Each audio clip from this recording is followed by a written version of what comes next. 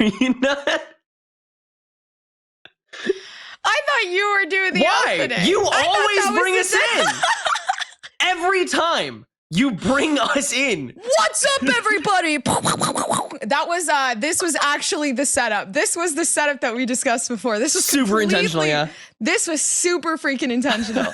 How's it going, guys? We just wanted to stare you awkwardly because your beautiful eyes, you're all here at the Knights Gauntlet. Finally, the monthly coming in. And I know you love seeing my face in particular, not Tenric's, mine. I'm just here.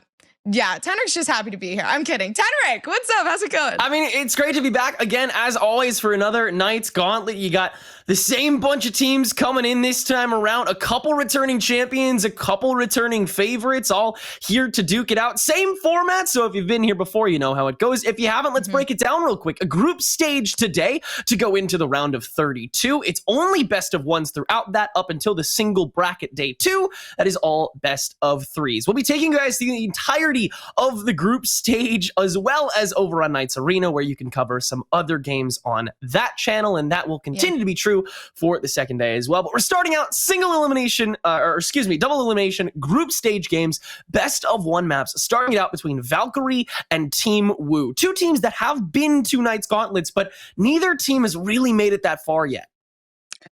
No, unfortunately not, but I think right here could be the time to kind of get yourself out in the grouping stage. I think it looks generally within this group in particular, right, Rue versus Valk, it seems very kind of fair pacing, a very equal level playing field. Valk, I mean, of course, being here for quite some time, actually. I think all the way back in, God, I'm bad with numbers. What is the 7th?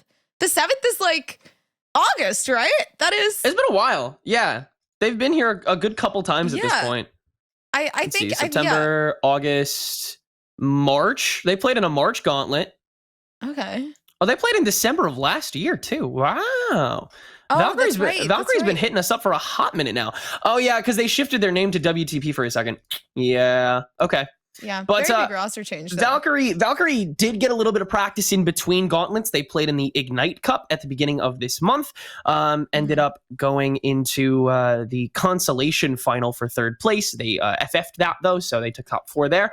Outside of that, in the gauntlet itself, they made it to the round of 32 last month before falling to Roy's Kitten Shelter. Team Woo, on the other hand, their group stage was pretty unfortunate. Last month, they got Illusion Orange and OXG Academy in their groups, so obviously, those 2 teams move forward. Sadly, Team Woo falling to both of those. They were pretty close, though, so I have faith that they'll be able to carry themselves out here. And of course, as always, with a new gauntlet comes a new prize pool. Same sort of thing. 2,500 to first, 1,500 to second, 500 to both 3rd and 4th.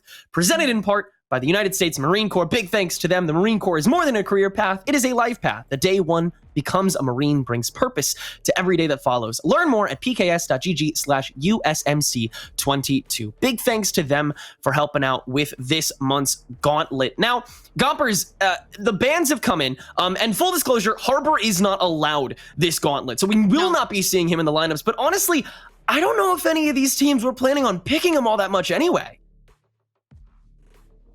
Yeah, I think we're just going to keep it pretty typical with Harbor not being able to be put inside of the map pool. I think the best thing right now for these teams is to just keep things simple. I mean, keep going with the same things that you're going with.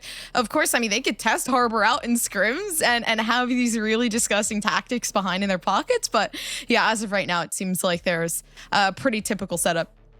After being whittled down, Valkyrie had the choice between Haven and Breeze. They chose the latter, and Team Woo will be starting out on that defense. Team Woo, as we talked about before, unfortunate seeding in the previous gauntlet, but they have this amalgamation of some really solid players that have been in the Tier 2 scene for, I mean, as long as I can remember, really, at this point. I mean, Adrenaline, Houston, Bear, Nerve, like, all these guys have been around for forever at this stage. They're so experienced with the game. They know it so well, but, I mean, Valkyrie's had a good amount of time to get through at this point. The chemistry between both sides is looking solid, as are their comps, which are the exact same.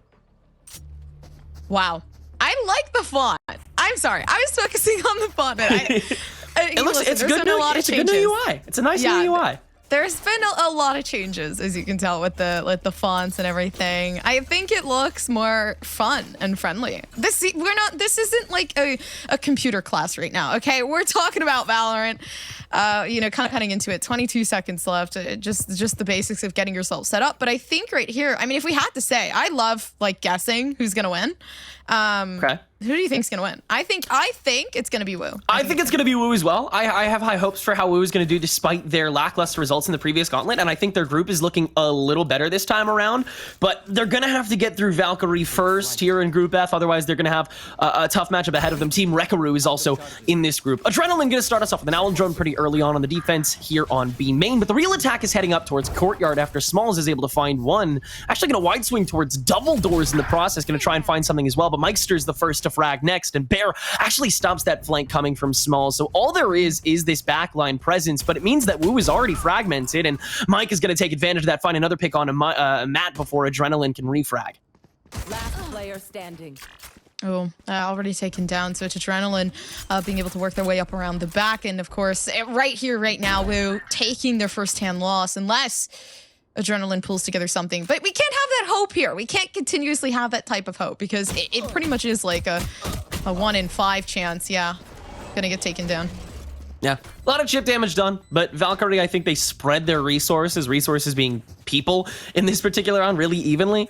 It doesn't matter how much HP you have at the end. It matters whether you're alive or not to keep that eco up and get that streak going. And with Mikester capping it off with a 3K in that previous round, Valkyrie already setting themselves up pretty well here in the follow-up round. Small's actually going to opt for a Bucky there for a second. Okay, no. Baiting us for a second, going with that Marshall instead. Pretty normal. Wu looks like they're going to have force with 2 Marshals as well. 3. Mm-hmm.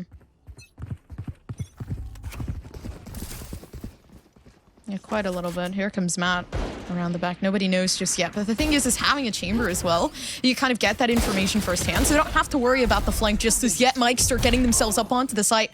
And there comes Matt's around the back. Unfortunately, though, I mean, a one-on-one is fine. They managed to get the one. They trade off, and right now Valkyrie, though, still having the bigger numbers. Yeah, trades are tolerable, but Valkyrie still wants this round just as badly as ever. And now that the spike is down, they're on track to get it. They just have to hold this down from the 3-man shoulder push. The toxic screen will fall, so this is the moment that Wu is at least able to enter, but can they get on site properly? The swing on Smalls is valid, and the shoulder is caught.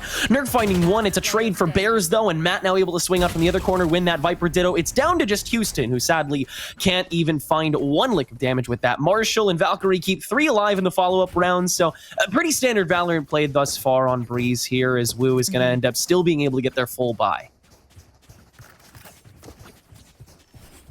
Yeah, 2-0. Look at Mikester, already going 6. And Joe on this team of Wu. Some struggles, but I mean, it kind of makes sense, you know, playing into the field of the bonus rounds, the pistol rounds. Now, having that rifle there, which is good, honestly. I mean, the performance that Mikester has been setting along is great. Now, this Vandal coming into this bonus round could honestly very, very well benefit them. Watching these KOs over the course of this game, I think is going to be super integral. KO has become so much more of a catalyst when it comes to games. And here on Breeze, he's really found a sort of new advent. Mikester, another good shot with this Vandal now onto Nerfed. Valkyrie was able to get some rifles themselves, and Mike making good use of them, finding 2. And Mike, as well, able to find another. Wu already down to just 2 players. One of those is Adrenaline. We'll launch that recon bolt over, and we'll find the 2 behind the pyramid. Neither destroys it, but there's no power behind this wing. There's no entry that they have. Matt doesn't have any resources, and Mike is going to take care of that and then swing forward, grab a 3K along the way. And Valkyrie's picked up the bonus. I mean, this is already a massive springboard. You got to remember, this is a best of 1. Whoever loses this 1 map alone is already in sudden death. It's going to be hard. Valkyrie taking that, I said that the Vandal probably could work. And in positions like those, once you start to get that momentum up, Mike's are seeming like they're having a really good run as well. So having the Vandal, they are being able to get themselves into the game and get those rifles for the team honestly works out well. Because now the economy's so rich after a bonus round, and there was no struggle at all. It always amazes me how quickly Knights Gauntlet can be, how brutal it can get. To think that we'll be down to 8 players at the end of the day. Or 8 teams, excuse me. Okay, 8 players. Can you imagine? Just 1 team and then 1 team with only 3 players available. That's all that's left tomorrow. Valkyrie's gonna Oh my get this God. plant. Matt is doing something strange with the spike. I don't think I've ever seen that before. As the rest of Wu begins their retake. I mean, this is Give it a kiss. a pretty big gimme here. Yeah, you gotta spit on the spike first to give it good luck. Oh, well, sure. Bears finds a shot heading into window, but Interlace spots them. Weird position to be, kind of awkward, but with the rifle advantage, I can understand why you would still want to do it. Nerfed gonna clear out that one corner, but Interlaced is already 2 steps ahead, waits for the swing, finds the kill, and oh man, Bear getting caught out by Interlaced immediately, or by Mike, excuse me, immediately after. I mean, that's another pretty easy sweep, basically a gimme round, but now this bank is piled up. Now you have 2 ults at the ready, and Mike is 1 orb away from the null command. This is already just such a good runaway, but Wu does have this full buy now, and they actually have the heavy shields to work with it as well, except Matt does have the light shields along with the operator instead. Bear debating with themselves over whether to go with the Blade Storm or not. Looks like they will hold out for now. You're already getting the setup of Valkyrie. Looking really good. I think Matt's, though, finally bringing out that operator, playing into that chamber role a little bit more specifically. Never mind. I was about to say, it has to look good, but what is Matt's doing? Sitting in the middle, waiting for them to peek them. Can't even get themselves out with the TP because the peek coming in maybe just a little bit too soon. And it seems like they didn't even set it up for themselves yet. Oh, Matt finds a good wallbang onto Nerfed as well. What a swing. And then the Viper's put on top of this null command to go for the save on this offense. And I understand why. I mean, it's a big round, but Bear able to scope out. But the res on the null command is still available, so Mike has a second chance, but it's quickly snuffed away. There was too much control over the Viper's pit, and while it was a good idea, now an extra ult has been laid to waste, and Valkyrie, they have to start from square one, at least in that bank. Luckily, thanks to the first 4 rounds they were able to pick up, they still have these full buys free, so Wu, they still have their work cut out for them, but that is already a massive stride, and that ult bank is looking really solid. That works. All right. I think the positioning with the op could have been a little bit better. It definitely Perhaps. felt like too much of an aggressive approach, and playing on that defense. It's okay to go aggressive occasionally, but not having the rendezvous there for that setup honestly just kind of puts you for a really, really bad run playing into that chamber roll. But I mean, 7 seconds left on the clock. Just kidding. I lied to you.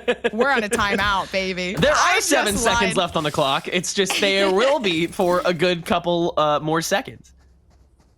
But no, I agree with you. I think the op is always a good idea on Breeze just because of how much open space you have. But that position there, not the best. Matt taking a better position this time, going to perch up and nest. And I mean, there is a lot of A presence, but it's justified. There's no way that Valkyrie can safely push onto B site with no ults and no gun diff. That is already handing way too much over to Wu. So instead, they'll go for a split push up hall and a main. Very slow, very short, because again, no entry tools on the Breeze metacomp. Ooh. Okay, shot out from Matt. Nice. And this is what I wanted to see, right? The correct positioning of very, very nice information from the Sova to allow Houston to get that pick off. And down in the back of sight, you can see them trying to position themselves maybe just a little bit more back set so that they can play off of that Viper. And there's a snake bite on top of the spike plant, but it's a little late, so Matt will get on top of it. And does have that orb available for anyone that steps into it, so you have a lot of space to play with if you're Valkyrie, but you do have one less person. Luckily, that flank won't be worried about because of how backed up this Viper already is. Look how far away this snake bite is. Oh, but the rollout will make it so you have to play with a little more time, and Interlace can still hold down this front line. The recon bolt will find them, though, but now here comes Matt through the double doors and taking some shots onto Adrenaline. Sadly misses, though, but the recon bolt grants a lot of information. It's a 1-for-1 trade for Interlaced. Matt with 5 health left. No util. Has to swing here and won't get it done. Matt finds their 3rd kill of the round, and Wu, they have stabilized. All right, yeah. Wu on the come up. After giving Valkyrie pretty much 4 rounds in a row, they've decided for themselves that this is not really the pacing at which they want to go to, which makes sense. But I think most of it has been Matt. I think in the beginning, kind of like having that operator was a little bit rocky. But as they started to find that positioning, use that util a little bit more diligently, we've been seeing more of like that switch that came through. And now Valkyrie on the struggle. You can see Smalls actually investing in that operator, which I don't know if that's the best ordeal, but maybe they feel confident in it. Maybe that can work. I think Smalls is comfortable with it because they can get the tour de force the immediate next round. So they have that cycle free. In any other circumstance, I would say absolutely don't do that. But since you have 1 orb away, you're guaranteed to get your ult next round. So the chamber won't be worrying. Should be, though. Bottom frag is chamber. for this team right now, that is a problem in itself. And Wu, 3 ults to work with, including this Viper's Pit on A main, meaning that Valkyrie has to scope out Courtyard, and that's already getting denied as Matt finds the first pick onto Matt.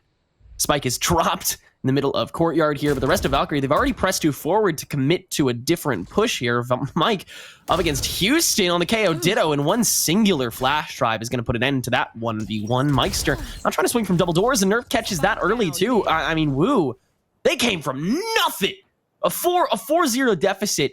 They looked beyond weak in the opening rounds, but it clearly was just a warm-up for them. They look so solid now here. 2 members of Valkyrie to go, interlaced back into double doors, already been found out by Houston, and Smalls has no approaching tools themselves. Does have the flick onto Adrenaline, but it's only 1-for-1 trade, and that is all that she wrote. Wu drops one singular member in what may be potentially the most important round in this half yet, because now Valkyrie, they're going to be forced to hybrid force. They're going to have this tour de force ready, so Smalls is going to proc that right out the gate. And Interlace still does have this Hunter's Fury, but I mean, this is a massive round. Meister's already forced to go to light shields. This is an indecisive eco for Valkyrie, and I mean, this timeout from either side is well warranted, but from Wu, it makes a lot of sense, because after so many rounds where you had to grapple yourself back, they did it in such a quick manner that now they're up against the point where this is the toppler round. So they know that Valkyrie is going to play differently at the very least, and they have to prep for that. The preparation is what comes first for sure, yeah. And having 2 ops, I mean, that's really, really good pickup. Especially since, you know, you finally have that chat in that chamber on that operator side, and, you know, watching both sites at once, you pretty much get that guarantee that you might be able to get that first-hand pick no matter what. So I think we were trying to work their way around that. Hey, you know, on the A site, maybe try to put that Viper's wall down. Let's watch halls as we can see that the jet is directed towards, or maybe something completely different. We don't necessarily know as of yet until things start switching up. But with the direction they're going, it seems like the kill coming over towards A, the Viper sitting on A as well. And, I mean, over towards Valkyrie, they have the chance to discuss as well. What will they be doing with these 2 ops that they have? What can we do to avoid it? And you can see the pings actually coming down as well from Wu. Hey, we're going to go for possibly a very aggressive push-up, which I'm assuming is going to happen here. I mean, yeah, you've got to throw them off guard. Simple as that. Yeah. Wu is too stable at this point. A complete reversal. And at the very least, I mean, if Valkyrie makes a statement here, then make it at the very least, like, I don't know, flush out a Null Command or a Hunter's Fury here. But beyond that, there's a lot of work to do for Valkyrie to even fully stabilize this round, because now, you know, the ball has gone to the other side of the court completely. Like, we had 4 rounds immediately given over to Valk, and they used that to have a full eco for these past 3 rounds, and now we're at a point where it's going to be the exact opposite. And Wu is going to have that 4-round cushion, but the difference is that will last for the rest of the half, and it'll make it a lot more contestable. Mm-hmm. Hey, guys. Waiting for... What's up? How's it going?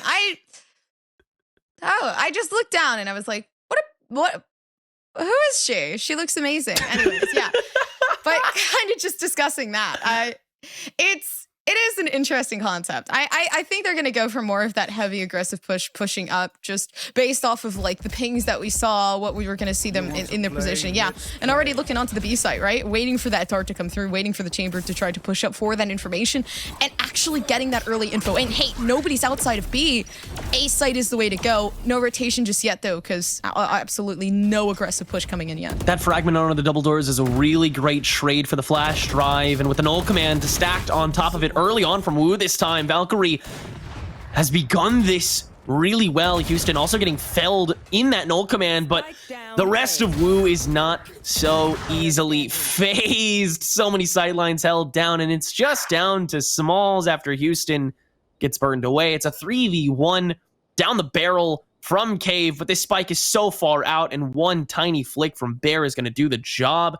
Not going to take it, though. No need to. Matt can just wait for Smalls to do the heavy lifting themselves, and Wu comfortably take their 4th. And I mean, just like Valkyrie did the first 4 rounds, they look pretty unstoppable for the moment. Yeah, right now, unstoppable. I honestly doesn't even begin to describe what could be. Teleport's ready. But yeah, Wu. I mean, 4 in a row. The only thing that could really break that mold is if Wu continues to get more. Right now, it feels like kind of an equal playing field as it goes. Yeah, I think it's because it's 4-4 right now on the scoreboard. That's why it's feeling pretty even right now. because it's a tie game. Matt ready with the swing. Oh, what a push from everybody on Valkyrie trying to find a collateral shot. And instead, Matt doesn't even find a body.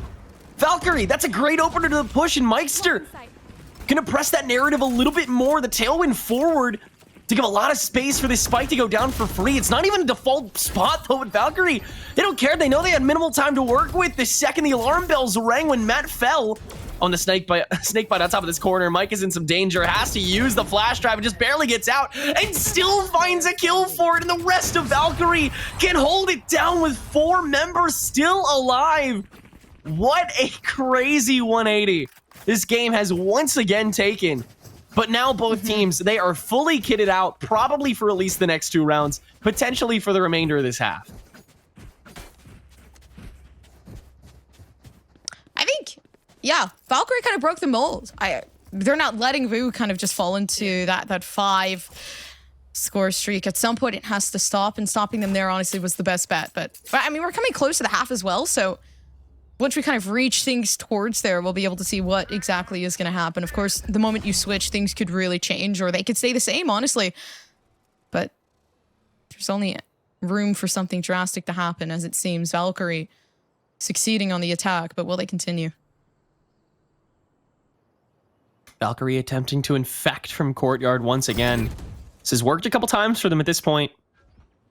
At least to gain space and burn some util. Yeah. But beyond that, I mean, I don't think any rounds where Valkyrie went in through courtyard have actually won them anything yet. A lot of the pushes have just been pretty straightforward and quick. That aggression has immediately petered out again, and I fear it may bring their demise. But Mike, gonna proc this null command. They clear out nest first. No one there, don't worry about it. But there's 3 that's gonna be coming from shoulder. First up against a Hunter's Fury that's honestly brought out pretty early, but it clears out the board enough for Wu to at least make some waves, but there's enough utility to throw at this literal wall. And Valkyrie will escape okay. Small's unfortunately down by adrenaline. But Bear has been around the other corner this whole time, able to flank through before the spike can come down, and Matt can't grab it. In a 2v1, Adrenaline with the peek out. Does have 1 snake bite left, and the Viper's Pit on top of this, but Nerf can just spray and pray right through. And net Wu their 5th. To think this is the first game of the whole tournament, and we are tied up 10 rounds deep between 2 teams that like weren't even really that seed. I mean, this is wild stuff. Yeah, Bear taking that 2K 3K in honestly was the play for this team to be able to get that step up. It was Valkyrie having the lead at that point, being able to possibly, I mean, close things out as well. But honestly, Rue kind of taking things back in a very fashionable way. But it seems like Mike's are bringing out the Blade Storm, pushing themselves onto the site, but nobody's there. They're playing the retake here. Yeah, they're going to play for that retake. Viper's Pit on top of that spike, though. It's going to be tough. Adrenaline does spot a Blade Storm wielding Valkyrie, but nothing to do about it. Now comes the Hunter's Fury from the other side, preparing for that post plant, just burning away at some time and finding a little damage along the way. And Meister finishes it off onto Adrenaline. That's 1 down, 4 to go, 2 from shoulder. Never mind just 1, but Bear can trade it out so there's no Blade Storm threat anymore. This Viper's Pit is still very much on the field, though, and this Viper not willing to part with it anytime soon. Mike will fall next, though, and Houston's praying and praying, finding Smalls as well. It's down to Matt and Interlaced. And Matt finding one with the Headhunter. Matt will fall, though. Oh, man, and Bear on Interlaced as well. Woo. They are able to get inside just enough and keep 3 members alive in the process. That was a strangely strong retake the whole way through, despite how much Valkyrie had.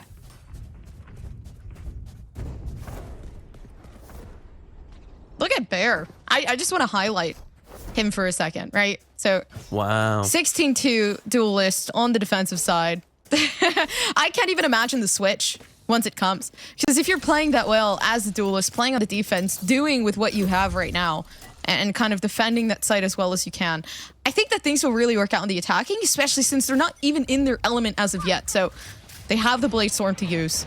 I think they actually pulled it out. Yeah, it seems like Rue's going to be able to use theirs, but waiting patiently just to use it. That's just going to be hanging out on pyramids again, which is like the only spot that Valkyrie can really afford to attack at this point after losing that last round, which, once again, they don't have any ults and they don't have this gun diff. When you have ultimates or a gun diff, you can attack B site. Until then, you're going to have to take what you can get. And Valkyrie, they do have a lot of time to play with this time around. And oh, not for long, that was Houston waiting in the wings, but only finds one. And no one else for Valkyrie, save for one member, takes any damage at all. Meister able to swing and find one more. Mike holding close. Nerf prep for it. Finds the next. Meister the next to swing, and Nerf kills that one too. And then the Viper's Pit can be proc directly after. Now one directly on this spike that Interlaced is holding. And oh goodness. Poor guy's alone for a hot minute now as Smalls has to push back in through double doors, and the recon bolt already gives them away. Interlaced falls next. Oh, and Adrenaline finding the kill directly after Woo. Restabilize, take the majority of the rounds this half, and are looking good for the retake. Yeah, great success there for the team. Great success. Overall, though, kind of closing out the half, I'm excited to see what happens because, once again, like I did talk about Bear, I did talk about their success in being able to take out so many players on this team. And then now we're looking towards the attacking side, seeing Bear being their element and possibly being able to continue the 7-5 lead. I mean, maybe. It all depends on this pistol round. What's going to happen here? Will Valkyrie take things back? Or will Wu kind of just falter and or even just really thrive in this attacking side? Yeah, it's so interesting to me how like Valkyrie chose Breeze between it and Haven, and then Wu chose the defense, obviously. So I'm fearing that Wu's attack is going to be a little bit weaker, despite Breeze being a little more attacker sided. However, all of Wu's bans like weren't around the big boy maps like Breeze is, and all of Valkyrie's bans were, which leads me to believe that Wu is strong on a map like this. Like, they are willing to go onto a map like Breeze or Fracture or Icebox or something like that. But instead, we head to Breeze. Valkyrie makes that choice, and now they have to prove that it was worth that choice as they begin their swings on this defense, working out really well so far. That spike is still planted down, though, so they are in a bit of a time crunch. And Adrenaline finding the right click. Free gun, by the way. Nerfed. Now having to hop back out against Matt, finding one more in a 1v2 at this stage, but two sandwiched in. And Valkyrie will cement their first round of the half. Yeah, pistol round going downhill. Unfortunate for Wu. You know, looking at the way that they were playing, I guess sometimes things don't work out the way that you planned on the pistol. Valkyrie having the aim a little bit more diligently there. So 6-7, possible to take things back 7-7 and maybe make things equal. But once again, that all counts on Wu. That all accounts for what they're looking for, right? You got a couple shares, so they're not willing to give this up just yet. They're slightly investing into this round, so you can see that their determination has not faltered. Kill them. Another weird hybrid force. Seems like these follow-up rounds from the losing team, the previous, have been a bit disconnected communication-wise, and I fear could lead to another massive streak if Wu doesn't have any backup, and that was one of the quickest rounds we've had all game here. As Valkyrie, they just encroach on Wu's attack through courtyard so quickly. They do lose two members in the process, but those two members will be able to kind of just, again, wait it out. This is the bonus. Wu is expected to take this, but I feel like Valkyrie is hoping that Wu doesn't take it handsomely here. I mean, you got 3 lights, you got a ghost from Smalls here, hoping to still use that headhunter properly. So this is still a gamble to an extent for both teams, I think.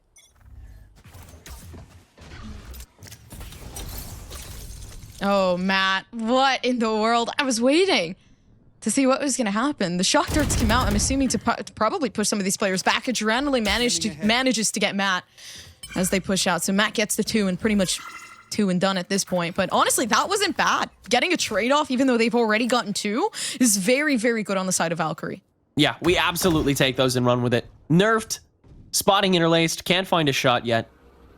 And Wu is once again so fragmented right now. Has to Hunter's Fury here is Adrenaline, waiting for the rest of the team to get back. Gonna try and find some damage, but fires low and won't find anything. And that's the only ultimate on the table gone. Now Wu has nothing to work with. Matt has this long flank over shoulder, hoping that nobody catches their back. Instead, just going to hold it up while the rest of Wu actually comes towards B frontline. This is such a strange round. But I mean, with personnel disadvantage, you have to do this kind of thing. Meister hasn't gotten the memo, and oh no, Matt doesn't take the shot! Meister finds the dink with the Spectre, and now it's just this front line on the B site. Does have the spike to work with, and 20 seconds. Meister the first to swing, thanks to the help of a flash, gets it done in one spray, and Valkyrie, they find the reversal, they find the bonus, and now they begin a streak of their own.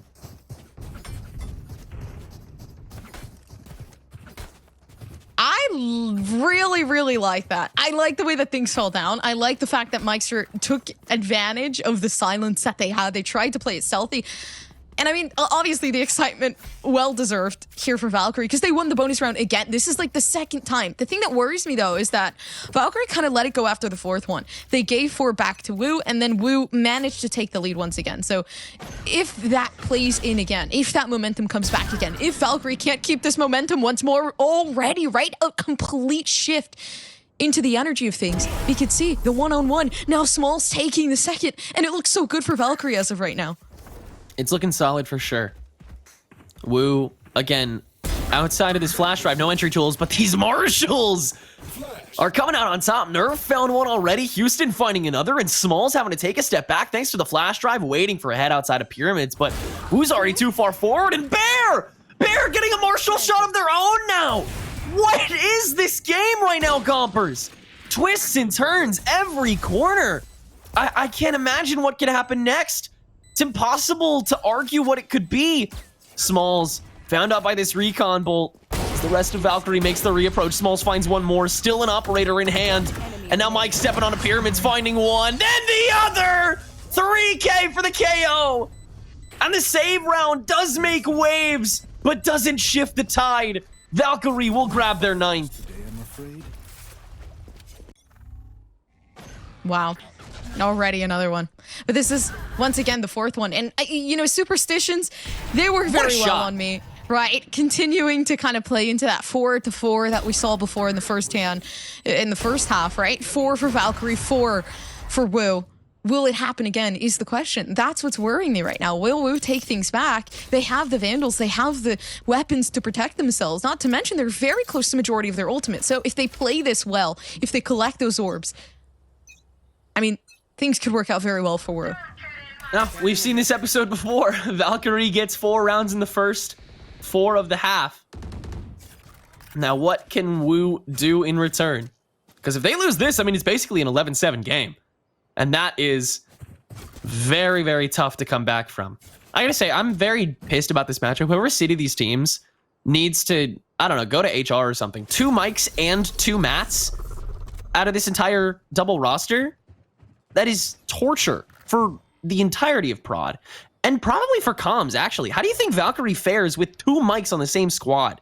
That is, I mean, that takes guts to do in the first place. But to win a game on top of that, to be so consistent in Knights Gauntlets, I'm impressed just for that alone.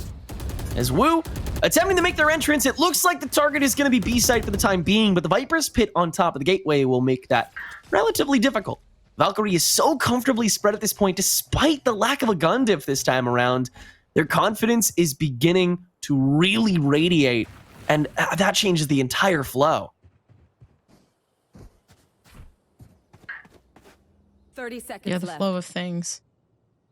Switching up, 30 seconds left. And there it comes down, right? You have the null command that comes out. Bears, I mean, they could still use their util, trying to work their way up as this null command completely disregards Mike. So Mike, not being able to use their util because of that null command, has to peek out of that without the flash, without anything within their arsenal. And Wu, unfortunately enough, just cannot play well. Big recon bolt action coming from Airlaced on this other end. Now using that Owl Drone to supplement Houston. Low, finished by Matt. This Owl Drone still has some juice. Will spot Adrenaline as well, but the spike still taken away. 3v3. Not a lot of room to play with. This toxic screen helping out a whole lot on the other end, but Matt can find Bear. Adrenaline right on the other side of this toxic screen, and nobody can adapt in time. Adrenaline, the 2K, 23 health to boast it. And 2 members remain alive in Wu, once again breaking the chain. Now can they link together one of their own, or will Valkyrie bring it back once again? No gun diff this time. Does anyone have funds? I'm excited. I'm excited to see what happens here. I think this is, see, the thing is that also, you know, we were told, hey, these are going to be really close matchups. Which one do you guys want? So we decided to pick on this one. I think this was the best bet. Like, Yeah, we got a good one, didn't we? yeah, this is incredibly close. And not to mention, I mean, I really like seeing the potential that Bears has on the side of Wu. They are backpacking this team. Do you see the KD that this guy has? Crazy stuff from the woodwork. And these are two teams that, again, haven't really made it that far. Valkyrie has made it to the round of 32 last time. They just barely got out of the group stage. Wu, meanwhile, didn't even make it that far. Lost in the decider match to Oxygen Academy. Neither team has really gotten their time in the spotlight, and they have to fight for it with each other again. And to think, whoever wins this is going to have to immediately go into a best-of-1 versus Team Rekaru in that winner's decider to see who goes to the round of 32. That's going to be probably even tougher than this matchup. Oh, come on. Viper spin on the entrance to B side as the rest of Valkyrie has to give away this space, unfortunately.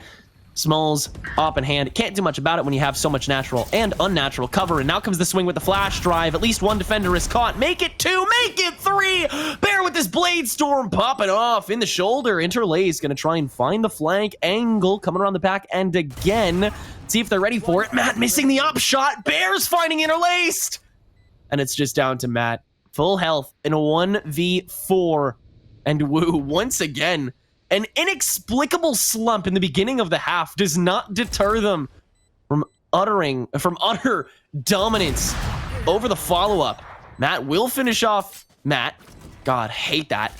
Now 3 members left to go, but this spike is already too far gone.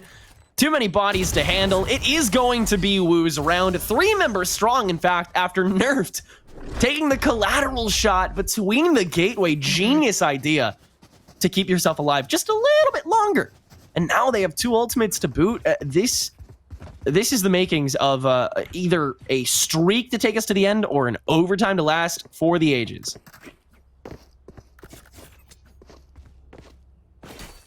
Up in hand once again for Matt.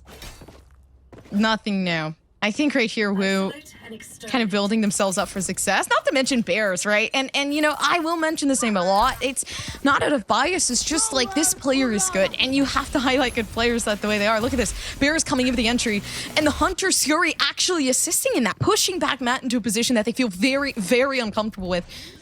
But honestly, I think this might work out for the best. Nobody knows. Oh, it's so awkward. Oh, Matt trying to make it work. Misses all the shots onto one, but can still turn on to Houston post-plant. That's a good way to get this started. Now going to launch everything on top of the rest of the site, including this back end. After the fragment pops off, an attempted swing from Interlace fails.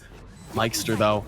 Blade storms. I can't even say in hand because they're like levitating around Jet. There's the right click to find Matt. And now only nerfed stands, but has the setups with this snake bite ready to go on top of the orb. Oh, One no. shot missed. Meister finds the other. Will there be enough time to defuse? I think so. Yeah. Yeah, there will be. And Valkyrie, they're up to double digits first. Enough time to diffuse, enough time for your hopes and dreams to come back, quite possibly. To see if, you know, you can keep going, keep parading some of that terror onto this team. But yeah, Wu, I don't know. You know, you would expect, because a lot of this team actually used to play together, I believe, like Native. A lot of these teammates, a lot of these team members were actually on Native Gaming. So I think there was maybe a duo or trio in YFP as well a while back. Yeah. Like there is a lot of like brewing chemistry with this team. Yeah. I'm just surprised that it's not coming to fruition. You want to play? yeah, Let's and play. Valkyrie went through a couple of roster changes as well. I mean, comes with a lot of work, of course, making a roster, but it seems like Valkyrie looking pretty solid today. Gotta find 3 more rounds. Nerfed Heads is spotted, but Smalls can't finalize, and so Wu gets a good opener. And on top of the null command plus the tour de force, they have a lot of presence in the opening of this round, but the post plan is when it's going to get difficult. That being said, don't gotta worry about it until the spike is down, and now it is. Bear, nice shot on the mic in the steps. And this is the recovery round for Wu. If there ever was one, flash drive to give Houston their first of the round, but Interlaced catching nerfed on the flank from the hallway, so no backline presence, but this 2v4 still terrifying for either side. Wu has this site held down, interlaced, only shock bolts left. After that recon, it gets no intel. Matt finds him from all the way on the front line, closer to T-spawn, and Wu can finish the round. We are tied up yet again, 10-10. Neither side letting up except for those one times where like they go on 4-round streaks. Yeah, it's up in the air right now. Quite honestly. 10-10. So close. Already looking at it though, Valkyrie has a little bit more distance than I would say Wu has. Luckily enough, Wu's starting off on that lead, so they actually would have been very far off if Valkyrie had taken that lead first. But in a good position right now. Wu really just needs to step it up maybe just a bit to try to get themselves a little bit more than that first-hand pick, but it's going to be Valkyrie taking the first, and they lose their duelist on Wu. But Valkyrie does have the worst guns here. Due to how much damage Wu did in the process of the rounds that they were losing, they still had to buy back, but Valkyrie completely unfazed, finding every shot in the book. Smalls is still not dead. Mike will find another. Is this gonna be a flawless eco? Nerf's been spotted. Oh my gosh. There's no way, after all of that, that we get a flawless thrifty when we're right next to game point. That is unreal. A gift.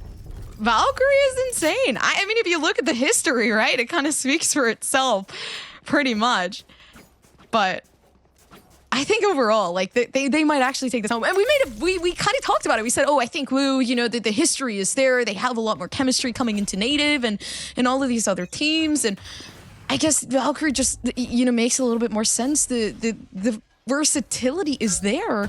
Oh no, Mikester. Unfortunately gonna get caught out. 40, 23 health there to their name and nobody to heal them.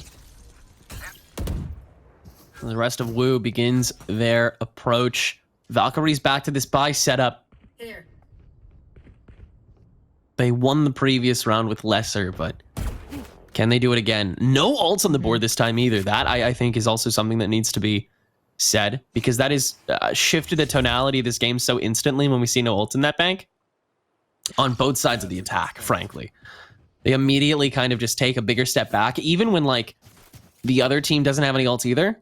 They just take a step back saying, okay, we don't have a pit, we don't have a command, we don't have a Hunter's Fury to clear this board at all. We have to do this manually, room by room, corner by corner. It's going to take forever, and we don't have the flashes to do it. There is going to be a point where we have to take a calculated risk. Yeah. And so it all comes down to the setup of that, which is why you see this really early, far down presence in Tube to make sure that there's no interruption on this setup onto the site. There's the toxic screen on top of things. So now you immediately see that pressure onto Mike. They're beginning to question how this round will go. But in the process of doing that, Valkyrie is also going to rotate early on for this post plan. Being said, time is still there, enough to get the spike down. And so Wu, they can set up shop and just win these 1v1s.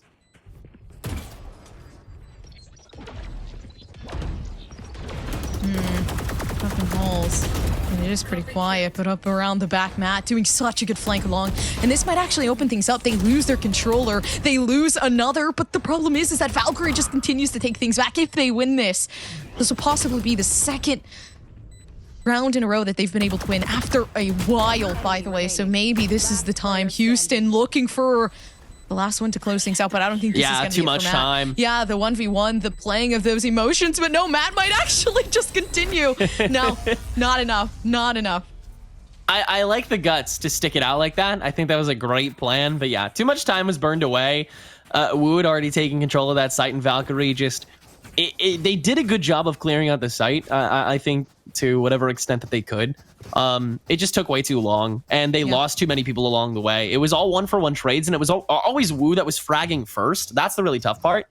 So Valkyrie was never at a point where they were like advantageous. That being said, they did enough damage to Wu to where while they have a full buy, it's a little dicey, and Valkyrie, they can say the exact same thing. So both teams walking on eggshells in the final 2 rounds of regulation. We're tied back up again. 1 ult on the board for either side. This is ridiculous, Goppers. That was so close, too. for Valkyrie to just maybe stop like this iteration of back and forth, but Matt getting caught out. By Matt. No. Oh, this is good. This is good. That was a good diversion. Yeah, it's a good smoke clear. Well done. I should have picked it up though. Did he? Yeah, I think so. Yeah. I don't know. Maybe. We'll see. But the rest of Wu, they gain enough space to at least get up here. But the fact that they're taking this long to even get this far does not spell well for how it'll actually go on the actual attack. They'll have to be fast, and they'll have to make sure that Valkyrie's rotation isn't in time. So they're trying not to give themselves away here. That toxic screen from the other end, though, will dissuade them and return the push to A site, which is just as occupied by 2 players. In fact, by the Chamber and the KO, which I would argue to be the stronger duo in this particular round. With that Hunter's Fury waiting in the wings on the back line, they have to swing, they will, and into pyramids we go. Directly on top of a Hunter's Fury, which it looks like they're trying to hunt down. Smalls is going to find a kill before Bear can get a clear shot, and that is enough. If you're Valkyrie, Mike finding another, taking no damage just yet, and actually farming out that null command too, so they can choose to proc that either this round or the following. It looks like they're going to choose the latter because they won't need it this round.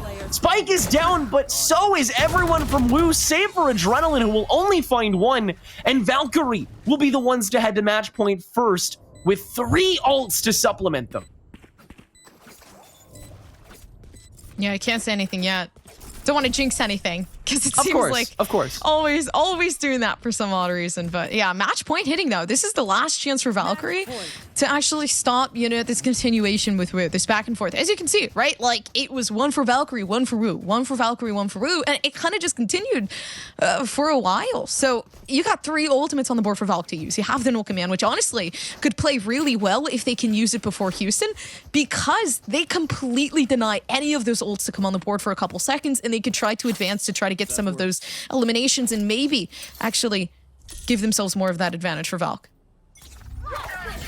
This round you gotta act. Blade Storm's on both ends. Viper's Pit immediately on top of A Cave, and unfortunately that's where Wu was setting their sights first on, but they are undeterred so far, stepping inside the den, trying to find the pick onto Matt, and they will right out the gates!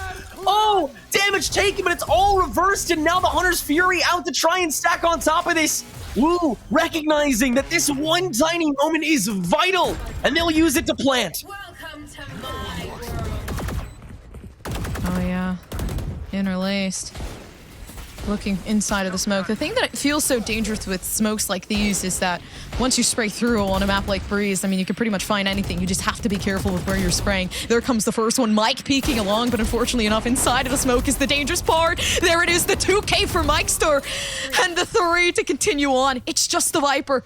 No, that gets completely eliminated, so Wu having the smokes there still. Mikester looking for Bears. Bears looking good, but then again, the lineups, this looks like it might go to Wu.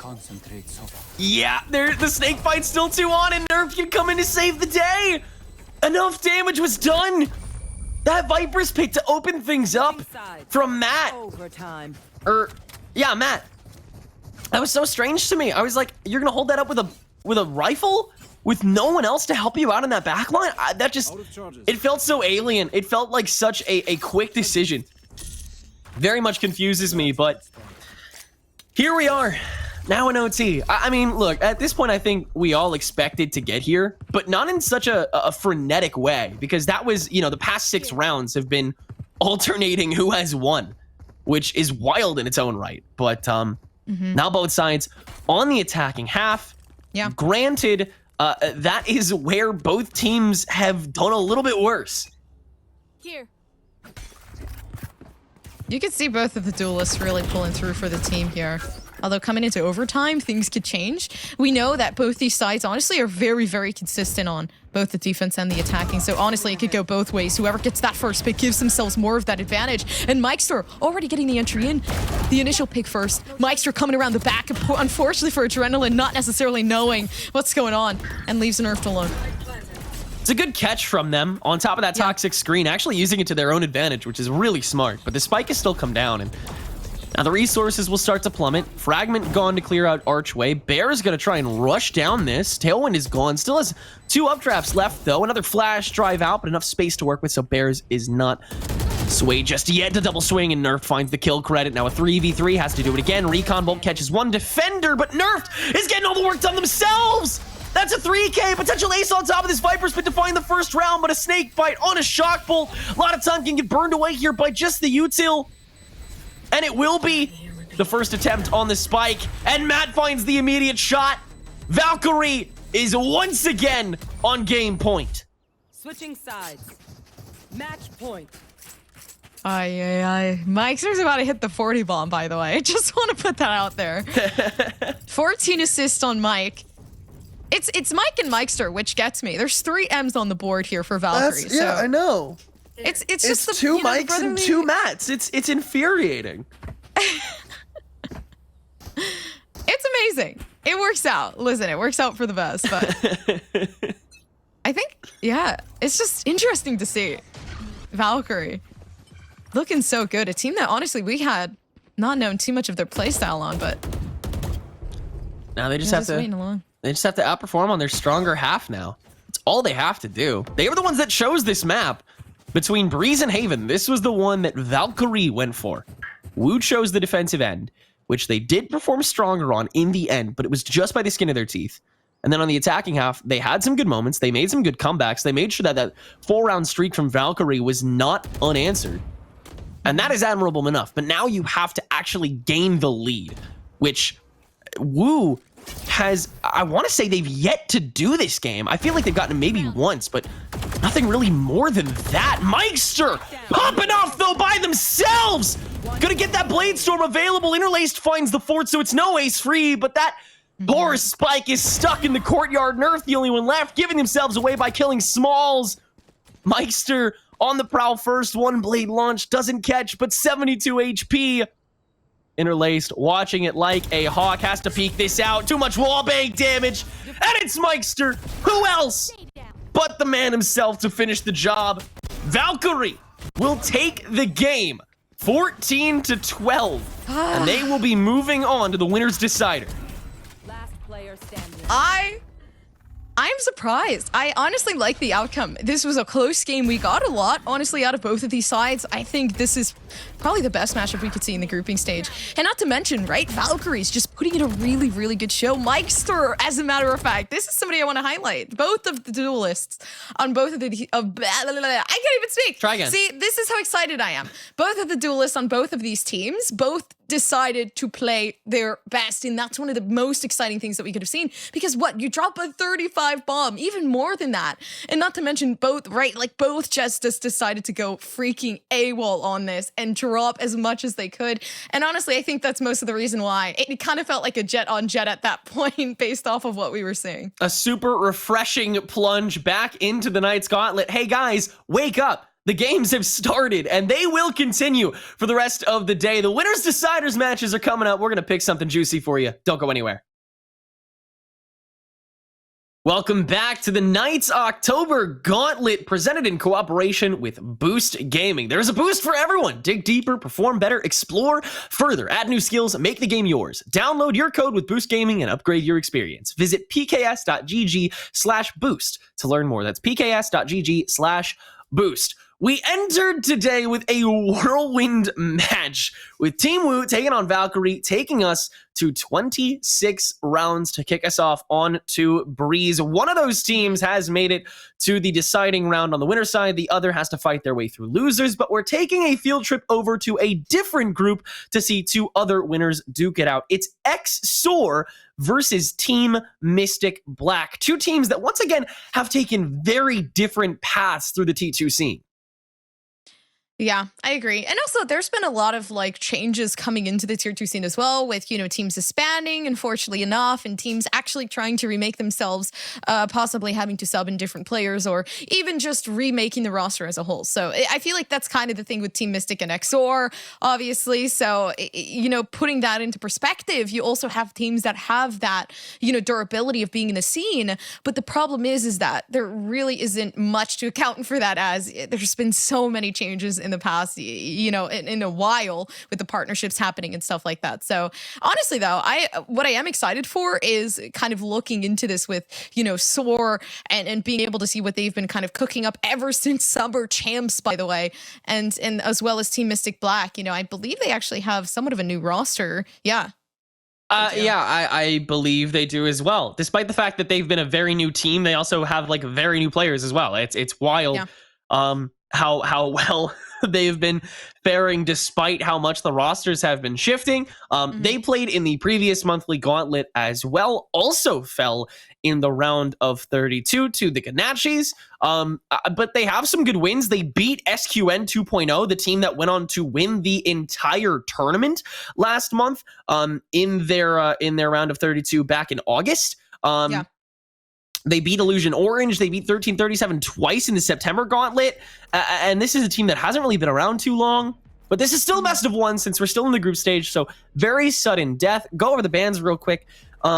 Mystic Black banned Fracture, Icebox, and Breeze. So that kind of might give you a little bit of a window into how they like to play. And XOR banning Pearl, Bind, and then Haven as that last ban, leaving Ascent, where Mystic Black has opted to start on the defense. And indeed, they have a pretty defensively oriented comp. So does XOR, though, exchanging only one character, the Fade, for that Sova.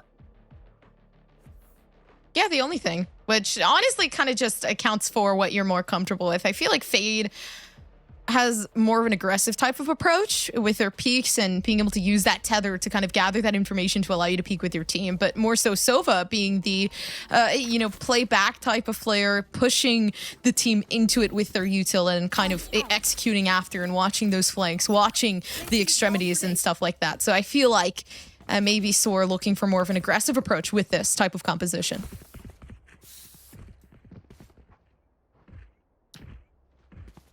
This Omen is going to be what I'm watching more than anything else. I think controllers in Ascent are still something that hasn't been completely figured out, especially now that Astra is back in the conversation. And of course, Harbor just became a part of the game and probably going to buff him soon. So I feel like there is no good answer to who is the best smoker on Ascent right now. There's too many options that are like okay, but haven't like completely excelled.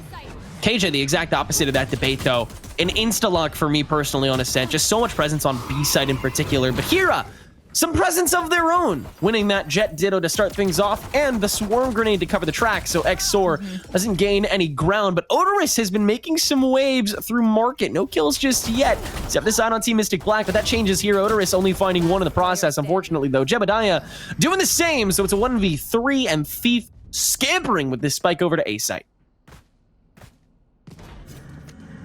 Yeah, nice for Mystic because, I mean, look at them. Having 3 players left alive and SOAR having Thief the only one. They have a lot of util, though. So honestly, I do hold a lot of hope. Maybe trying to play a little bit more for, main side would be great with the Paranoia. But the problem is that there's so much to watch. Turning your back around for 1 second could be detrimental. But here it comes. The Paranoia out right around the back comes Symbiotic. And that's one of the issues. Pushing your back around, having so many angles to watch, you have to be able to hold from a position where it won't be that bad. Team Mystic Black and XOR both excelling in their opening rounds. 13-3 against Hyperactive for XOR and 13-2 against Solaire from Mystic Black. Those, I think, are 2 of the best finishes we've had so far. I don't think anybody's won better than that. Okay, no, Team Basilisk has 13-1. And Shift has won 13-2. Yeah. And so has Stealing Lunch Money. Okay. Couple teams to watch for. A lot of really dominant first seeds in these groups.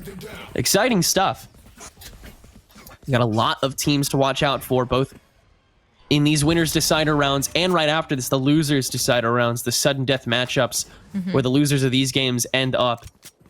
Team Mystic, they have their follow-up round. This should be pretty routine for them. It's defense on Ascent after you've won the pistol round. You should take this literally every single time. But, I mean, XOR, they've been taking their sweet time. They've been playing with their resources really well, I think. This is still going to be a tough fight on A-side with, a 5v2 in the balance. Yeah. The fight here for Hero as well. I mean, they have a smoke and Tailwind to get themselves out of this position. And I think Dom is going to actually prove to be helpful with the flash. That could come out. A really nice first initial shot. But the thing is that can Dom still come out in enough time to assist? No, Hero goes down. But still, I mean, the take-in looks good as of now for XOR. Can they take things back? It's going to be tough to do. but they get this spike down. That's the easy part. Now comes the actual retake. As the rest of Mystic Black begins to circle the boat. Symbiotic over in tree. Odorous, great peek. They got so much space before this retake even started, and it could lead to some real punishment. Symbiotic, no resources to peek it, and instead Jebediah is able to just take it away. XOR, they go for the force, and they're going to make it work. Wraith, the only one remaining. No way they're going to be able to take anyone on. Jebediah rounding out with a 4K in round 2. A stunning 180 taken by XOR. And now a null command is already sitting in their hands. Yeah, yet again, another hard matchup that we're going to be seeing. Luckily enough for us, right? Team Mystic Black versus XOR. Just already some of that difficulty coming into this. And I think it was partially because of the fact that, you know, Hira did actually take a very, very deep angle type of fight. But, you know, once you let go of that Spectre, once you give them that advantage here for XOR, they could really take a hold of it. And they did. They have the Spectres for the next round. Team Mystic Black, not able to afford too much here, but still fighting for something. They got to go for the meteoric pace at this point. Sora's got to take this round, run with it as far as they can, because otherwise a lot's going to still be handed over to Mystic Black. This is still defense on ascent. And Mystic Black were the ones that chose this side as well. Yeah. So for XOR to be taking rounds already, terrifying stuff, considering they're the ones that also chose this map between it and Haven, the quintessential other map here. But of course, this is where everybody scrims, this is where everybody goes. Dom, unable to enter and actually getting swarm grenaded away, couldn't spot it or hear it thanks to the Prowler. Wraith, unfortunate shots taken with the Sheriff, but still finds the kill. And Hira, the follow-up with the Marshal, can actually find Physique. Now, 3v3. Odorous has some space in B-site and the spike. Mystic Black, they still have the same people, but not as much to work with. That null command, though, from XOR, that is looking super appetizing at the moment, especially after Hira has been popping off here and launching that Blade Storm on top of things. In the back line, avoiding that knife. Wraith still in market. It's all about how you approach that turret to enter. The null command to top it. Odorous at 2K. It's down to Hira on this Blade Storm. Can't use it thanks to the null command, and Jebediah will get the finisher. XOR will indeed come away with their second. Yeah, already progressing here for XOR. I mean, good for them, right? They kind of like blew the economy out of the water for Team Mystic Black, and now for XOR, they can still afford rifles. They can continue to try to push forward with this round in particular, but Hira gonna be such a big detriment playing down in the mid. Possibly B with the operator as well, since there are 3 players already residing, and it seems like a mid take actually. Placing swarm grenade. Here.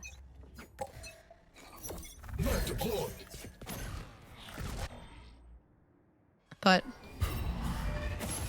looking as to how things might go. Already Hira looking for the op shot, the first one not there to commence. But it's okay, because still having the dash available, Wraith there to be able to protect the teammate, and it's so good. The 2K down for Wraith. It's still so much potential for this team. But Soar, they leave Apathy alone, and as well as the spike. Recon Bolt, Jebediah. I'm going to avoid it here on the reswing. The rest of Mystic Black are able to hold this down pretty securely. But this is what you expect when you have to go for that recovery bonus. It's all about just managing that pace a little better in the long run. Still that best of one. Still such shady scaffolding under this entire group stage. Any team, despite your seeding, one screw up and, well, you're not out of the tournament, but 2 screw ups. You lose twice and you're actually gone.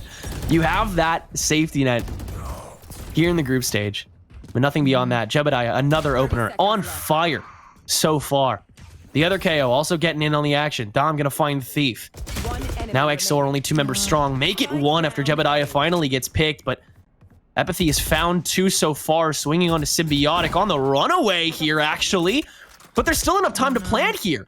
And Apathy now has to play with the double swing, 1 on one and 1 on the other here in Tree Room. Turret already gonna get shot out, bluffing the plant, but missing the swing. And Symbiotic gets the final kill. Team Mystic Black will round out their second.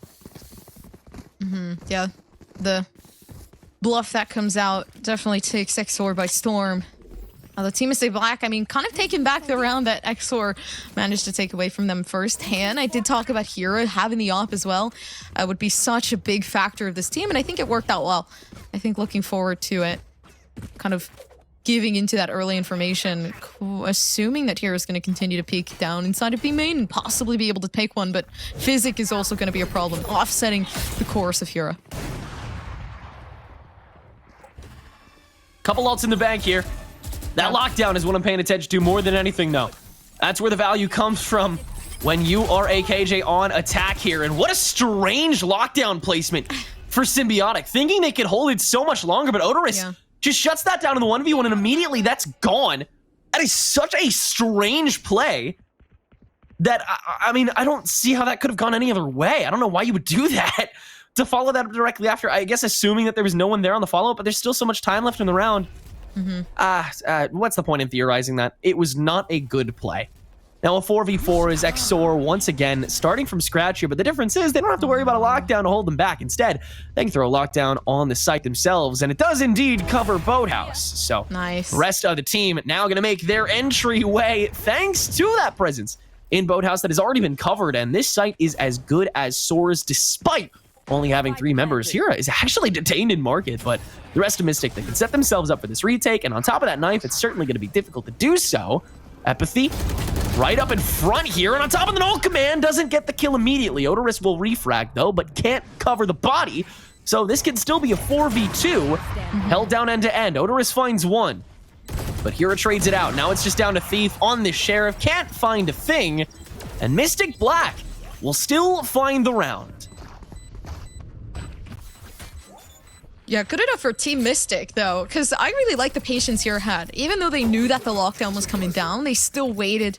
They made sure that they were able to at least get that pick before they managed to take themselves out of the equation. And then the moment people from Exor started to get themselves onto the site, there it was, right? Team Mystic Black. He had Hira continuously playing with the operator as if it were a rifle, peeking out through the smoke, taking that to their advantage. Okay, let me tailwind away. I have the opportunity to do so now, and let me peek through again to make sure that I close things off perfectly. So honestly, working out really good for Team Mystic Black. I said it. I think this op is going to be a detriment. It's a big ask. Yeah. Hunter's Fury stuck in there. Not really super influential unless you find your way through on the retake, but Soar, they haven't been able to worry about that just yet. They got to get the other part done first. And again, attack on Ascent. I can't sing those praises enough, and there is a great combo. The C's plus the frag. Another refrag, though, leads to Market getting a bit stuffed up, but that's why the spike wasn't picked up this time around by Soar. In a 4v3 with no presence left in Market, Exor really, I mean, Ascent is temporarily their playground. Not going to touch this alarm bot either. Well, it doesn't matter because the KJ is now dead, though. So, wouldn't matter. Exor, they got presence on both ends. Looks like they have their sights set on A. They're at least going to try and break through into it first. And yeah, here comes the rotation from T. So it is A site, which is a bit more occupied, but I feel like with Tree Room, especially with this jet still completely free, having that tailwind available, as well as the double updrafts, this is a comfier take. 30 seconds left. Yeah, comfy. 30 seconds, though. To fixate on something. Empathy. There comes the information. And they know that somebody possibly up on Heaven here. Yeah. Already leaving one, so good for Exor to take things back. Hunter's Fury, I don't think that's going to stall or do anything really. No damage at all, and fortunately for Wraith, I mean, they use that, but then also the potential to use that within the next round also goes away. I'm a little surprised that Hunter's Fury was used right there. I mean, you have nothing to work with outside of that. You already have to retake this. You know you won't be able to find the 3K there.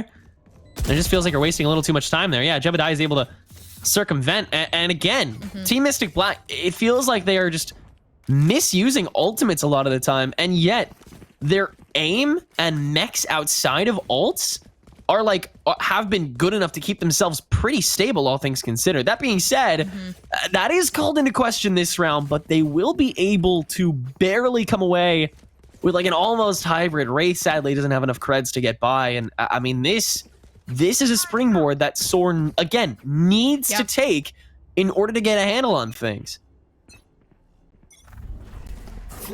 I think most definitely so. Oh, this approach is scary too, because Dom already coming out, not even using the null command to stop any pieces of util or maybe some information to give into, but they don't even try for the info. They just push themselves forward. They take the chances, and now they lead this into a 3v2 and losing majority of the players here, which is going to be dangerous. Slowly pushing up. Once again, no util to use, and it's the lack of utility that just leaves Team Mystic continuously taking these raw fights. Yeah, I don't understand. You have Ascent sitting in the palm of your hand.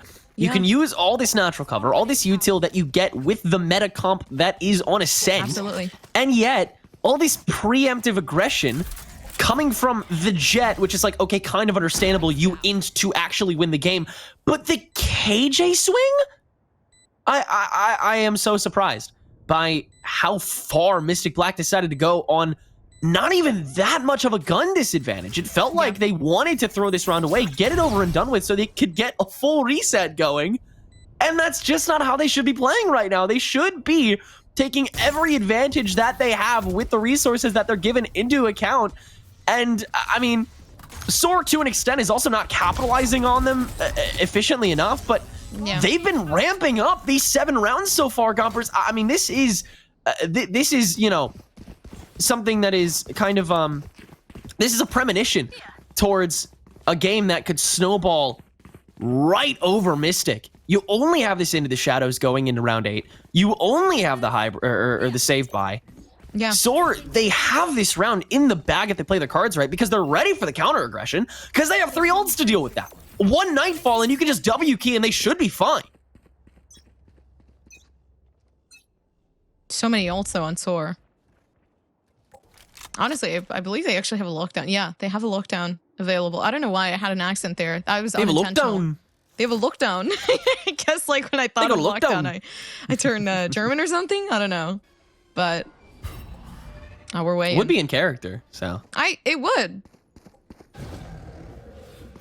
Wraith at the ready with this recon bolt. No Odin in hand to hold down long this time. But the noise has already been given. The spike hasn't been taken, though, and there is interest in A-site that hasn't been fleshed out. That knife might have been heard, though, by Mystic, so they have a little bit of intel as to some people on either side, but not enough to really not enough that's really worth burning anything. And that's kind of the second side of the coin for Mystic Black is like, they aren't necessarily misusing their utility a lot of the time outside of maybe ultimates. They're just like, not using utility, which saves a lot of it for the retakes or the long-winded attacks like we're seeing here from Soar. Yeah, still so much to use too. So the util definitely not limited here for Team Mystic, so they could play against this. Although unfortunately 9 seconds until they can at least try to suppress some of these players. Apathy, luckily enough, getting that information before they reach up into that heaven. And you can see XOR, they have a lot of the control here. Physics still watching behind, but they can't get anything. Instead, they actually give a rifle fourth to this team. That is big. Handing even 1 gun over to the defensive end. That is huge here. Jebediah, early swing on a cat, finds 1, finds 2, finds 3!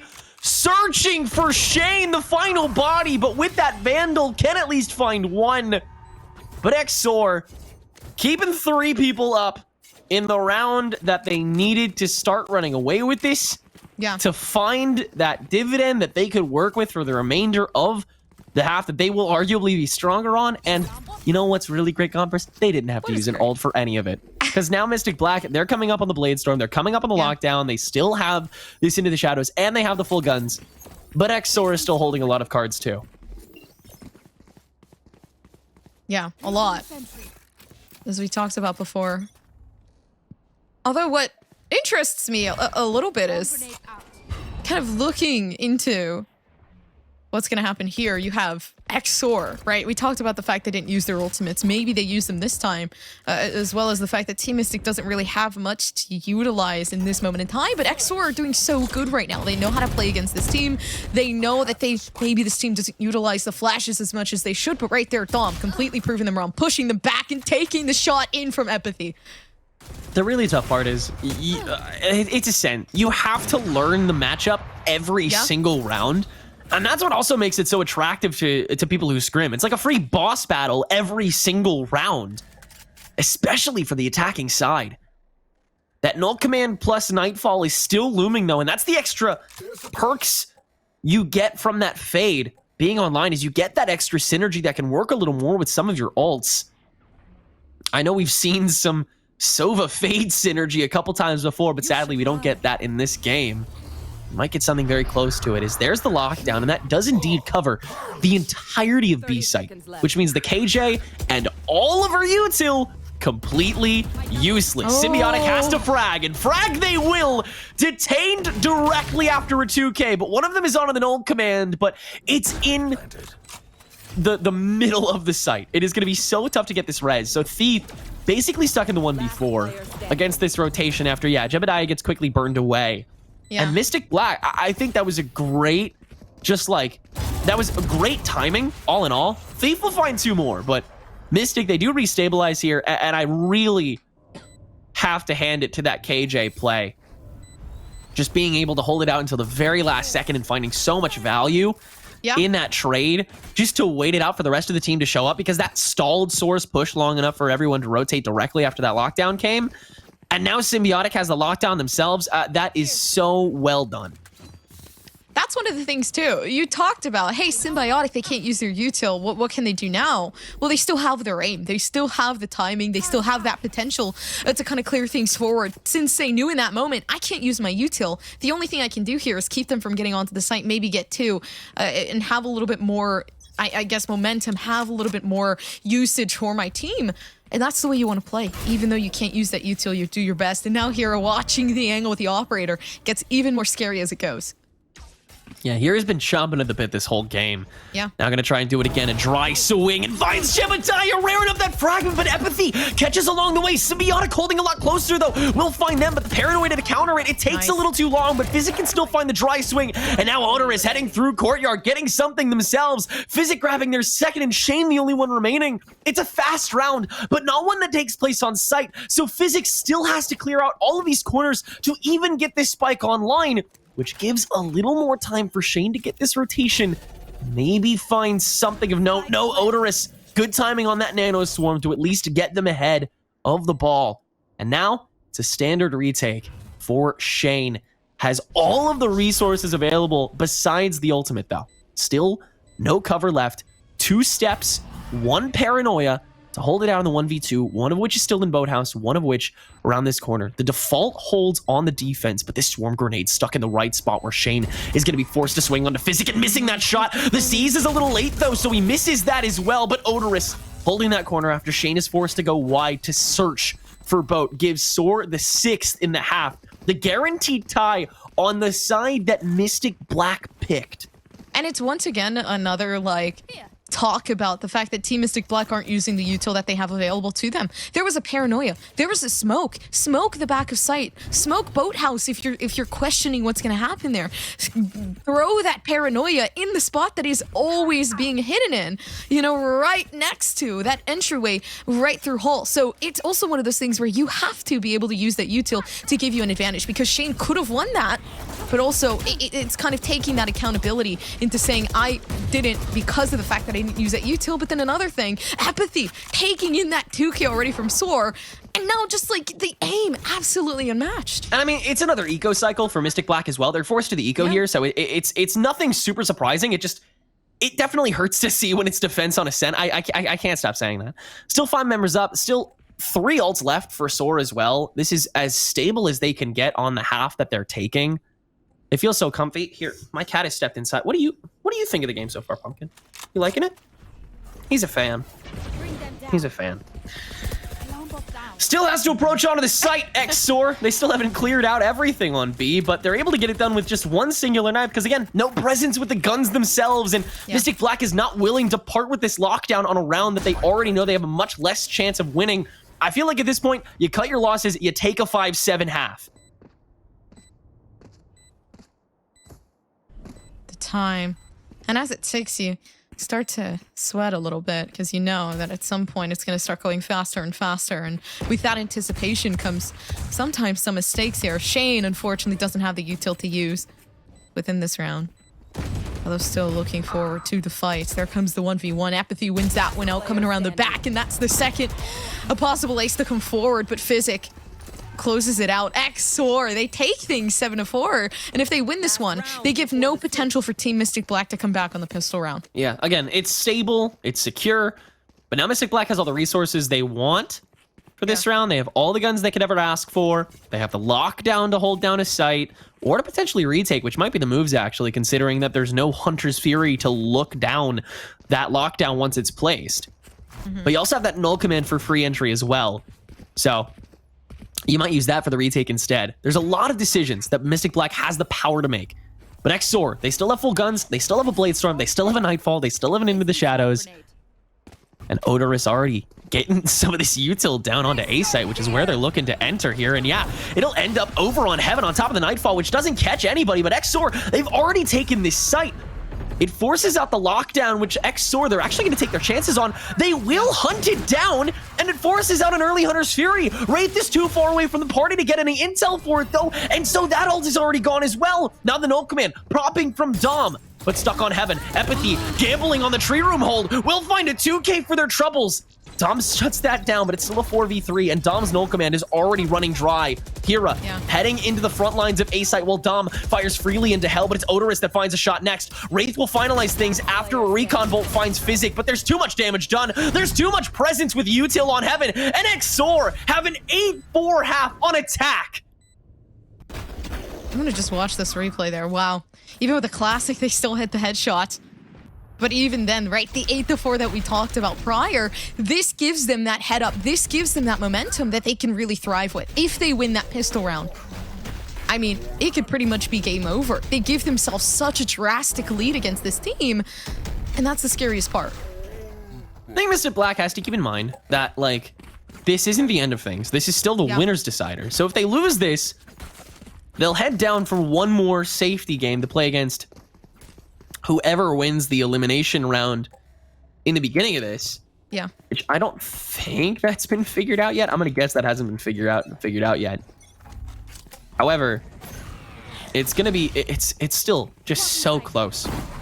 But XOR taking these two on the pistols would be so important. The loser having to face off against the winner of Hyperactive and Solaire.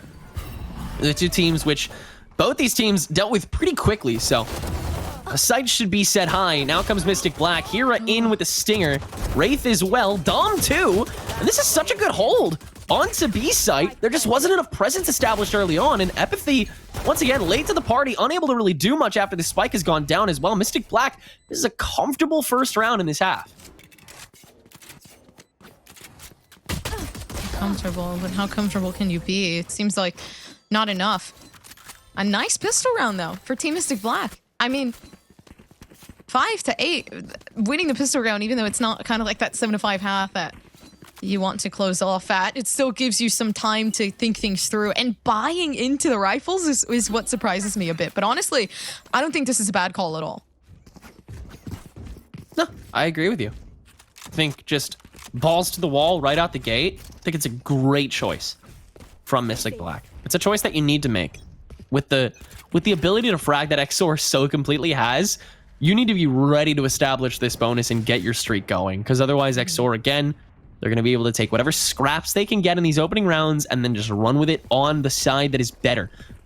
Again, Team Mystic Black, they chose this side second to take for themselves. So we'll see how they do. Owl Drone out the gate, immediately stopped by that paranoia, so they have to enter drive. Physic finding one for their troubles, but Dom, with that gun advantage, is going to be able to get the job done here, taking some shots, and Thief finishes it up. Jebediah, 2K with the Sheriff, Symbiotic the only one left, and it's a swarm around the main line of A-Site. Empathy holding down the other end, and Jebediah, who else but this KO for XOR to steal away the second round of the half for the second time this game.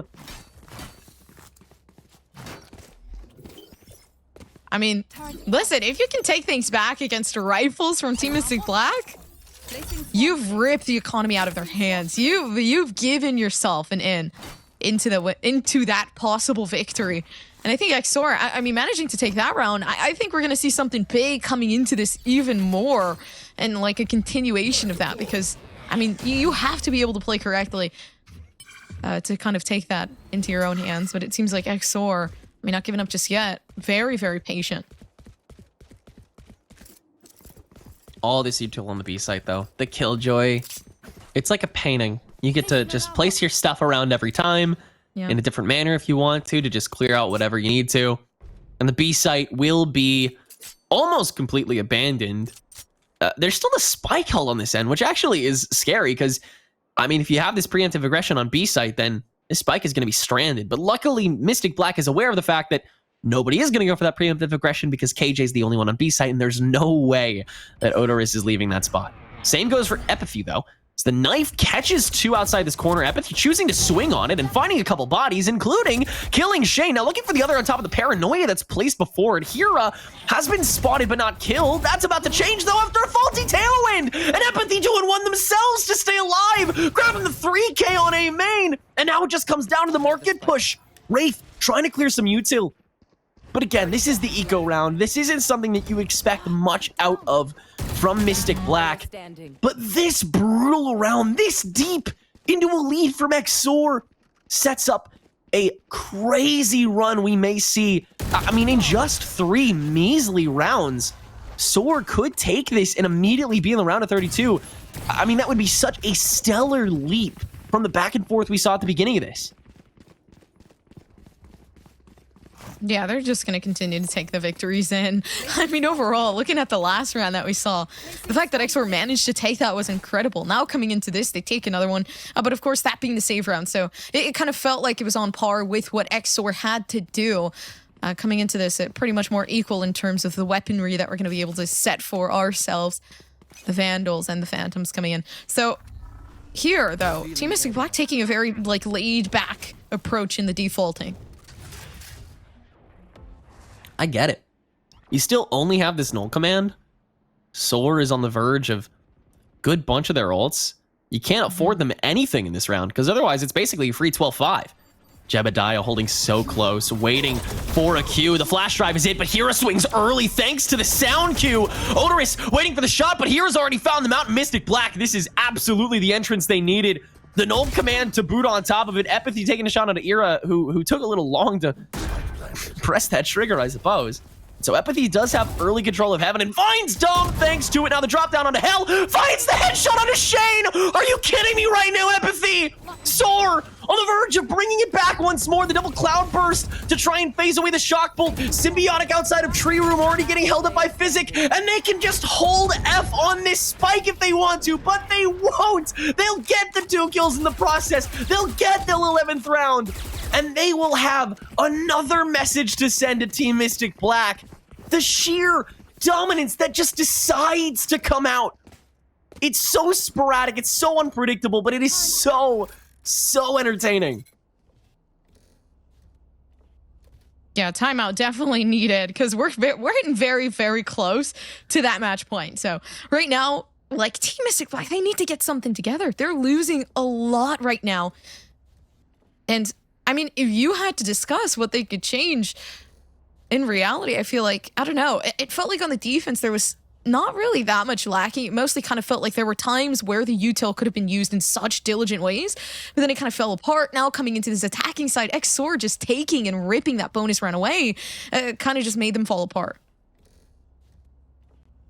And just after an opening like that, it looked so good. But Epithy, after holding down that Heaven against Hira, there was no immediacy in the backup on that Heaven presence, so already the retake was happening basically right when that spike went down.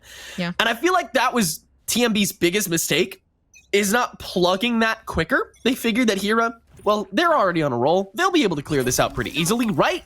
Absolutely not. Epithy able to find the second kill in the process, catching Dom with their pants down, stuck in this corner, looking for the lineup, rather than Epithy, which they knew were there. That's how you survive. Just a tragic bit of miscommunication leading to Epithy absolutely popping off, and that last headshot as well. The spray transfer from above. Crazy stuff. Not a full eco this time around, especially considering that Hira does have this Blade Storm, but it's close. It's slim pickings in the penultimate round to what could be match point. Jebediah holding early here in Tree Room, the earliest we've ever seen, but not a corner that can be well held with these flash drives alone, which is why the Omen is there for extra support with the paranoia and dark cover if need be. Now comes the dark cover from the other end, finally falling, and Symbiotic and Hira, they shut that down pretty quickly, and Stom and Symbiotic, they get in on the action too. An immediate 4K leads to Odorous. The last one remaining, and Wraith has already spotted them. They can make a beeline for A-site for free while Odorous is still stuck in this 1v1. And Team Mystic Black, they'll have a stable round at least for now. But they are still going to be 5 behind after this. And Team Mystic Black will still be up against a full buy. Plus, they won't have that Bladestorm this time around. They won't have that presence that Hera gets to boast this time. Odorous comes down to how much you can cut down at this point if you're Odorous. How many guns you can get rid of out of Team Mystic's hands to make it an easier round to grab for the match point here. Hera holding outside of Cubby as Odorous begins the tumultuous swing, and Dom immediately shutting that down. Mystic Black will once again end the mini streak that Soar goes on, but they have to prevent another one. Yeah, but a good timeout to kind of switch the momentum of things. Team Mystic losing 3 rounds in a row. It definitely hurts. It hurts your soul a bit to you know, see that loss come into action and almost be at that match point. But honestly, it's not too far off. I mean, only a couple rounds until you can take yourself back. At least, you know, not seeing that 12 on the board gives you some of that hope to continue. But apathy with the operator sitting around in mid, this is going to get dirty. Some awesome scoreboard art as well. 4 sequences of 3 rounds won by Soar and then 1 round won by Mystic Black. That will not continue, you're guaranteed, because Soar only needs 2 more to win, and they've already gotten a good round started here with a double kill thanks to Jebediah, and the null command hasn't even been touched yet. Bladestorm's still available for the latter end, though, and this spike has yet to be picked up thanks to it. Mystic Black, they want to make sure there's a minimal presence before they actually engage. And there is minimal presence on Tree Room after the 1 defender's been cleared out. And with Symbiotic getting Jebediah as well, A-side is basically vacated. But now you have to go back for that spike, and that leads to the rotation onto Heaven. And now that presence has returned once more. But Mystic Black, they're ready for that. So instead, a trollops over to B-site. Is in waiting, and Wraith, holding down Tree the whole time, finds Physic too. And Mystic Black, they play patiently, they play beautifully, and thanks to it, they're able to have advantage in their 2nd consecutive round for the first time in literally 15 rounds. But Soar, they're able to get on site before Mystic Black does, thanks to Odorous having this presence the whole time. But that's what the lockdown is there for, thanks to Symbiotic grabbing that orb. And now, all the util can be set up for the plant. But Odorous, gonna try the same thing that Symbiotic did. Get the final kills early on, but can't do it! Swings too late! And Mystic Black, they once again hesitate. They bank on the fact that Odorous was gonna do that. They were right! And they get a free sight. They get a free round. They are now only 4 behind. And they are looking really solid. Yeah, 2nd round in a row. This is the last one to kind of mess up the economy of XOR entirely. It's actually not entirely. Seems like, yeah, 3 players. Which is the majority, honestly. So that works out as good as it can be, but 3 ultimates on the board. The biggest thing that kind of scares me is both the null command and that lockdown. I mean, the area of effect is completely huge, and it can knock back so many players at once and try to get them off. But 2 of those players are left on A site. Majority of Team Mystic Black trying to go for the B. Yeah, you can open up that board really well. The Prowler is engagement enough to know that the push is starting on B site, but they don't know if that's where it's finishing until now. The Cloud burst out from Hero early on, a 2nd one as well, and a Tailwind immediately in, but Empathy doesn't swing for that, instead preparing for the hit against Symbiotic and then trying to rotate back over, but Hero will refrag in time. It's a good attempt to hold things down, but instead, Mystic Black is going to get this side for free, and Soar is forced to retake, but that's what their comp is meant for. That null command, plus the lockdown, plus the Nightfall, lets you press W for free. That board will be completely cleared up.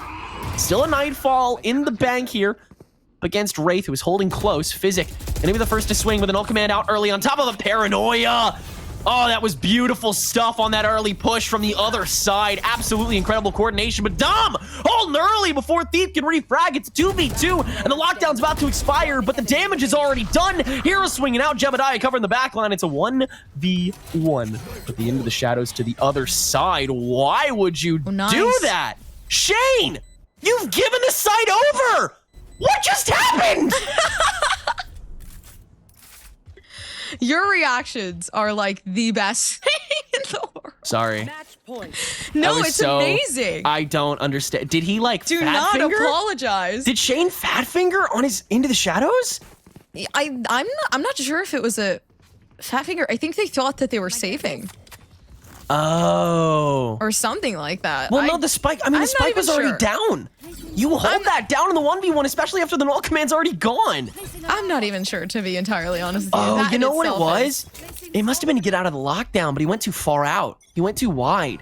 He thought that they were going to be holding down for market instead.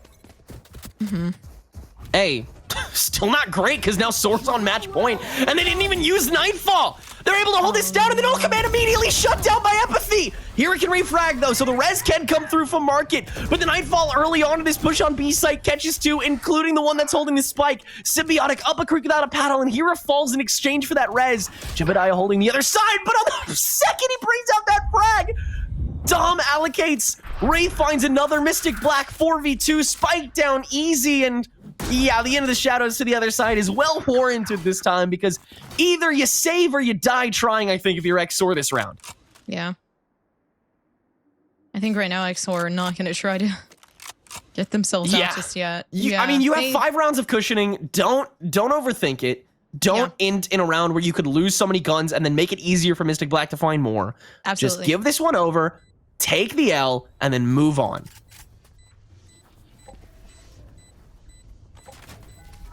Revealing area. Yeah, there's nothing happening here. But honestly, a good call from XOR. Like you said, right? Those 5 rounds of cushioning is kind of what's leading them to this decision. They have the next round. Just save the rifles. Save the economy.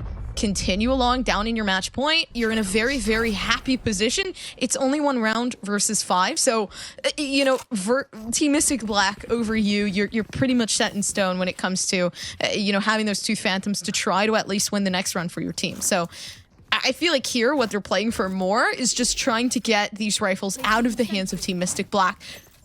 They've already used a lot of their ultimates though, so it's a hard decision to come to. Yeah, I mean, that's the tough thing is that, like, saving those 2 guns, that was all that Soar had left after that round. They now have to go for the hybrid buy. They have no ults to work with. It's back to square one, essentially.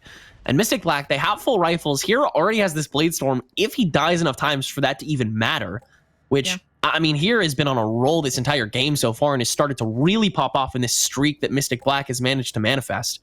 It's another 5-man up B main here for TMB. Owl drone to scope out the competition, knife as well, just to get an early rain, and a head is spotted, I want to say, by a TMB on that push. Hero, oh, a little do-si-do, and Empathy wins it out. You don't see that too often. But the rest of Mystic Black, the gun advantage is still going to come into play. Wraith finds Jebediah on site itself, and now Dom spraying and praying through that dark cover. But now come the refrags, and XOR begin their rotation. Thief on this one end from the back shoulder, and Odorous knocking down that market doorway. The spike has been planted already. XOR, the fact that they've even gotten to a point where they can play this round, that is impressive enough. But unfortunately, that is as far as they will get. Yeah. As Mystic Black will still pretty comfortably take this round.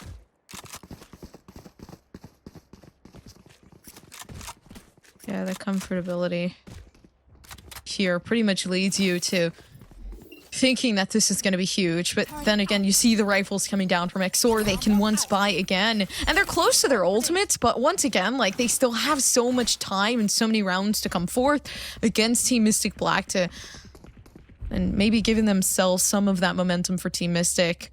Seeming like here, a very, very early information run from Wraith. Revealing area. 4 of the last 5 rounds have been won by TMB. Yeah. They didn't even get close to that over the course of this entire game so far, and they're doing it on the attacking half. They've really leveled up in the 11th hour, but they have to do it 3 more times and then some to evade the losers bracket in their group stage. Again, granted, they should be pretty comfortable if they drop. They should still make it to the round of 32, but lesser seeding will definitely not help. You'll have to go up against a 1 seed. Absolutely. If you lose here in the round of 32, and your path through the tournament will be so much more difficult. Soar, though, still no ultimates. Epithy holding early and having a tailwind away. That's a resource already gone. And Hera pushing in early from Tree Room. But this Paranoia, putting a stopper on it for the time being. Now going to try and change that with the help of a flash drive. But Epithy shut that down early. Hera can refrag, though, and get on site at the very least. Jebediah holding hell. Hera knows it, but can't fight it. and 3 members left for TMB, 2 of which are over in main. Nay, 3. Nay, never mind, 2 again as Symbiotic falls, but Shane can find Jebediah stuck in hell. Now comes the heaven and the tree in order to get this spike onto site. You still have 30 seconds to do it. 30 Thief, seconds left. inside this dark cover, Shane is gonna have to swing it in order to play this safely, but instead, Shrouded steps over to the corner of the site closer to hell while Wraith holds that down so Shane can at least get this spike presence down, so it's Exor that's forced to act. But they do immediately, and the Haunt catches both. Odorous finding the double kill, and Soar will indeed grab the 13th and the game. They will be moving on to the round of 32. No, you don't deserve my Defenders win. And there it is. Exor winning things out, and overall, like, look at this from Thief. I think the attacking side really played well into giving themselves that lead off, and even though they lost that pistol round, they kind of retrieved themselves back with taking that second round in on their save round. So I think overall, they kind of just played it to a T here for Exor. They really didn't play into the hands of Team Mystic Black too much. They kind of let them take their stride and then let them do whatever they want, but when it came down to saving, making sure that they were playing diligently and kind of just taking things slow. And obviously, slow and steady wins the race. So you can kind of see how that played out. Yeah, I think Exor just did a much better job over the course of the game of just like understanding what they had to work with. Because there were so many rounds that TMB just like kind of threw away because they had like a little too much on their plate to work with, and they kind of just threw a lot of it out the wall. And you don't do that, especially on defense on Ascent. You hold everything out, you use your resources wisely, you spend them only when you have to. And I think Soar did a much better job of that over the course of the game, and they had enough rounds to show for that, willing to be able to play patiently in the tail end of that to come away with a round that worked for them. And it did. They will move on to the round of 32. Team Mystic Black, they'll have to set their sights on the elimination decider match that will be up against whoever wins between Hyperactive and Solaire. Turns out it was Hyperactive. We just got word of that, so it will not be a rematch for TMB. They'll have to force themselves up against the other opponent that Exor had. But we're going to find 2 more opponents in an elimination match ourselves. While we do that, we'll be right back. We're back again with the Knights Monthly Gauntlet October, presented by the United States Marine Corps. Finding purpose and your place is in a common cause. What you truly long for is discovered by fighting for it. This is where the battle begins. Learn more at pks.gg/USMC22. That's USMC 22. Compers, we are 2 best of 1s deep into the Gauntlet so far. The first round of teams has dropped, and the first round of teams has also made it to the round of 32, but there are still 16 more teams looking to find their place, and 32 teams here to fight for. We're going to head down to Group N to look for one of them. It's Native Gaming Black taking on Team Digital. I'm excited for this one, for Native Gaming. I mean, we've seen them a couple of times. I'm not sure if, they actually redid some of the roster, because I saw some of the players of the team actually leaving in September, being inactive and whatnot. But obviously, sometimes things have to change. But as for Native Gaming Black, they've been around for a while. You've heard their name a couple of times. They're one of the newer sides of teams, but not necessarily as well, because they have been doing really good in the bracketing so far. Yeah, no, they've been doing really solid. They've made a good couple gauntlets as of now, but they got a pretty heavy hand in this group, having to go up against Team Kraken to start out, a 13-10 extravaganza, and then immediately getting rocked in the decider match against DNA Diff. A 13-0 victory for DNA Diff, a game that lasted just over 25 minutes. That is absolutely insane stuff coming from DNA Diff. First of all, fear them in the round of 32. Meanwhile, Team Digital were actually able to find more rounds on DNA Diff than Native Gaming did. They got 4 in that first round. And then they fell down to the losers. Obviously, they were able to beat out Team Kraken in a decisive 13-5 victory on Ascent, which is where we're heading back to in this decider match. Remember, whoever wins this game goes to the round of 32, starts the best of 3. So whoever loses is out for the night and the weekend and the tournament. Thanks for playing. We appreciate you coming by. That's a really, sad way to say goodbye. But honestly, all is fair. All is fair, because you're right. Honestly, you have to play your heart out. And looking into the past, like you said, right, 13-0. That is incredibly far off. It could either be an off game, but does an off game really justify that 13-0 is my question. Yeah, I mean, the moral of the story is you got to bounce back. Both these teams do. And Team Digital is already on that runaway after beating Team Kraken, which, and it was a pretty decisive victory over Team Kraken, I might add, which held themselves pretty well against Native Gaming. I got to say, two very different streaks. And while Native Gaming is still the top seed in this group, they are still the team that is favored to win this.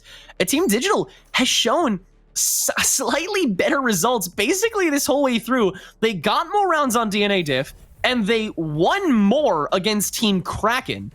It's matchup to matchup, but ban-wise, Native banned Haven, then Breeze, then Icebox. Yeah. Meanwhile, Digital banned Bind, then Pearl, then Fracture is the very last ban. It was between Fracture and Ascent. And then Native, of course, choosing to go on that defense.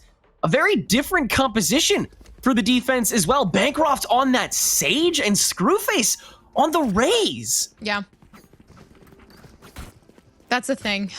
The Raze definitely, honestly, a very simple type of pick for Ascent. But the thing is that you don't really see it as often. Typically, you'd pick the Jet. I think every once in a while, you'd get like a very aggressive player that likes to play into that Raze, that likes to use the nades to their advantage. So I think that's what Screwface is mostly playing for here, just on the defense, being able to have that same type of impact you would have playing any other type of agent other than Jet. So I think that that damage is definitely going to come through on the defense here. They've got to make this count.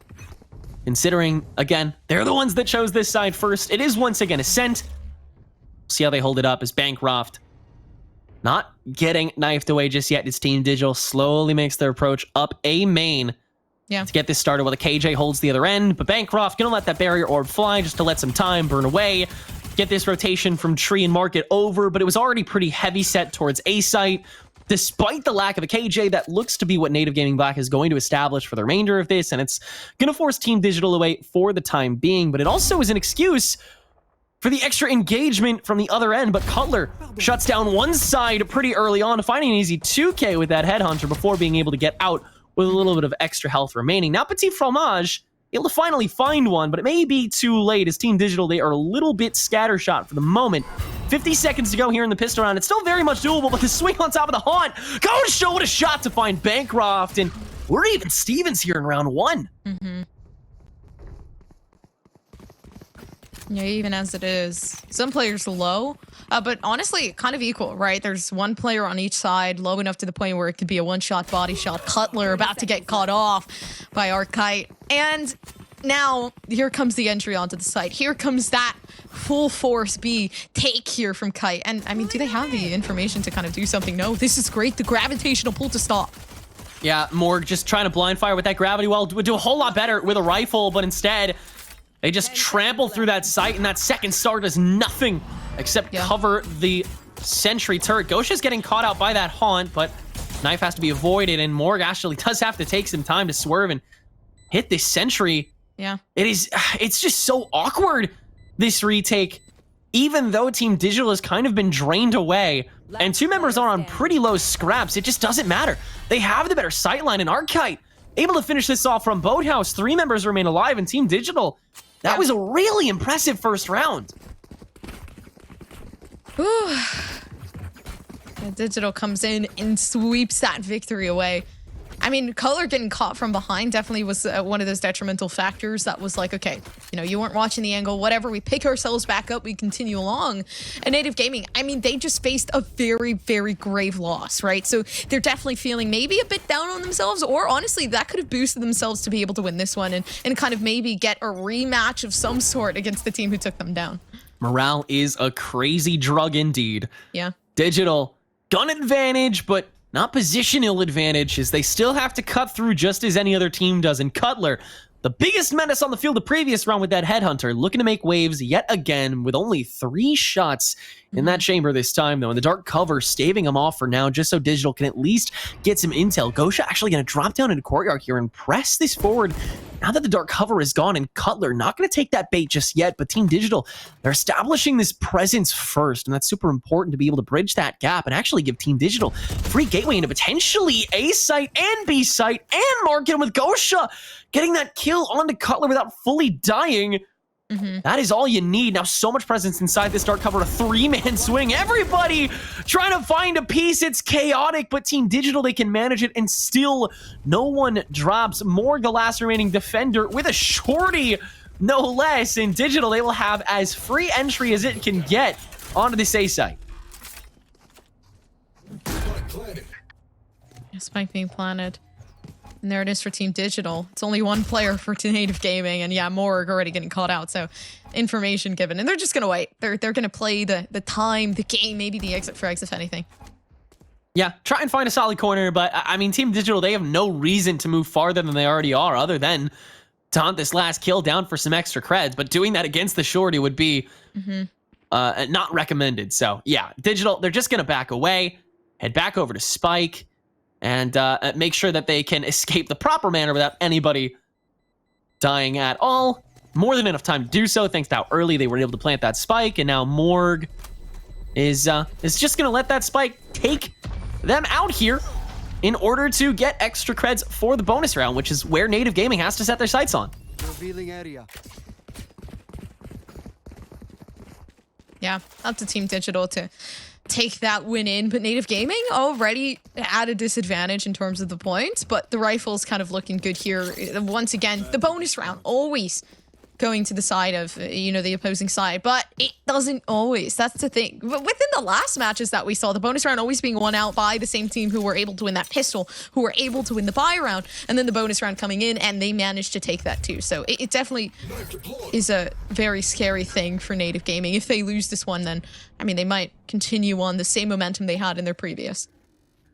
Some other crazy teams in the decider. I think the biggest headline is the fact that Team Rekaru actually fell to Valkyrie. So they'll have to play in the decider match. Screwface finding the opening kill on a Sam with those paint shells. Some good distance play to get an early advantage here for Native Gaming.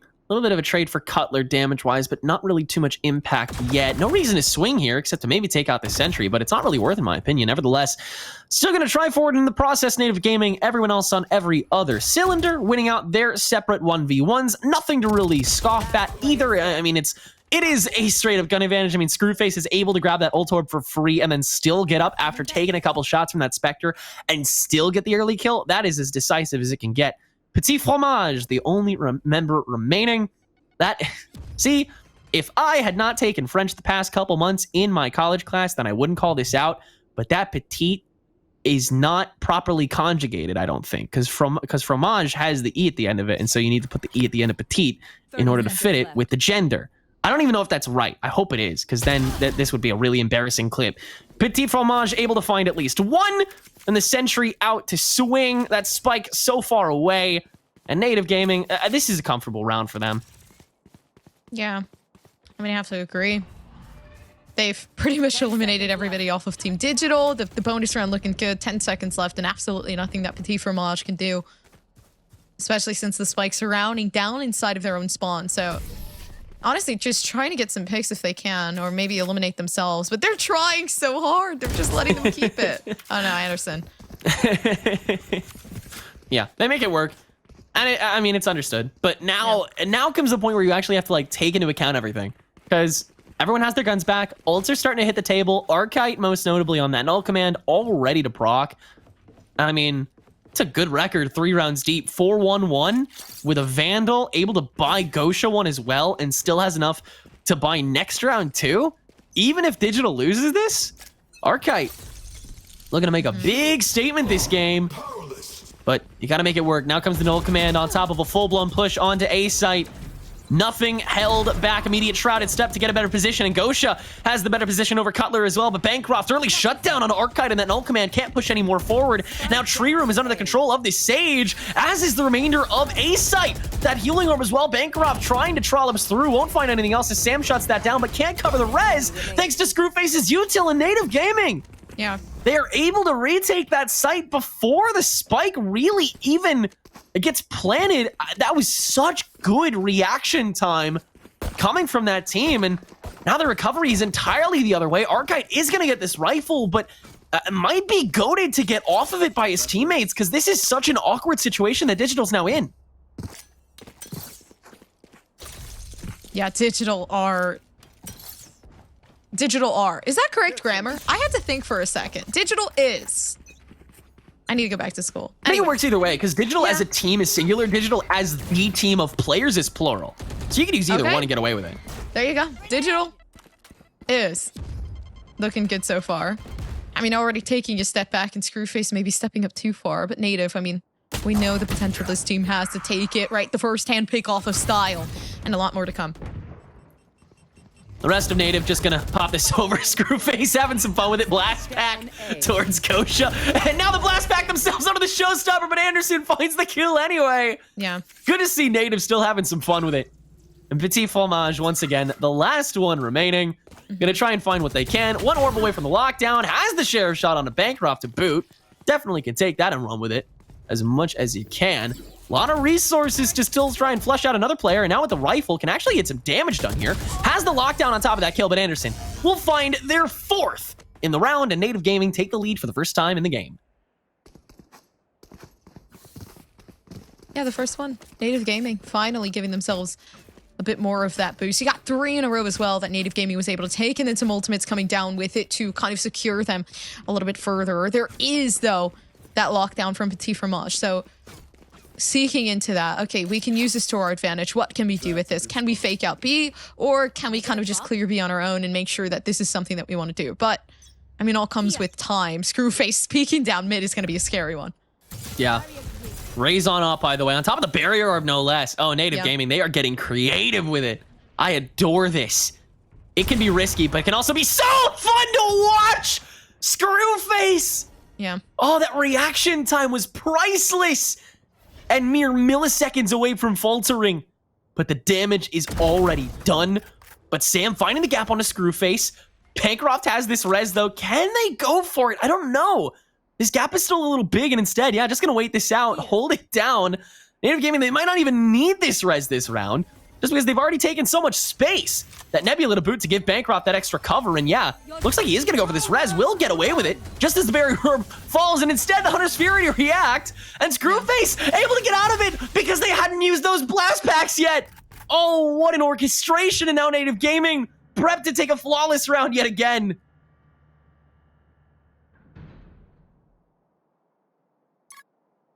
Yeah, here, though, comes the work that we need to see. Petit Fromage, not even close to the teammates. They're very much scattered. And with 30 seconds left, you need to clear something. Seems like Sam's going to be the one to do so. Up around the back, manages to find one. And as that information comes through, right, there's so much more on the A site that they just don't know. There's just too much to work against at this stage. Native Gaming, they can rotate too quickly. 10 seconds left. That's not going to be enough time to get this spike on site, especially when Arkkite's holding it instead of the main push. Yeah, they just have to go for kills at this point. This is such a great round by Native. Yeah. That's incredible. I mean, to get that stalemate with 2 members, nay, 3 on top of you after Sam tries to engage. And then winning the round to boot, keeping those ults in the process outside of that res, that is massive for the eco, massive for this defensive side that Native Gaming are desperate to get a runaway going on in order to make sure that this other half is as easy as can be. But you still got that Blade Storm and that lockdown to enter. Digital, I gotta be honest, I don't know why they're hybrid buying here. They could settle on a Blade Storm on top of a pistol round, maybe get a Thrifty, or at least get some kills in the process to set themselves up for a good eco next round. But they're not willing to hand that 5th over so easily. Let's see how it works out for them. As the rest of Native Gaming, they set themselves up on this defense early on, and Gosha already pressing forward with his Blade Storm. It comes out. Gosha gets caught up in it. And there's so many players there. No, I feel kind of bad. The wall comes up and Bancroft peaks with the boom bot. So you have 2 things you have to shoot at, but unfortunately you can only take one. And I mean, now at least Team Digital in a very bad position. Native Gaming taking things up a notch. Yeah. This is just such a big statement made. And now Digital's going to be back to square one. This is a massive round thanks to Digital choosing to splurge on it. Yeah. Especially with that Blade Storm just getting absolutely nothing. I mean, you bank on that in a round like this, but at the same time, you wouldn't in this situation because of the guns that Digital has decided to get for themselves. And the lockdown isn't worth proccing now either. Screwface getting a little greedy here, but it's Anderson that takes the brunt of the punishment. And now it's just down to Petit Fromage, a.k.a. Altered, once more. I'm noticing a trend in who is the last man standing on this team every round, Yeah. and Bancroft able to get that finisher. It's not a flawless this time around, but it is enough for Native Gaming Black to take their 5th. So much potential for Native Gaming to continue this. And honestly, kind of coming back from a 13-0, you definitely, you know, 5-2, you're feeling good. You're putting in that effort and you're getting back what you really want. But Team Digital, on the opposite end of that stick, right? You feel the, I wouldn't say depression, but more so the loss, that factor of not being able to pull yourself back together. And obviously this timeout coming into the perfect timing. Okay, let's go 5-3. That's not going to be too bad. And we can pick ourselves up from there. Yeah, no, this gap is not manageable for Team Digital. This is only a 3-round gap in the half that is arguably going to be weaker for them. Because again, I mean, you're looking at a team that has both that KO and that Killjoy, especially that Killjoy. That B util setup is so strong. It staves so many resources and forces Native Gaming to burn a lot of what they have early. On top of that, that Sage Barrier Orb is not going to be as good for entry. I can see it maybe being used on like Tree Room Door to get up to Heaven easier, or like at the very beginning of B main to have an easier entry into Boathouse more quickly and just get that B line going and force a rotation. But in both of those situations, not every block is used well.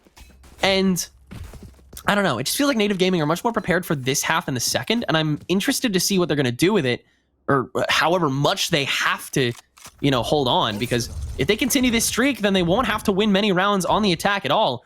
That being said, this is the round where Digital needs to step up, and that's not a great way to start it, as Cutler dipping early with that operator, finding the first kill of the round.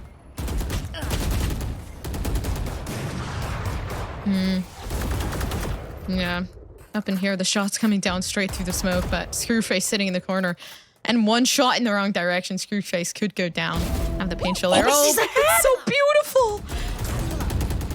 And the free double blast pack back out to the market. Screwface is legendary sometimes. That is absolutely gorgeous. Native Gaming, they have basically nothing to work with outside of their guns. They have the Nightfall too, but they just have never really needed it so far. And that may continue here. Cutler about to try peek again with this operator. Style still the only one there, as the spike has just gotten picked up now by Altered. As an A push is in the works here. Nebula on top of Hell for Anderson to relocate themselves, but Anderson may not even get to act, as it's Morgan Cutler that find their own picks, and Altered is just going to scamper away yet again. Spike in hand, and there's no way Native Gaming is going to let them get away with that this time. No lurk is allowed at this stage. You gotta go in or go home, and Screwface still not dropping with 6 health points, and Native Gaming are up to 6. Even after the timeout, even after the discussion of what you could do different, it just comes down to the adaptations, what you can do to fix it. And Native Gaming, I mean, doing everything right. At the end of the day, Cutler bringing out the operator on the B side. And as you can see, everybody is on the B side here for Team Digital. So this in itself could end up very wrong. 100%. Go for this death ball rush down on basically the last round where you won't get a full buy every time thanks to your losing streak.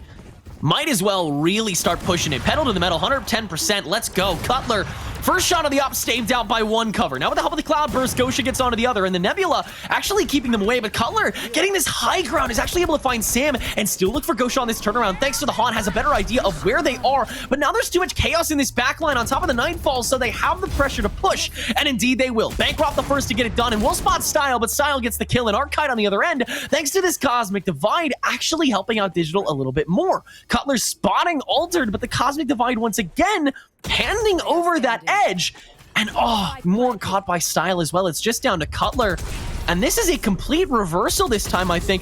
What a fun rendezvous, but Arcite catches that quickly enough. And I gotta say, it was a bit of a disappointing round this time around. I think Cutler was being very creative, but quite honestly, that Astra util was so much more helpful for Digital that entire round. That Nebula and that Cosmic Divide feels like it helped the attack a lot more than the defense. I think there's a lot more that goes into this that we'll be able to see somewhat sooner. But, I mean, right here, is it mistake or is it good for them?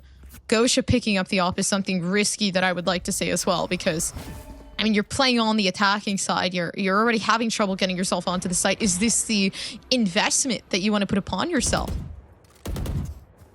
It's a big decision every round, but Digital just needs to survive 3 more. Gosha looking for the peak onto a jumping Morgue.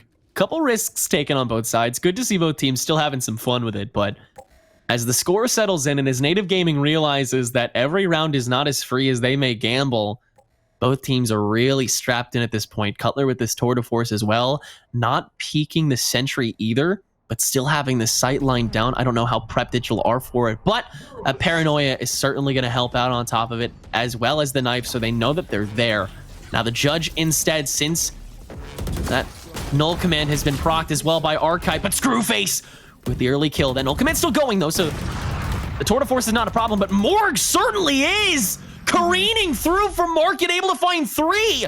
And now Styles sits alone, and Screwface is the one to grab the credit. Native Gaming, they take one short look at the round they dropped and said, let's not do that again. They don't. An easy 7th round going their way. Absolute dominance once more. Yeah, putting the patience and effort into this for Native Gaming, taking that outback as well. So I feel like it's just being passed around at this point, but all is good as Cutler finally is able to, continue playing with this. But Screwface is doing so good with the raise. And, we talked about the raise. Will it have that impact that we're looking for? And I think it is. 100%. Immediate step here for Digital as they begin their descent into a main. No pun intended, actually, for that map. That was entirely unintentional, my bad. Cutler, early opening shot once again with this operator, and then heads right back out. I mean, he just keeps getting away with it, man. But Heaven has been handed over for the time being for a slight split second, and thanks to Tredor being over-pressured, Arcade is at least able to find 1. But Digital, pressure is still mounting, and this gun diff is still very prevalent. The rest of Native Gaming able to pretty easily swing, and yeah, Altered has been caught out thanks to that seize. It's an easy 8th round yet again for Native Gaming. They were able to defuse as they got those last 2 kills, and if that doesn't scream easy round, I don't know what does. But it was an easy round because of the gun diff. Now Team Digital have that full buy again. They are at their greatest, and an 8-4 gap going into the defensive half is very manageable. Yeah, absolutely. I think here 8-3, 8-4, whatever. Really 8-3. No, 9-3. Whatever. Okay, I saw 3 operators, and I didn't feel good about it. I don't feel good about what they're doing here. Are they getting the off? They are. Okay. Maybe not. Maybe the 9-3 looks like it might be possible for. Yo, shots, dude. Oh my god. Dude, 3 ops. Like, come on. Yeah, there's no ults in the bank here. Bancroft! What? Okay. Talk it. Let him know. Prowler to the next one. Doesn't find the chase. Cutler sees Gosha on the swing. Bancroft the second on a Sam. Twist the knife even further. Why don't you? 1 flash drive plus 1 paranoia equals 1 stunned out. Cutler has to back away. The Noble Pulse and the Dark Cover on the other end, though, is going to try and get them inside. Style will fell Cutler. And Heaven is unoccupied for a couple crucial seconds, but it's still a 4v2. Style making sure that they're uncontested, but now they stand alone, finding the pick on Anderson, but now they have to come back down and grab this spike, and the slow orb stops one end of the push. They are forced out in one direction, and the pain shells is going to flush Style out quicker. Screwface able to wrestle up that op in time anyway. And Native Gaming, a stylish way to end the half, but now they gotta finish it up. They gotta grab these 4 rounds on the tougher end. And Digital, you can tell their comp so much more suited for this other side. Yeah, I agree. 3 ops, though. Scary. I don't know how I feel about that one, closing these. I think they feel like they're bullying maybe just a bit, trying to ruin the mental. But honestly, that's a part of the game as well. I feel like a lot of people don't put the thought into trying to ruin the mental of the opposing team that they're playing against, and honestly doing a really good job at it, Native Gaming. I think Team Digital, though, they're still playing as hard as they can. You can see the effort they're putting into trying to get these wins. They're changing up their play style. They're switching the default positions. They're trying for maybe different momentums, and that's really what you have to put into account here. But the thing is that they're also just losing a lot of the duels they're taking. Yeah, I mean, it is really impressive what Team Digital is continuing to do. Not only are Altered and Archite both, not only do they both have less kills than the amount of rounds that they've lost, Absolutely. Archite is positive right now. And in a 9-3 game, that is tough to do, but Yeah. still managing to get it done. Really impressive stuff. We'll see if they can keep that going and if Team Digital can get themselves started on something, but Native Gaming taking these pistol rounds would be so important on the attack. Style dipping really deep and able to Shrouded step away before the Prowler catches them. So I think a good investment coming from Style to open things up just to make sure that Native has a little more time burned away, but Style doinked away by Anderson. Sentry holds down this corner though, so this A push is actually really held up by all the KJ utility. B site was completely unopened, and I think that's a genius play from Digital, relying on that fact that they thought the B site was going to be too occupied by the KJ, but instead Native Gaming, they're now going to take their chances. They see that potential util and that early rotation, recognizing, hey, maybe B-side has some merit worth taking, and indeed, that's where they'll end up going. 1 through market, 3 through B main, and nobody from Digital's gotten the memo yet. Oh, they're running on it. Yeah, this is good. They've taken out 2 players from Team Digital. They kind of lured that rotation over towards A, and they completely ate it up for Team Digital. And now, absolutely nothing on B. They get the plant down. They get in their post-plant positions. You see how much control they have over this site. And that's the scariest part about it. And Altered as well, now that all that's gone. Able to take the sentry turret back, so could potentially swing here, but that knife won't be available this time. Gosha refrags though, so still a 3v2. Making a 2v2 as Gosha barely finds that sheriff shot on the Bancroft to finish. As the market door is burned away, the sentry is back to find an easy sight line onto at least the earliest swing. Yeah. And Gosha's now in that back line. So a lot of presence, but it's been cut in half as Cutler gets altered. Now Gosha forced to swing onto both main and the side itself, and Screwface takes Gosha out before they can do either. Native Gaming is up to double digits. I mean, rightfully so. The double digits come in. Native Gaming have been playing amazing and impeccable so far. Team Digital, it's just difficult to try to come up to that conclusion as to what they need to change. It feels like they're doing everything they need to, changing up the adaptations, changing how they play, but more so just having that cohesion would be great. It feels like they were lured a little bit too heavy into that A site and nobody had even pushed yet. Yeah, I mean, after all that commitment with util early on to that round, it makes sense why you would want to commit further, but at the same time, it just doesn't work enough. Nice catch by Altered with that sentry to distract and the Bucky to boot. Actually able to get out thanks to this Nebula. That's a great opening play, actually. Anderson able to find Style, and that is still a damaged Altered, though, so Native Gaming still has the advantage going into this. It is the follow-up on the pistol round, and Team Digital, they didn't commit too heavy to the force buy, which I think is actually, despite the massive gap in rounds, the right play here. As Native, they're going to burn this round quickly away. Digital, they'll have the bonus round to springboard off of. As long as they perform well in that, this is still very doable. But an 11-3 lead is still an 11-3 lead, and Native Gaming, they're going to be really comfy for this long haul. Last player standing. And more. And the last one up, Archite. Oh, they know. Cutler's there. And the judge to add on to the salt into the wound. 11-3 that Native Gaming Black take this. And we didn't think this was going to be a far-off game at all. I honestly thought this would have been close. I did too. From the way that Team Digital had been performing against the other teams, and from the way that Native Gaming Black really struggled in the winners side of the group stage, made me scared for him, but they have decided to really show out for this final decider elimination. Placing swarm grenade. And they are 2 rounds away from making it to the round of 32. Will they have to go even harder? I'm not entirely sure who they will be seeded up against. We'll find that out when everyone has been fully decided. But in the process, Native's got to get there first, and they have to win 2 rounds to do it. This one is probably not going to be it, considering it's that bonus, but they're going to at the very least grab what they can while they can. And Native Gaming, they're getting the setup going. Screwface going for the blast pack over to the market, but Sam with this Vandal is able to shut down the entire front line, including Screwface. It's easy 5v2. Bancroft has the window and can actually catch Sam off guard. Gonna be able to drop down, not grab this spike just yet, though, thanks to the barrier orb, is just able to peek around and grab it. Now it's a question of, do you run away with the top of that dark cover? I think the answer is absolutely yes, as Morg starting to try and clear out tree room to begin, but already sees the util. There's the alarm bot. There's the sentry turret. Already a lot of damage on their plate. And the presence has been revealed, so now Bancroft has to take that extra time, consider where exactly to go, and just see what other bodies they can catch, because, I mean, as long as Native Gaming cleans up this bonus round, a good amount. Maybe they get 3 kills. That's what I think the aim would be. Then Team Digital is going to be forced to another hybrid in the bone in the 4th round of the half. And that is going to be catastrophic for their cycling for the rest of this game. As Bancroft swings in the backline, it is very risky and Archite will properly punish, but Morg with his Bulldog able to find 1 before Archite refrags. The question is, will it be enough for now, or will Native Gaming have to play more incrementally? I think it's the latter, personally. I think Digital, with the defensive advantage, with that KJ util, they'll be able to hold on for a good while before Native can make another scratch here. Yeah. However, this is going to be their biggest hurdle of the entire game so far, considering it's going to be that full buy, save for Cutler, who is going to work with that Headhunter until they can grab the Tour de Force.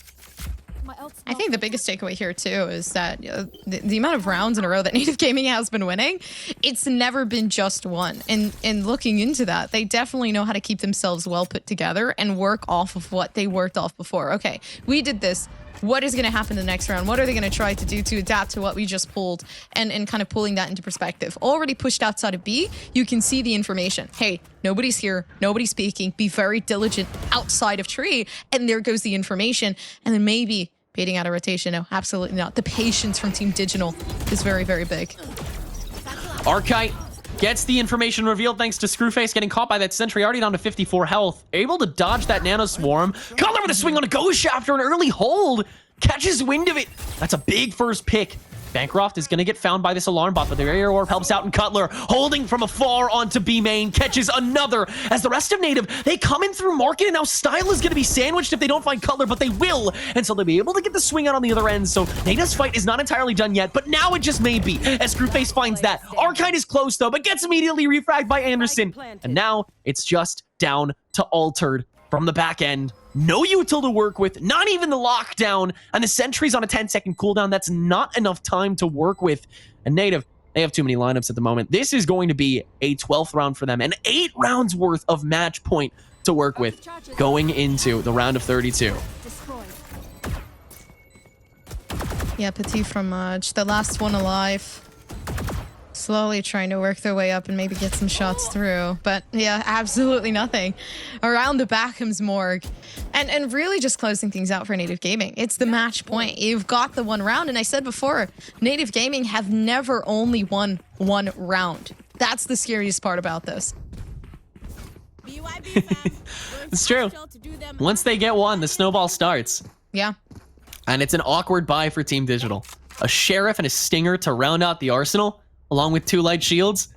This is not optimal, especially with Cutler now able to grab that Tour de Force on top of the Judge. You can tell Native Gaming's going to have some fun with this round. Screwface is 1 orb away from the showstopper as well, and the immediate swing with that rifle onto main is going to hand the orb over.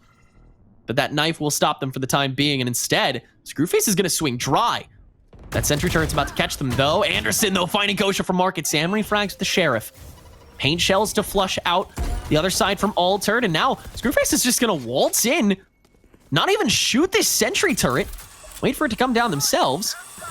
But now comes the Hunter's Fury on top of the spike plant itself. Sam searching for something, anything to work with, and he actually does find Cutler.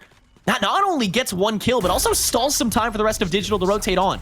And it's a 4v3 on top of a divide and a res potentially from Bancroft. Screwface holding down Hell, already down to half health, but the rest of Digital taking spot shots as well. Big recon bolt, so Archite can swing down for free, and Sam finds 1 too now that they've grabbed that rifle, and it's another refrag from Screwface that will seal the deal here. It will not be a 1 and done. It will be 1 singular round, 1 in a row by Native Gaming Black, and they have to find 1 more in the next 7 in order to not bring this to OT.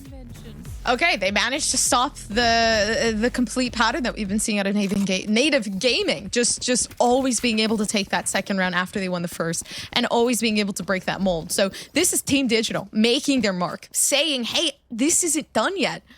But 4 ultimates on the board for Native Gaming. So looking at that alone, Screwface having the showstopper, we have the Nightfall, we have quite literally everything that could go against everything that you worked for Team Digital.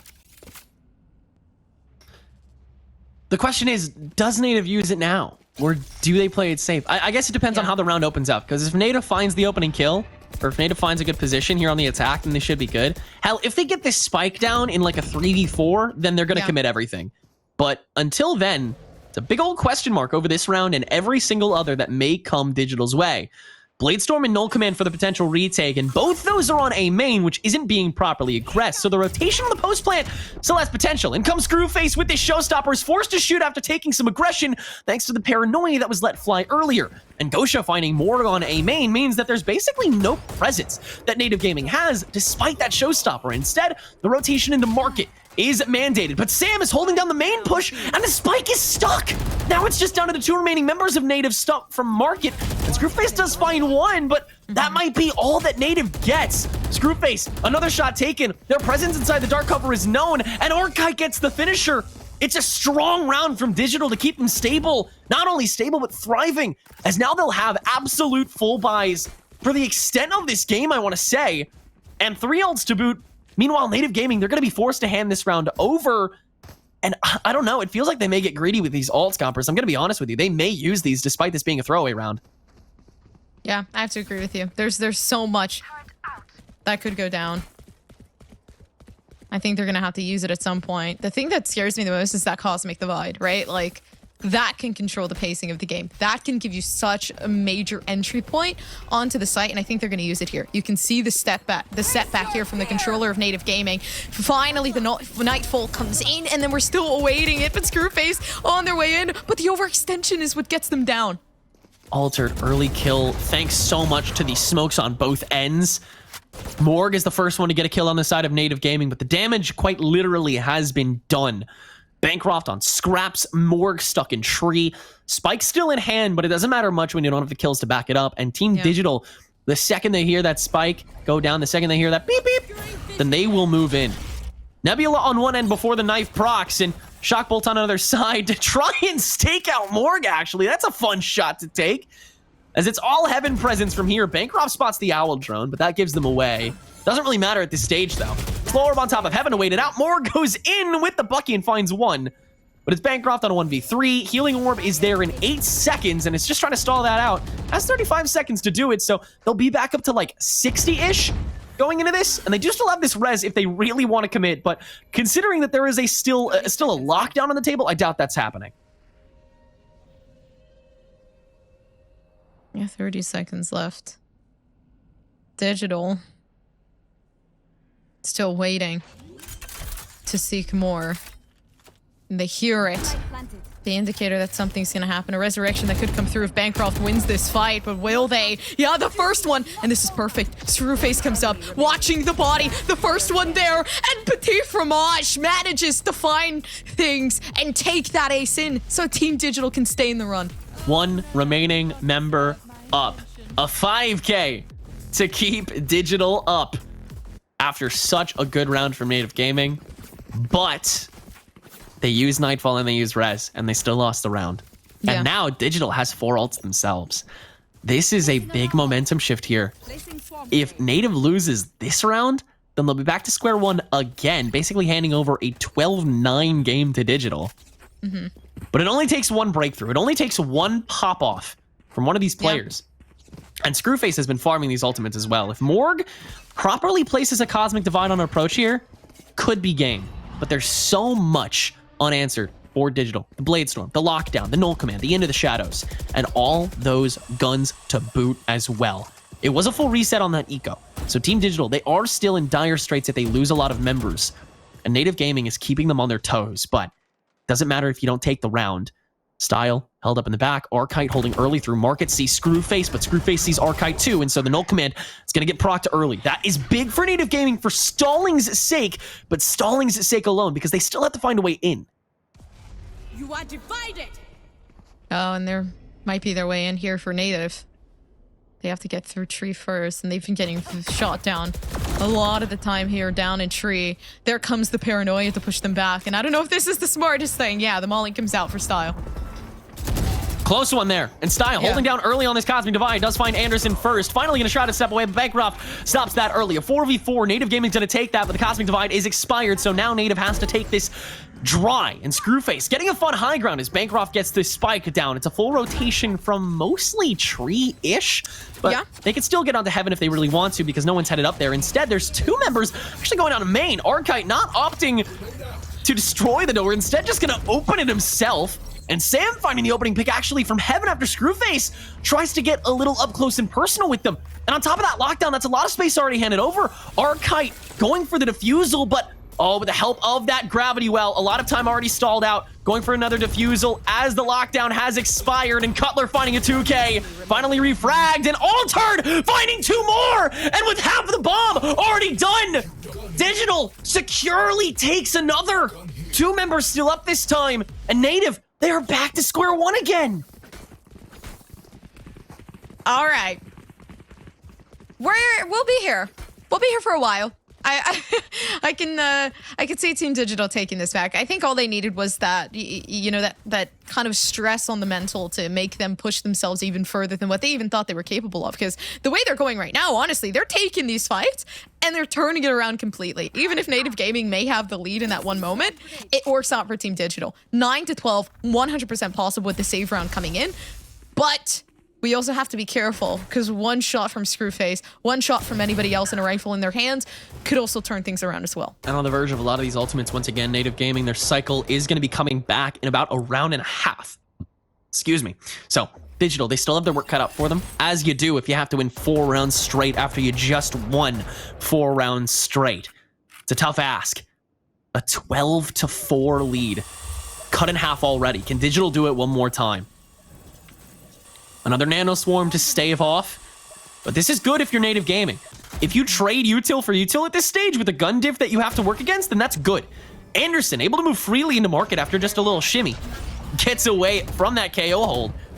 And with the help of the Haunt, Anderson is actually going to make a whole lot of space for the rest of the team. Sam can cut short, but Bancroft on that Guardian investment is going to pay off for the moment. Bancroft on pretty low health, but gets away with it. And the rest of Team Digital will be forced to retake this unless the spike isn't even there. It's a bluff.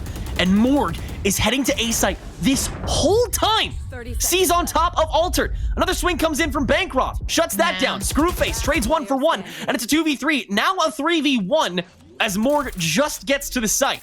So at the very least, the spike will get planted, but not much more than that this round unless Morg really pops off.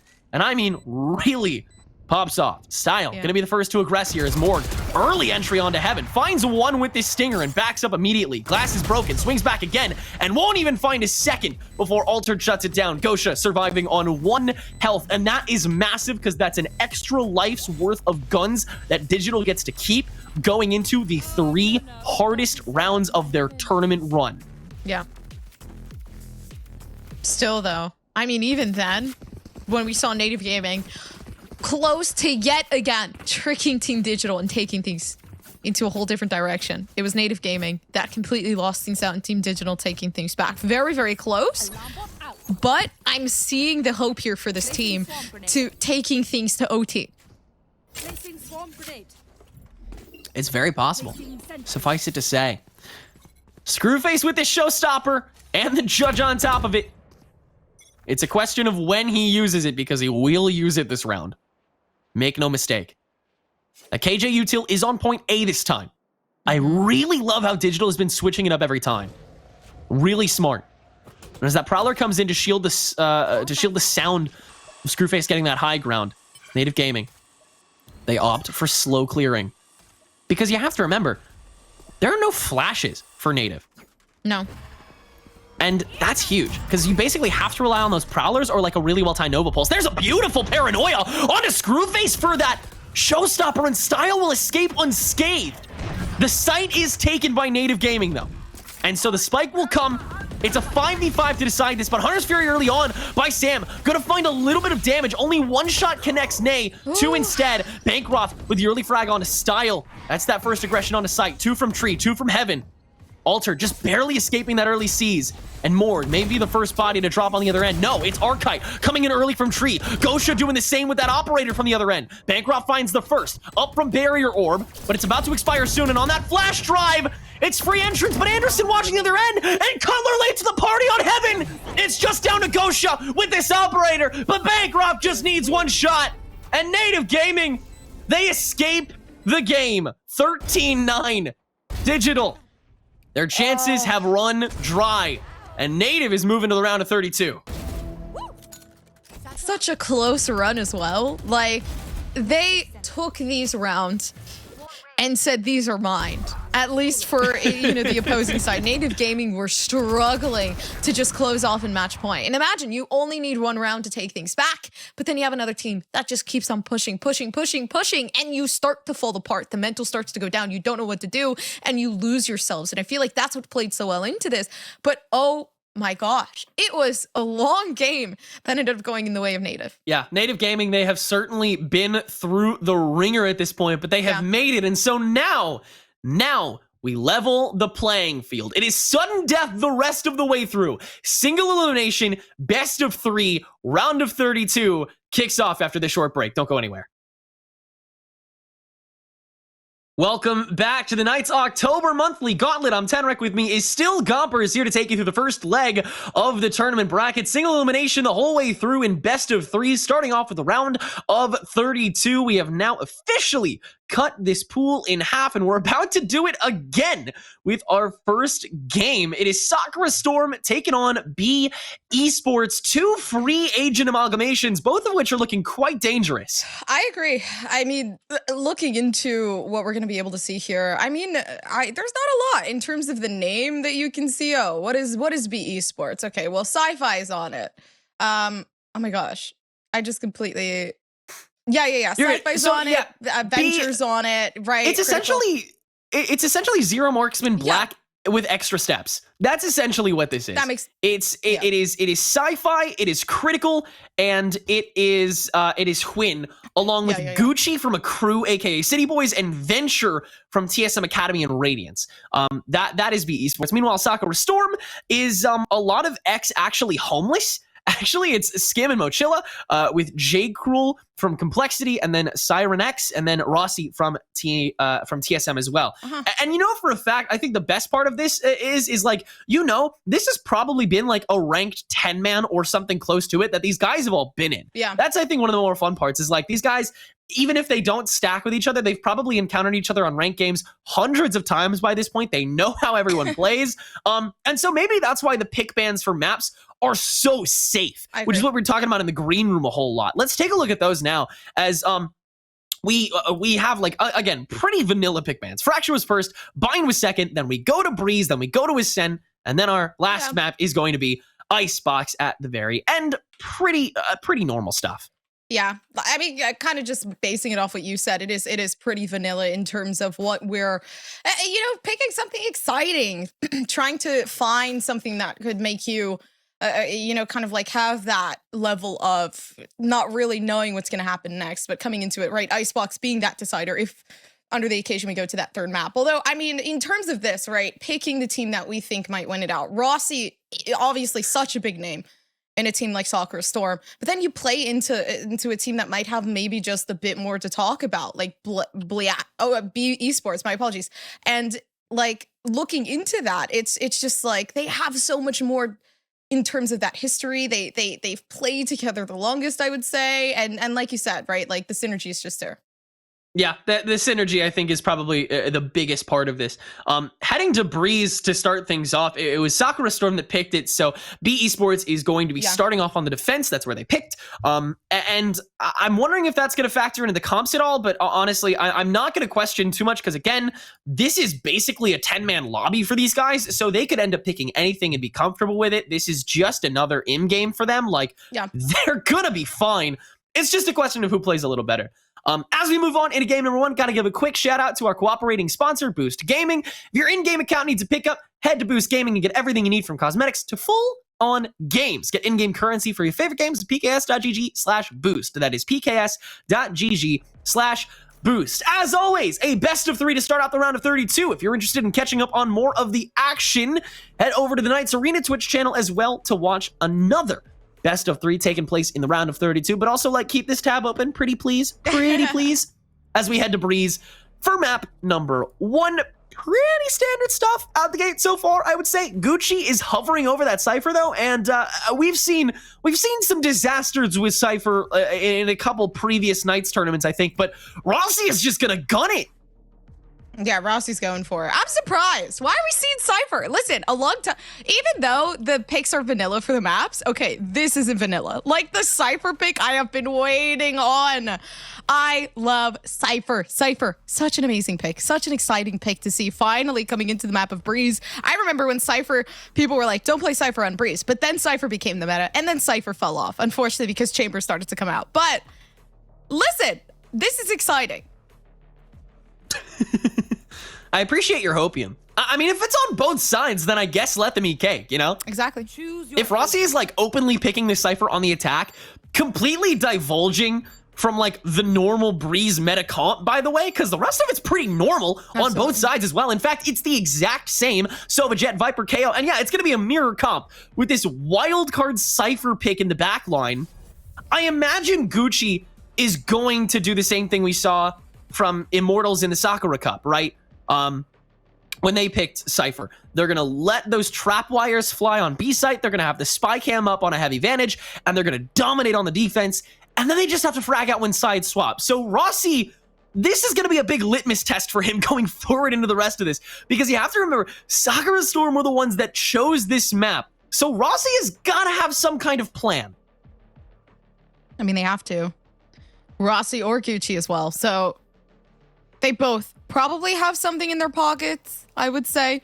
Especially playing into the Cypher, you have to have the lineups. You have to be able to know what to do and how to play with your team. But I think overall, the thing that I'm most excited for is just to see the Cypher. Come on. I mean, let's be honest here. We're getting tired of the Chamber. We see it every day. Something exciting finally coming out of this.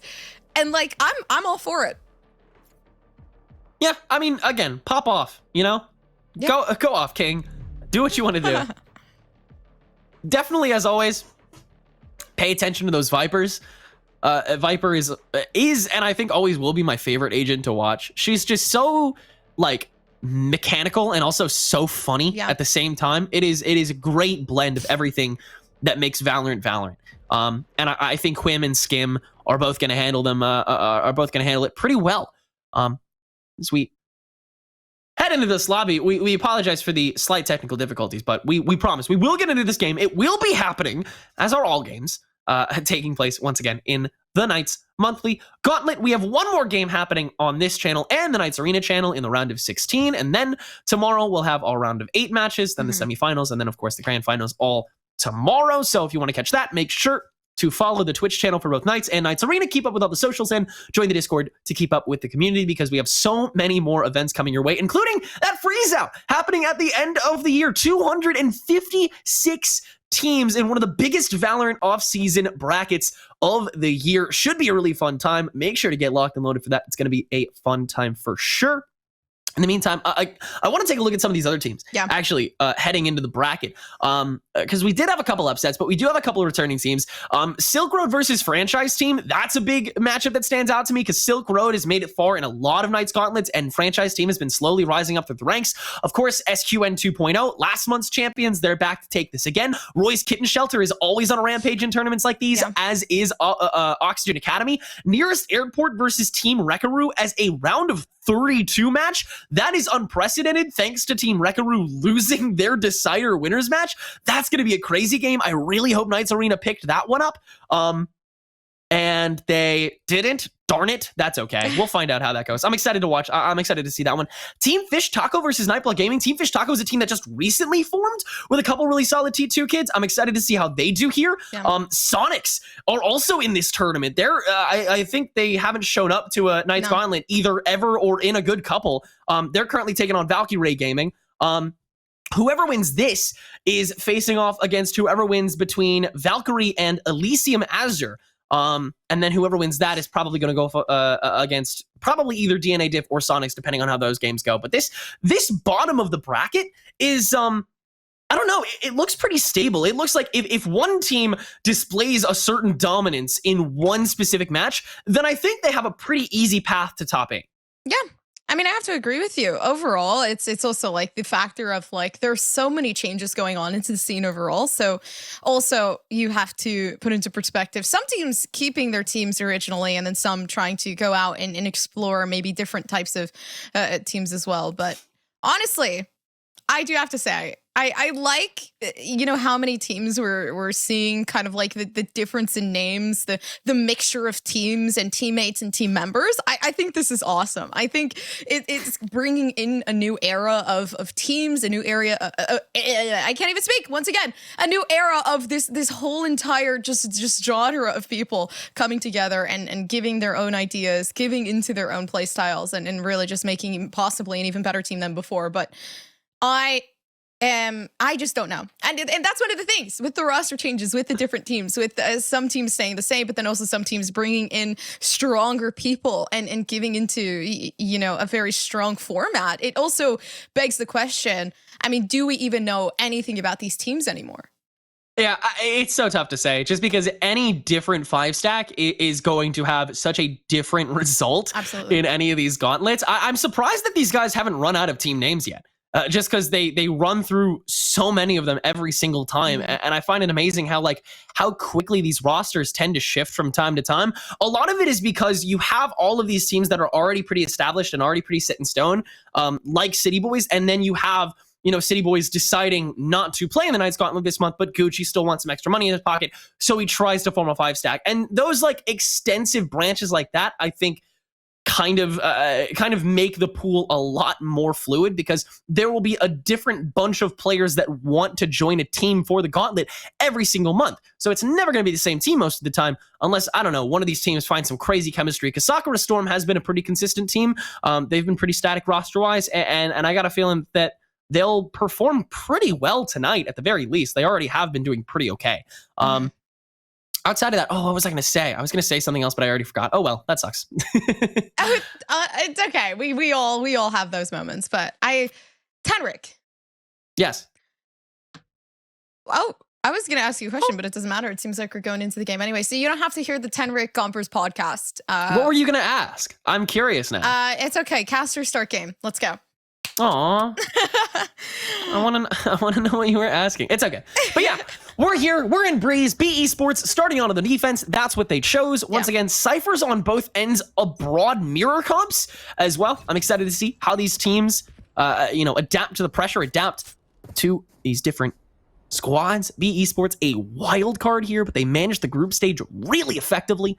See if they can continue to do so in the round of 32. Rossi has the trap wire and the spy cam set up in pyramids for the pistol round, as Sakura Storm begins their approach here, as the gates have dropped, and in we go. Sakura Storm beginning their approach up first through mid elbow. Sci-Fi holding up the gap there on B main for a short time, but haven't used the tailwind to get away with it. Mochilla heading up courtyard essentially for free, and does find the Sova Ditto in the process. So it's Sakura Storm just clearing out room by room, corner by corner, making sure that their entrance onto the site itself is the easiest one possible. But they're not actually going to commit to B site yet. They're just going to place a trap wire down, say howdy doody, and figure out their bearings again, because they have a full 70 seconds to do so. Howdy doody. That's exactly what they say as they walk back over. And J. Cruel getting a lot of that complete control overhauls is great, because then they kind of get back sight. They have to take out Gucci. Unfortunately, though, Critical manages to find it. Rossi comes along, but this is why I like the Cypher util straight through the smoke. There comes Gucci. Holding down against that toxic screen. Oh, what a beautiful maneuver outside of that flash drive. Doesn't find the finishing shot on to Skim, though. Now on 20 health. Spike still in hand. And now that the toxic screen is back, they can actually play with this a little bit more. In fact, they're going to back out of A site while Rossi takes the flank from the other end. And on 8 health, it's a 2v1. Critical needs to literally tap both of the remaining players. 15 seconds to plant this spike down. There's only one place it could happen. Skim on a stampede towards B site while Rossi holds down courtyard to make sure there's no push from Nest. Don't worry, buddy. There's not. It's coming from shoulder. One enemy remaining. Oh, Critical, there's one. What did I say? You just need one tap. Now just one more shot with that ghost, and it'll take at least 2 from Rossi, and they've already given themselves away. 60 health, gonna start tapping that spike. Literally one singular tap on Rossi is gonna do it, and Critical has all the time in the world. But Rossi can also wait to swing until the defusal attempt. It's in the right spot to get the wall bangs! And Rossi finds enough for Sakura Storm to come away with the round. I'm I'm a little flabbergasted at how that worked. A literal centimeter of a shoulder that probably Rossi could have seen. And they just played with the emotions. I think trying to get it half there, okay, perfect. But then you just get shot down. You don't even know what's going on for BE Sports. And that's the hardest part. You play against Rossi, you play against the strat they're putting forth, and you end up losing it. But it seems like BE Sports looking for an aggressive approach up towards A. Critical. I don't know if this is smart. 5 players sitting there.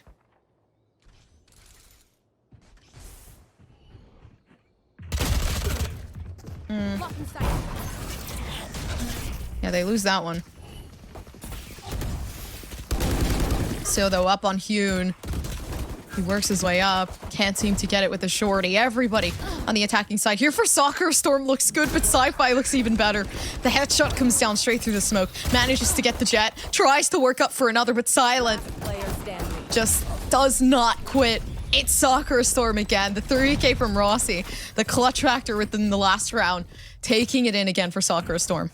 And keeping so many more members along the way with it, too. Yeah. That's massive for this follow-up on the bonus. And Rossi, look at that, 6-0. I said at the beginning of this, if you're gonna play Chamber on attack, it's gotta be on Breeze, and you gotta still frag out. And Rossi saying bet. Absolutely. Yes to all of that. And fragging out already. Like, you gotta keep doing it. You gotta play consistently, and this bonus round is gonna stop that consistency for at least the time being and return us to a stasis as long as BE Sports play their cards right. But still no ults, and that neural theft is available for SS. So if they really want to get that extra intel, then they can if they need it. But honestly, it's a default plan on a bonus round. I don't think Rossi's gonna go for it. Yeah, I don't think so either. They have some shock darts. Oh, Venture hit someone quite literally spot on for BE Sports. Soccer Storm, though, looking good. Using what they Start behind have. the pyramid, though. I have the spike. Toxin screen down. Oh, win. Finding the swing onto Skim, and now somebody else has to hold pyramid, but BE Sports, they have too much control over it at this stage. And Critical's gonna get Mo as well. And it's not even a sense of can we back at this point, because both the remaining players are stuck inside this cubby. J. Cruel on 30 health up against a flawless from BE Sports, and that spike just stuck. No tailwind even, only one updraft and only one cloud. 30 seconds left. Just running on fumes here, but that's what you do in a bonus. You see what you can get. SS will theoretically get nothing unless J. Cruel really pops off here. But that's big for BE Sports. A flawless to hold that full buy in so that this round 4 is so much more difficult is massive. Knife doesn't give away the intel. J. Cruel trying to catch somebody in these last 7 seconds of the round.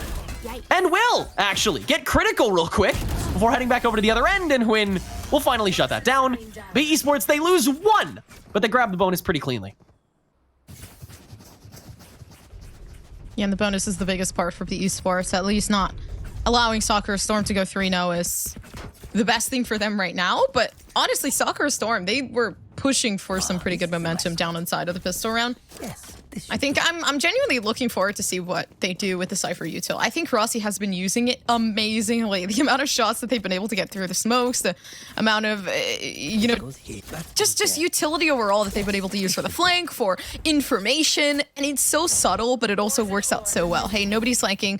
We're completely fine. Let's push into this. And critical, hey, there's somebody down in mid. I've taken them out. That's not leading to rotation just yet. And it just takes one flash drive as well. That's just such perfect value. Sci-Fi, oh, still catching Mochilla as well. And Sakura Storm, they're getting cut before they even start.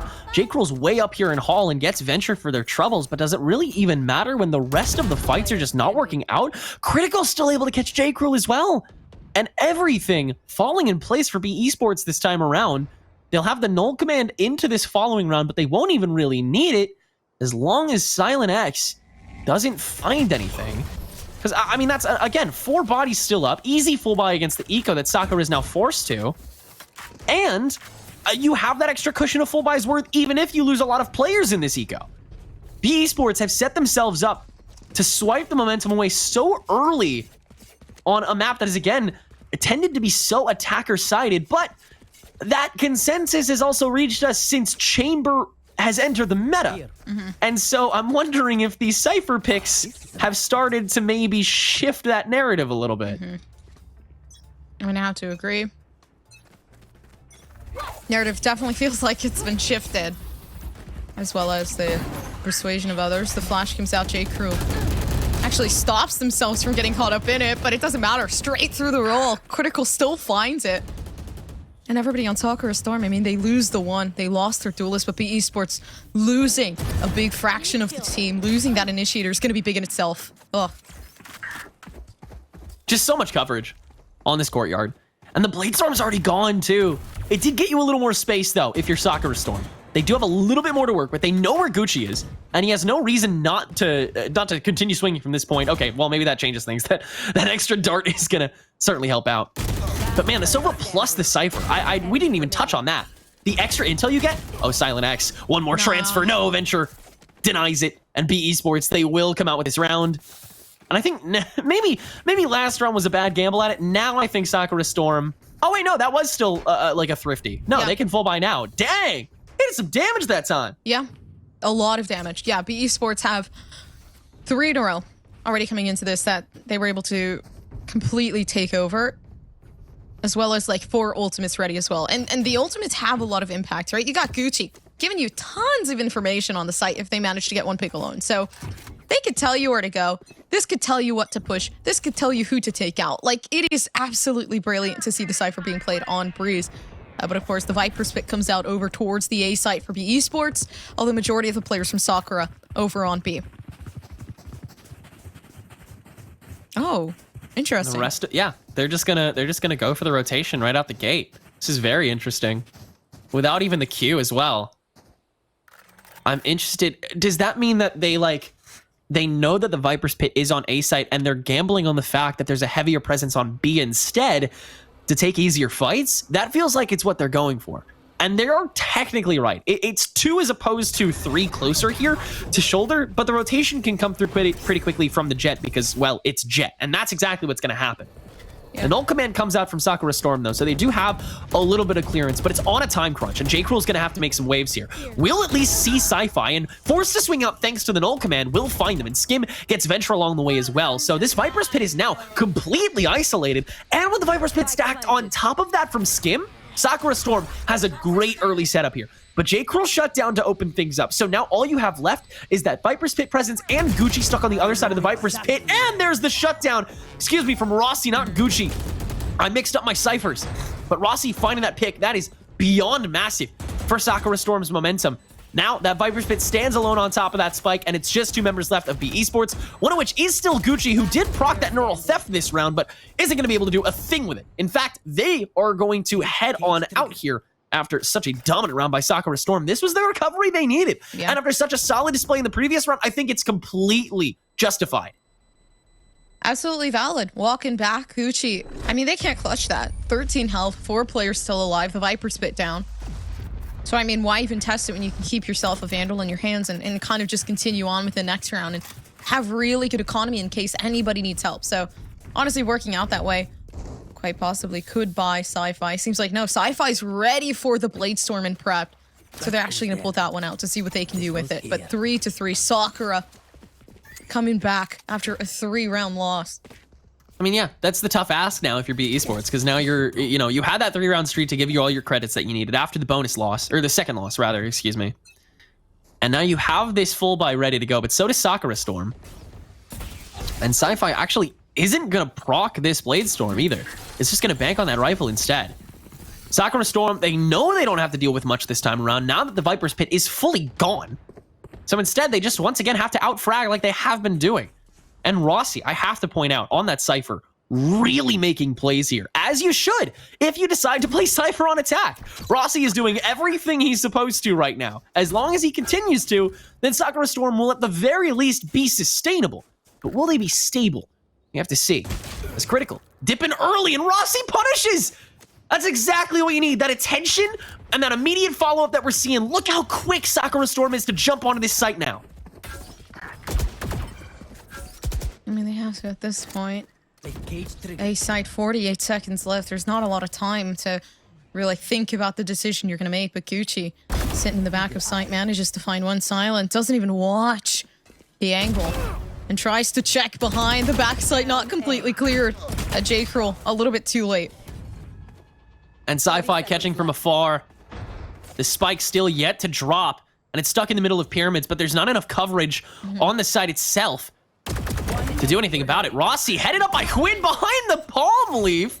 I have never seen a sight line like that before. Now it's just down to J. Cruel on this post plant.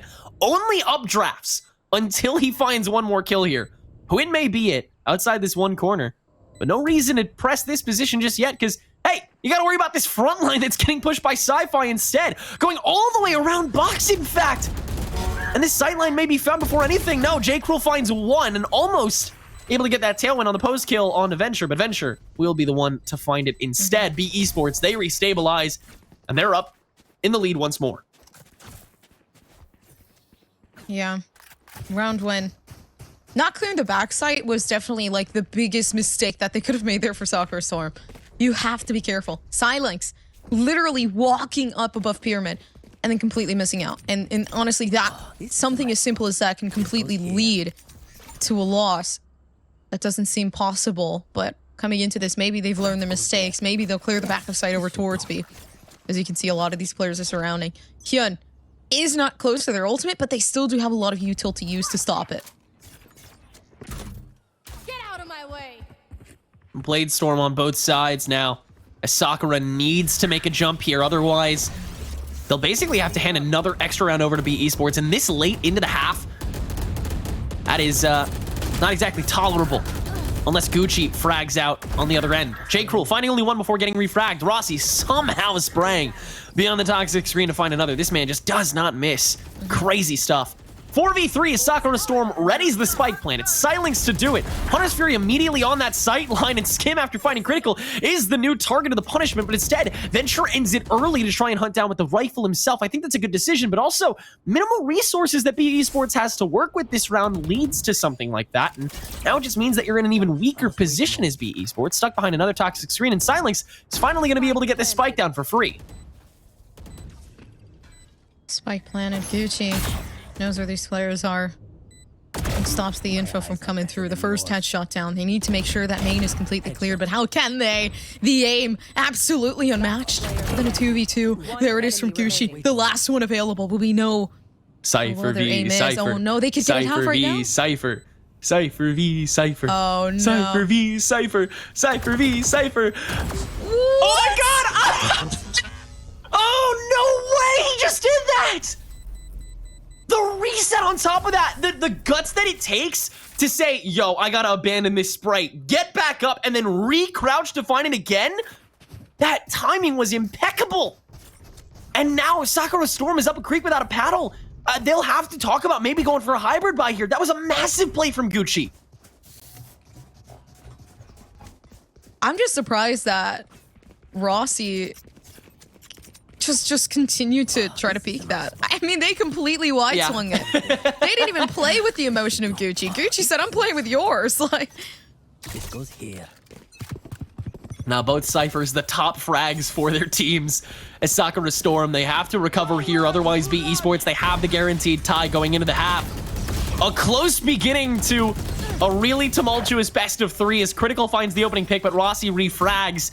And the site is once again taken, but the round still may not be. I know exactly. yeah, not just yet. Although there is going to be some information coming through. Gucci knows where, but doesn't exactly know what, when. Maybe if they can peek through or skim around the back of sight. They haven't even cleared it yet either. Yeah, and the spike has yet to be planted as well. There's Gucci. At least one, and not too much health loss along the way. Still a snake bite as well, so could Molly out of sight. And it's another ditto here is, oh no! Goaded into the snakebite, 46 health. Win just needs one shot, but Skim! This time it's Sakura Storm's ditto that takes it, and it's a 4K on the other end now to completely shift this game again. It's hard to shift things, but honestly, Sakura took it by storm. And that was a pun, and very much intended for, yeah. Nice one, dude. Thank Up you, top. man. Yeah, but Skim having the ultimate as well. We've seen PE Sports against the Viper's Pit, and it never works out. It's always one of those moments where, you know, you see Skim pull it out in PE Sports, they kind of push themselves backwards. Sakura Storm abuse the extremities of this Viper's Pit. That might come out very shortly, but if Hyun has anything to say about it, oh no, I don't like this play. It's a little dicey, to say the least. Oh, this is just like the first game we got, where both teams like have such good rounds back to back against each other that they're both slowly building up to a point where like these last couple rounds and a half, both teams are going to have everything they could ever ask for at any point in time. It is great because now you get to see both these teams at their best. No excuses, just play better. Sakura Storm still one round down. They have this Viper's Pit for the post plant, but they've had a little bit of trouble getting to that point in the game so far. And with such a deeply placed Viper behind this toxic screen, it may get worse, but the Owl Drone catches it out early, and Hwin has to run away quick. We'll get away with it. And Sakura Storm, they lose a chance, but they gain another potentially. No, Hwin still holding close with the shorty, able to grab a Vandal right after, and the Cyber Cage to cover the tracks, and that's immediate denial. Now the Spike sitting alone. One lone kill entirely changes how this game is gonna go. What's incredible is that they knew that Hyun was there. They absolutely knew. They had that information beforehand, that PE Sports. They were trying to play these close angles. Everybody getting completely wiped down, and now Sakura Storm, they only have Skim, but absolutely no longer. 6-4 and a thrifty round, by the way. Just starting off with that one shorty shot. Yeah, win with that opener. That is golden stuff. What a fake out, thanks to the recon bolt not going for win instead. That just incredible orchestration and awareness coming from BE Sports, and especially Win, who is the only one on BE Sports who is currently negative, by the way. And yet a play still came from him on that. Now you have rifles, and you have the guaranteed tie going into the half, and you have a forced eco on the penultimate round and a half for Sakura Storm. We're looking at a solid 7-5 game going into the swap, and that can mean big things considering that Sakura Storm were the ones that picked this map.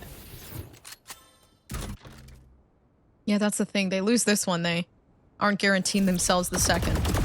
So they really need to pull things together. But look at that. The flash out Skim getting completely owned away down in mid, and absolutely no control for Sakura here. Oh, Silence. Good shot on to win. To at least take over A side a little bit more, but Venture shuts that down. A refrag, though, is kind of worth if you're Sakura Storm at this stage, but that has not been the pace of this entire round so far. All that's left is Mochilla, and BE Sports, they have no reason to really go and shut that down. They have the spike under their control. Mochilla is just going to go for the lurk. Critical is shooting up towards shoot, and said the shot bolt is going to finish off Critical, and Mo actually has the recon bolt on top of this. You get some extra intel, but Gucci has the advantage and is able to finish things off. But hey, an extra body's an extra body. Mochilla padding those stats a little bit in the process of dropping that round, but now everyone's at their fullest. Sakura Storm, they have the pit, they have the null command, they have the guns and the shields. They just need to deliver. Yeah, turning this into the last round, so I mean, if BE Sports manage to, you know, continue the stride they're going on. The only thing is that we do have a Guardian coming into this. I don't know how I feel about the Guardian, but with J. Cruel, I mean, I kind of trust it. The only thing is like, coming into this, Sci-Fi's just about to peak mid. Quite possibly. Oh no, actually gonna take Halls. The fight down in Halls. If they can take a first pick, this will be good. Snake bite, the J. Cruel is just going to tailwind through, but that gives away your non-committal play, and Sci-Fi shuts that down out the gate. But the Viper's Pit is given enough space outside of double doors. Sci-Fi, though, on a rampage despite it. There goes Silence. Rossi taking down Critical early on with this null command, and while there is potential to go for the res, it's too risky. Gucci has to swing, fails, and Rossi finds a second now, as long as Critical doesn't get back up. And Sci-Fi holding down this door. It doesn't look to be the case. Venture looking to swing next, and Rossi is going to finish off Critical. Sci-Fi finds the 3K with the operator. Now comes the push through the toxic screen. You got to remember, this spike is still being held by the Viper at this point. Mochilla, though, finding the 2K, bringing it down to just win. All of a sudden, a beautiful lineup given over. Now Mo holding above that door. Win, waiting for the swing and waiting for the spike as well, but Skim has abandoned ship and is going over to B. Yeah, this is actually best bet. Seeing as Everybody 30 else, seconds left. one player on BE Sports, putting down some of their util over towards A, so not really anything to retake on B. I mean, unless they come can on, find Skim. something, yeah. Come on, Skim. Go do a funny rollout. Go do a funny lineup. Come on. Come on, buddy. Go back to T-spawn and go set up that snake bite. Win.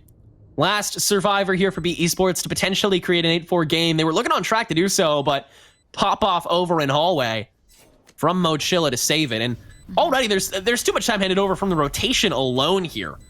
No resources as well to work with for Win. Found out immediately from the recon bolt. Yeah, this is not in the stars for Win. Sakura Storm, they recover, take their 5th, and keep this game incredibly tight. Half coming in. As a reminder, this is the first game out of a best of 3, right? So this being Sakura Storm's map. Of course, I mean, we have BE Sports taking the lead regardless. So 7-5 honestly isn't bad. The only thing that, you know, really worries, once again, always going to be that pistol round. And I feel like we've been at a 7-5, 8-4 a lot, honestly, lately. I believe. In terms of, like, just general tournament logistics. Right. And, like, just in terms of every game that we've seen so far. Right. So it definitely feels like there's, like, a reoccurring pattern within every single game. But maybe just the comfort and the great bracketing that we've been having. What I'm paying attention to most here, at least once these first 3 rounds are done, is going to be Gucci, obviously. Now that Rossi popped off on the Cypher on the attack, Gucci basically has to do the same in order for BE Sports to stay in this. And of course, you got to remember, once again, Sakura Storm chose this map. BE Sports chose defensive side. Skim tops off critical early on, and wow, what an early hold from Sakura Storm. They went in so early, and they have now swarmed this spike. Win has been shut out, and now Skim gets to swing on them and find the kill. Sci-Fi, though, swinging even heavier over all the way from double doors from Courtyard, now coming in from the back line. We'll find 1 kill, but now stuck between a rock and a hard place. Finds Mochilla, almost found Rossi as well, forced to reload, and now Silence can set themselves up to take the kill. Sakura Storm, they find the first round of the half and are only 1 round behind now. Yeah, giving themselves the advantage within this half. So starting off, winning that first round is going to be very, very big. If they can keep things together, that is, of course. But 7-7, looking like a possibility. No buys coming out from BE Sports. They're playing this very slow, very safe. The only thing that I can see is that Shara, that is trying to be abused by Sci-Fi. But overall, I mean, looking at Sakura, trying to gain some of that mid control, but it seems like, no, they have an inkling that something's going to happen down in A.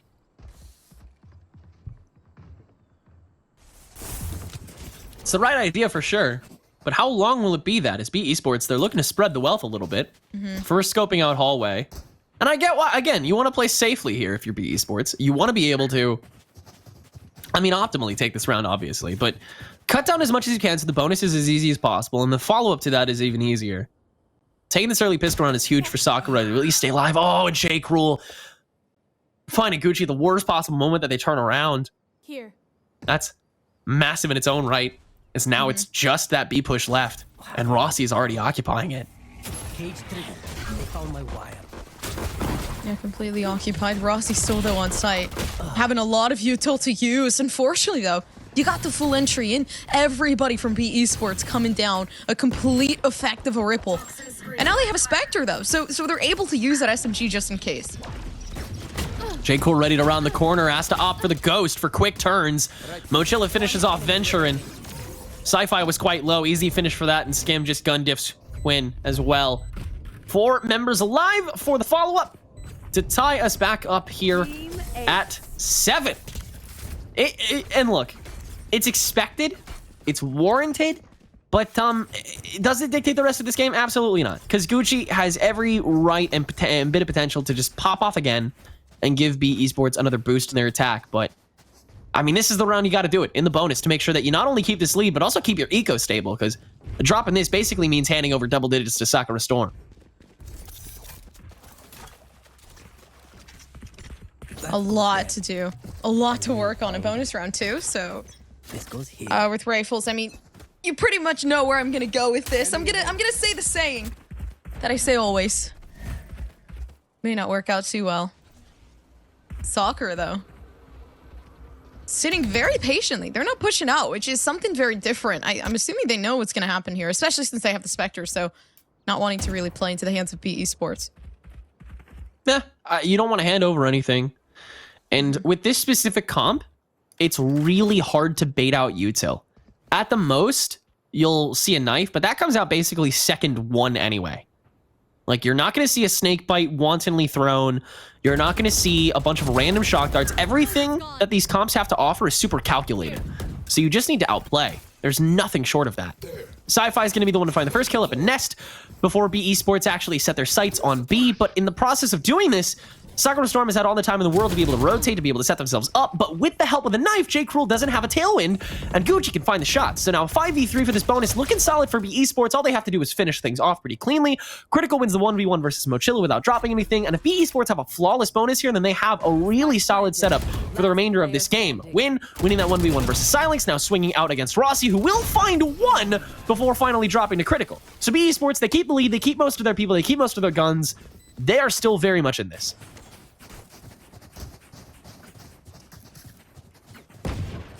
Yeah, they're not giving up just yet. Also, bonus round, once again, like, you have Spectres versus Rifles. You can't take those long-ranged fights, which makes sense. But Sakura Storm looking to buy into this round. The economy here, if they lose this, they completely take themselves off the board. At least they can put, like, some sort of sword into the stomachs of BE Sports if they win this. So, I'm just looking towards the future to see if Sakura Storm is going to try to do anything to eliminate majority of players here. Early Viper's Pit on a cave here from Win. And already BE Sports forced to straggle out. Critical already taking some shots at, but Silence is the one to first frag through hallway, actually. So that presence is immediately detained. On the other end, Sakura Storm already a very stable here. And that's the advantage that comes with rocking that defensive Viper, is that preemptive util that you can throw at the wall. The only preemptive util we're throwing is that Viper's Pit. Just right out the gate, let it fly, shut down a site for a time being, and force the opposition to think. Because now BE Sports, they only have one ult to work with. They are still gun diffed temporarily, technically, at least until they find one kill for themselves. But that's going to take a while because Sakura Storm, they have no reason to peek at this point because they have more people. This is such a different approach from BE Sports. So slow. Waiting for the 30-second mark of the two players already sitting down on B, and this is interesting. The Viper's Pit comes down to gain at least some sort of ground over towards B. Maybe this is the diversion that they needed. This flash comes in from Silence, and a beautiful stop to that. I mean, what did you think was going to happen? You're still in courtyard, and you haven't cleared out A site. It's obvious that someone's going to be coming in from there. And it just so happens that it's the one with the flash. And BE Sports, they not only lose the round, they lose the Viper's Pit along the way. I gotta say, that was a bit of a misplay from Win. It was desperate, and I get the creativity, and I appreciate it. However, not enough of this site was opened up. There were still too many people from Sakura on the other end that could have sandwiched, and that's exactly what they did. Now they have freedom to enter, and BE Sports, they once again have to question, I mean, do we go for the full buy here, or do we hand over a round? They're going to go for the full buy with Sci-Fi proccing that Blade Storm, and I understand why, because they still have a good ult cycle coming in, because Critical is going to get the Null Command next round, and Venture is going to get that Hunter's Fury next round. So they'll still have that pressure, even if they lose this, which is still kind of likely. They just, it'll still just be a little tough. Sakura Storm, though, they don't have any ults this round. That is a big factor to play into this. As long as Sci-Fi hits his shots, then BE Sports, they can at the very least keep Sakura Storm from grabbing the lead for now. Yeah, very close game. Sakura Storm still trying to figure out what's happening, but it seems like they've adapted, right? They're playing so far back. They know the no command is here. They want to be able to use their util. And look at that, Mochila taking Critical out as well, but they still have to keep some of their distance here. As Gucci tries to work around the back, there is a lot of util surrounding that. Yeah, Critical is going to get upped again, back in the cave, and Venture gets this spike down. So now the util's been used to actually, like, hold down the site. Now you gotta wait for that post plant and win that fight, too. Gucci the first to swing on a Silence. Oh, the timing's just off! Sci-Fi finds Rossi, too, with that Blade Storm!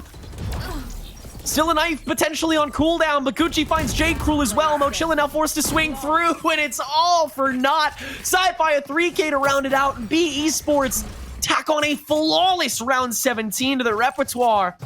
Now in the lead, handsomely, Sakura Storm, they will be forced to go into a hybrid eco and may just potentially hand this round over to B Esports. But now conversely, Gompers, B Esports doesn't have any ults, and now the Null Command and Neural Theft are on the side of SS. Makes no sense. No, I'm kidding. It absolutely does. But it's a long game. Listen, it's been a long day. It's been a long game. It's overall, though, like, you play so many games. You come into this, this is your, like, 1, 2, 3, 4th game of the day? Like, you've basically been playing ever since, like, 4 or 5 p.m. A couple hours at that. So still being able to play to this capacity is definitely a big achievement on its own extent, but really nice from B Esports. They've created such a big opening coming onto the site. Cage trigger. Yeah, really big starter there. Just fragging out enough to open the board. Maybe enough, even though you're not at that much of a deficit. But now you absolutely are after Gucci's able to take so much space, and that comes with the territory, or maybe lack thereof if you're Sakura Storm. Keeping 3 members up for the post plant here, as it's just Rossi left trying to rotate back from main on B. Trying to find something, and we'll find at least Gucci. But now the corner's opened up, and everyone knows exactly where Rossi is. Yeah, no venturing into that cyber cage required. Venture can do it all by his lonesome. B Esports up 10-8. Sakura Storm, they now restabilize economy-wise, and it's perfect timing because otherwise B Esports, they may as well have a runaway at this point. Yeah. But both teams, they are still looking as solid as ever. This is still such a close game. Yeah, I do like the adaptations that Sakura is putting in, though. Like, you can see them playing a lot more back because they knew how aggressive B Esports liked to get on the site. The only thing is that now they have to change that up. B Esports taking a very slow approach a couple rounds in a row and trying not to play, you know, too heavily into their typical type of play style. Seems like Sci-Fi trying to go for a split push up towards A and mid-aggression up here from J. Cruel. Harness very early on as J. Cruel tries to get something done with the Bladestorm, but it's expired. And Critical finds Skim as well in the backdrop. And now A side is easy. The rest of the presence is in that backline, which Sci-Fi is already clearing as well. Oh, this is such a level up from B Esports. The Owl Drone gets all the info that Sakura Storm already has. Hey, Sci-Fi is right in front of us. We should probably kill him. And they haven't yet. Critical's also safe behind these steps, and now comes the retake, but it's already as good as dead! The backline's completely held up, and Rossi's practically completely given himself away already, trying to find the swing war versus Critical, but it doesn't work! And an unprecedented, flawless round plagues our feed as B Esports have set themselves up for a solid 4 rounds of map point on the one that they didn't pick.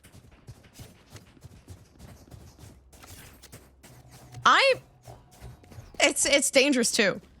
Like, once again, kind of bringing up or iterating on what you said. Sakura picked this map. This is their comfort map. They could have picked any map to start with to guarantee them a win, and they chose this one. They lose this one. They go to B Esports side of things. They go to B Esports map, their comfort pick, everything that they've put into this, and all that comfort that they feel. I mean, that's scary. Going into the home territory of your enemy and not being able to win the first map. That was already yours. Looking into things, but B site, you can see in the backside, the Cypher waiting. Rossi maybe trying to pick one off. Oh, it doesn't even catch it though. The Hunter's Fury to push them back even further for B Esports with no damage done.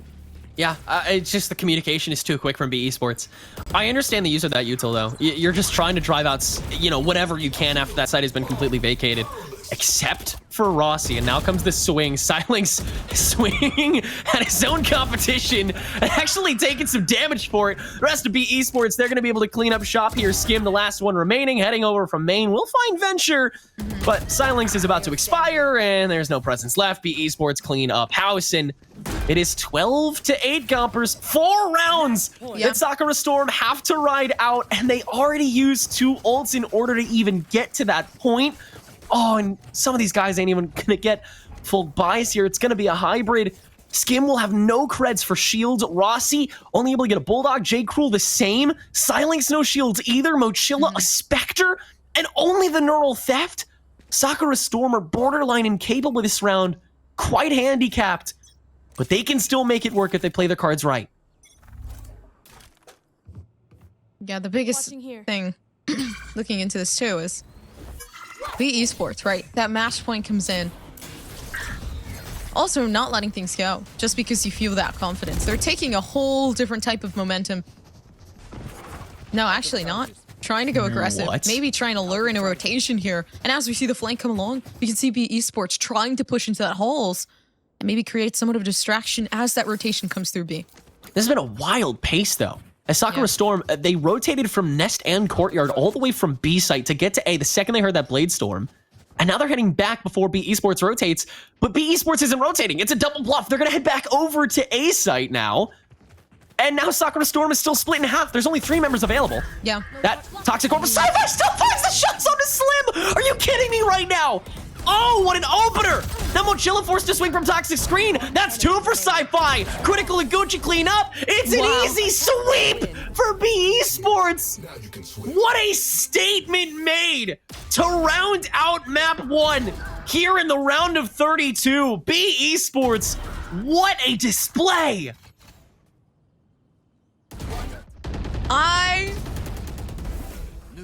Honestly, I mean, they played well. Listen, like, there's nothing else to talk about other than the fact that they really just took advantage of the opposing side.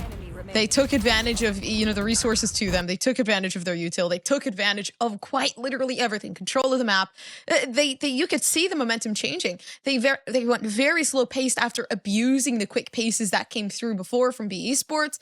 And then B Esports decided, let's push things back. They're definitely playing for that quick, aggressive approach. And maybe we'll be able to catch things off guard. And Sci-Fi rounding out the map 23 and 12, stacking like that. Absolutely beautiful stuff. B Esports ending up having their top 3 fraggers at the top 3 of the leaderboard as well.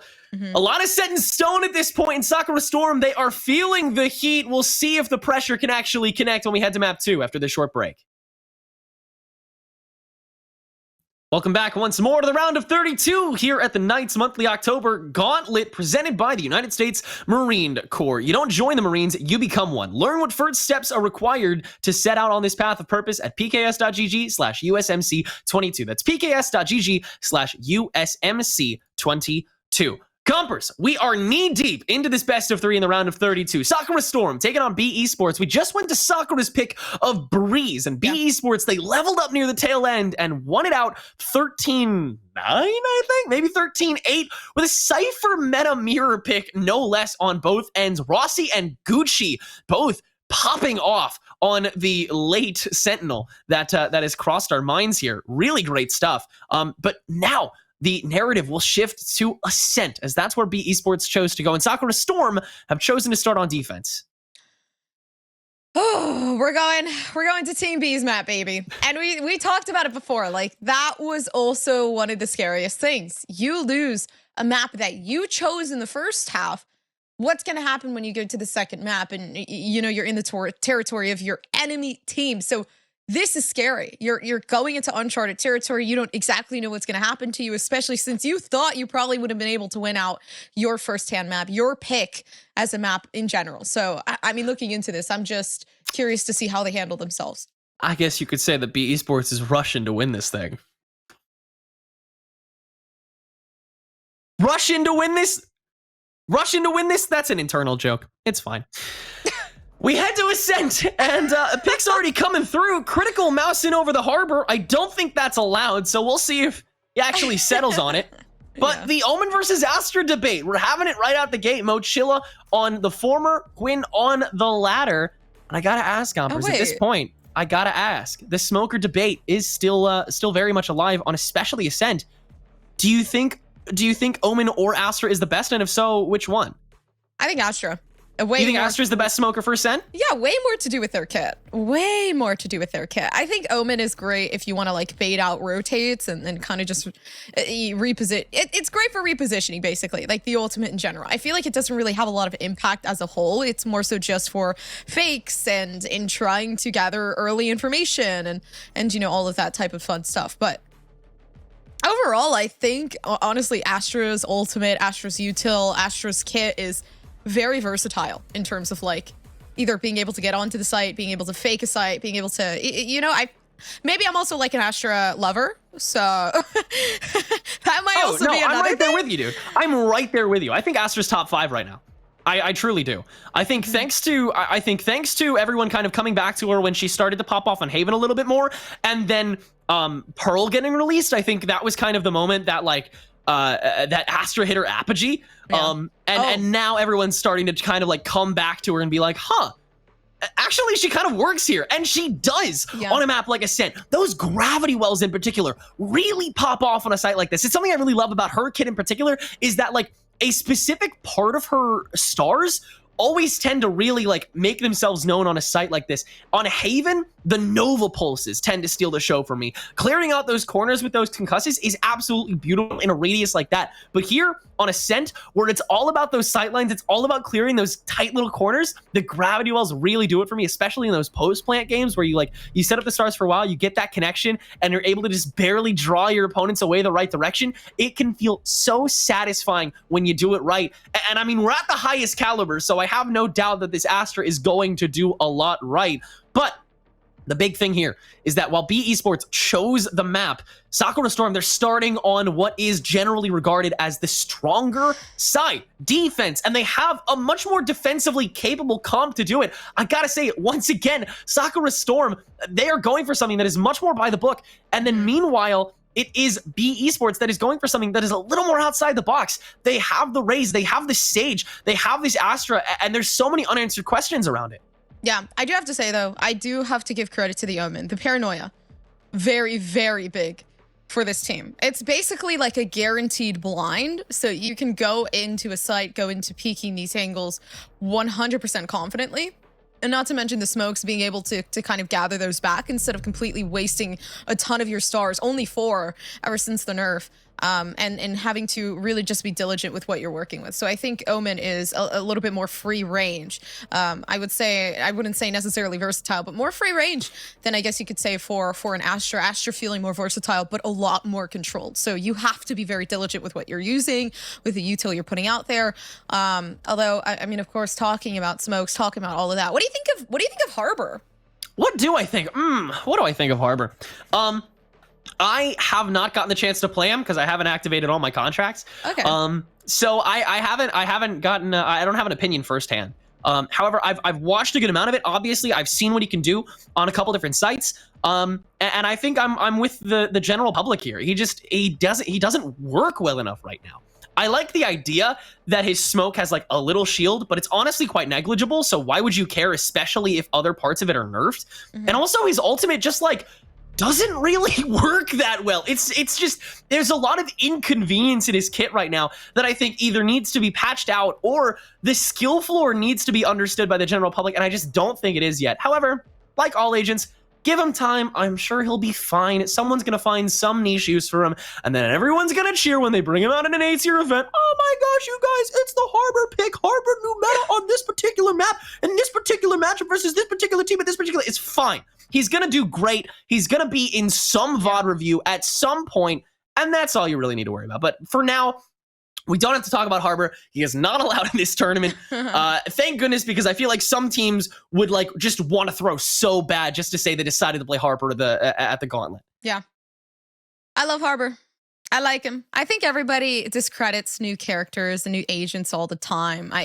And then it comes to be that they're like, oh, well, actually not that bad. And it always happens, you know, once something new comes to the table, you feel like it's not good enough. Like the nerf coming in for Astra, people thought she was not viable at all. Some people honestly still do think that, but I feel like silly people. It's just because like something so brand new comes in, you don't want to take the time and effort to controlling your gameplay, and that was the biggest thing that Riot wanted it to be controlled instead of just completely flat down, placed everywhere, and in a very negligence type of way. But I feel like that's what makes Astra much more fun to play, like having to think about where you're placing your stars, having to think about the strategy that might come into it. Well, this conversation just went right back to Astra. I think that's... We're just such simps. It's okay. She's just so cool. But no, I think I have to agree with you. I think people will warm up to Harbor, and like all agents, either people think that he's way better than he is, or people think that he's way worse than he is, because that's how it works every time.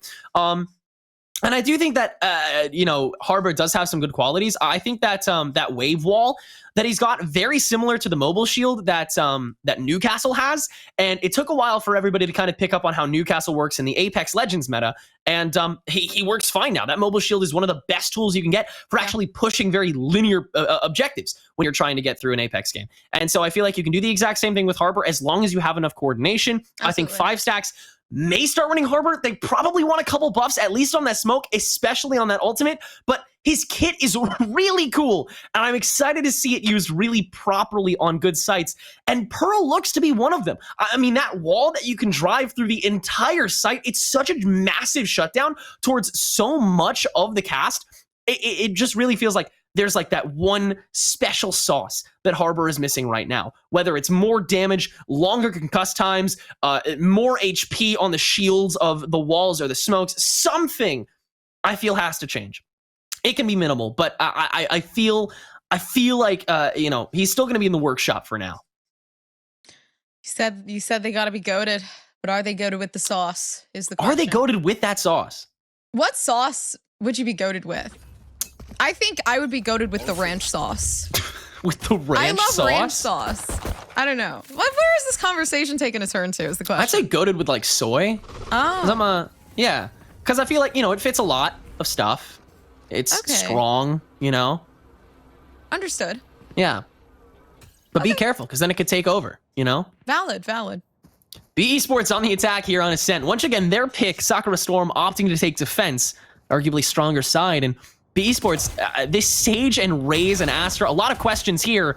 BE Sports attempting to answer them for me. Sci-Fi now with a 3K. No headhunter required, by the way. Swing on a Mochilla, though, and Mochilla will find 2 before Gucci shuts it down. It's a 2v1, but Gucci is literally on 2 health, so it's basically a 1v1 until they get here. But Spike will still fall, so Gucci finds some extra value. Now it's Rossi, who's got to find this 2K. Win all the way in the back, and Gucci down below. Blast pack early on to try and just ward away. But Rossi, understanding that there's still a fight on main, has to deal with this one first. And already a couple shots from Win. When Rossi engages on a Gucci, 20 health to go. Rossi gonna grab this ghost to go for a proper engagement from afar as Win. Another swing now on the other side. Rossi hearing that, knows it, watches it, ready for it. Dink, almost finds it. Rossi now down to 3 health. Sentry to ward away another swing. But he's got to grab this spike soon. Win, aiming correctly, will get the kill, and BE Sports find the first round. Yeah, coming towards them. Taking advantage of the pistol round. Sci-Fi investing in the rifle, though, so looking for maybe further interest in winning that 3rd round as well. Honestly, hopefully they don't lose this, because if they do, then things could go very, very wrong for BE Sports. But, I mean, so far, so good. Yeah, winning first round, that's, solid start.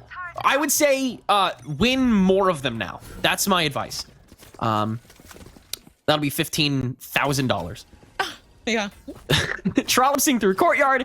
Once again, slight gun advantage going the way of BE Sports. That's just how it is in the second round of Valorant, regardless of whether or not Sakura forced or not, which I don't even remember if they did. Doesn't look like they did, because Silence is rocking that nice Ion Sheriff. My God, looks so good. Jeez, dude. Mochilla holding up backline, and Critical already getting silly with these Sage barrier orbs.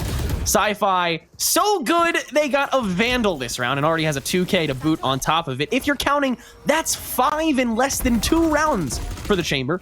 Gucci now swinging through the Nebula, finding Skim. Mochilla has not been killed, though.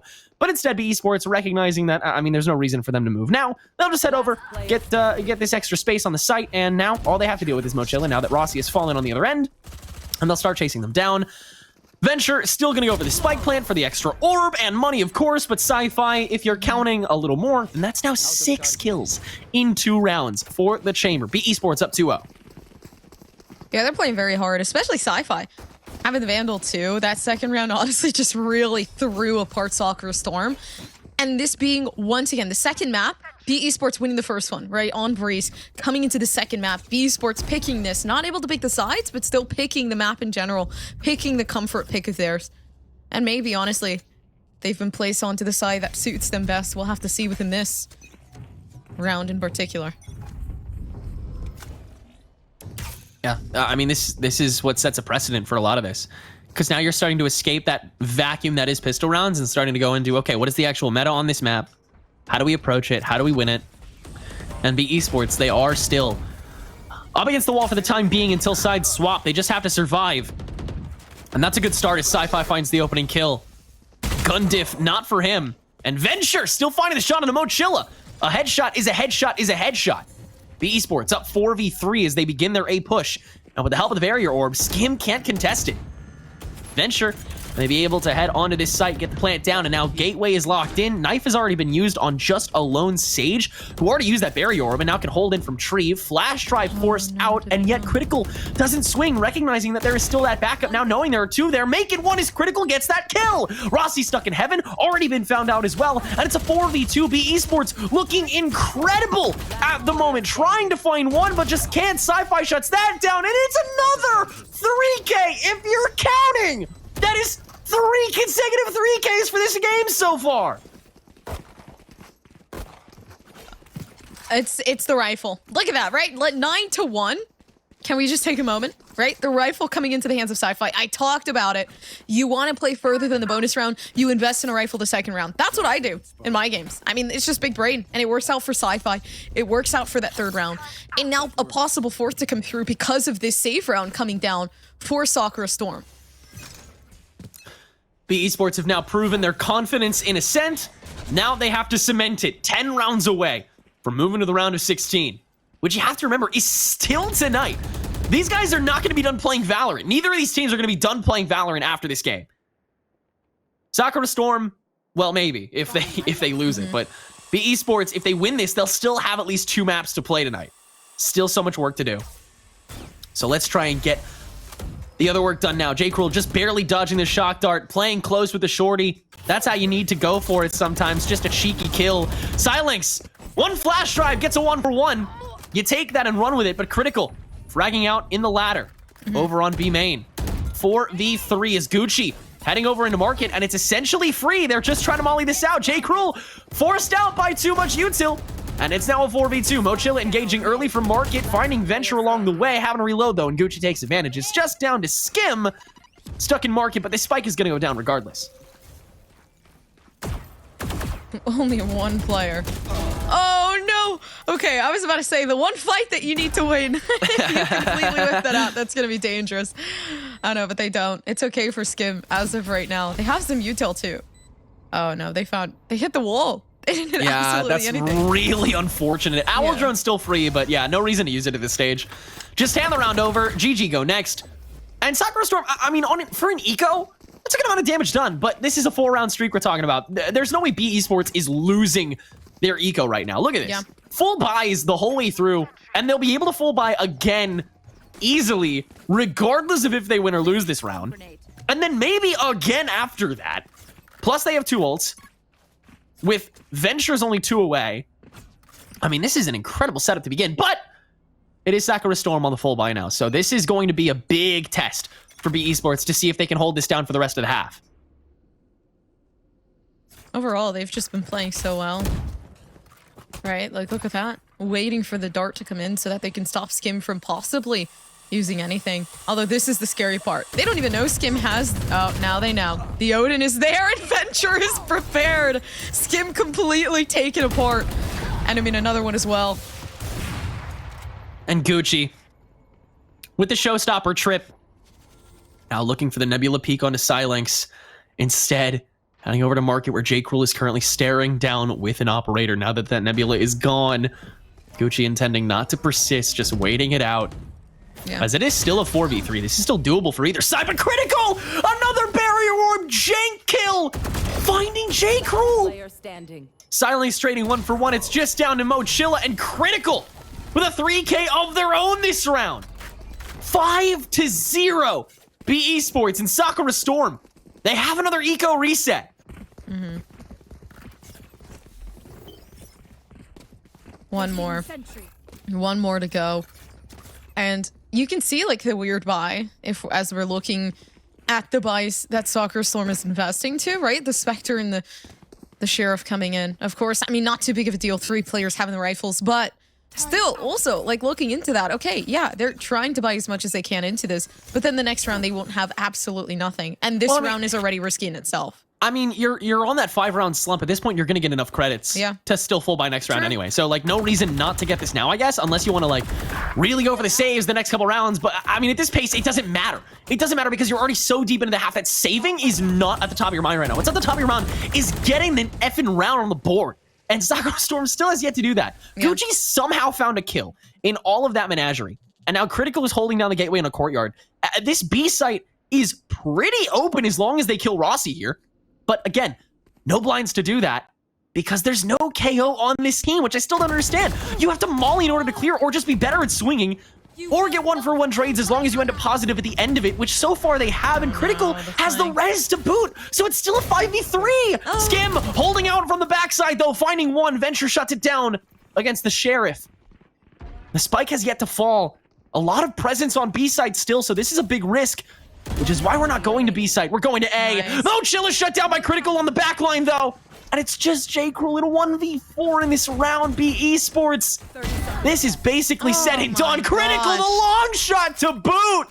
Rub it in at this point. 6-0. It's never going to end. Like, again, we're on the map pick of V Esports. Like, this is their hometown. And you're playing in dangerous territory. You're stepping on ice at this point. It's going to crack at any moment. And then a save round. Like a weird buy that's coming into this. Some players can't even buy within the next round, and some can. And it seems like Rossi's still going to invest in that Bulldog, regardless of the economy of the team. And scattering that up is going to be dangerous. Okay, yeah. The Spectre comes in. The Stinger comes in, my apologies. And, I mean, more to come. But really forcing back Sakura Storm into that eco is going to give B Esports a guaranteed lead, considering the fact that they're going to be going 7-0. Yeah, that's crazy thinking that we still have 6 rounds left to go here. An early dip on the defense here with the Blade Storm trying to find something, and does get a little bit of damage. And Silence, actually, the Sheriff shot. Now Gucci's location is discovered. Silence finds the kill on that. That's the first big advantage taken in a wild win. Missing against Rossi! And Sci-Fi is forced to refrag. It's a 2v3. This is extremely winnable for Sakura Storm. Cubby's already cleared out. Venture dry peeking against Mochilla. Now it's a double swing, and Mochilla just has the lineup for free! And Sakura Storm will get on the board. Okay, you know what? I take everything that I said back. Even though it was a save round. That was absolutely insane. Sakura Storm won every single gunfight given to them, and I really like the dynamic that I saw out of Silence and Skim. Skim pulling down the Hunter's Fury to allow Silence to peek through, not to mention the flash that came down so that they can at least get a pick so they can retrieve a rifle, but then taking the 2K in because of that Hunter's Fury, just leading them into an overall victory. So Sakura Storm, I mean, they play that to a T. But now they got to do it 5 more times to stay alive in this half. Otherwise, things get dicey. 2 ults to help them out, though. B Esports, they can say the same. But again, no flashes to enter. They have to peek better. They have to fight better. And so they will attempt to. Nebula to round out Catwalk as B Esports tries to get a scope through Market, and Gucci's going to take the first plunge in. Alarm bot finally shot at the last second, and Gucci taking the brunt of the punishment for it. Damage and a paranoia. B Esports taking some space. Critical multitasking and Silence. Peeks from Tree, but Venture catches one. Gucci catches the second. Tree is cleared. So now J. Cruel has to save face. Gucci's going to try and swing on that with the help of the Blast Pack, actually. But J. Cruel just fully backs out. B Esports still pretty indecisive on their site, but Sci-Fi has taken space onto Heaven, and Win finding Skim through Market. What? Gucci diving in with the shorty! And the disrespect to top it, absolutely deserved. B Esports, a stunning round 8. My jaw dropped. I genuinely, like, I've never experienced that before. What? Gucci playing so well into the Raze roll. Oh my goodness. And we've seen, I think we've seen a Ascent before as well. You know, with another Raze actually coming into. We did. Yeah. And I have never seen. I have never seen and expected a very, very just straightforward Raze. I mean, I've always wanted to see it, right? The shotgun Raze plays, but it's been a very long time since I've seen something like that happen. So, kind of giving that entertainment aspect. But the thing that needs to come through for Sakura right now is, I mean, winning this round in particular, they're so far down. Yeah, B Esports, the gap has been so brutally extended by this point already, but it's still a lot of half left. A 7-5 scoreline is still in the cards here. Gucci, once again, dipping through market. I agree with what you said there. Just like no brain cells W keying as Raze with the shotgun is always fun to watch, but when done this well, it is an absolute joy. It is beyond euphoric. Trades galore in the dark cover, but once again, Sakura Storm takes most of the punishment for it as Mochill is down to about half health, and unlike B Esports, there's no Sage to heal them, so I guess that's meta now. As B Esports, they prep the approach, as they have been this whole time. Still 40 seconds to play with, and they essentially have their choice of which site they want to head to. The Cosmic Divide will essentially hand it over to them for free. And that's why the Astra is in such a different position to the rest of the team. Setting up for that guaranteed divide is critical. Ooh, heavy dip with that slow orb. Risky play. But they do it to stall the rest of the A rotation. And now comes the Cosmic Divide. But it's a bluff. And Gucci extending directly past it to take care of Rossi. Now a 5v4. Sci-Fi ready with the flank! On Catwalk, that's a 2K! And Silence is no match for Venture Swing himself. Mochilla taken from afar as well. And it's another flawless round for B Esports. 8-1 now. And look at this. Sci-Fi 13-5. No need to even drag out the tour de force yet. Gucci's already back on a showstopper. I mean, this is a clinic. They're just running things down. Taking these points in one by one. They've only given away one round.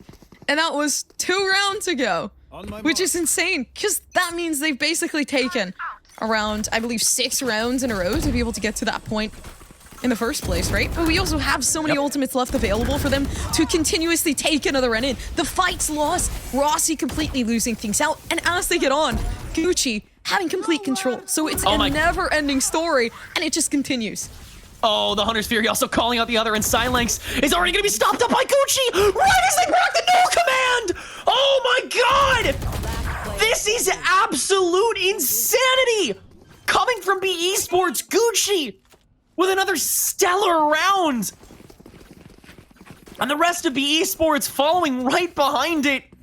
Yeah. That Hunter's Fury on top of the recon bolt to just give Gucci all the intelligence that he needed, along with those nebulas as well. Those were incredibly placed. It's a team effort. And man, oh man, does it show. 9-1. Full buys across the house for B Esports. Sakura forced to a hybrid to try and keep this stabilized as much as it can be, which at this point is a literally cursed scoreline. And Sakura, they're going to engage early. Silence, a lot of info with that knife, but critical sprays and prays through the one-way. And that's the opener for B Esports. The one down. It's gonna be the KO. They completely missed out on the ultimate, by the way. but it's okay from Gooch. I mean, he still manages to get some of the damage down. J. Cruel having to back himself out because of the boom bot. Not the boom bot, my apologies. The complete jump over. And maybe this is it. Sakura Storm having 3 players left, but still the fight's completely won out Rossi. In a 1v2. The first one won out. And maybe it's possible. Rossi gonna lock down over here on Cat, it looks like, is it's still Huynh who has to win this. And the sentry turret is gonna give all the intel that they need. Rossi now knows that Huynh is over on this site, waiting for the plant. But instead, Huynh is gonna try and aggress, has the Nova Pulse to try and draw it out, just tries to dry swing instead, and Rossi will win Sakura Storm's 2nd round of the game. Last round before the switch. At least winning out a 2nd one, so that there is some of that potential for 9-3. The 9-3 potential is huge here, and honestly, way better than 10-2. Because if you put yourself in a 10-2 position, you give V Esports the opportunity to win that pistol, to take it even further to that match point, and then quite possibly end things off there. So, hopeful for Sakura Storm to continue things around. Nobody on Sakura Storm having more than 6 kills this game. Yeah. Sci-Fi is up to more than double that now. As B Esports look to make their run through Courtyard this time with a doubly occupied BNA site. Everybody's spreading the wealth this time truly for Sakura Storm, and they have the ability to now that they have solid guns among them. Rossi is the first to reveal themselves. will get hit by that old drone dart, but BE Sports, again, they don't have much to do with it. At this point, they have to win fights, but in order to win fights, they have to get to the better positions. And that can be pretty tough to do on a map like Ascent on attack. But BE Sports, they've done it 9 times now. Let's see if they can do it a 10th. As Gucci pressing through market to begin, Rossi is going to swing first, and Gucci isn't holding that sight line. Rossi should know that when he hears these paint shells, and instead, swinging out early, Rossi gets the easy opening kill there. On the rest of BE Sports, they're going to be forced back. Nice, Not before Critical gets found as well. Sakura Storm, this is a great start to the round. Yeah, big opportunity as well for Sakura to take that 9-3 that we were talking about prior. Seems like Venture on an adventure of their own, slowly working up. Rossi about to peek through, and Venture was ready for it, but it seems like Rossi expected something different. The second one down, and there it is, the 3K to end things off. And I mean, a flawless coming through, a 9-3, so they're not ending off at a very big disadvantage. Okay, Rossi, we're up. Sakura Storm ain't out yet. Still 4 rounds to go, BE Sports. You still gotta win this out. But with the pistols, it'll be a lot easier. But I mean, what a half it's been. BE Sports all over that until the bitter end, where Sakura Storm really started to level up. A lot of crazy playmakers for sure. But this second half is where it all lies. 4 rounds away from this being decided, and the round of 16 being the next thing on the docket. But, I mean, we've been here before, Gompers, and sometimes those 4 rounds can take quite a while. Although I like how Sakura Storm, I mean, still keeping themselves upward. It seems like Rossi the only one trying to pick a fight down in mid. No, actually just placing some of their util there to get information.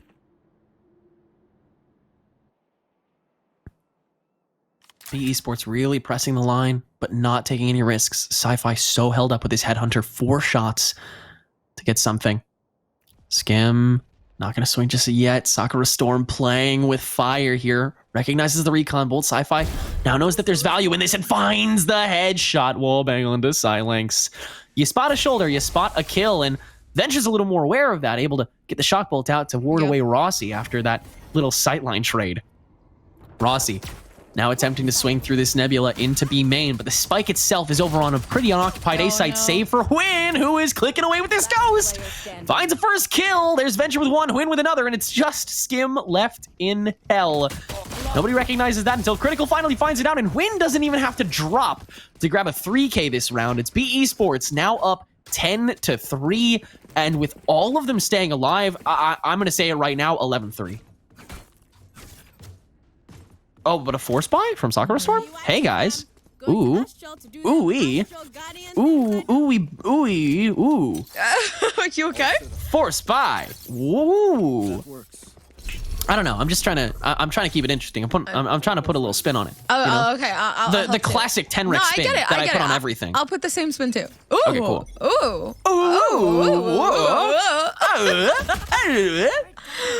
Oh.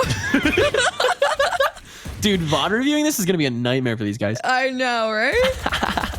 They're like, what are these casters saying? Casters Critical. sussy. Oh, Critical's spraying through that dark cover. Finds 1 as the rest of B.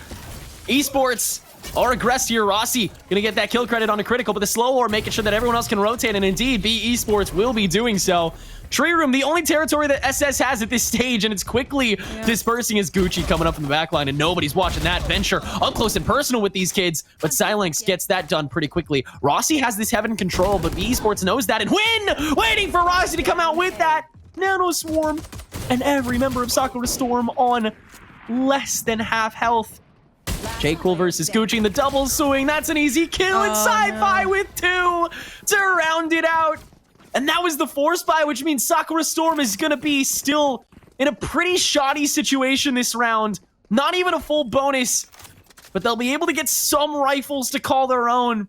And they are going to gamble on it. They are going to gamble on this potential 9-round match point. I feel like more viable to gamble this round, just based off of the fact that it's also the bonus for BE Sports, but they would have had rifles this round. They would have probably guaranteed themselves something, regardless of the outcome of the last game, if they had just saved. So it's like, the scary thing is that, you know, not saving them, putting yourself in a position where it's possible that you might not be able to win this outright. PE Sports already taking the first one off of Silenx. And there comes J. Cruel up above, the team playing together as well as they can in Sakura Storm. Basically giving themselves in. Yeah. It's just like clockwork for these guys. It really is. It's simple to just hold that down. Sakura had nothing to work with. No ults. Only a couple ways in. And as long as B Esports outlast that and just diff along the way, then they can. And it's also a very fragmented choice because while J. Cruel is going to be rushing in on that tailwind, the rest of the team is going to be backed in. And with the slight nerfs to Jet, that risk reward can be a lot more volatile. And J. Cruel getting the brunt of that, just getting taken out early and then using a couple util to even get J. Cruel on site means that that's all wasted. And then Sakura Storm has to start from the beginning. It's 9 rounds of match point. And that is a great start as Venture finds Silex now.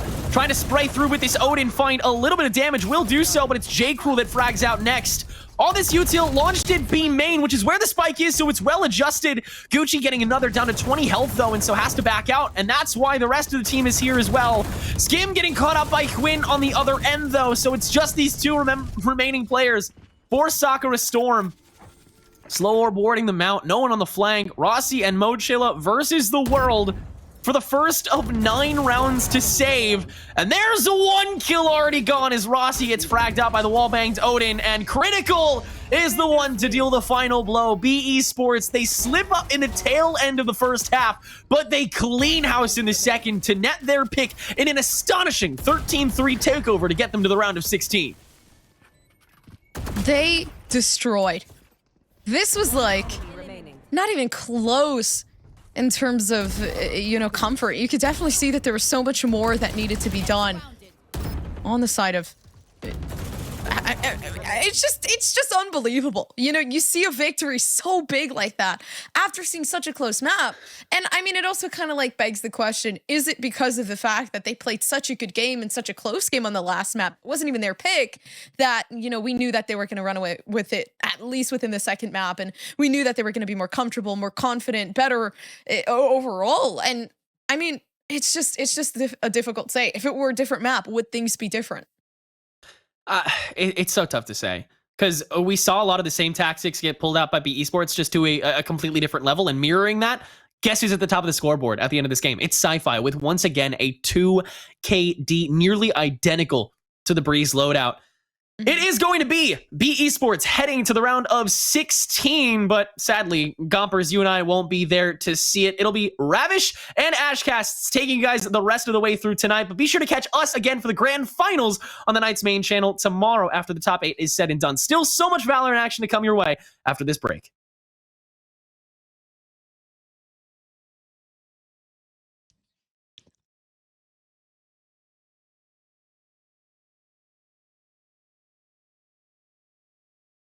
I am doing really great, Ravish, and I'm really looking forward for playoffs. We're going into round of 16 now, and on stream, the teams featured are going to be Sonics versus DNA Diff. And man, it's a single elimination bracket here. We are running into best of 3 series now, so a lot on the line because you don't get that chance to be knocked down towards lowers, but looking forward to it nonetheless.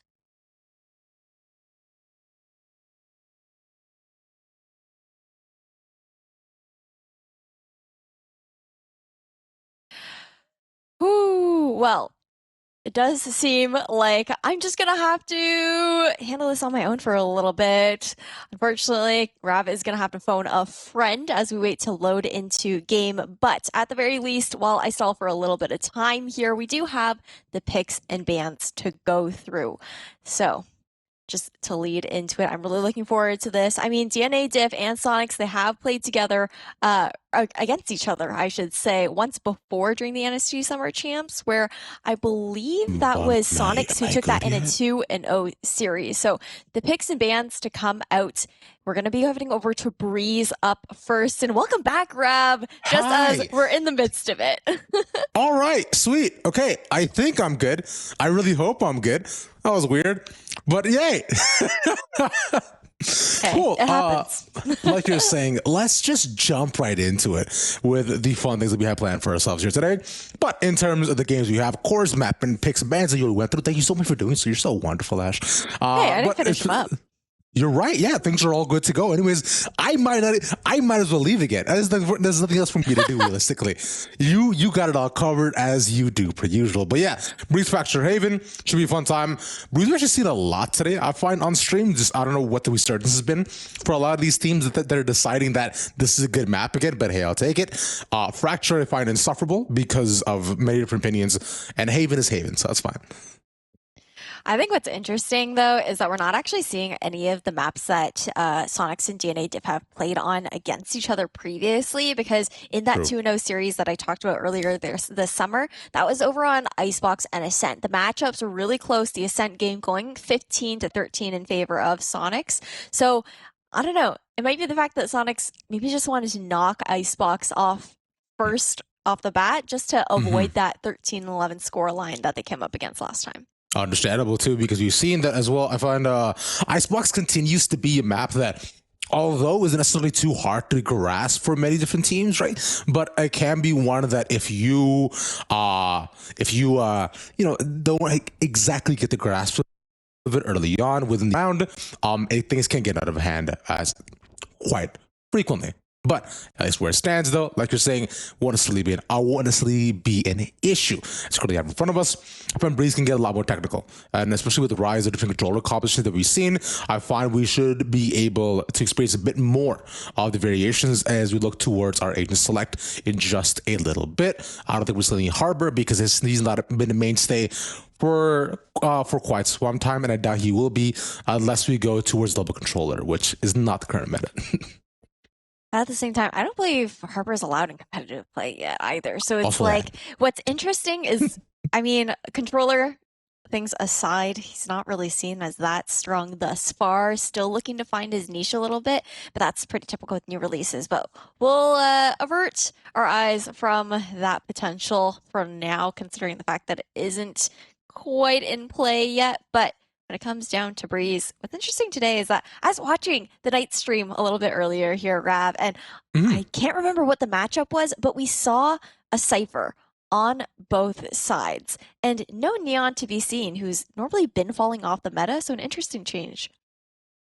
You are correct, because I've seen that, Cypher tends to make a lot more of his appearances, on Haven more often than not, as he was quite meta there for a long time. So, I find that maybe a mainstay, but I think Cypher in general too has implemented himself as more of a niche pick with these certain agents or just players' comfortability.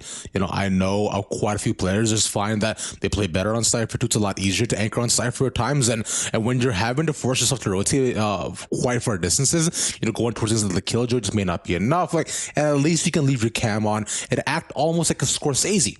For the rest of your teams, right? You can directing what the rest of your team should do while you go ahead and sit at the back, give up sight, and allow yourself to roam free. It's also potential that maybe Cypher is trying to be worked back into some teams, because there's been those rumors about the fact that Cypher has an impending buff to come through within like the next month or two, perhaps. So maybe everyone's just trying to work them back into their team compositions, just waiting for that to happen. But I don't know. While we wait for Agent Select to come out, though, any spitballing ideas here, Rav, on what that buff might be?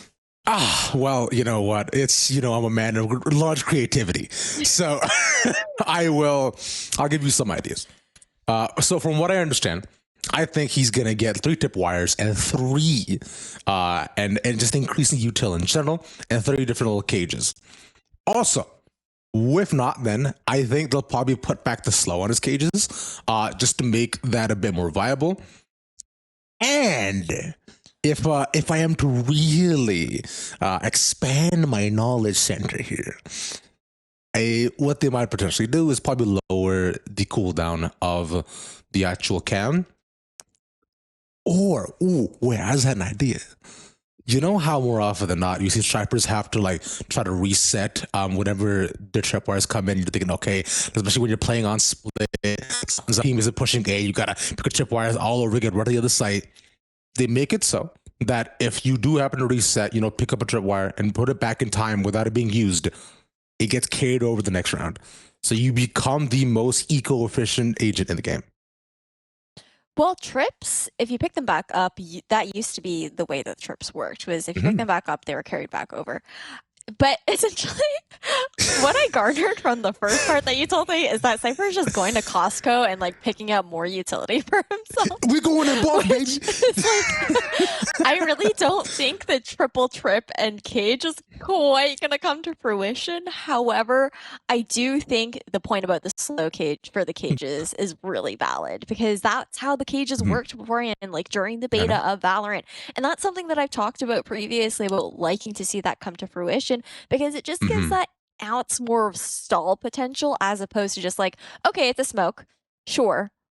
And yes, it makes a sound when you walk through it. But everyone tends to just push through cyber cages regardless, especially if you just pop flash out. Okay, 2 more ideas. Okay. Like with KO's knife, I think if you push through the cage, it'll actually reveal at the front of the cage who's there, or who perhaps kind of triggered the cage. Like if let's say like an agent portal were to pop up, I think that could be another interesting change, like whether they were experimented, like with KO's knife, whenever you detect somebody, all 5 agent appearances do appear, all 5 agent porters do appear. Aside from that, though, I remember I just had the idea in my head. I thought it would be really funny if it was there. So instead of, how Cypher says, give me a corpse. Yeah. You don't need a corpse anymore. I think if you just spot somebody, like you can just toss your hat on them and it reveals where everybody is, and the agent keeps his hat for the rest of the game. Wait. You've just got like a sage walking around with like the Cypher brim. Yeah, exactly. I have seen like memes on Twitter though, people being like, just make his brim bigger. Like that's all you need for the buff. But man, maybe maybe with the buff he'll get his hat back afterwards. We'll see. But he's just getting better drip. Like that's his buff. Yeah, he's just more drippy. He gets to like go shop, but because like where he used to go shop at Topman, now he gets to like go walk into like Louis Vuitton or something. He used to be so drippy. His cam used to be able to hold a gun. Remember that bug where like you just see the Cypher cam, it's like shooting at you. Oh, it's so good. Wait, yeah, you could also set that up like a little mini turret.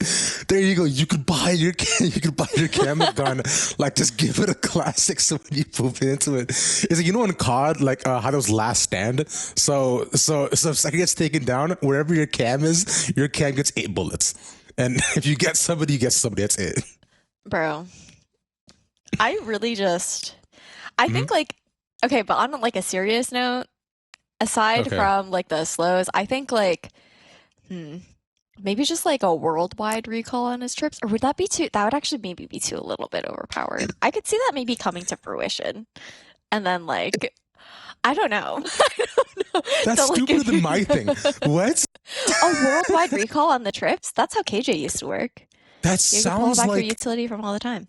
See, you're saying that, and now it makes sense to me. But what I was imagining, like, if you were calling it, you would just hold it there, and then like the tripwire would travel all the other end of the map, like into your hand. Like what? Like he's Spider-Man? No, like he's Thor. Like the hammer just comes to you. What does Spider-Man recall things, bro? No, but I'm thinking about like his webs, because it's like the tripwire also has a wire on it, and then like Spider-Man's webs. Cypher should become Spider-Man. That would be Honestly, perfect. We're spitting great ideas right now. If anyone from Riot is listening, spider-based character, we're waiting. Yeah, like I know a couple Riot devs definitely do follow me. If you guys are out there, bro, hey, what's up? I'm telling y'all, this is where I can save your day and make the game just rejuvenate it even more than how successful it is already. But what I'm also thinking that if you were to pull it back like Thor's hammer or Spider-Man, as you're saying. Like, what if somebody's in the track and they get stuck on the tripwire and they get pulled back with the tripwire? So you just like get an agent for free. Like how like you have like those C's lineups with fade C's, and like you see them like bouncing off the map into like mid-air or whatever.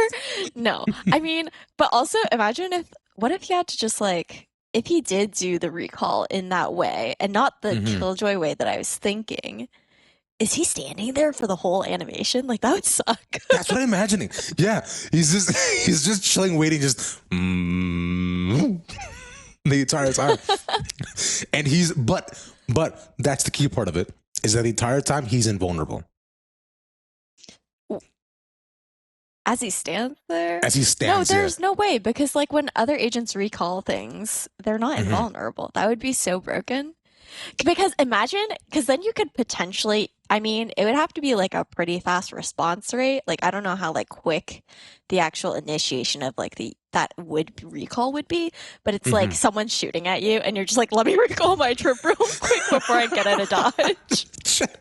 Just like, it's like if you've been playing Overwatch, it's almost like you walk in and suddenly you just like May, you put yourself in a like a little ice thing. Like, all right, cool, I'm gonna survive until hopefully my friends come, and that's all that happens. It's Valorant. Your friends are never showing up. Damn, that hit deep. Your team's never coming for you in that case. Like, let's be honest. In ranked, especially, like you're high and dry. You're left out there. Whoa, what do you mean? Like in the stacks that we played in, or maybe that you're played in? Like, you know, like I'm sure your friends like, oh, she needs help. I'm on my way. As we're on our way to Agent Select on Breeze, finally. Whew. It's been a long wait for you guys. Thank you guys so much for bearing through that with us. The long drawn out conversation. We had a great time. I don't know if the audience did, but I hope so. No, of course they did. As we get into things, the Sonic's already locked in and loaded here with Agent Select. And when it comes down to the other team, I mean, Aiko likely to either go for like a fade and some other sort of the mainstay initiator here. Just not sure which one yet. You know, I think fade makes the most sense. Breach could be funny, but it looks like it'll be the Sova pickup as well, which I find has become pretty standard in Breeze, so not unexpected. Otherwise, though, across the board, see, we're looking at mirror composition. It's shaped out for quite some time, of course, with the additions of a couple of different picks here and there. Unless, as you look towards it, both between these two teams, Ash, well, first was happy. Next up, I think for these first two rounds should be explosive, in my opinion. Yeah, we'll definitely see how things do shape up. Sonic's leaning pretty heavily towards a mid default to kick things off. You got, you know, the standard hold with the Viper, that being Nick on the side of DNA diff towards the A side, KO to hold down B main, likely throw out that early knife, find some early information. But with the positioning that we're seeing coming out from Neon right off the bat, we actually might see some early aggression coming out from the defenders to kick off as well.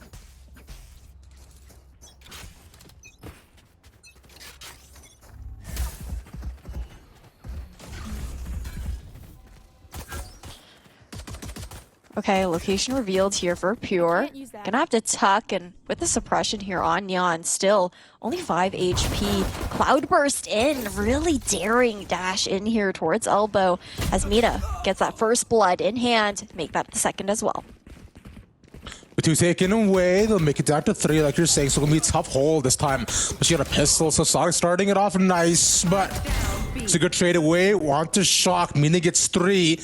One enemy. And in a 4v1, I think DNA Diff is ready to call it. I go in a 1v4 situation, 4 HP, and not much you can do there as Nerve shuts everything down. We'll clean 1-0 to kick things off here for Sonics on their map pick. Understandably so, and considering this is how I respect them down to actually juice shape out with the early mid push that we saw, they were able to easily walk their way onto the site, and then from there it was just a matter of who made contact with who first. The Sonics confident right off the rip, and also getting the spike down as well. We're looking at the buy currently. Couple Spectres, of course, and of course the Guardian. We're coming out for Nerve. That's fun. Otherwise, Pure likely just saving up for the op in the next round. Early 0 point to come through here on the side of Sonics. We'll catch one out. But Rooney's also caught off on the other side of the map. You can already see Adder's pushed up here towards B main, can hear the drone coming through to clear out elbow as well, but it's not going to have quite enough juice to catch Adder off guard and just missed around the corner. Unfortunate. But at least through here. Look to pop in the smoke. Barely saves Pure's life, so and forces one towards the back to be the Viper. This shot's traded as Smite goes down. It'll be a 5v5 with the retake for DNA Diff. Only round 2, we're getting 5v5s, man. At least teams playing safe and adapting. Looking to push back in here. Adder gonna spot one out with the help of that recon, but can't do too much with this positioning, just waiting for the rest of the team to push in towards backside. That's one taken away. Nerve winds a second, and within a matter of seconds, DNA Diff get taken out as it pop out to the wall. It'll become decently even as only 2 go down from Sonics. Put it down to 3. Good on shot to get the final. And there we go. Pure cleans up. Not a bad eco round there for DNA Diff at the very least, taking 2 guns out of the hands of Sonics there, making their bonus just a little weaker, but with the 2 Guardians that were able to... Okay, actually, Sonics on this bonus round, they're going for, you know, a full buy into the hands of Mina, going for that 3rd round op right off the bat, trying to support the rest of the eco weapons across the board, but also a dangerous option as well, considering the fact that this could put Sonics in an awkward off-buy situation in round number 4. Exactly. A crucial round for both these teams if they are stabilized for themselves. The Sonics a 3-0 start here too. It would only help supplement what they've been established so far. A good initial shot from Mina. Take another Sova is nice, so now DNA Diff will have to play so much more carefully as they're looking to at least surmise where they might be holding up. But as the wall goes up on A, it's complete 4-stack as they go on once again the exact same push we saw in the last round. But how will Nick be able to defend? He gets flashed up towards the back of the corner, barely stays alive. But same position he wasn't before and manages to survive. Gonna go with the trade and make it 4v2. Damn, you've got Adder on this flank, but doesn't know that one's towards cave. So once presence is made here with a shot in the back towards site players, as I say that, they're looking regardless. And Neon's just going to have to go for the save here. Interesting considering the fact that Neon was kind of just sitting mid. You didn't really have any pressure being made here from DNA Diff towards CT, towards double doors to cause any distraction from the flank that Adder was trying to make to come to fruition. That's what I was thinking too. Because considering, you know, where they were at, especially with the flank they had, they could have probably, you know, popped in through main, then double doors, but maybe try to get one at the exit. But instead, a safer play was made, you know, only try to capitalize on what they thought was lack information. And it only won't result in much, but at least DNA Diff looks to regain 1 hero rifle in hand, as it'll just be full save across the board. The fact that Sonics is also able to swap out quite a few of those weapons there on the A side for rifles as well, it's going to put DNA Diff in a really tough position. You know, it's a half-buy round, trying to buy up some sort of eco weapons, pistols to play alongside Neon's Vandal. But when it comes down to it, Sonic's already really set up nicely for the remainder of this half as far as economy goes.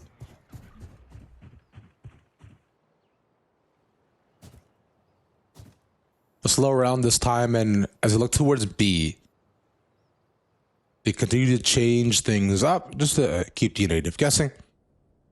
Consider this was where they were on the pistols, and with not a ton of opposition speaking towards firepower that they'll have to face, it's not a bad shout. As it 4-stack through tunnel, no match to find anybody here, but drone not spotted either. I believe should have been seen right now from Neon as they're anticipating the push. Initial option, shot doesn't come in, but Aggregate's taken out towards the back, and Neon has to run away. Pure just finds one for free, which will get him. Good on Neon to win that 1v1, but isolated, and with only one more person left, it should be the free round for Sonics. Yeah, and you can see that Sonics, they're just going for gunfights. You know, despite having that 3-person advantage here, knowing that Adder has the has that Marshall in hand, not trying to allow him to push closer, try and pick up some sort of rifle and just shut down here. 4-0, kind of as you expect that round to go though, considering the fact that Sonics did have such an advantage as far as weaponry goes, but already so early on, our DNA diff going to be pushed into that back and forth economy here, able to scrap together another buy, but will be forced onto another eco of sorts in the next coming round, if they do lose, at least. I mean, hopefully not, right? So we didn't want to pray on anybody's downfall, but hey, you know, you do you, Ash. What? Bless. Listen, I wasn't preying on anyone's downfall. I'm just trying to recognize patterns, right? And again, mid-aggression to come out here, but Neon pushing out towards Pillar instead and will get caught out by the 0 point as well. So now in a very one and undone angle, considering that no tailwind can be found. But regardless, Sonic's not taking the bait, knowing that maybe somebody is watching their back, rotating here over towards the B side, playing very quietly, not looking to show much presence in the early round. They will spot it out with the trademark that is towards the side and chamber up top on the angle as that's Adder up there. They do get 2 tags as well, but Sean goes down right. Bring it up behind the drone. They find it towards the back of the site. And with everything else cleared out, they'll have to look for the second fight from Arches once again. Nilias finally wins his first against Pure, who was dominating him. And the same angle 3 different times, mind you. That's pattern recognition as well. Down to a 4v2. DNA Dave looking to fresh on the board, but maybe can say something about it. They know the lines are coming out from towards Nick, but it'll be a tough call as they're all playing behind these angles. Ready for one. Good on him. Still become 2v3. Oh, he knows! Player standing. One more though, maybe they could possibly do it. The refrag, the flash is there. We're still watching Arches. Mina, just not enough. God damn, but did Mina put on a show for us? Nilly, at the very least, being that saving grace to put the first round on the board here for DNA Diff. Able to reclaim the operator as well, so Adder will have one going into this next round, and that was a really important round for DNA Diff to secure as well. Just to stop that bleeding on the side of Sonics now. 2 ultimates online here for either side. On the side of DNA Diff, theirs are definitely powerful when it comes down to it. Unlikely to see Sonics pop theirs considering they are equal ultis. Okay, no. Told the false. You know, Mina's feeling hot. He's like, let me get the op in hand. I have a rifle to back me up. I might as well, right? It's I don't know about you, but I personally use my ultimate as soon as I get it. Forget saving it for anybody in the situation. Right off the rip, that's me. Nonetheless, with Viper's Pit as well, you use A side, gonna be a tougher option, but they're gonna choose to go right through it, through main as well. A dangerous option if really fully executed on. It's Rooney as well, who has the spike in his hand, who's looking to go in first, hopefully not.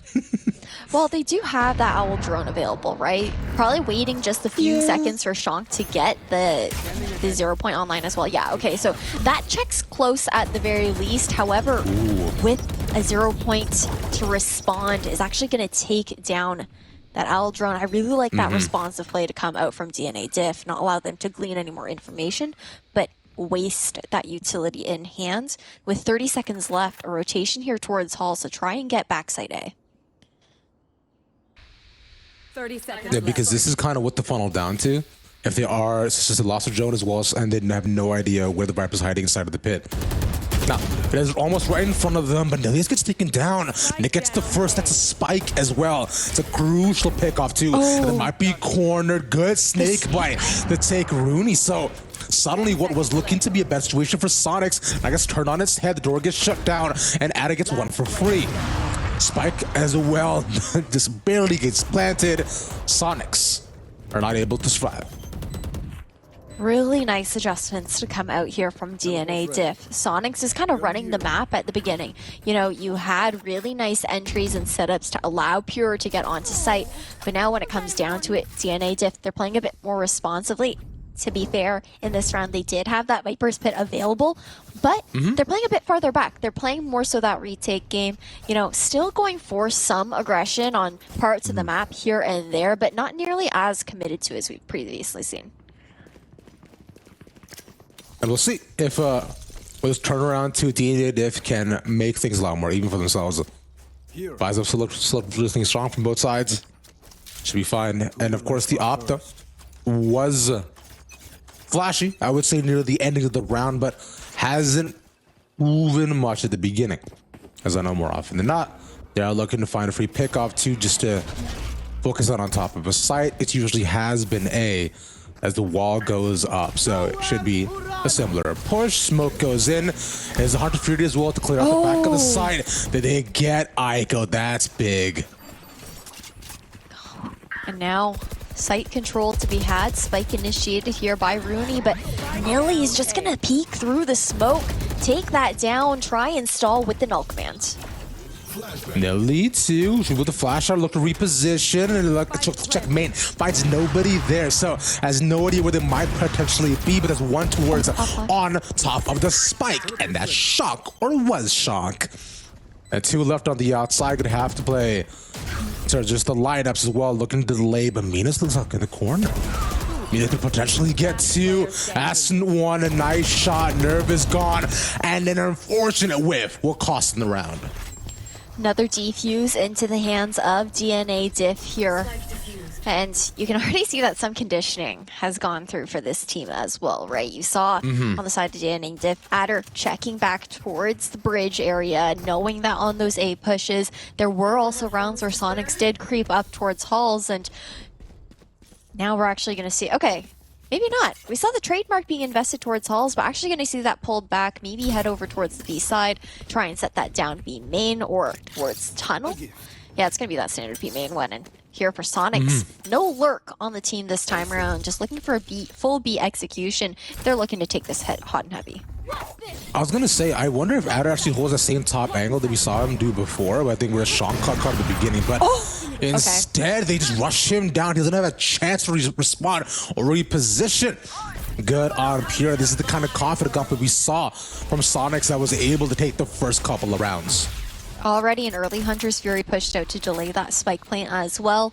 Viper's Pit on the side of Sonics to ensure a safe post-plant location. And as long as Sonics can play this well, not allow things to fall apart, should be an easy post-plant for them. Shakhtar only forces them to back off, and with two there, I think DNA Diff will more than likely look for the save, and yes, they will. Nully is backing away quite far off. They know this round is null and void. And the 3 to 4 now looking to be 5. It's not too bad, as they've done more than enough work to like to equalize the rest as Neon looks to find the exits. That's one. Oh no! Wait. What is this anime battle? Oh, I don't even notice. Pure is just like, hello. I think Neon also like just had to like take a second there. It's just like, I just shot an off shot. I do not have anything loaded in my. Damn. When it comes down to it, Sonics has been really interesting here on the attacking side. Round for round, they're doing some like micro conditioning. You know, they had those 2 hits towards A, knowing that DNA Diff was probably anticipating another hit towards the right side of the map or maybe mid. Instead, Sonics flipped sides. They completely invested towards B, where Pure has been really strong on those entries. And Pierre continues to do his thing. We'll see if he's repositioned for the exact same sort of flashiness that we saw previously. Curl it up. He's fine. Just gonna chill and look to play off of the 3 people that he has beside of him and protect the spike holders, as that is the most important thing in the game. No one pushing out against them. There's a prod against A. What's interesting though is because Sonics hasn't really gone for much mid control, you can see that DNA Diff is largely leaving it unguarded now. However, we are going to see Nilly with this push out towards halls, so could be good to actually catch one off guard, but you can see where Pure is holding as well, kind of anticipating someone to maybe walk behind them. This is fun, because if Nelly does manage to push out and find one, oh, Shank looks at the right time, thinking there might somebody be there. Because you saw as well the way they position, both Shank and Neon as well were playing a lot farther back, anticipating, look at the doors, kind of thinking that DNA Diff was going to try to match them as well. And they do so, finally on one angle. Good on Sonics. And now we'll look to move towards B. Adder cannot get away. He gets tagged by the null command once again. A couple more seconds to be able to escape, and by this time it might be too late as Aiko is gone. Pure again, the first in. So aggressive. And looking to make it so that everybody's last out. Nick's right behind Arches, and he's not loving it. No, look at this. Neon's okay. Does Neon check the corner here? This is the gamble. 50-50. Rob, what I do bet you he think? does. Oh, no, he does. He Yeah. does, he does. Okay. Well, you see the barrel of the gun. Make safe bets, Ash. What can I say? Either way, though, DNA Diff will be stuck again, forcing themselves onto a save against a 2v4. Yeah, another save round. That's what's been tough. It's like, even though DNA Div had a little bit of that comeback, got the scoreline a little bit closer, Sonics just had so much money to work with from the beginning. And with how close even the win rounds for DNA Div were, it didn't allow them to really amass the amount of economy and split that amongst the entire party. Now, can you? That's gonna be the Cypher buff. Is like he gives you money, so that way you can invest in him. Kind of. He's just your accountant now. Yeah, kind of. Look, we're hearing me out. It's like a 401k that you give him like $100 at 2 rounds from now. You get back 500. It's great. Trust me. Man, what is this? I just don't even. Dude, if any agent would be like that, though, would it not be Chamber? My guy looks like a bank teller. I don't know if that's a compliment or an insult, but no It's an bank insult. teller, no bank teller of mine has dressed this nice. Either way, we'll see the fit and pure. As we go right past Tunnel, will be faced with two right outside window. They hear the drone though. If they're tagged with this, they will be immediately struck down, and that's the tag. Forced to back away, cannot take that duel. It's interesting, too, how you see now the stack here towards the B side, right? What's more interesting, though, is that Viper's wall that was put up by DNA Div. It cuts off front sight. It is like more of that like retake wall, but at the same time, you still get that back right side, your left side control. Bro, I was gonna say it looks like a cross, like, but I don't know if Jesus is gonna say them because of that. As both, I wish we had a free cap so we could see just the X. As only two are left from Sonics, no ultimates to be used, and the knives just put up enough pressure that you can't just unnecessarily check around the entire site. I like how Nerve is pushing Nice. this wall here, equalizing now 2-2. The other two here on DNA Diff looking for this flank. They're looking towards it, but I guess 1v2. Nice on Rooney. And it gets a trade. Who will win this? Adder picks it up and brings the round back for DNA. I actually understand the wall. I took a second to think about it. At first I was like, what in the world? Especially because it went towards mid and only cut off like half of it. But with the positioning of DNA Diff there on the B side with that 4-person stack, you had Crossfire set up. They were playing off of the contact of Nick. They're in back sight, ready to swing just to ensure that they can get the trade down without having to worry about being fully exposed there to B main. But this is actually going to force a timeout to come out here from the side of Sonics. Now only 2 rounds dividing these teams. I really was hoping that, it's like if we could somehow have both walls up at the same time. I could have gotten into gospel mode and just been like, Espírito Santo. Pull out your rosary. Yeah, I could. But ask for Lent. When streamers are asking for donations, is it not just Lent? Let me know in the comments down below. Moving on, though. But I think Sonic's taking time out as not too bad of a shout, considering there were a couple rounds there, too, where they should have definitely won. And careless mistakes and maybe over-aggression is what will be costing them. So for now, pulling it back in, taking a deep breath, and heading back into it as the timeout expires. The big thing too is just like, it's the retakes here for DNA Diff. They've really been struggling to like hold a site and just like win based off gunfights alone, but playing that retake game is what's helped rounds come to fruition, right?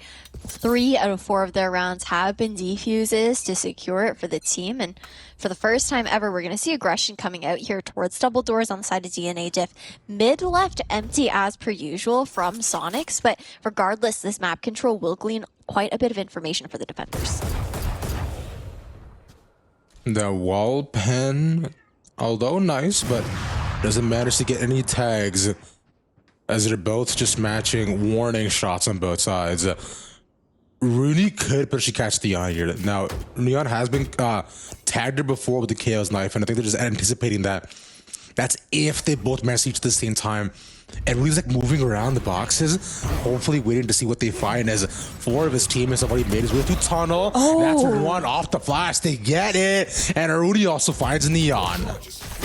Damn, such a tough position for Nilly there too. Really nothing you can do when you're being completely sandwiched like that. Nick will be on the retake game, but despite the initial whiffs, Mina just gonna shut things down here. A flawless for Sonics. Now we're heading into that last round before we swap sides. Sonics, a much needed timeout. Looks like they're able to regain, resolve, and recompose, as it's a bit of a broken bye for DNA Diff. Looking at a potential 8-4 half, and I'm not gonna say the accursed other score, as that has been just burned into my brain for so long. No command though available, and 1 away from the Viper's pit on the side of Nick, as well for Rudy, 1 away from the Hunter's Fury, so watch out for those. If they do manage to happen, not only playing for the orb either this time, as it is a mid push finally, Ash.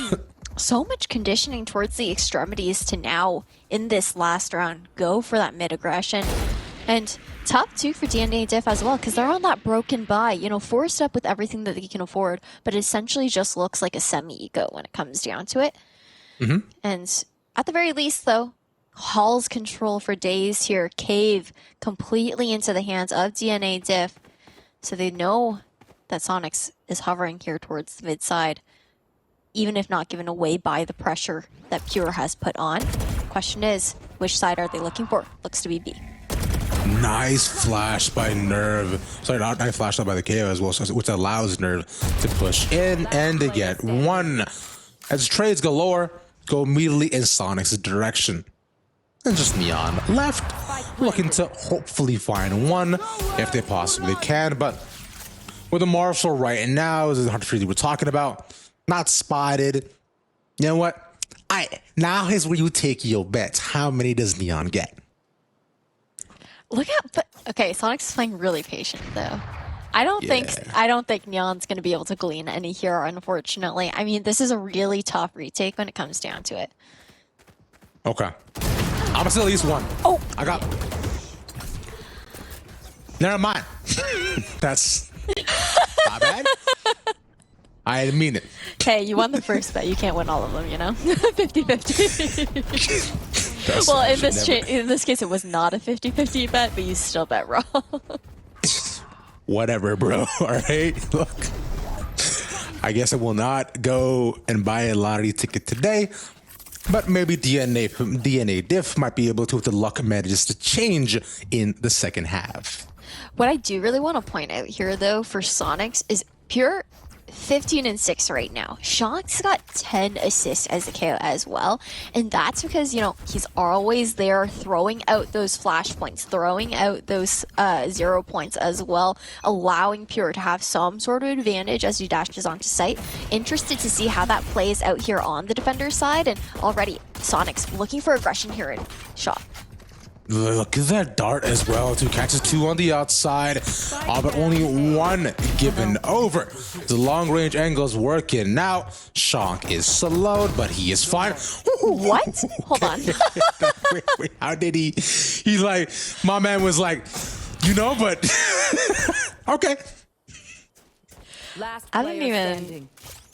Whew, that's tough. A lot of like individual plays in the blanks to come out there from DNA Diff, and the spike in a really difficult position to reclaim as well in a 1v3 situation. Adder is going to go up towards that Hall's position, try and get that down, but with the amount of time that it takes to do this, Sonics, they've got to know, and you've already got Shank watching. Yeah, Adder don't get this, I'm gonna pick realistically. Yeah. Addy gets spotted. Yeah, it's not happening, bro. It did not matter where he went. If he managed to get all the way towards the end of the tunnel, would have still died. And we went past the door, so and they spotted it, and he still died. I spotted it. By the way, complete side note to just chew on for a second. You think Adder is like evil twin, is like divider? Hold that with you. But go on though. Do I think what? If Adder had evil twin, it's like divider. No. Like, that's. Because the opposite would be subtractor, not divider. Well, you're right. My guy's got to go back to arithmetics. Oh my god. I can't even spell arithmetic, bro. Relax.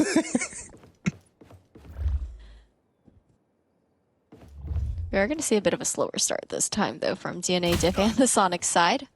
On their anti-eco, not looking to get too aggressive, lose any guns in hand. So a lot of discipline here from Sonics to come through. Playing really passively towards A as well. I guess kind of anticipating that DNA Diff might try to go for a blitz towards that site. Heavy lean here towards B is going to make this a really tough round to try for DNA Diff to convert. On top of the fact that they are at that eco disadvantage regardless. Look at the pings as well, too. You can see the DNA if wants to rush it down there. That's where the wall goes up as well. So they managed to cover most of the site. And somehow Neon barely managed to make it through without completely dying. But yeah, you see, when you go through a choke where there's things that are damaging you alongside a smoke and a snake bite, if you breathe on the person in front of you, they will inevitably fall. And because of that, Nerve gets 4. Let's go. With a classic, my dude. Yeah. I mean, I think what's tough, too, is that for Neon, you know, he's looking for that aggressive entry in, expends the tailwind to get out of the snake bite as well. But in that situation, you saw the hesitation from DNA Diff. They were like, do we full follow up with this? And it's like one by one, yeah, they decided to. But I would like to see a bit more coordination now going out that there are guns in play here on the side of DNA Diff, but Sonics are just running away with it thus far. Easy peasy. Oh. Wait, Neon just gets 2 for, I don't want to say free, but in a heavily advantageous position for him. And with that, though, Sonic's being down to people that force out the flash and try to at least go for something here. And nothing gets found. Yeah, I mean, that's tough, too, because you lose your Viper right off the bat here for Sonic. So retakes is going to be that much more difficult. I say that as Pure is going to be good for one, do a little bit of damage here, but with Neon right around the corner, DNA Diff able to secure their first round on the board here in the second half, 5-10. I still don't know how Neon just got 2. Like he was like, all right, cool, bop, that's it. Well, they were as though they're waiting for him. Nerve did just push out there, got caught out by the 0 point, trying to fall back, kind of just like got caught up in like the chaos of everything there, and I just don't think they were prepared for Neon to, I don't know, go for another swing and whatnot. Things definitely got a bit scrappy, but really nice utility to come out from Nilly to push one off the location, knowing that Sonics has already been aggressive on their defensive side.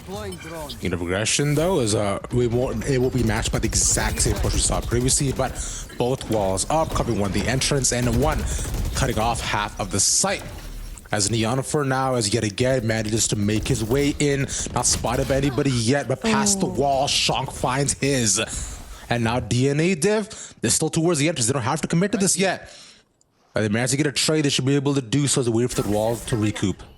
I think it's tough too, because they're also waiting for the flank to come through right here. Adder on the side of DNA Div trying to clear out towards mid, taking quite a bit of time. Screen to drop as well, and Pure playing the anti-flash, waiting for the flash drive to come through, is actually going to be punished for the brain play. And Adder is finally here creeping in. See, why do smart thing when less smart thing do better? But Nilly has decided to do exactly that. Just pop, boom, and that's 2 more gone, and that's without a 1v1. Mina wins the clutch this time. Okay. All right. Sonics 11-5. Ash, thoughts? I mean, DNA Diff, they're buying up with everything that they've got, right? You know, you've got the Blade Storm to come through here for Neon. They're really not playing for OT in this situation because it would be a really tough climb to make up. Instead, trying to stave off that match point if possible. You also have several of their members just 1 away from their ultis, right? So likely going to see investment going into Nilly Naz here, trying to get the null command online. See, imagine to push W2 tunnel. I believe they should be able to hear it considering where Sonics is right now. And because they realized it, there we go. The Heart Sphere using response. And Neon gone. Shank gets 2. And from there, a really good start. Sonics looks to put themselves on match point. Yeah, I mean, this is going to be a really tough round for DNA Div to secure, right? You got Adder also on the op, already pushed off the angle with the help of the Owl drone to come out there from Rooney and reposition towards Halls as well. But Pure is already watching and waiting. I wonder, is Pure going to swing? Knowing Pure is going to swing this. Question is, who's no? Okay, walking away. So the silence, cutting noise here on DNA Div is going to force a bit of that rotation. As long as they're not cutting cheese. Like a 11 health and nothing gave with the dart, but now they know they're there. 30 seconds. I mean, they should have been able to hear 2 barrels here as well. This is a tough call to make. If they can pop out and maybe get 1 here, would have been possible. But last one left alive again. I don't think he decides to save the Yop, and will just do as much damage as he can to the rest of Sonics as they're going towards him. Yep. Do they give them all though? Yeah, not I gonna really go. hope not. Yeah. Well, I mean, with the angle that Rooney was creeping up on as well, there's no way Rooney was gonna see him before he could see Rooney. Right now, sitting at match point here for Sonics.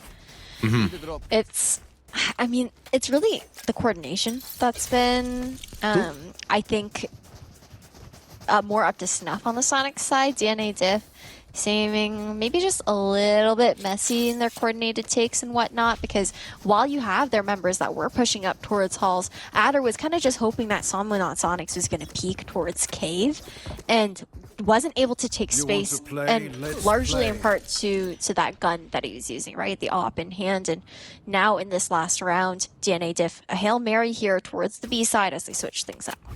No command, Viper's Pit, and not to the false as well. Available, the one already used. Life doesn't find anybody yet. Nilly has taken out on the entry. Mina manages to stay alive, and everything is dumped for the initial push. Sonics, unfortunately taken. Now to get the res back, though. That's big for DNA Div. Viper's Pit still available on the Sonics' side, but I do not know how they managed to find their way in as it's one in response. Viper's Pit up. And a flank to come through here for Nerve. A flash point through. And Shank, unfortunately, not able to get the drop down. Nerve, trigger discipline, good for 1 in a 2v4 situation. Now here, Rooney will nearly equalize. A possibility to still take the round back if they get the Viper. But considering how far back DNA Diff is playing, and the tonality of the current spike, it would have to be quick. But Nilia is now gone. Oh, if Nerve goes down there too, it could have been very possible. Instead, Sonics will give things up. Still have a lot of rounds to play with, though. What I do like here from Sonics is the fact that they're also playing for that time, more so playing for the exit frags instead of the retake in that situation, because the money is so bad on the side of DNA Diff, knowing that if they ran down the clock, there is potential for all the remaining members of DNA Diff just to be taken out by the spike explosion itself, and thus putting them in an even worse situation as far as money goes. At the very least, they were able to carry those guns over, so this next buy up won't be looking too shabby, and they're right on the cusp of breaking Sonic's econ as well.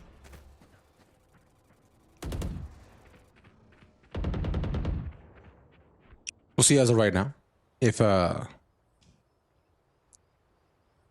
considering how rough the buy is right now for Sonics, what they managed to do. Let's go around. If they get, a couple initials, could be nice. Could pick up a good bulldog that's there. But currently, with the wall up by B, DNA Diff also playing a lot safer. Just really slow rounds. I mean, normally DNA Diff, they show some sort of early presence, right? Whether it's with utility, with an early 0 point or whatnot. Already a snakebite for a snakebite to be expended there.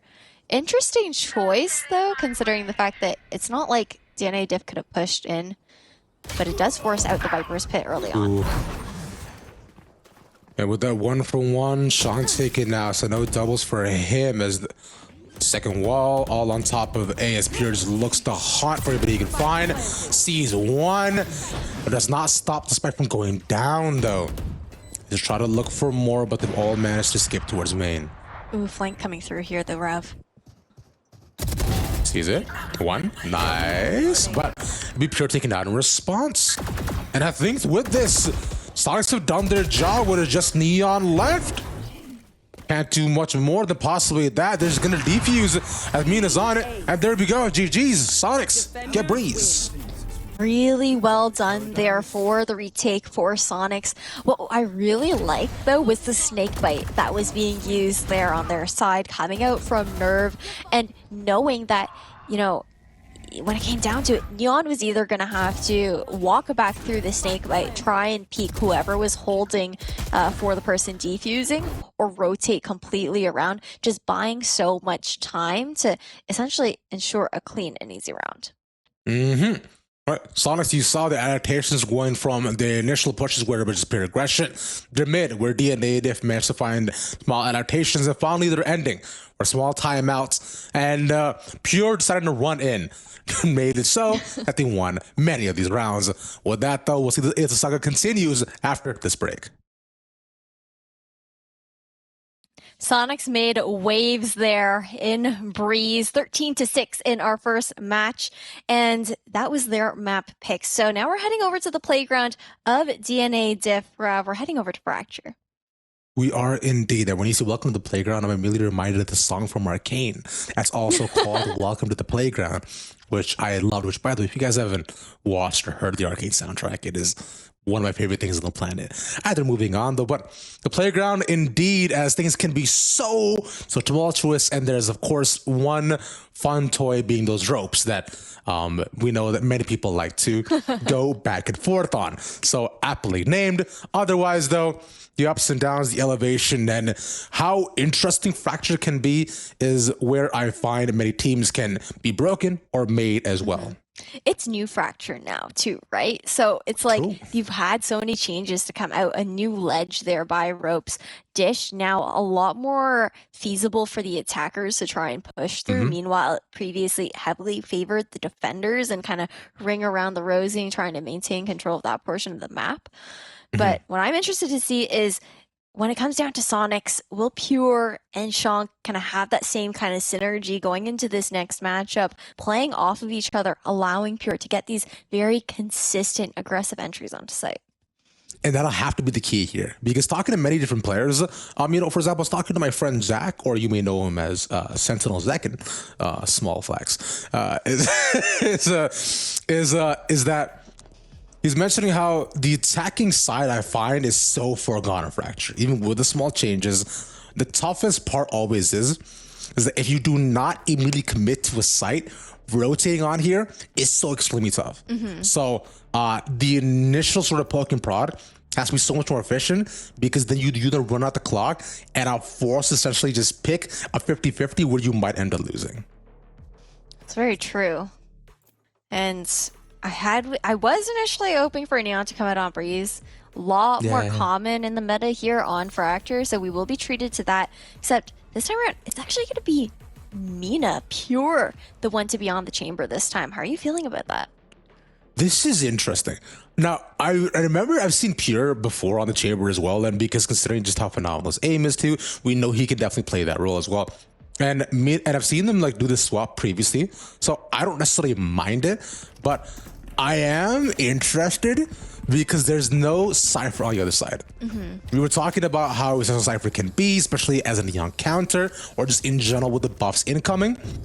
And currently, with the Raise in our hand and the Breach as well, which is of course has been a staple for many months on this map, I think Sonics need to have a strong showing here, or else this round could easily go on the native side if it is more on the even end. You do mention the Cypher though, but when it comes down to Adder, you know what he's known for. It's that chamber, you know, 100% pick rate on this agent. You're not going to expect the counter pick with the Cypher to come through. And then Pure, you know, normally playing that kind of duelist jet role for them. Not too surprising on that end either. And to kick things off, it looks like heavy arcade control is what Sonics are looking for. They did shoot down the Haunt, so presence is known and a fault line to come through with the stim. They do find one reposition as they use the facet to get on top of the site, but Nick gets two. As why does it try to enter the choke? So really good start off for DNA Div. Sonics though have managed to make their way on. It is 4v3, so it isn't too bad of a position as Adam looks to make it through the smoke, finds one good flash, and that should be the end of the round.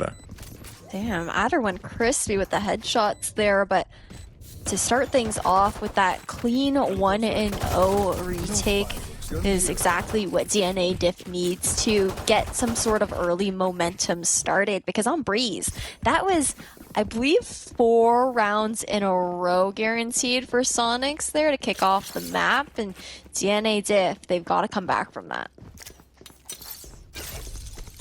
Tough start, but I was gonna wonder if Sonics actually do manage to force up or do decide to, and yes, they will. Stingers across the board, I'm sure, smiling from ear to ear. But it will be matched by, of course, the Spectres and a Bulldog on Nilly as his hand. It was holding that similar position down by Arcade that we saw previously, but it'll be a split push from Sonics towards A. Always pure on this lone flank on the other side of the map, too. Already forcing out an early sky smoke here. A flash to come out as well, and Nina's already up close and personal, first blood in hand. Bulldog gone, but really traded out, and Nick gets two for his troubles. Neon not spotted as they do the ring around the Rosie. But we'll see who has their pocket full of posts. He's currently spiked yet once again planted, and the native comes out on top of the trade. Rini does have CT control here, so potential to walk up on one. Ico will spot him out. 15 seconds until that fault line, and Nerve alone on site. Only a Sheriff in hand, though, and just about to get sandwiched in. Now a 1v3 situation, not much you can do as DNA Diff pinch on that retake 2-0. A tough position to be into, especially with the Haunt catching, I believe it was 2 of them. Right as he goes on, no one able to shoot it out as they could have easily entry through there. Unfortunate, but hey, the way the cookie crumbles should be now for Sonics, though they will have to full save this time. A gamble was taken, and unfortunately not much earned off of it. Mina's still going for the Stinger. Which I mean, hey, you know what? Do you, King? But I digress. As we'll see if Sonics can regain going into this round. Listen, Stinger is a cash cow gun, okay? You can buy that and still afford like going into the next round. You're getting up close. You got 4 orbs to work with here, so Mina can just like try and gun it for the ult orb, try to get the overdrive. And okay, well, as I say that, you know, when you get fault line, not much you can do even with those quick shoes. And what was looking like an explosive start for Sonics is going to be slowed down as DNA Diff control the pace. So happy Mina fell there, but that's messed up. That's messed up. Once again, the plant money remains abundant as the retake from DNA Diff has just been so clean so far. You can see why these guys are confident going into Fraction right now. 3-0 start, of course, was expected with the actual buys, only 1 taken away. A beautiful start. They really just flood in with that retake, right? And the fact that Sonics forced up in that second round allows DNA Diff to claim their bonus really easily. And when it comes down to it, Rav, I mean, DNA Diff, they struggled a little bit with timing with each other there over on Breeze, and now we're seeing a completely different look. Mm-hmm. Bravo. Considering the DNA Diff is just, wait, they're all bunched up as 5 on top of A. And, well, us 4, I want to say, and I think Sonics might be going right into them, yeah. The fault line's traded as a Russian. Mina managed to make it past Neon, but Neon might be able to get 1 more. No, instead forced away on top of the forced away on the angle, and it's a fake instead. Look at this. A fake, but the spike's still hovering here. So Shonk's gonna look for some early contact on the B side, but fake asterisks. Mina's just about to walk up and but the flash, it's huge! Gets 2 there for Mina. Ico able to get a refrag, but now advantage here in the hands of Sonics. Nice. So the fake asterisk question mark doesn't end up working out. And Adder will at least guess his. So op still on hand. They will have to find a way to get rid of that. But currently with Sonics position on top of the site, there we go. That's how you do it with the CVC duel. Oh no. That'll be taken down. Thunder as well. Just keep them on top. No, he was concussed. I don't even think he knew that there was any sort of breach util there. So unfortunate. And there's watch for Aiko. No, they're there. They even catch the swing of the knife. There we go. That's the shot, the initial and the second as well. Really nice double swing to seal the deal there for Sonics. Their first round on the board. I mean, that end one to close things off. Yeah, I mean, you already had Pure watching the angle, knowing the shot was missed, Nerve there to kind of back him up in that situation. But that was really nice util to come out from Nilly, just being able to delay as long as possible, even forcing out that Rolling Thunder early on.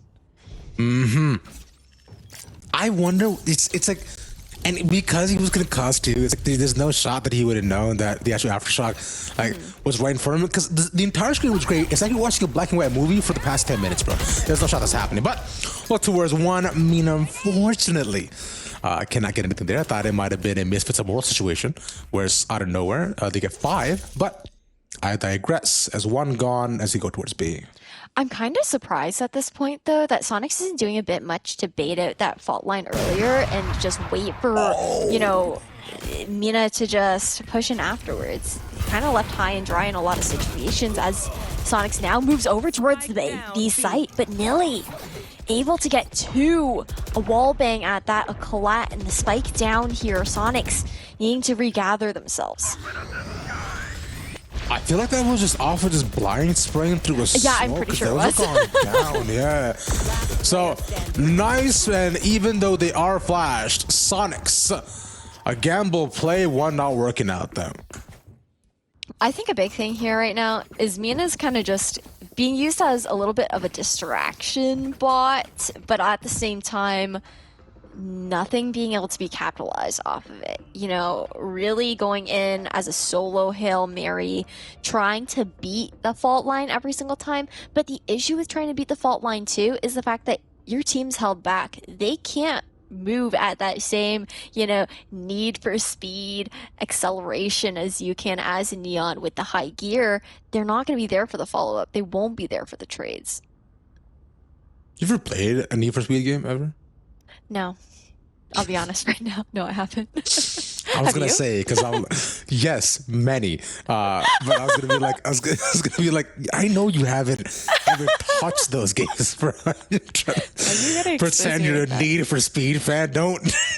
I never said I was a fan. I just referenced it. Whatever. We're not gonna talk about this right now because I'm already getting irritated. We're looking towards Sonics instead. They do have a fair amount of online to the Rolling Thunder show. The biggest tool that I find DNA Diff as well has their response for themselves. Considering they've been playing a lot farther back in most of the retakes too, I wonder if Sonics does recognize this and goes towards your recommendation, right? Which you know, hope that DNA Diff put out some early util, let them then walk in, and they get a couple of seconds in between the spike being planted to regain and be prepared for the retake. Look how far back Sonics is holding this time. On their eco run, they're kind of just anticipating DNA Diff to maybe walk out. Adder's just going to be holding diligently, though, with this op. Always really tight angles. Good for the flick, too, in his hands. But just maybe waiting to see if DNA Diff will use that utility early on. It won't be expended, though. Playing a bit more responsively towards any sort of presence to be shown here from Sonics. Interesting that they're holding one by spawn as well, possibly anticipating the flank, but shot goes wide once again, so they'll manage to find their way at least a couple more seconds before they're made their way to the site, and they'll go through tower to do so as the exact same smokes we saw previously are placed down once again, but this time no spray, no flash will work. High gear in hand there as they wait for the concuss to fade, repositioned towards B main, and a reflank to come through here, just to maintain control of... Okay, there we go. Just ults on ults on ults as Neon pushes in. Stinger works out, look at that, and the Nightfall as well using a response, but from here though, it's gonna be this crucial part as Pure goes down. Nilias has been nuts with these aftershocks, and now with this, Sonics just have to find a way to hold as all offside. The smoke will not be easy for the cover. And Woony only get one. I was questioning maintaining controls of sewers in that situation because you did have players already be main on the side of Sonics. You had players arcade as well. And I was like, okay, we're vibing in there. There's no Rolling Thunder in hand for Rooney quite yet, but he had an Aftershock lineup. And I think that's something really important to take note of in future rounds here. If Sonics can get that default plant off on the B side, again, DNA Diff are going to have to know, okay, if Rooney is online and if Rooney's not on site right now, we've got to tap this spike, push out that utility before the retake has to come through and the time runs out. All right, now I want to see if Adder can find the initial this time. Okay, not forced away currently. Fault line though does manage to get him, and also he's tagged in. No, he can't go away. Unfortunate, but good Larry Util to get the upper and the exact same push we've seen previously. Will it work out this time is the question asked. Yeah, I mean, it was just a really big util dump there. You know, unfortunate for Adder, and now spike initiated here. Same situation as last time. I was about to say you got the null command online, but with a really nice fault line here, Shonk's not going to be able to get out, will fall. Nelly's doing work right now, man. Yeah. The way he's been able to use the util has been so efficient. And I don't think that Mino wants to go into 2, but instead the 2 will come to him. And pure unfortunate timing, just spray from Nerve, but not much more that's able to be established here. Nice shot. The second, maybe no. It's like we're seeing a completely different DNA diff come out. I mean, the big thing is the fact that they're really not committing to holding the site. They're just fully playing that retake. And Sonics, you know, frequently unable to glean a first blood for themselves is making it, you know, that 5v5 situation, or, you know, when it comes down to it, maybe over-aggressing a little bit towards CT, getting caught up by just being sprayed through smokes in pretty common locations when attackers are pushing the site, allowing DNA Diff to just have that advantage. Would you say that we're seeing a DNA diff? Why wouldn't you just say a DNA diff? I think know? you made the pun worse for yourself. It's like it was so obvious. I didn't want to look. Listen, think outside the box. Yeah, walk it back. I'm waiting. Walk it back. I walk back things so good. I'm Michael Jackson with it. He's moonwalking it back, bro. Anyways, we'll look towards Sonics. Once again, same fast lane, but no cable this time. That's one taken. The second, maybe. Classic shot. This. Oh, one more not found, but at least they're good. But in that timing, Nick gets his. So much chaos and damn. Okay, same situation. Rooney's not going to fall this time, though, to Huge. that Aftershock paid off with the fault line. Does rip off the Rolling Thunder, always saving it for a post plant here from Sonics, trying to avoid any quick retake here on DNA. Teleport's ready. DNA diff as well. They should be able to do this if they manage to take out both persons by towers, and that's one that was hiding on top of this site. That's the second as well. Shot good for one, but as soon as that expires, might not be possible, and a thrifty taken by Sonics. Really big round to be secured here by Sonics. It's going to give them a little bit more cushion to work with now. Yeah, you've got a lot more money in their hands. They picked up rifles, picked up an op as well to carry over into this next round. Mina's also got that overdrive available, and Sonics, they've really fallen off of that A main push that we saw so frequently earlier on in this half. Okay, he's doing it again. It's another stinger in hand with the overdrive. That works. But the question is, will it work? For your sake, yes. For my sake, no. Right. We'll see what ends up happening, as I despise this weapon, and I'm shocked currently there was no nurse put in. No one in the corner either, but there's one person there. I mean, this time playing it a lot safe with the overdrive, but that will run out by the time they get towards B. A lot safer, but all the neon utility expended now here for a blitz towards B side. I go find one, this spike down, the second maybe as well. Yep, just gets two inside of the chaos. That comes up massive with the judge. One more. Ah, yeah, gets this. Last player Damn, standing. there's a really nice zoning ult to come out from DNA Diff as well, not allowing the rest of the team to push on towards site. Paint shells expended, and only an aftershock available here right now for Rooney as the entire team looks his way. Will be good for one flick up. Takes down Neon, but 8 HP. Might just go and 30 try to seconds save left. this. Oh, maybe not. What you doing? Now, there is an aftershock there. Right there. So, and the fault line comes up in 3 seconds. If he fault lines towards tower, this is entirely possible. We're gonna use the aftershock early on instead.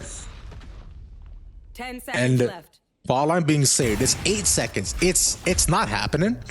But in my head, I was like, this will happen. You're just like, Rudy's just gonna hit a clip right now. That was like your dream. You're like, it's gonna be like some sort of like 360 no scope situation, aftershock, fault line, just anime battle going out, somehow wins everything. But fortunately, that's Every just, buzzword, that would be yeah, bro. Overwatch. That's not Valorant, you know. That's the second time we talked about Overwatch today. Oh my god, though. When was the first Diff in a very because first time was in pregame. We were talking about May, but 7-2 was this is currently where DNA Diff stands. Very comfortable position. The Sonics hoping that maybe it'll be by 7-5, but for now, Orbital Strike online. There's no commitments just yet. Yeah, no commitment.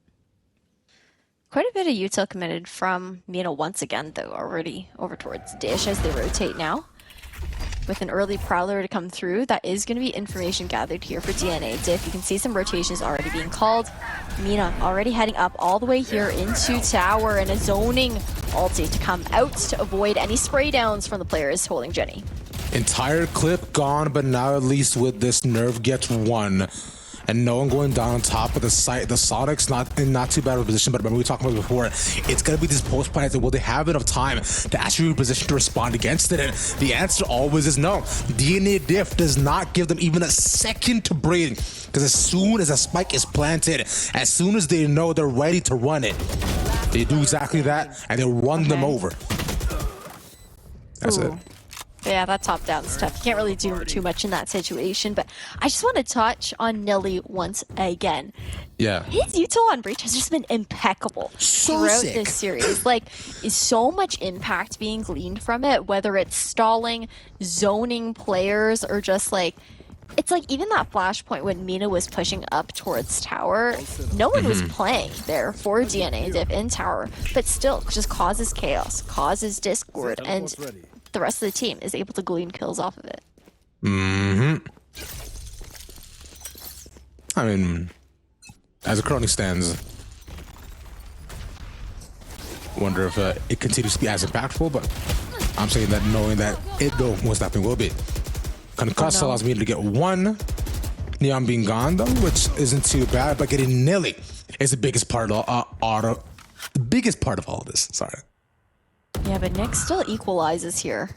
Looking to fall back, but still ends up committing here towards that Dish angle. Now drop, free for the taking.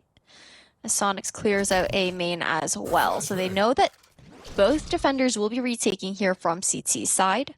Adder's just waiting for the smoke to fade. I guess smoke to fade because fade. Anyways, 2 left right now for DNA Diff. The look of disdain in you. But we'll look towards the next. As of right now, we were talking about before how their Standing. boss must have been tough, and with DNA Diff, no real tools to contest against Sonics. Ico will just walk away. Maybe? No, never mind. They'll go for this. I mean, they are rich enough, so Oh. yeah. Yeah. Teammates to close things up. 3rd round on the board here for Sonics, but nice to see the change come through, right? You know, so much conditioning done over towards the B side, even changing the tempo a little bit in the early round as well. We saw a previous round where Sonics had shown that presence towards Dish, but decided to completely fall off and hit Arcade instead. And now, finding the success on the A side. And I think that being that kind of like counter conditioning round, DNA Diff are anticipating maybe a hit towards B once again, but it looks like they're actually just looking to clear out that north side of the map and allow the retake to be focused on the south side, allow Sonics to just take site. 2 big ults online and 1 pop off the rip. There's a second as well, as that's used, but it's an empty side Ash, so no being caught by it. It'll probably be 5v5 retake. Cleared out site here, Mina checking all corners, so a free spike plant to be had and a full pinch retake to come through here for DNA. Overstrike put out, but again, anticipating anybody would be there, and it takes free damage. But not a ton. That's nerve gone. We're gonna defend against it. A beautiful flash again from Lily. He gets so many there, and him winning that really just establishes that Sonics might not be able to shut this down. A good, hot, nice shot, and now it's just up to Pure. Okay, Pure. The second refrag, and he clutches. No, never mind. I got too excited. Maybe. It's the diffusing. Will he swing? It's at half. Does he have to lay one more shot? Aiko was prepared. Oh my god, Pure went crazy for those initial 3 frags, but DNA Diff take it all the way. Now, that's going to be 9-3 here as Sonic swap over towards the defending side. I really like how that last round was played. The fact that for the first time ever, you saw DNA Diff going over to clear out one side of the map, electing for that north side, trusting in the fact that, okay, we've got, you know, the trademark watching there towards A main, and if they decide to go towards B, you know, 4 of our players are kind of posted up in the north side of that map anyways, and just switching things up last minute here, allowing them to maintain that really big lead. Nerve chamber, bro. What was that? We wait. Every act, we wait. The last one wasn't enough. Well, hopefully this time it can change. Is a good start right after Sonics. We saw previously that Nick managed to get 2 as opposed to Arcade, and right now for DNA Diff, them at the exact same person differential that they had. Okay, quick entry onto Satan. All of a sudden, we're whittled down to 1 here on the side of DNA Diff. 2 Prowlers still available for Aiko, but Spike dropped in an incredibly unfavorable position. All 3 members of Sonics just staring right down at this choke point, playing that contact. Bit risky because it's like, okay, Aiko could have gone towards sewers, could have crossed over towards the B side, but with the shots fired, they're confident. I think unfavorable is putting it lightly. Unrecoverable, impossible, null and void, not happening, nada. Might have been, you know, a bit more realistic, but that's fair. You know, you're nicer than I am, realistically. All right, Sonics.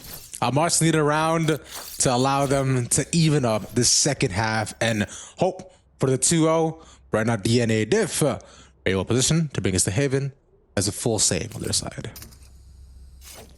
Yeah, no risks on the side of DNA Dip. They saw how that panned out for Sonics in the previous half and aren't looking to risk this lead that they've garnered for themselves, because even if Sonics, you know, claims this anti-eco round, that's going to be 9-5. DNA Dip feeling pretty confident in garnering that 10 and that double digits in their buy-up, but as I say that, DNA Diff, they're also playing pretty passively, just waiting for Sonics to maybe get a bit of an itch, push out a little bit too far. You can see that Mina is watching B pretty aggressively thus far, as the rest of DNA Diff will be creeping up here towards Arcade. With the nade being put out through tower, I would have expected them to possibly push in through there, but Mina's going to go up against 2. No flash put out, though. So allows him to move away. No and interesting from DNA Diff. Yeah, I mean, Mina also doesn't have relabels to stall, right? Only gonna have that fast lane available. And just like a really slow contact creep up. Fast lane will be expended here in tower, and now trying to push in with these free guns in hand. Yeah, Mina's just gonna get pinched in that situation. 3-3 all of a sudden here. 30 seconds left on the clock.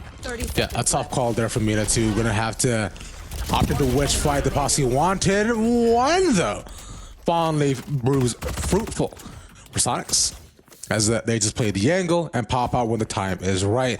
But here is where the challenge comes in, considering they lost so many people. This should be a pretty good round for DNA Diff, and realistically with how they played their guns, I'm imagining it should go their way, but the op on Pure can make the difference. Question is, will it find its mark in having impact? Because in this situation, you're really relying on the fact that the enemy team is going to be walking into this operator, right? Or you're going to be in some sort of position to glean at least a kill or two off of it. To kick things off, trying to force their hand in this sense as Sonics makes that aggression towards B, tries to scare DNA Diff over towards the A side, an early haunt to clear out that close angle. A Prowler to follow up as well.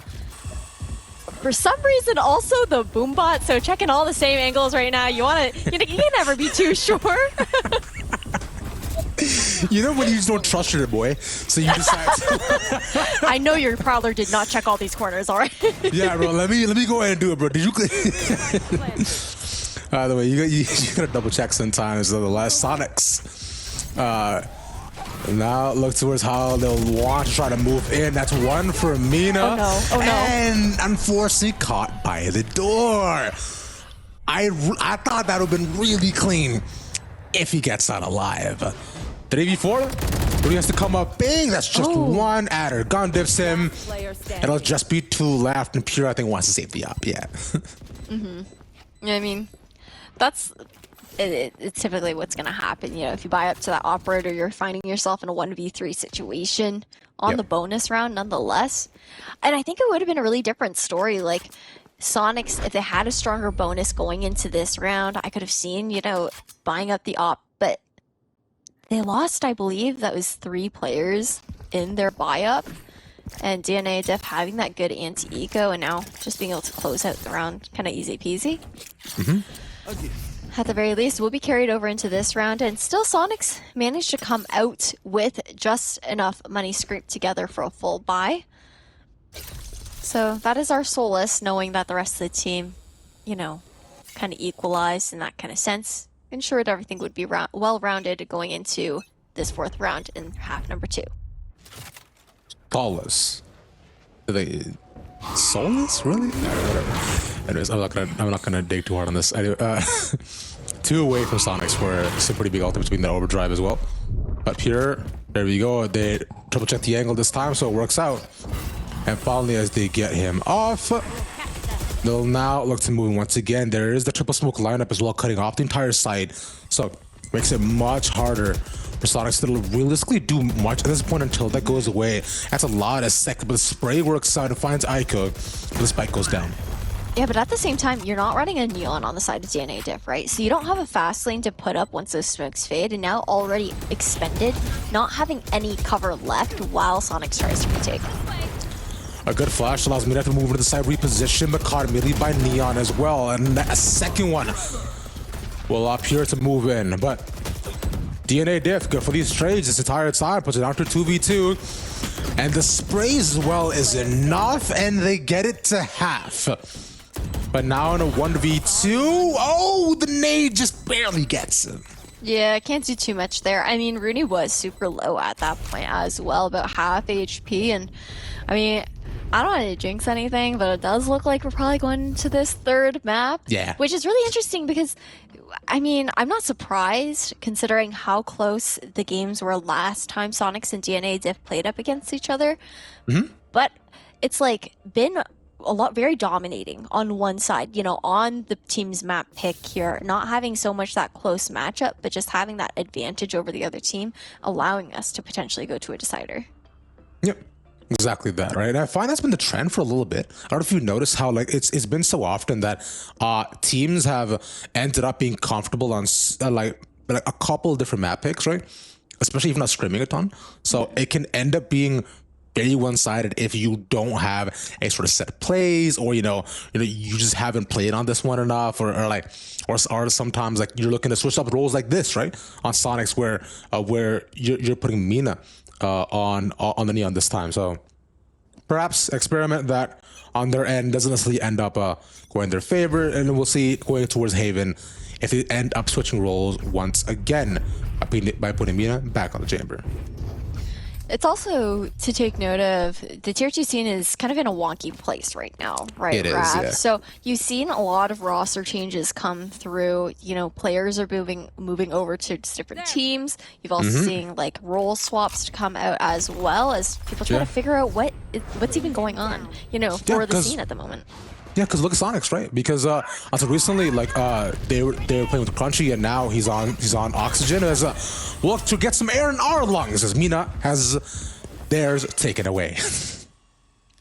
Really big rolling thunder to come out right off the bat there from Sonics as well. But it doesn't matter, as they are the ones to find themselves in the disadvantage. Smokes to come out. All three expended right off the bat once again here for DNA Diff as they make their way here towards the B site. And this has been the most common trend I've seen so far, where they know as soon as Stomps do commit to a site, it just becomes the whole caterpillar right now, or every single major angle is cut off that you saw previously towards A. And this has been where DNA Diff is so comfortable, because once those smokes expire is when they look to pop in. Currently though, Nerve only managed to get one up against 4, should be fine. He gets shot by Adder, but not able to win out on the second.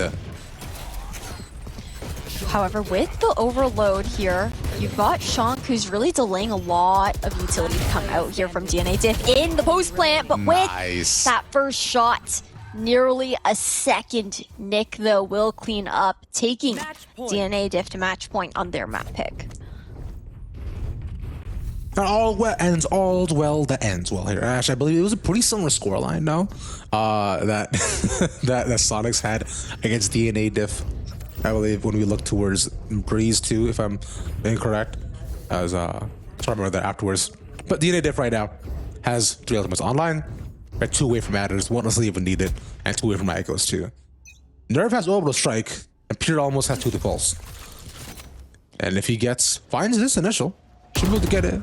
But the double op won't do much besides maybe get another round for them. I like how we also had Shank there just with the rifle to shoot out the Prowler, not revealing the location of the op quite yet. Ooh. A 0 point does come through, but you've got, you know, DNA Diff, they're playing far back. As I say that though, Mina, aggressive here towards Dish, finds the first blood here for Sonics. Super far up. But at least with this though, Sonics may find some life back in the systems. Look towards B once again. There. What's interesting Outside is of DNA Div. the way that Sonics is playing towards the A side. Like, they left it completely open from Dish side, but kind of anticipating now this push in here.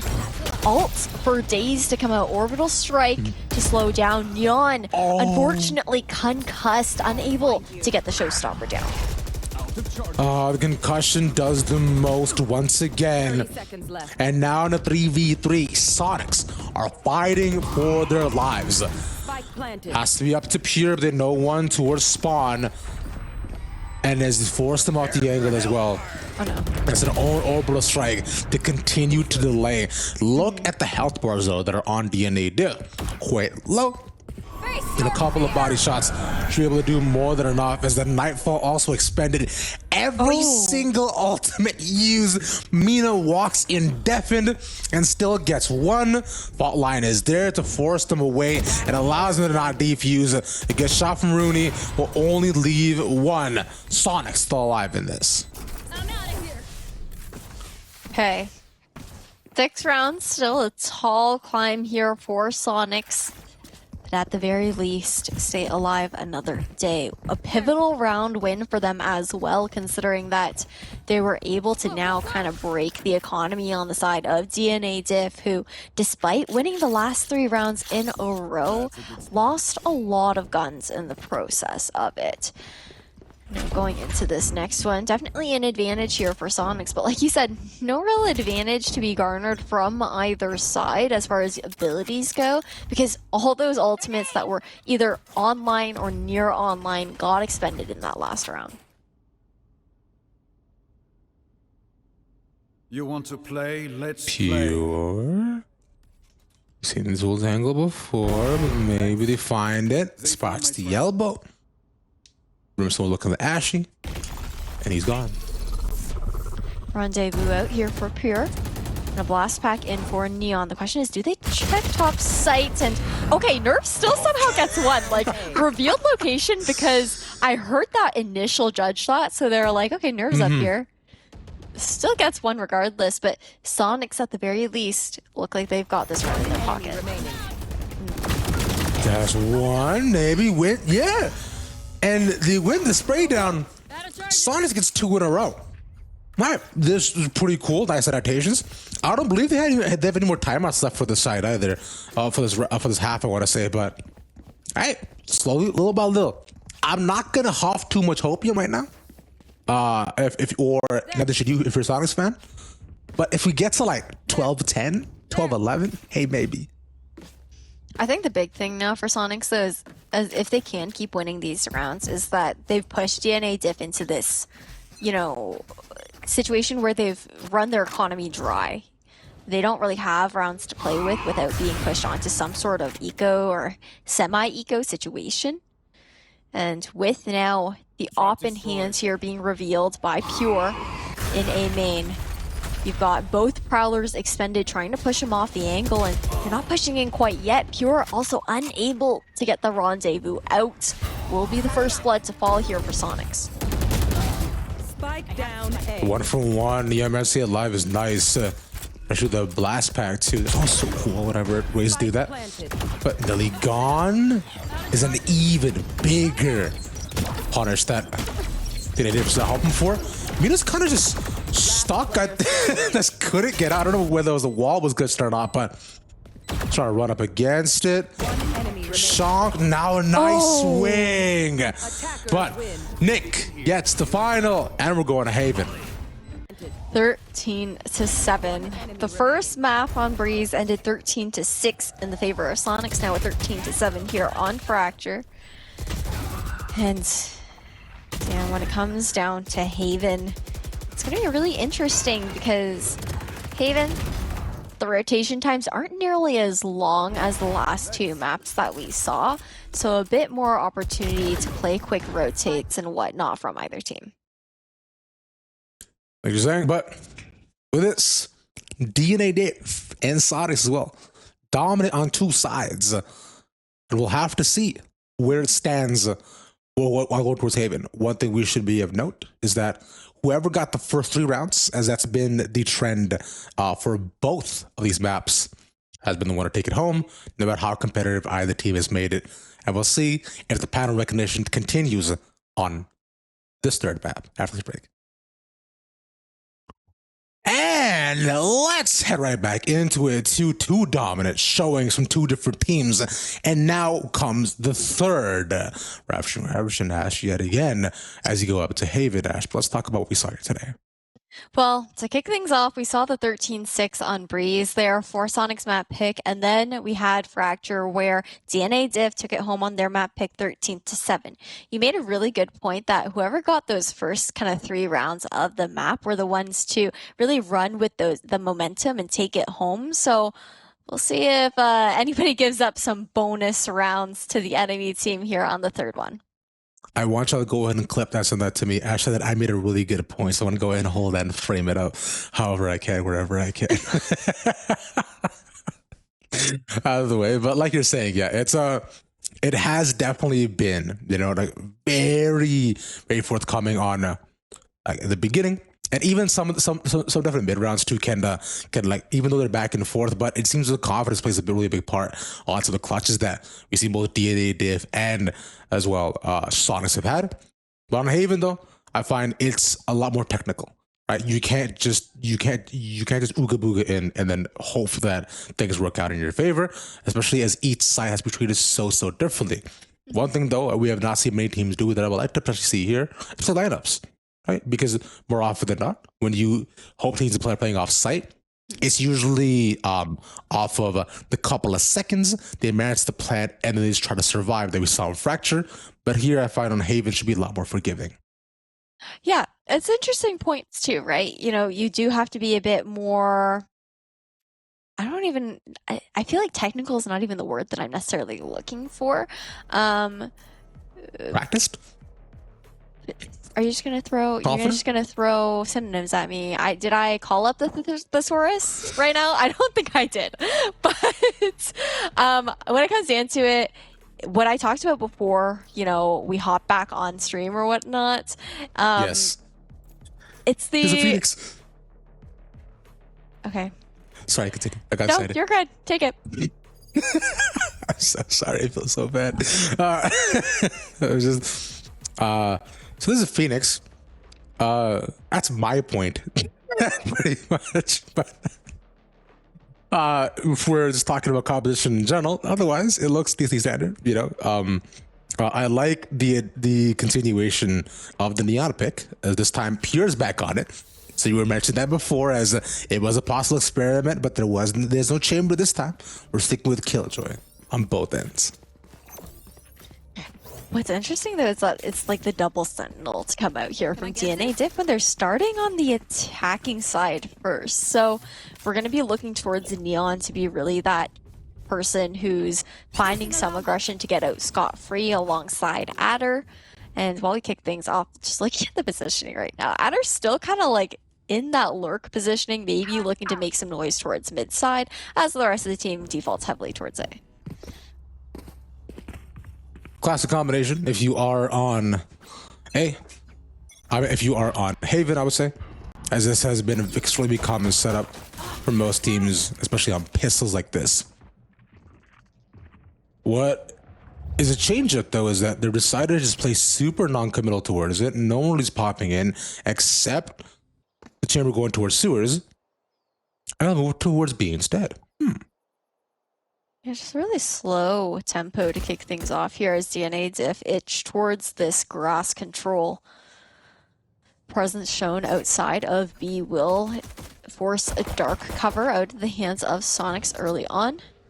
Look out! What's interesting is how spread apart the Killjoy utility is on Sonic's side.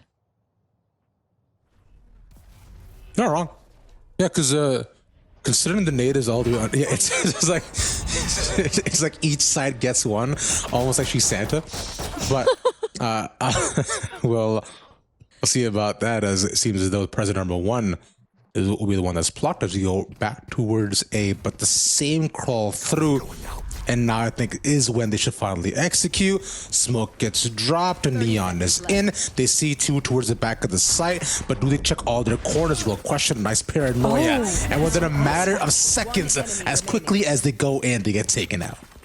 I mean, that has to do a lot with the fact that there are 3 set up here on the A side, right? From Sonics, just crossfires through days. Even though 1 or 2 got caught out by that paranoia, you had 1 more that you could rely on. And that's in part due to the way the Killjoy utility was spread out. Mina throwing down that alarm bot here towards the B side, then having a turret there on C, this time switching things up a little bit. But DNA Diff, with how quietly they played as well, there was really no util forced out from the defenders early round. Cover going out. Now we'll see if the pattern recognition continues to be accurate, as Adder just crucially stays alive. And I think this is something that we're going to see a lot. Is that with the Phoenix pick, you see most teams do just feed him as many orbs as possible, because of how quickly his ultimate does come up, and that's used as the main entry for as many for the sites that they want to go off into. For now, Bruni finds one. That's a spike dropped, but you see Adder almost made his way in. Bruni does not get tagged though. Both shock darts out though, and 3 seconds left until that recon's back into the Bruni's hands.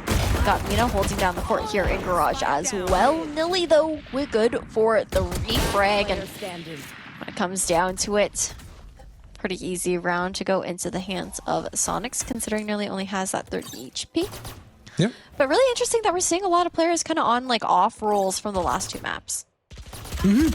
Right, because the change-ups have been decently abundant, but I think this is going back to competition that we were talking about before, on how just the Tier 2 scene has, has been looking to develop in the past couple of months because of the question marks that are there. So why not try as many things as possible while things look to settle by the end of the year? This is exactly what he's been doing with the trials and the such.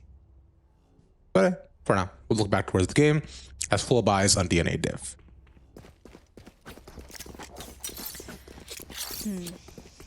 Okay, so bonus to come through here for Sonics. It was looking really strong considering only losing that one gun in the previous round. And Mina is once again switching up his utility here now. Nade stacked over towards the B side, maybe expecting a quick B plant to come out. Pure already pushed all the way up. It was nice as well, but considering Tori got tagged, they even used the dart to try to find them by a lobby, and there were two that was there. At least from here, DNA diff. I'll have to rethink a couple more of their options, as all the presents this time are stacked on B.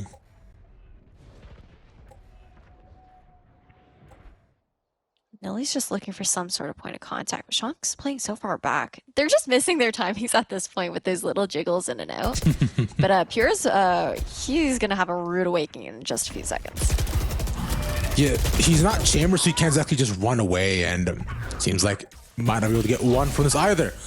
As within seconds, two go down from a Sonic. It's a nice shot from Rooney to only get one nerve with response. One enemy remaining. But it's that much tougher as it is just one more left, and C will be the take. Yeah, 30 seconds pretty left. easy read there for DNA Diff as well, knowing that Nerve was alone on a side. You have that late work waiting here in the hands of Neon as well, just in case Nerve was electing to go through that flank. Instead, it'll be a push in back through CT. Gonna get that dink off on one, but just a little bit of chip damage done on Ico. Yeah, unfortunate too with the weaponry that Nerve does have, so I don't think you can do a ton here. Might look to go around through garage instead and get a better weapon. There we go. But Neon anticipated it. Yeah, that's all timing in that situation. So no 3-0 to kick things off from either side. A bit more of a traditional start here for Sonics and DNA Diff. Sonics will have their now a buy-up round here after that bonus. DNA Diff going into this round number 4 have 2 ultimates to use here, and that's the coveted Phoenix ulti that you were talking about, the run it back alongside that lockdown. And where they are currently, I wonder if it's running it back used to garage to try to move him through C. But with how far back they're playing, them might not necessarily even be used right now. No, instead, they used to commit to the B side. They take out the turret. Will they find anybody though? Yeah, that's Rooney. Oh, sorry, Shock, I mean. So that's one gone. Ultimate used for great. Good. Oh no, the TP out actually lands Nick straight into the line of fire of that Hunter's Fury. Yeah. Nano Swarm landed there onto the site. Both expended early on, and I believe that last one was just taken out by the Shock as well. Interesting, not going to use a paranoia to, like, he's probably thinking that they're going to put all both right outside of the window, but Pure pops out. And without the fast that actually covers his angle from trying to get anything there. He's going to commit to defusing. Interesting, they should be able to do this. That's 2 more. But Neon cannot get the final. A 3K there for Rooney to get that 3rd round on the board here for Sonics as they garner a lead over DNA Diff by 2 rounds. Not much money into the pockets of DNA Diff here, so Neon will have this hero rifle going into round number 5 and a half buy / full eco for the remainder of the team. But it's really awkward economy here for both sides, considering just how down to the wire it comes to always just one player left on the field. And that's been the trend for a lot of these rounds, right? Just really close plays, and where rounds where it's a ton committed, it always just comes down to whether who swings first or maybe who's just a little bit better on the timing. I'll digress. Dion moving his way forward, thinking, yeah, there should be some kills that you told there, and they got spotted. Question will be, though, is when they decide to actually commit to move in. I'm just waiting for Mina to jiggle peek a little bit too far right now. You can see that they're poison ready, knowing that there is util to be... Okay, hold on. Neon just like full commits to the angle, knowing that the swarm would be popped, just eats it regardless to get the first blood. I mean, not too bad. It's a nice little side dish, and you go ahead and get the Mina swoop on top of it. Let's see for now, Sonics already down 1, 4v5. Spike is planted on C. is how they will respond will be the biggest part of a lot of this. Although they're up 3-1, it's going to easily be equalized through the efforts of DNA Diff, and they find Pure here too, as he looks to walk in with 2 behind him. And 1 more looking towards Garage, but DNA Diff, most of them are playing off top of this, off the site. Nerve gets 2. Sorry, Nerve and Rooney get 2, and they're just gonna defuse. Yeah, easy enough. That's really interesting. You saw DNA Diff, they repositioned completely off-site in their post plant, instead going for that garage control of grass as well, maybe anticipating for Sonics to have some sort of flank in their retake situation. And I feel like that's something that DNA Diff could definitely be punished for again in the future, just because, you know, if you take down the ones that are closest to that spike, you've got, you know, 5 people funneling back in on that retake situation. There's only so much you can pray for a spray to do. Let's play. To be fair though, the sprays have worked out pretty decently for DNA Diff. If we look at what's behind door number A being Fracture, and usually the A site that somehow gave them at least 1 each time. Well, it's a new map now. True. Brand new day. Changed up a little bit. I bet. Very That's where Sonic is down. This is pure. This is a jump peek in here. Just very slow start. DNA Diff trying to creep up. Okay, Pure is gonna get punished for this. Yeah, you can't, even with the high gear, you can't run back nearly fast enough to get it scot-free. Oh, and Rooney as well as the smoke drops to clear out the defenses on A. And I think right now for Sonics, this is becoming such a tough round. I'm thinking, or if they make the safe play here, they could just save, because they do still do a 3-out. And decide instead to, you know, maybe just catch an exit if need be. And yeah, they are positioned for it too. Yeah, it's just going to be a save situation. Maybe go for a couple exit frags. Nerve looking to find anyone who tries to funnel out of a lobby. But an important round on the board here for DNA Diff. And we were talking about it earlier. Even though Sonics have this, you know, this lead over DNA Diff at the moment, the fact that every single round, for the most part, has come down to maybe 1 or 2 players on the enemy team still alive, nobody really has much money to work with. It's just been awkward buys across the board. Maybe 1 full proper buy that we've seen for either side. This is a complete side note, but when you say proper, I immediately have to think, oh, this is a proper buy in it. Anyways, for Rooney right now, for Rooney right now, and for the rest of Sonics, you know, as it'll become a bit discombobulated, only him having a light shield, and Pure having that overdrive, so likely the weapon of choice for their side. Meanwhile, for DNA Diff, the running back is going to be another crucial thing to pay attention to. Yeah, we saw the overdrive in the hands of Mina previously. Wasn't able. Okay, Oh. I say that Rudy's just gonna like blind alt into a frag to kick things off. Nerves like following up with another one here in a lobby, and things are just falling apart here for Sonics. Or for DNA Diff. I was gonna say, well, as you say that, you know, they get 1 back, so things aren't too bad, but, you know, the trade away is clearly evident. And it'll become a 2v3. Not much more there. Spike's not committed to it, interestingly enough, as they're waiting for the rotations to come to see. And now with this, Nick secures the Spike. I like that from the shadows as well, because you can see that Adder was looking for some sort of rotation pick. It won't be the case, but all members of the defensive side will funnel in here towards CT, and a pinch here, planted open. It's at half, and Neon gets 2. That was huge. Great, that works out beautifully as all the Sonics were out in the open, waiting to be shot down. I'm really surprised, like, nobody heard the TP up towards heaven. Well, they weren't there, right? Because everybody was all almost pretty much towards B and C. Yeah, but when the TP, that was when the spike was being initiated. When the TP actually happened, it was a little bit later. Like, I guess maybe still just out of earshot, but I I don't know. For some reason, I thought that one member was maybe slightly close enough just to hear that, or to at least maybe clear towards heaven, knowing how omens typically play. Well, we'll never know. For now, though, I'd look to find out how Pure deals with this situation. No. A 50-50 chance of what corner it might be, and not working out. The first time DNA Diff has held like that on the attacking side too, right? Not really anticipating much aggression, especially from mid. Nilly will be punished for that as well. Spike initiated here on the ace side. Ooh, close calls as well on the sprays from both these sides, but look towards Sonics. Mina pops down, and again, another 50-50 on whether they're below or they're on the outside.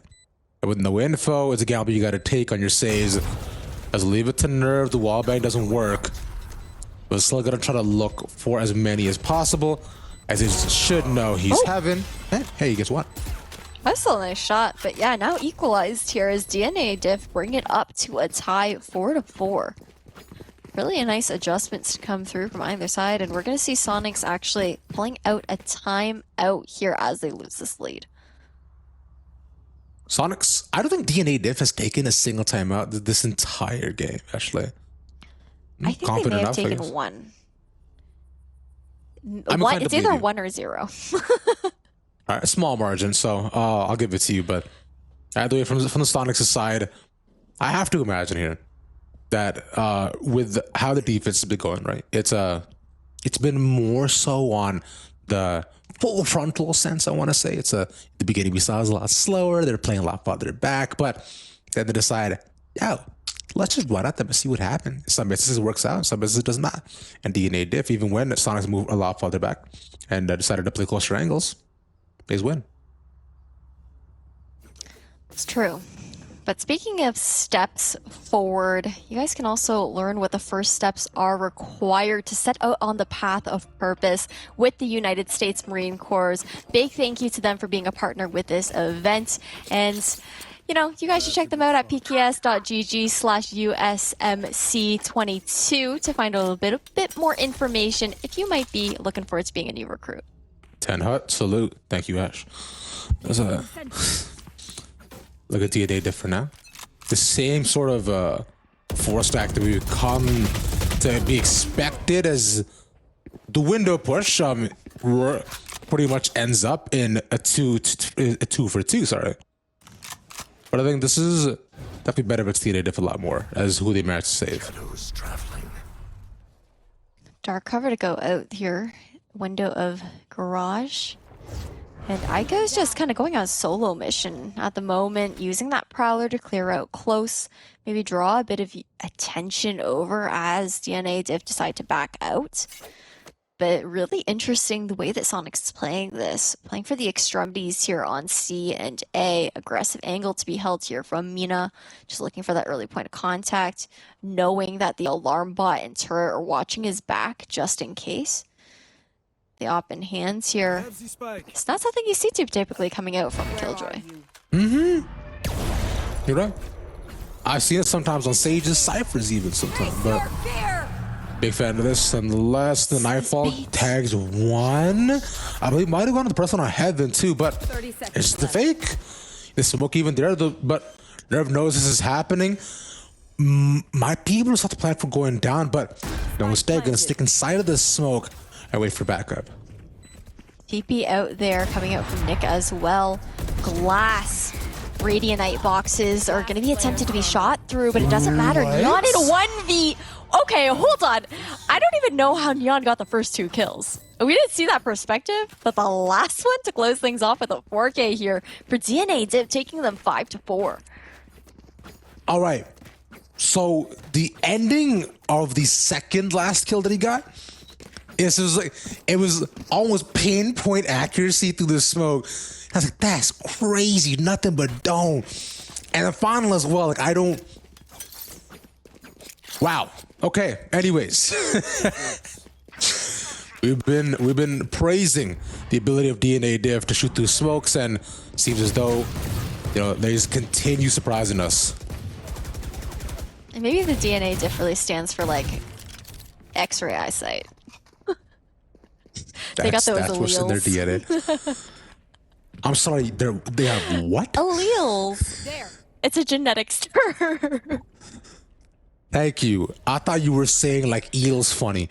Whatever. Eels. or like you know what Patrick says? Allele. Anyways, there's running back as well. That's put in. Oh no. Flash out. Wait, Nice shot from Mina as he survives. Okay. So he wins that with the frenzy, manages to live. They gets one more Rolling Thunder in response as they get one. How is he surviving this entire time? But finally, Aiko gets him. But Sonics, though, getting 2 on the initial and getting a lot out of it. Not the wallbang kill. Okay, so now it's Nerve in Mina's position. You've got Spike down, under Hell, and gonna be good for 1, but with the Spectre in hand, not too much you can do there. DNA Diff, they're just gonna swarm around and take that 6th round on the board, but goddamn, did Mina live for way too long than he should have? Bro, unnecessarily.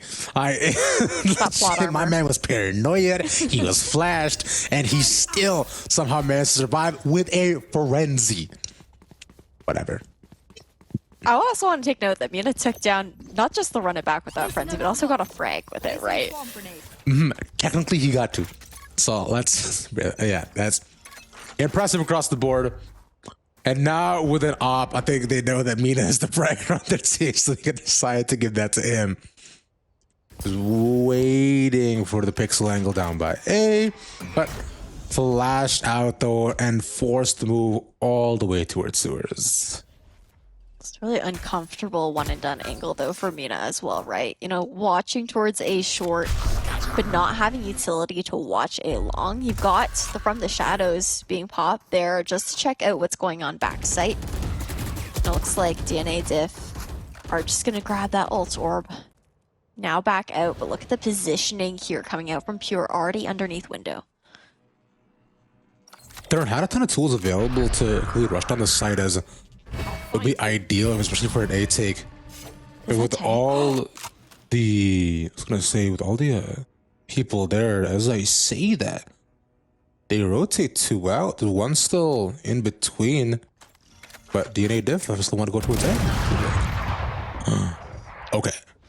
What was huge though is Pure was able to tuck that initial eye that came out, right? And now with 30 seconds left, DNA Diff, they're scrambling to find some sort of space here on the A side. And with that, almost no time left, and on a 30-second exit, things can get quite tough, and I'd be looking at an even half here, Miss Ash, interestingly enough, as both teams have the option to do so. You're gonna jinx it. Big thing. If I do, I do. That's fine. What I do want to be noted is that we're 1 away from lockdown, and we're 1 away from nightfall too. So 2 pretty large ultimates, and if DNA Diff managed to at least put the orb on top of Aiko, they could finally use what was missing before to, you know, move into A. But it's gonna be a really forward, gonna say push in from Pure. He gets 1 and survives. And it's a really nice dark cover that came out also from Sonics, right? You had them cutting off that A lobby angle, knowing they can isolate maybe 1 or 2 players outside of that smoke, and now rotation to be pulled here. Prowler to go back through, and Nilly already pushed up towards B. Will be good for 1 here in a link and make that a 2nd.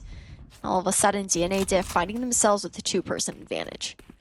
Aggressive push out only works for the 1, and the 1 will be all they get for now as Shonk and Pure are the ones surviving. The 2nd there, the op shot goes wide, but now they know where Neon is. As Nick gets the plant once again on C. Oh, but Pure. Not expecting that many people. On that side, it is just Shonk left. 1 flash and 1 kill survives. But this is so close. I don't know about this. 2 bullets and yeah, has to reload. Damn. Shock's still good for 1 with the aftershock, but a 7 to 5 here for DNA Diff as we swap sides. I jinxed it. Hey, you called yourself out. I didn't say anything. But what I'm looking towards here now that we're seeing Sonics on the attacking half is a little bit more impact coming out from Pure on that Neon pick. Just causing a lot more discord. You know, you have Shank able to set Pure up, maybe a bit more similarly to what we saw on Breeze, where we always saw like the Jet KO being paired together, ensuring an easy entry for the duelist. Because what I was hoping for previously, which is so common on so many different defending Neons, is you decide to just anchor A, and instead of pushing out aggressively, you'll just use your shock bolts and then slow them down and wait for your team to go in, right? Which Pure went the other direction for now, though. Doesn't have to be forced into that, as there are two people down A, and they'll just give up the site. Allow them to have it, yeah. You've still got, I believe there's some sort of swarm on site, no? But Shank will go for that spike initiation. Smoke has faded here towards Heaven. I go to pull out a Prowler. Flash into, and it barely connects, but as that wears out, it'll become pistols galore and trades as DNA Diff come out on top. Some way, somehow. Hey, pistol rounds, they get scrappy, they get messy, and that was, I mean, it would have been the round for Sonics to try and equalize early on in the second half of this matchup.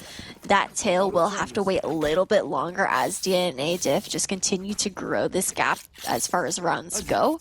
Sonics, okay, seeing the Stingers coming out once again, maybe looking to buy up and try to take away this anti-eco of DNA Diff. That also runs the risk of what we saw previously on Fracture, where you couldn't afford in that third round and you had to give up one that should have been easily put in your pocket with the full buy. And with DNA Diff at double digits too is really what put a lot of pressure on them to perform a little bit more, and evidently even other comebacks, they couldn't bring that back. Now as it stands, we'll look at Pure, who takes far too much damage on the entry. A nice Smalley, and now with this Sonics, they cannot do a thing.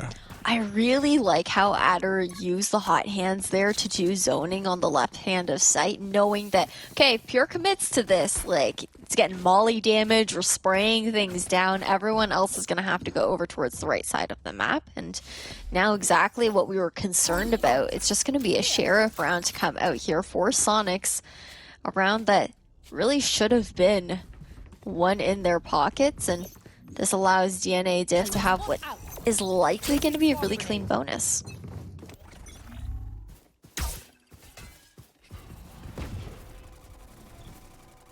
Sonic's under the gun right now. A save round from them here could be huge and restore possibly a lot of momentum that they're currently missing.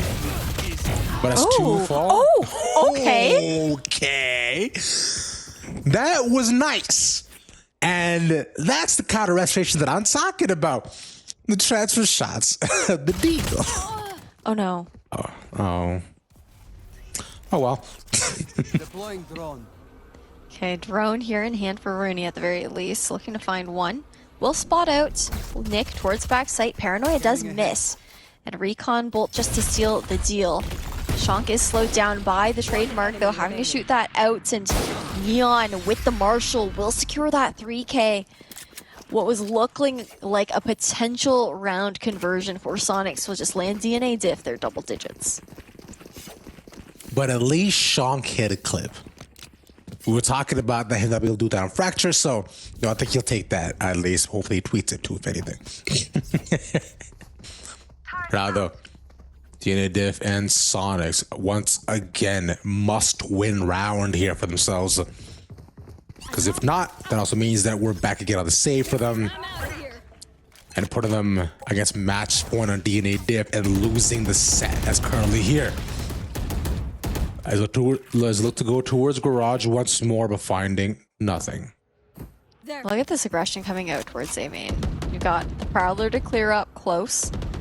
And then you have Chamber on DNA, Diff already pushed up. So Neon has this space here towards A. Sonics can very confidently stack more sword towards the left side of the map. And Sonics, or DNA Diff, they can stack more confidently towards the left side of the map. But Sonic's, all they really have right now is this grass control. Not really able to do too much of it with it anyways. But at the very least, you do have one here towards C-Long, maybe trying to creep up as the spike rotates over. And this should be where they look to make their move into garage. They find one, the flash out. And Pure ready for Adder as well. The Nightfall didn't respond. So to go towards the back of the site, but he gets punished by Nick at the close angle. And it would know they know where Nick is, but Shaw could be the one to do it. And they don't clear out nearly on top of Wood. So much chaos. Nick was the perfect bait there too. You know, they saw the TP over towards back platform. Everyone was focused over on the left side of C. And another timeout to be called here coming out from Sonics. But that's tough. I mean, DNA Diff, they had a really nice read and just like a solid hold, especially with the help with the Nightfall, where you really couldn't hear anything or where those bullets were coming from. A tough call all around. But I don't think they were deafened, right? All of them. I think a couple of them were, but by that point, they'd already reached the push in. But I think it was just Pure who didn't get caught by it. And considering he fell right as he picked towards the back of the site, so the rest were just walking around blind, had no idea where anything was coming from. I'm beginning to realize more and more just how deafened can be such a game-changing sort of debuff to go on to teams. You rely so much on sound here in these attack shooters, right? But I want to make note of a couple pings that we just saw coming out. Sonics with their pings, it looked like maybe a potential plan to go through B and push into Garage CT side. But then DNA Diff actually had pings of their own, you know, having a really nice read with, you know, trying to say, okay, I'm going to lay down my Killjoy utility here. We're going to prepare for that potential push through Garage. And I don't know. The util to come out there from the KJ just looks really nice.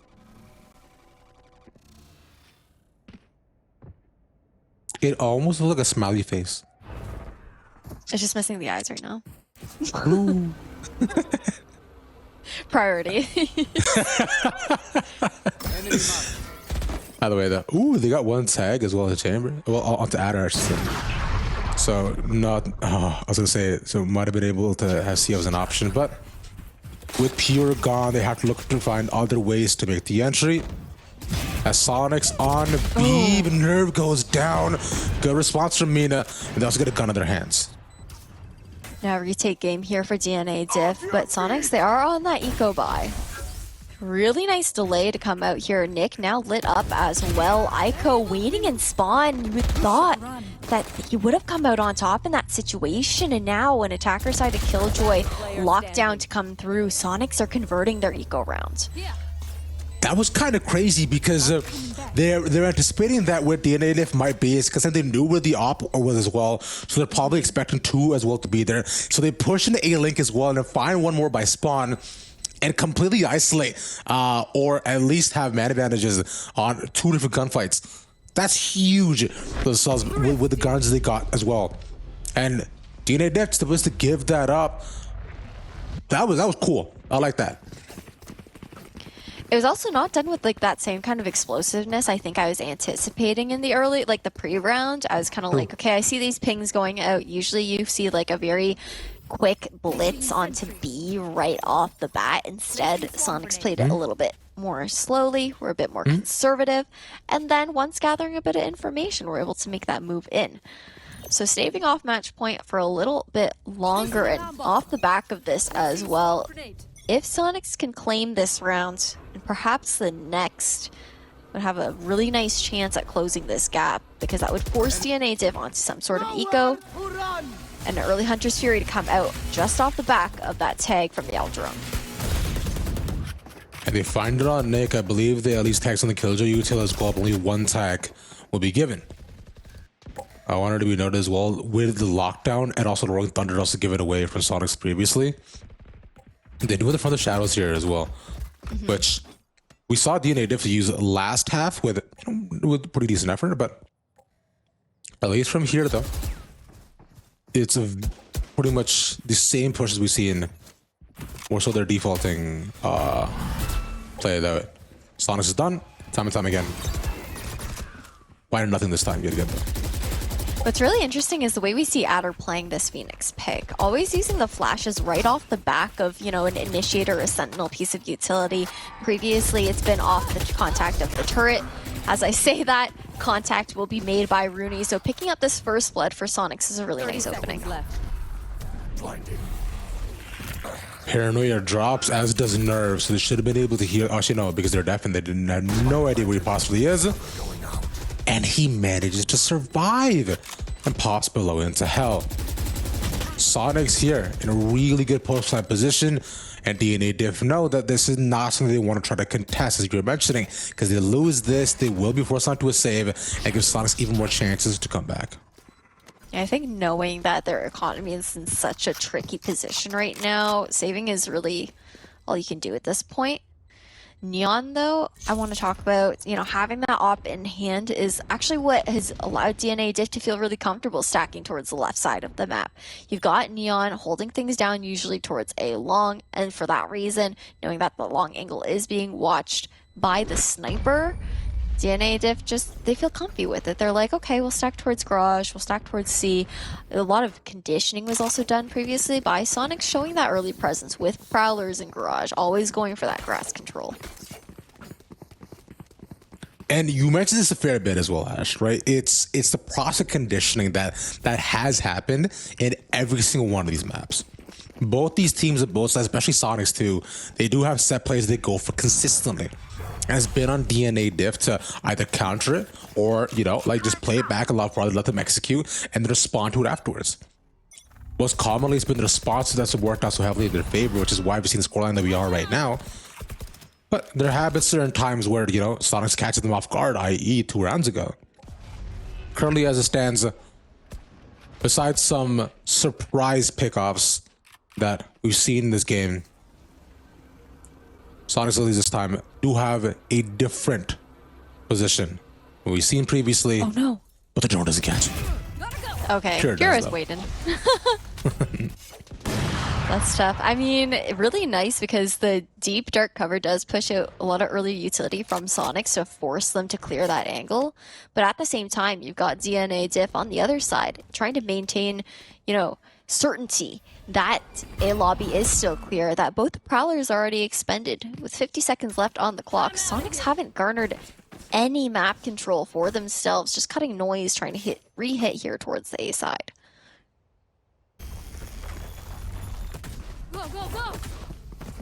Nothing gained yet on their side either. Lockdown available still. It could easily be used for the retake. As here comes a fast lane, the Paranoia is nice, stopped them and nobody caught, but that's pure gone as Nick goes towards the other side instead. Because 1-for-1s, but DNA Diff by the end of it make things even. There's just Aiko left in the corner, hoping to get some response back. The hot catches too. That's not wall bangable, but Aiko has to do something here as he needs some sort of backup tempo to stuff. Nilia's there. They're waiting for the save. Up on top. DNA Diff go to match point. Damn, that was so well played by DNA Diff on that hold. I mean, just the hold there on a lobby. Sonics, I think what they struggled with in that round was, sure, both sides used a lot of util to re-clear towards a lobby, but Sonics didn't gain anything from it, right? DNA Diff was just able to hold that map space, just kind of staggering util here and there. Meanwhile, Sonics, they weren't even getting anything on the other side of the map. They had no information. And because of that lack of presence, DNA Diff, they had that 3-stack, and the bait paid out perfectly for Aiko as well there in short.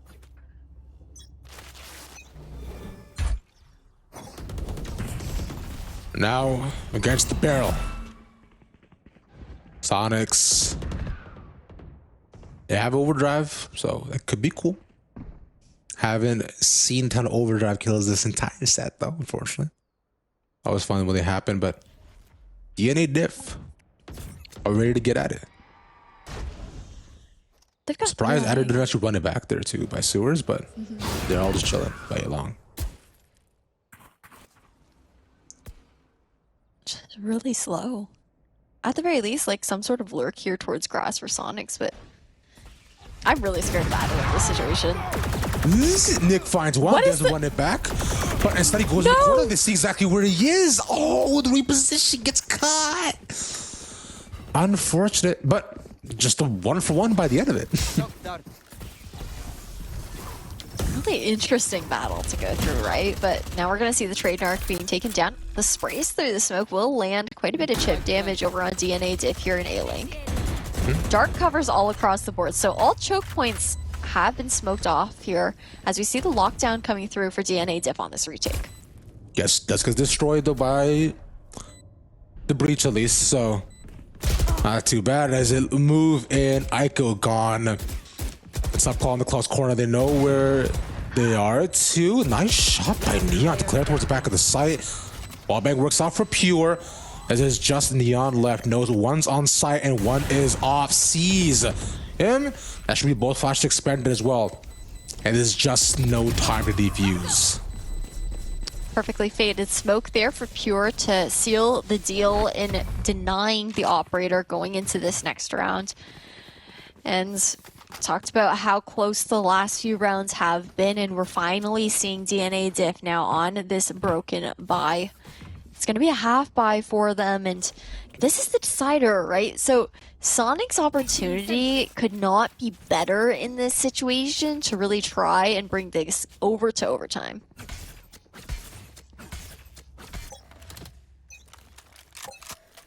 Entirely possible. But with Sonic's being in this position before, it has just been a couple of rounds gained.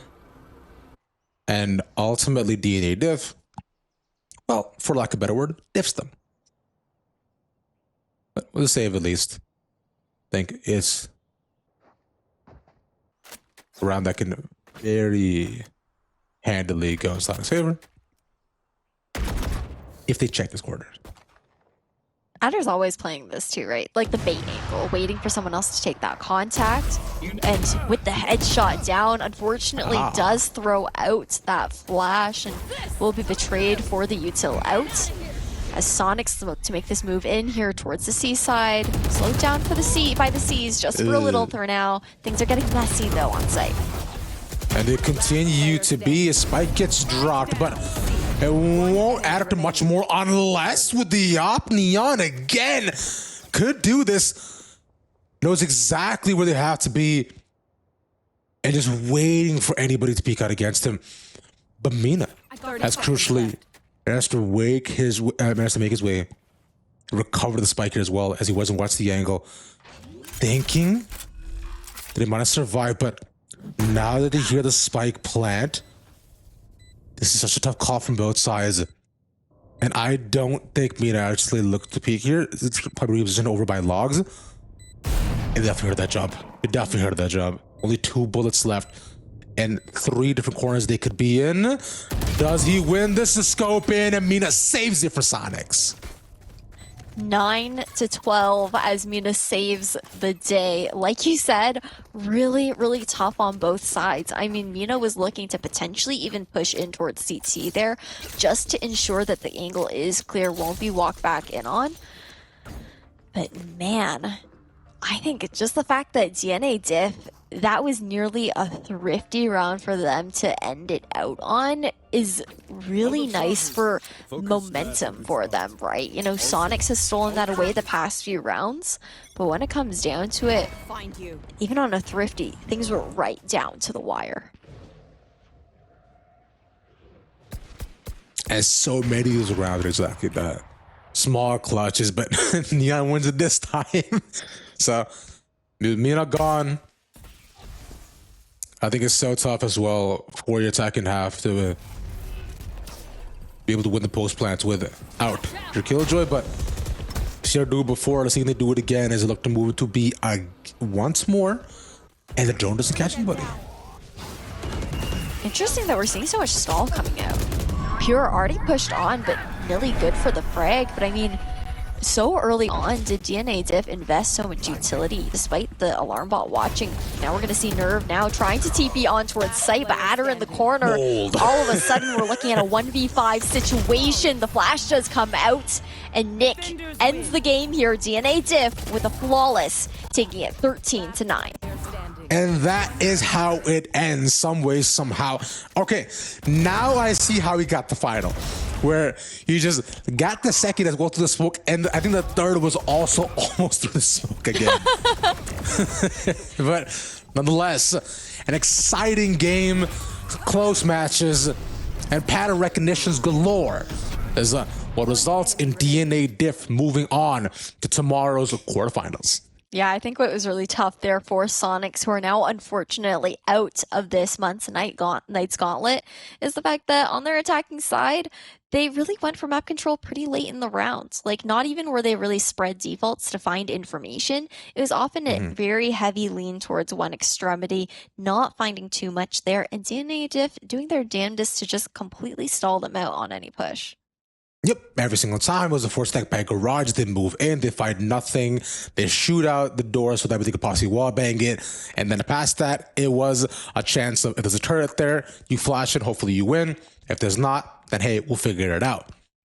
Either way, though, this has been the end of the day here for us. Appreciate y'all watching. Be sure to everybody behind the scenes well for production, the observers for sticking through us, and of course, appreciate you, Miss Ash, for being with us. We'll be back here tomorrow, same time, same place, to continue quarters and semis and finals as well. Until then, stick around. I'll be Ravish. We'll see you then. Peace. And welcome back yet again, ladies and gentlemen, boys and girls, to some more Valor action right here in the Knights Gauntlet October edition. We want you to catch up for the evening, Ravish, most Ravish media, joined here by my side, as always, by the absolutely wonderful and fashion-forward Miss Ash. Damn, I don't know if I'm the fashion forward one. Look at that watermelon shirt that you're sporting today, Rav. But I'm... The peak of fashion is right here. Fruit shirts. But I mean, when it comes down to it, we are here for a reason, right? Today's day 2 of the Knights monthly gauntlet for October. We've got quarterfinals coming up. We're in a single elimination, best of 3 series bracket here. And the match that we're actually featuring today is going to be Native Gaming versus Stealing Lunch Money. Not Stealing Lunch Money. We have seen this roster, I believe, for the past 2 weeks in the Knights Weekly as well. You know, I believe 2 weeks ago they took first, and then last week they came short to start 9th to 10th. Now, that's mainly been due to just a couple different additions they've made, right? I believe they have Renz who've been playing for them for this tournament in the monthly specifically. Previously, they had San Zekin as well, so the small changeup maybe made the difference. But so far through the tourney, they've been doing pretty good, Ash. They definitely have, because when you take a look at their results for this tournament over the past day or so, it's been a clean sweep for them. They haven't dropped a single map. Meanwhile, on the side of Native Gaming, have had essentially a clean sweep as well, but did drop one map earlier on in the event versus DNA Diff. But the thing is about that map drop is that it was also an 0-13. Yeah, I was gonna say, I was talking to Native's manager earlier today, Rosie, and she was also mentioning as well that, like, yeah, it's, you know, like the team's doing a lot better too. They've gotten new additions, I believe, ever since trialing some of the previous members of Doug Zero, bringing Screwface and Anderson. So the team seem to be on the up and up, but you know, tough start to the day. But no, I also did talk to Screwface a bit before this too, and he's mentioning, yeah, dude, we gotta wake up a little bit more, and I guess I had to open my eyes a bit wider, but it's fine.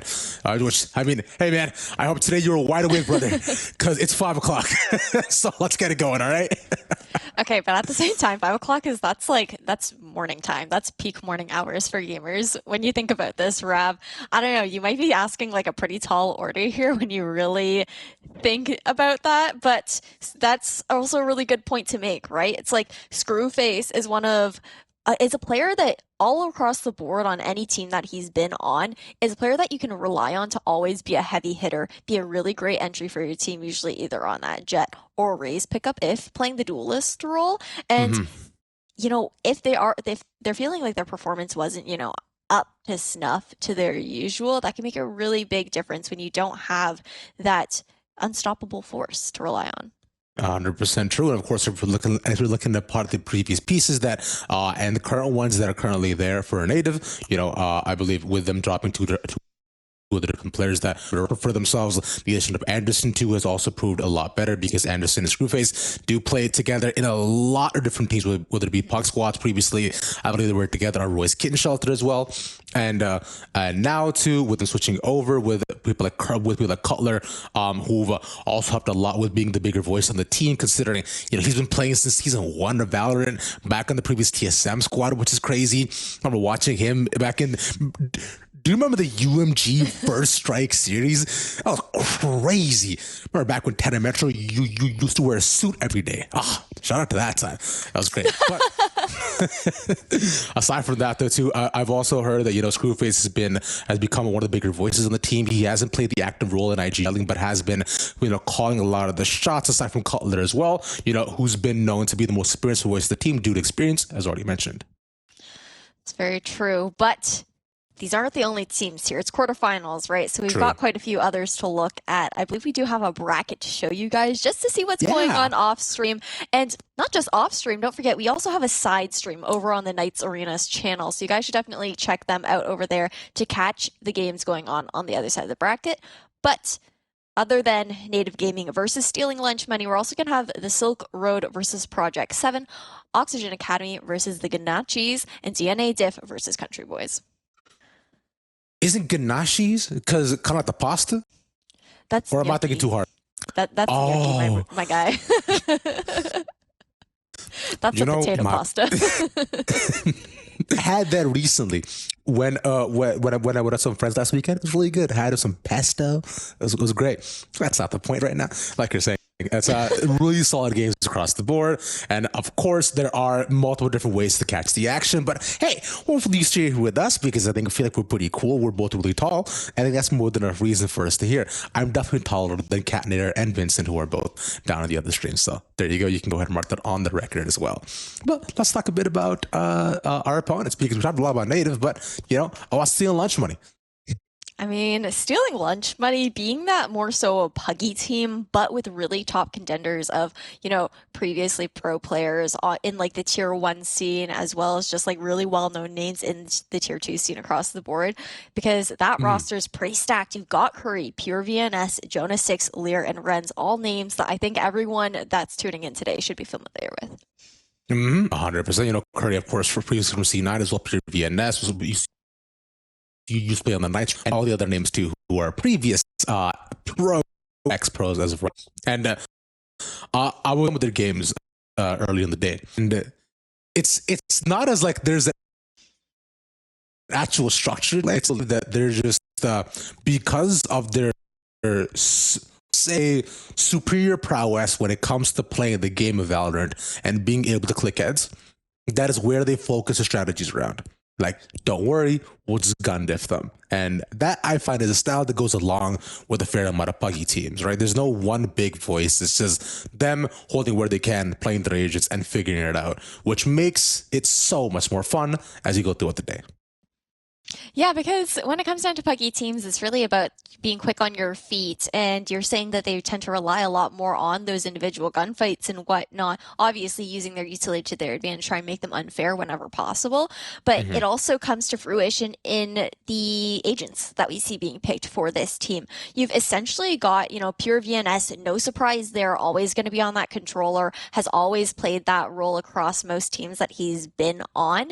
And while being a smokes, also having a really high frag potential if you ever look at just like general KDAs, ACS and whatnot. But then for all of the other players, they're largely flexed players. You've got Renz who leans more into that chamber, but still flexes onto other roles map dependent. Then Curry, Jonah, and Lear are all kind of like flex/initiator flex picks. It's funny you mentioned that because listen to some of the comms. It's they knew that one person was perma chamber and one person was gonna duelist, and the rest of them were like, "All right, guys, who wants to play what? Am I KO? Am I fade? I don't know. Like, let's figure it out." And they wait till the time ran out to pick what they wanted, which is the best part. Which, speaking of which, let's see whether we're taking those agents as we have the map bands in front of us. Ash, let's find out. As Icebox takeaway by Native, Pearl by Stealing Lunch Money, and we're going to Bind, Haven, and then Ascend. Fun. Yeah, I mean, I'm not really surprised by these map picks. Obviously, Bind, Haven, and Ascent are always kind of just like your bread and butter for best of threes. You're going to see at least one or two of them for the most part. But when I was doing this deep dive between both teams, obviously it's a little bit difficult because Native Gaming, they did change up their roster a lot recently, stealing Lunch Me, a newer Pug team to come through. But regardless, they kind of just held that same map pool where neither team really tends to play on Pearl or Breeze. And Pearl's mostly a permaban, I believe, on the side of stealing Lunch Money. They played Breeze once, but it didn't go so well. So not surprised by any of this. Yeah, because I found with Pearl being, like you were mentioning, just how new it is too, it can be very 50-50 depending on how teams play it because, of course the pros have played it in either just solo queue in general, maybe some pickup games here or there, but nothing to necessarily warrant a confident pick, which I remember all the way back in Masters as well, there was a conversation going around, Champions I should say, that if a team managed to get Pearl, is this the X factor? And I was pretty hesitant that, it's newer, doesn't mean it's the end all be all, but here and now, I feel a tournaments like this where you're laying your lives on the line, one game decides it all. You definitely want to stick to what you know. And Bind, Haven, and Ascent is what teams have known for the past 2 years almost. So it makes sense. Definitely makes sense. Looking forward to seeing Bind coming up first. And I believe we're just about ready to head over into Agent Select. So we won't wait too much longer to see what these rosters will be picking.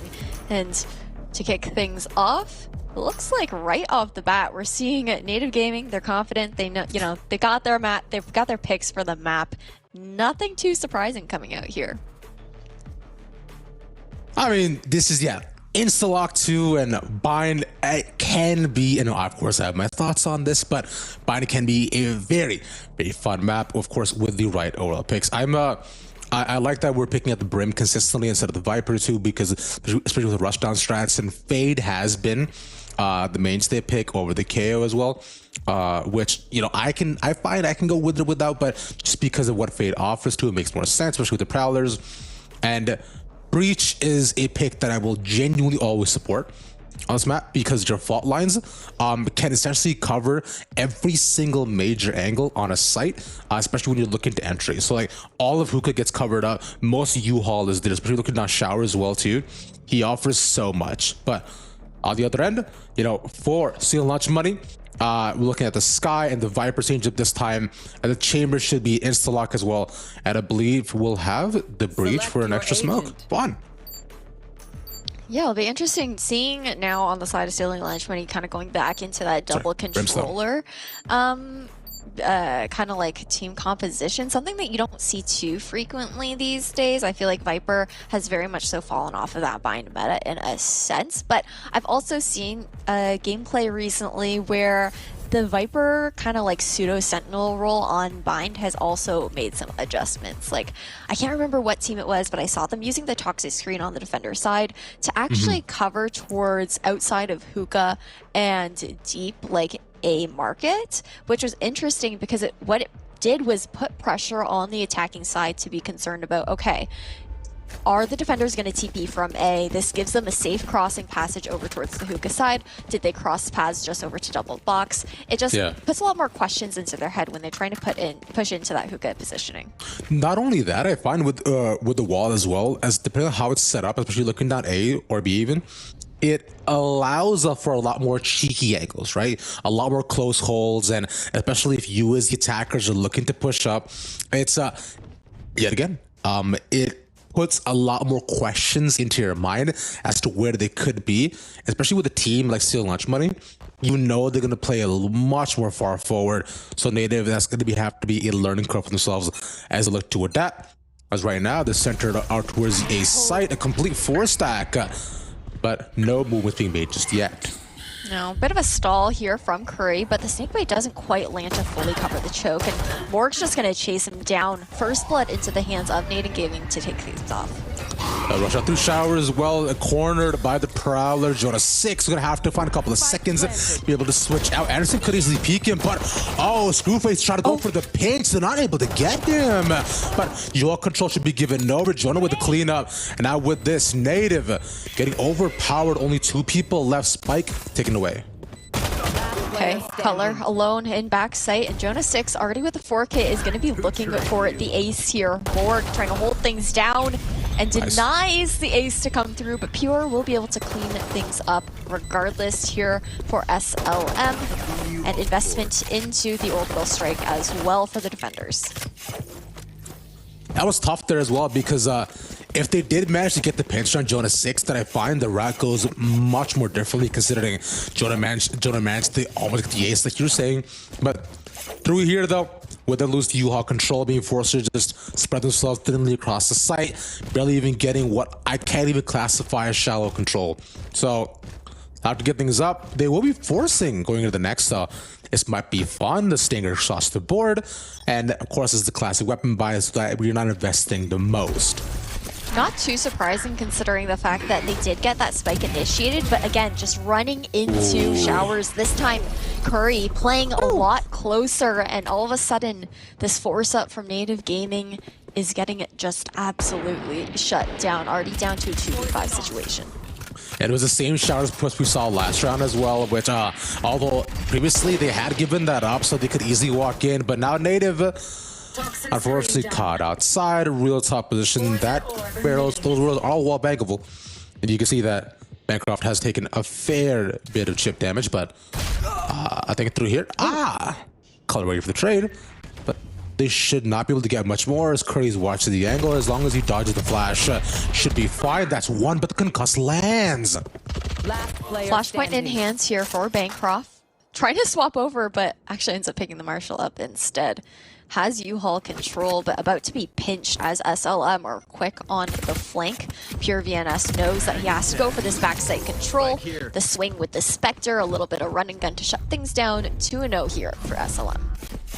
They get to, so not a bad start off too as well, considering if you're on your, I guess, anti-eco, works out fine because they lost the round, and of course we just classics and sheriffs.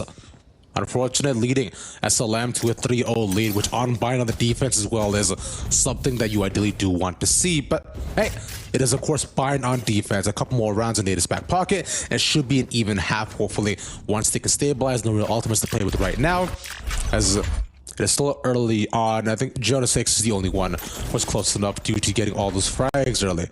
As it stands, Native looking as it gets guns out of SLM's hands. Smoke to come down here towards short for the defenders, but it does leave the top box open, and Bren's going to use that to his advantage, get the first pickup here for SLM. Trademark has been shot down, but already a push out from B long to come out from SLM. They know that Native Gaming is leaning heavily here towards A. It's a 5-stack by the end. Yeah. So a 4, I want to say. With, I mean, Jonah gets caught, but so only needs a bit of damage and manages to walk away. It's just shot straight in between what's supposed to be the flanker. Spikes will lean towards that A side here though, Ash, and the wall they have, so it's pretty more than enough cover. Once that goes up, Native will have some top decisions to make as you're making before, but Renz is forced to reposition, gives up A short. Just gonna push it through the smoke. Pure taking the risk, just rolling out the molly, but does allow Bancroft to pass, who's now zoned out from the rest of the team, right? Still gonna go for the plant regardless. Spike will be initiated. Now the retake game here for SLM as Curry gets one through the smoke. The health bars as well on Native Gaming are so rough. Oh, wait. Might not necessarily matter. The classic gets an instant headshot. There's still 2v3. They put up the molly. The nade gets the pop. Cutler and Morg will be the final to fall, as there's no possible way to hold that. SLM bring things back, but at least you had to get Native staying consistent with the 2 picks. That was tough from Morg too, right? I mean, Orbital Strike was available. With the amount of time left, you can see 12 seconds after the defuse had gone through. Even if using that ultimate, it would have been a waste when you really think about it. Better off to save it for their next buy-up round, which is going to be this one. However, SLM, they've already garnered those 3 rounds in a row, setting them up. Actually, okay, I was going to say setting them up pretty nicely as far as economy goes. They have some savings in their pocket, but Native Gaming, even on those eco rounds, have made the rounds pretty close, taking down usually, you know, at least 3 of those players to keep the money tight. Okay. Yeah. Not too bad. I was hoping the boom bots would just come together and kiss like they do sometimes, but it's okay. But it's with this SLM not set up in an awful position. Ganaccis marks, but he's still choosing to stay here. The nade is not going to connect on top of him, but instead with this, the Mexican who can control Native Gaming have inched their way closer and closer for possible BT. But the Spike's still in a pretty non-committal spot, looking towards B-Long here, Ash. I like the way they're playing this, though. There was a deep smoke in hookah, forcing the Prowler out, and now just walking down. Satchel in here for Jonah, able to get one right off the back of the guiding light, and now SLM with this push out do end up getting punished by it in the end. But regardless, I mean, this is bonus number 2, right? They've already done quite a bit of damage. If they get Bancroft there, that almost seals the deal on the route as that Spike, that would have been Spike dropped. And an aggressive push out and an ambitious play by stealing lunch money. Unfortunately, not going to work out as they know that, they have the site cornered. Rez wants to save this op. So Native through this should be able to get the first round on the board. Nice and easy peasy. I mean, for the remainder of this run, we're not going to expect anything too special to come through. It's not like there's an attempt at retake in Native Gaming. They're playing patient, not trying to lose any guns in hand, carry as much over as possible into the next round. Yeah. But as we do wait to get this next round started, Rav, I also want to give a big thanks over to the United States Marine Corps for being a partner of this event. The Marine Corps is more than a career path, it's a life path, and the day one becomes a Marine, it brings purpose to every day that follows. You guys can learn more at pks.gg/USMC22. 10 Hut, thank you Marines, appreciate you guys for sponsoring the event. As you look back on the game, 3-2 in terms of the ultimate economy that's currently available, and one more for Crazy people to bring up the Viper's Pit. That's going to be big if they're looking to deny a possible site. I would think that Crazy Viper want to play Showers if he could possibly get the orb, but from there, though, knowing how Native plays, they will more than likely be looking to just rush down on A and just overpower anybody that was stacked down there. And Carly, looking at it, that should be exactly what they're doing. Toxin screen down. Ooh, playing responsibly with the poison orb, so waiting to pop that until afterwards. Already a lot of utility being invested into short here, and as Screwface blast packs on top, Curry somehow secures the second as well. Now a 3v5 all of a sudden. And this is just takes so much damage trying to just go through the ult. Said 10 help is somehow alive, and he gets one for his troubles. Worth question mark? It's fine. We're not to 4v3 at least. What was that? I don't know. Curry built different in that moment. Definitely an extra spicy dish today. But the smoke is about to fade in just a few seconds. As I say that, Pure will come up on top. And Morg left alone with the spike in hand. There's a force stack to face here on the A side. And probably just gonna back up here into cave and A spawn. Save this gun, carry that over to the next round, because again, the money side here for Native Gaming, despite that previous round win, is still hurting just a little bit. Yeah, and they know that I more than likely pass this to most of the team will have to likely save due to where they're at with it. At least they have a couple of options if they wanted to turn things around, and maybe they go for the Stinger by once more to make this a bit more interesting. But yeah, like you're saying, Morg's chilling in spawn. No one's gonna try to push him with no spike planted either. They lose a couple of carries to the camp pad, the wallets with just the savings that they might be looking at. Nonetheless, SLM off to a great start, which is what they're expecting to be. We were talking already about the prowess of these gamers, saying how many of them are built differently. Yes, and already with starting off, you saw it was an ambitious double blast pack in. Screwface of what you're taking out, though, not realizing somebody was going to be holding that tight corner. Not too bad, though. And I think I want to just touch on again that impact that Curry had, right? Because they forced out 2 huge ultimates. Obviously, Rolling Thunder was right off the bat, then the Orbital Strike to follow up. But to gain a lead after those 2 were expended definitely hurts a little bit here for Native Gaming, right? At the very least, there is a Nightfall available, I believe, in this round. So we're going to see that Prowler to come and clear out. Close, but playing responsibly. Once again, Curry will be throwing out that Snake Bite to slow things down. Like you're saying, there's the Nightfall. It's going to make it past the smoke as the rotations coming in from all. stealing lunch money. They find one over by showers too. Screwface made his way pretty deep into the site with a judge as well. So established solid control. They get U-Haul as well. And the triple smokes out as a jump shot in. Jonah and Renz, within a matter of seconds, overpowered Native Gaming. They had no shot of finding anybody else. And the impact from Curry continues to reign, finding Bancroft to clear it out. And with just 2.5 members, Native once again falls the round. 5-1 here for stealing lunch money on Native Gaming's map pick. Man, I really like how stealing lunch money is also just switching things up round per round. You know, they've done some conditioning for early first 2 rounds of this half. You had Curry looking towards showers, trying to claim a little bit of space, but then now pulling back, playing back site. And then for the first time again, after switching things up, going back towards the shower side, but this time with a buddy and just playing for that full retake. And now we're going to see Native Gaming onto a full buy this time around after that previous force. Remember, this is Native's map pick.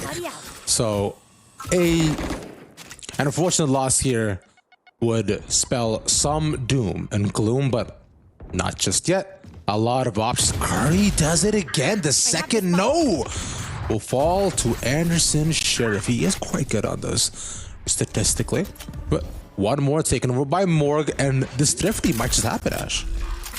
It's possible. I mean, there is one rifle recovered here for Native Gaming at the very least. Or actually a second, I believe, as well there over in showers. So high potential for Native Gaming to convert this thrifty round into their favor as all the defenders try to funnel in here from the CT side. Smokes deeply laid down though, just about to fade.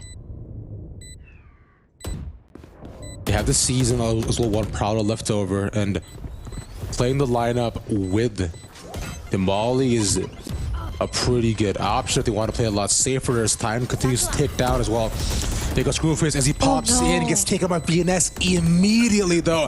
They cannot defuse, the Molly is gone, Morg gets one, and they have no more time. Native delayed long enough, and Morg survives.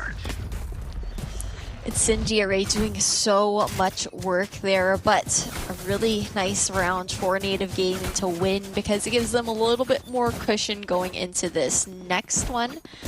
Full buy to come through. You're going to see Cutler now with the operator in hand on the attacking side.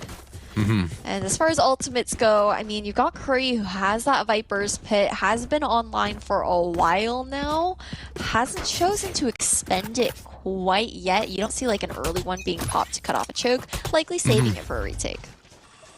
Go get him. Which is interesting, right? Because usually the pattern becomes that you use that early on to cut off a site, especially on maps like Breeze and such. And there we go. That's what you're hoping for. That's the A side cut off. But most of Native are centered around B, like they're not even looking at that as an option. They just need a trigger to pop in. Part of me is also maybe slightly surprised that the Viper's Pit was over towards A short because you do have the trade mark watching as well, right? As I say that though, Native Gaming, they're making moves over towards the B side regardless. Nice snake bite to just do a little bit of vulnerability, make them fragile, and slow down this tempo here for Native as they reposition towards B long. We got Showstops two. still available, but should be the double blast pack in that is to be expected if they wanted to pop in, and it could be through showers here too. If you look at this, look at the rotation here as well, Ash. You got the guiding light, goes out really early, clearing things out. Lear feels like it's pretty safe. Obviously still gonna watch the angle in case anyone tucked it, but with 30 seconds left, Native Gaming have to make a move now here towards the A side. Gonna try and creep around into backside of A, and this is gonna be dangerous. I mean, it's coming right down to the wire. That's so sad. Every single time Screwface tried to go win, his unfortunately never worked out, but the rest of the team has got him. They clear out 2 on the site as Spike goes down. It does enough that now Native from replanted, now comes the retake for SLM. The question is, how do they do it? One's watching over by Heaven, and two's moving into U-Haul. Venus gets first because watching over by Showers. Do they check in? No, they don't. That's a shot gone. Reds gets the yacht back. It's down to 2v1, and the Incendiary again should do just enough to give Native Gaming time to get out with another round. As he's on top of it, but they can check him, concuss him, and he's gone. The post plant really clean there for more time and time again, and then paired with the fault line to come out from Bancroft, just absolutely sealed the deal. But that's got to feel tough for Screwface. At the very least, you know, your Raze is making space, right? Screwface is there, trade space, maybe not always getting that opening frag for the team, but at the very least causing that distraction, allowing Native Gaming to continue to push it further. That's a good. It's as though that he walks in as a drone. He's like, all right, guys, don't worry. I'll tell you where they all are. Now the rest of you get them. Simple. And the strat so far, seems to work it out. The post pass have looked solid, and Native Gaming have finally found a couple rounds back in where SLM was at their 5-1 start, have not been able to gain anything since. Question is now though, how do they deny the movie getting on top of the site? Because that is realistically the way that they managed to garner their lead, and that of course their better weapons that they held. Anderson, they know he TP'd in, well at least somebody delays, and they have a 3-stack or Webby though. We're gonna finally see the creep in. Flashpoint to come out. Lear is watching though. And the Incendiary to go in deep is actually gonna zone their players. So Bancroft's stuck in by himself. Screwface to blast pack over. And first pick into the hand of Native Gaming. This forces out an orbital strike here from the defenders as well, and a rotation to come through closer towards long, but Renz is watching with the tool of false. They should be walking right into him as well. There's a jump shot, but he's not gonna give his position away. Should have been able to see where he was, and yep, they walk away just exactly on time. No, or be forced away, but considering SLM are still down one person, it's gonna have to be pure BNS, 3-second contact, and now they know where he's likely holding. Incendiary has gone. Now that's true. The transfer was beautiful. Spike gets shot away for a couple of seconds. Now Curry comes in and finds Morg as well. Native took a bit too long to execute, and I would this they're gonna get punished for as Color has this as the but he's on the other side as Spike is dropped in hookah. That was just like a split second away. Cutler just almost nearly had Curry there, but something that I really want to point out is the continuous impact. Even in that round, you know, it wasn't a big round for Curry, but just looking at the positioning of Native Gaming when they're going in for the attack, very rarely are they ever putting anyone close to Showers. Like after those first 3 rounds that had passed, it's like zero investment to go clear towards Showers in the early round. Rarely ever comes through because they don't want to get caught out by Curry's utility. And now we're going to see that come to fruition once again as Native Gaming continue to lean heavy defaults here towards Beast. Out of the change, at least from this, because usually they're playing by window, just open the flash and make contact here, but the double stack is nice. Reds with a very confident peek and sees one more as well. So they should know at least that Native has bunched up a 3, likely have not surmised that more than almost the entire team is there. It's a Color this time, still moving up with the op on a long, not getting spotted, but they managed to move through hookah. It's nice how Curry's still able to stall even from the A side there for hookah. You know, claiming space. It's been a while since those snake bites were thrown now, and Native Gaming looking to reposition, try and put some more pressure towards B long, but this triple stack to come through. Look at the positioning there towards A. That short, completely locked down by SLM. They can be confident that it should be a B hit. And no smoke to there either too, but that's interesting that they actually did put down the actual, I want to say, just the stimmy too, just to give them a bit more space. And with that, it was only a couple of seconds and they had every angle covered. Easy stop for stealing lunch money as they steal away another round. I'd really like to see maybe more of a standard default to come through here for Native Gaming. You're going to see Riley, the coach on their side, going to be calling out the first time out of this matchup, because we've got 2 more rounds left in this half before we do swap sides, right? And so far, with the conditioning, Native Gaming continuously going for those B-heavy defaults has allowed SLM to feel more comfortable in pushing out on the A side. And then earlier, when they were doing the same thing, just flip-flopped over on A, SLM doing the same thing, usually down towards B long, just claiming information and never over-committing to it is what I really like. They kind of just wait, they get the info, but they don't, you know, go for the one and done. They don't risk dying. They always fall back if noise is heard. Which is, I find in contrast to the way we're setting them up, right? We're talking about how they're very puggy, probably very aggressive and heavy, you know, going in 2 by 2 and whatever happens, happens. But now instead, it seems as though the past couple of weeks of playing in the weeklies and now in the monthly as well have given a different light and different side to these players. And with all the controlled aggression that they're currently showing, it's clear to see why they've managed to make such a flawless run throughout all the tournaments that they've been in so far, especially the one that we have in October. Currently though, 7-3 half, not too bad. Looking at a possible 8-4 if you are SLM, or, you know, maybe a couple of rounds in native hands and we get the most receiving half in the game. As Curry starts it off once again, vulnerable to gone. That should be the round. Yeah, I mean, the round just started. We're only at 1 minute and 20 seconds, and on this eco here for Native Gaming, already down to a 1v5 situation here for Cutler. Jonah's looking to chase him down. Will deny the kill, though, and force out a Trailblazer to try and catch him. But it just looks like SLM, they're all just looking to give these 1v1s, but concussed Curry's not worried. 8-3, nice and easy here for SLM. Last round in the half. So the bird was in fact slower than Jonah 6 was. I want that to be noted, that the Skybird is too slow. Hopefully, because birds fly faster than humans run, that is a biological inaccuracy. You're gonna call up like a riot dev right now. You've subscribed to daily bird fact checks. Reply with Y to continue your subscription. Reply with N if you'd like to cancel. Why am I in phone service? What? Whatever, but anyways, 3 ultimates online for Native Gaming. So that should be a pretty clear way they can take back the round. Unless they can take it down here. Curry not able to find the first this time. As there's a Rolling Thunder and then Nightfall paired together. Just everything dropped down to give up the side, and Bancroft even gets taken as VNS managed to find 2. Jonah 6 would have probably just fired this blindly, likely towards showers. If he can possibly find 1, sees no one, and only chip damage is given over Screwface. I really like that orbital strike thrown out there coming out from pure VNS. It did so much zoning for the Showers players, but Anderson's still looking to make the ults used worth it. And as I say, that pure and Curry to clean things up. 9-3 half as we swap sides. Switching sides.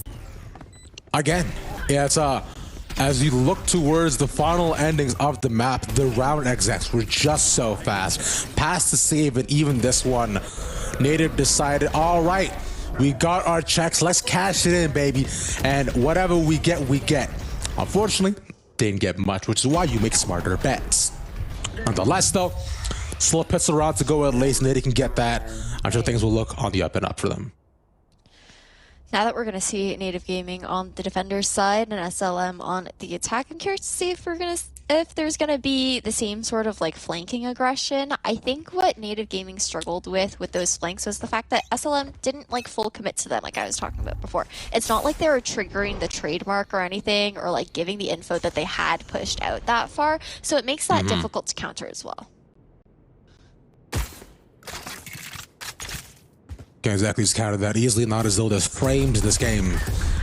Can't be reading that, but Curry gets 1 as you see 2 pop out through the box, and yeah, another rougher start, but not completely forgone though. For Native, this is 5. They're probably calling for a rotation. Spike's still outside of A, so I'm not gonna commit anything here. If we look at the pings too, I'm thinking they might go B. I don't know. Everyone's regrouping now outside of A short, right? You have that lurky wall that puts pressure about, okay, has anyone crossed over towards U-Hull? Not going to be the case quite yet, but they're just playing slow contact here on SLM side. To pop in, the smoke gets dropped as well. Bancroft able to put down some of his too. And as soon as Moore gets his down, Curry overpowers them. It's only a matter of seconds, unfortunately. And now Native, with 2 left on the retake. All 5 strong are stealing lunch monnets. Yeah, then I don't think they really get much here. They might get 1 though. Yeah, I mean, Hunt already expended, right? And Cutler going for a 1vx situation is going to leave Anderson alone. A flawless round here for SLM. And I mean, the thing is, Native Gaming, they had the read. They had that 4 stacked towards the A side. You had Cutler all by himself over on B, just holding down the 4 with the help of the trademark that was positioned towards Hookah. But when it came down to it, I mean, Curry was good for those first couple of picks, just really winning gunfights in that moment. And when you just look at the scoreboard too, Curry's 21-5 right now. That's crazy. It's like it's one of those games where you have the Omen, frags out on Haven, but instead we got a Viper this time. Look at this triple stack. If this isn't a cheese play, I don't know what is. I can feel my cholesterol rising every second they satiate themselves here. I feel like the other thing about triple stacking in Hookah, though, is, okay, yes, you're on an eco round. Yes, you're trying to make the fight unfair. But also, on an anti-eco, the attackers are very rarely going to push into Hookah because they're like, it's shorties galore up in there. Like, we're going to take these long angles. There's not even this 4, bro. If you look at it as well, they also have the breach watching on the outside over by spawn. That's crazy. And SLM aren't even there. The smokes go up. Call about to play for his contact here. And takes a couple shots to the face. I believe delivers 1 to the body. But from there, that'll be a trade that happens. And now they all got to disperse. The cheese squad got to be stretched apart. At the very least, a 5v5 situation on this retake, right? Trademark will be triggered on the flank, so SLM will feel a bit of pressure there as Screwface tries to push in here into U-Haul. Screwface at least, they get a couple of seconds so they get some control back, but now the question will be is how they manage to take these peaks. And now with that, Morgan Screwface started off hot. This is working out a lot better. These stingers are doing work. SLM, like they're not expecting it. And only 1 taken away, not able to find the transfer. Native, okay, these cheese strings are a whole mozzarella sticks. Let's go. The retake to come through is really nice. You have Bancroft that you get to play off of with the fault line, and now stealing away a couple of those guns that SLM had brought up. And this is a really big round, actually, for Native Gaming to secure for themselves. Otherwise, we would have been looking at that 11-3 kind of score line. So stopping the bleeding for a little bit here and putting SLM in an awkward position as far as their money goes. They should be able to take this round for themselves as well. Smoke's down. SLM, especially with the buy they have, yeah, it's not a ton they can do, like you're saying. Might be able to get 1. Nice. Best gun in the game. Still takes, I believe, 2 shots, though. So, down extremely horrendous, but maybe that's going to make a difference. Oh, he gets 1. The trade maybe from Jonah. But you can't speak willy-nilly. It is a Spectre. Oh, no, Anderson. And that's 2. And, okay. I don't know anymore. Okay, listen, to be fair, why would you ever expect a Chamber to be holding AK on the attack? It's like you see the 2. It's just like you don't expect that additional bait to come in, right? But now Morg's got the spike in hand here for Native Gaming. Huge considering it's that close angle with the judge. Doesn't matter though, because he's got the Sheriff in hand in a 1v2 situation here for Renz, looking to isolate 1 before the flank comes through. Renz could do this.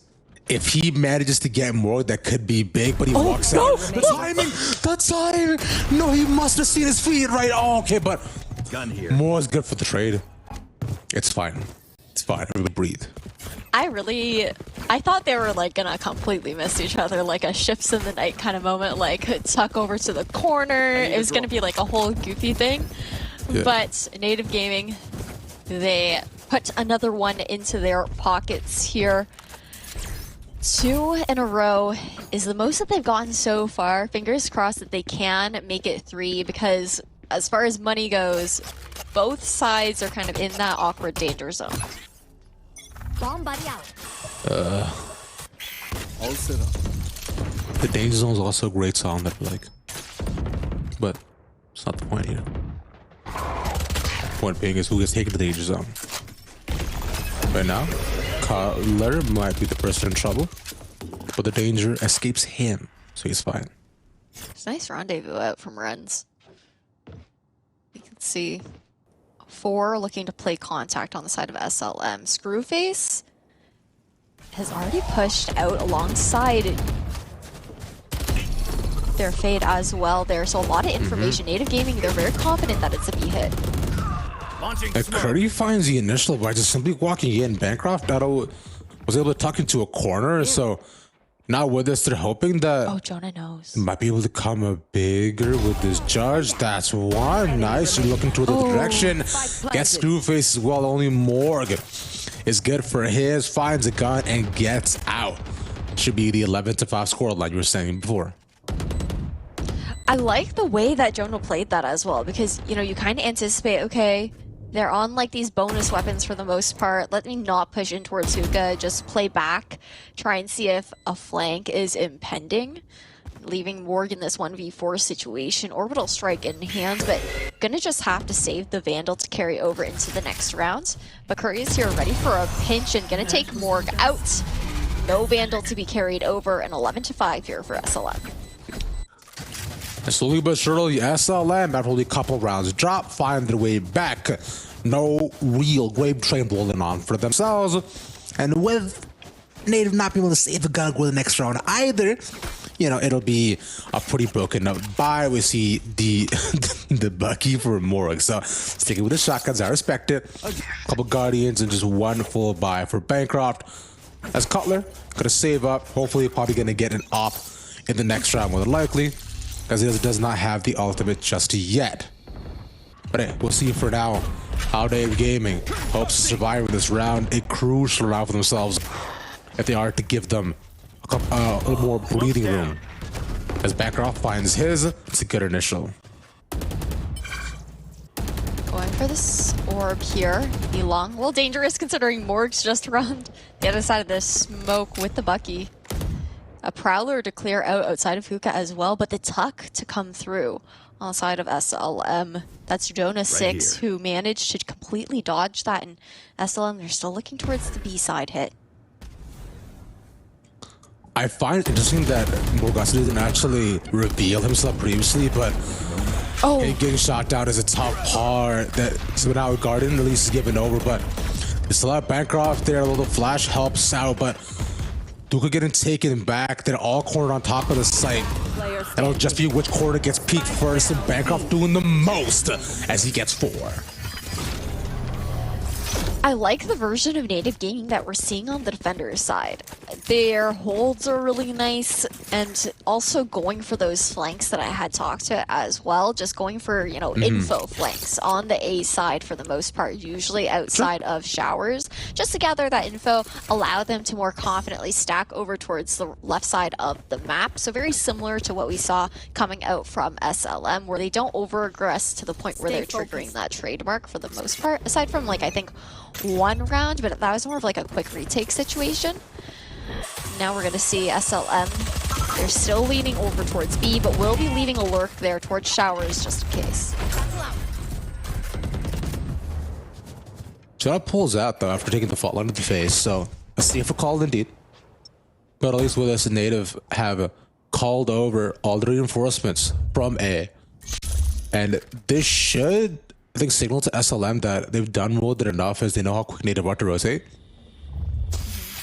So they'll take their efforts on A instead. There is a trademark there, so they wouldn't be spotted as the Seekers get put out. Seekers to come through, and a little bit bait too, because 2 Seekers go over towards the A side, being closer to reach that one player who's rotating towards CT. That'll be Curry with the Viper's Pit as well to ensure a safer post plant here for SLM. A lot of zoning to come through. You've got the Rolling Thunder in conjunction with that Orbital Strike to try and catch somebody off guard who's maybe boosted up. Investment of the Showstopper as well to take down the Viper's Pit here. Just so much util and ultimates, though, to be expended on this retake.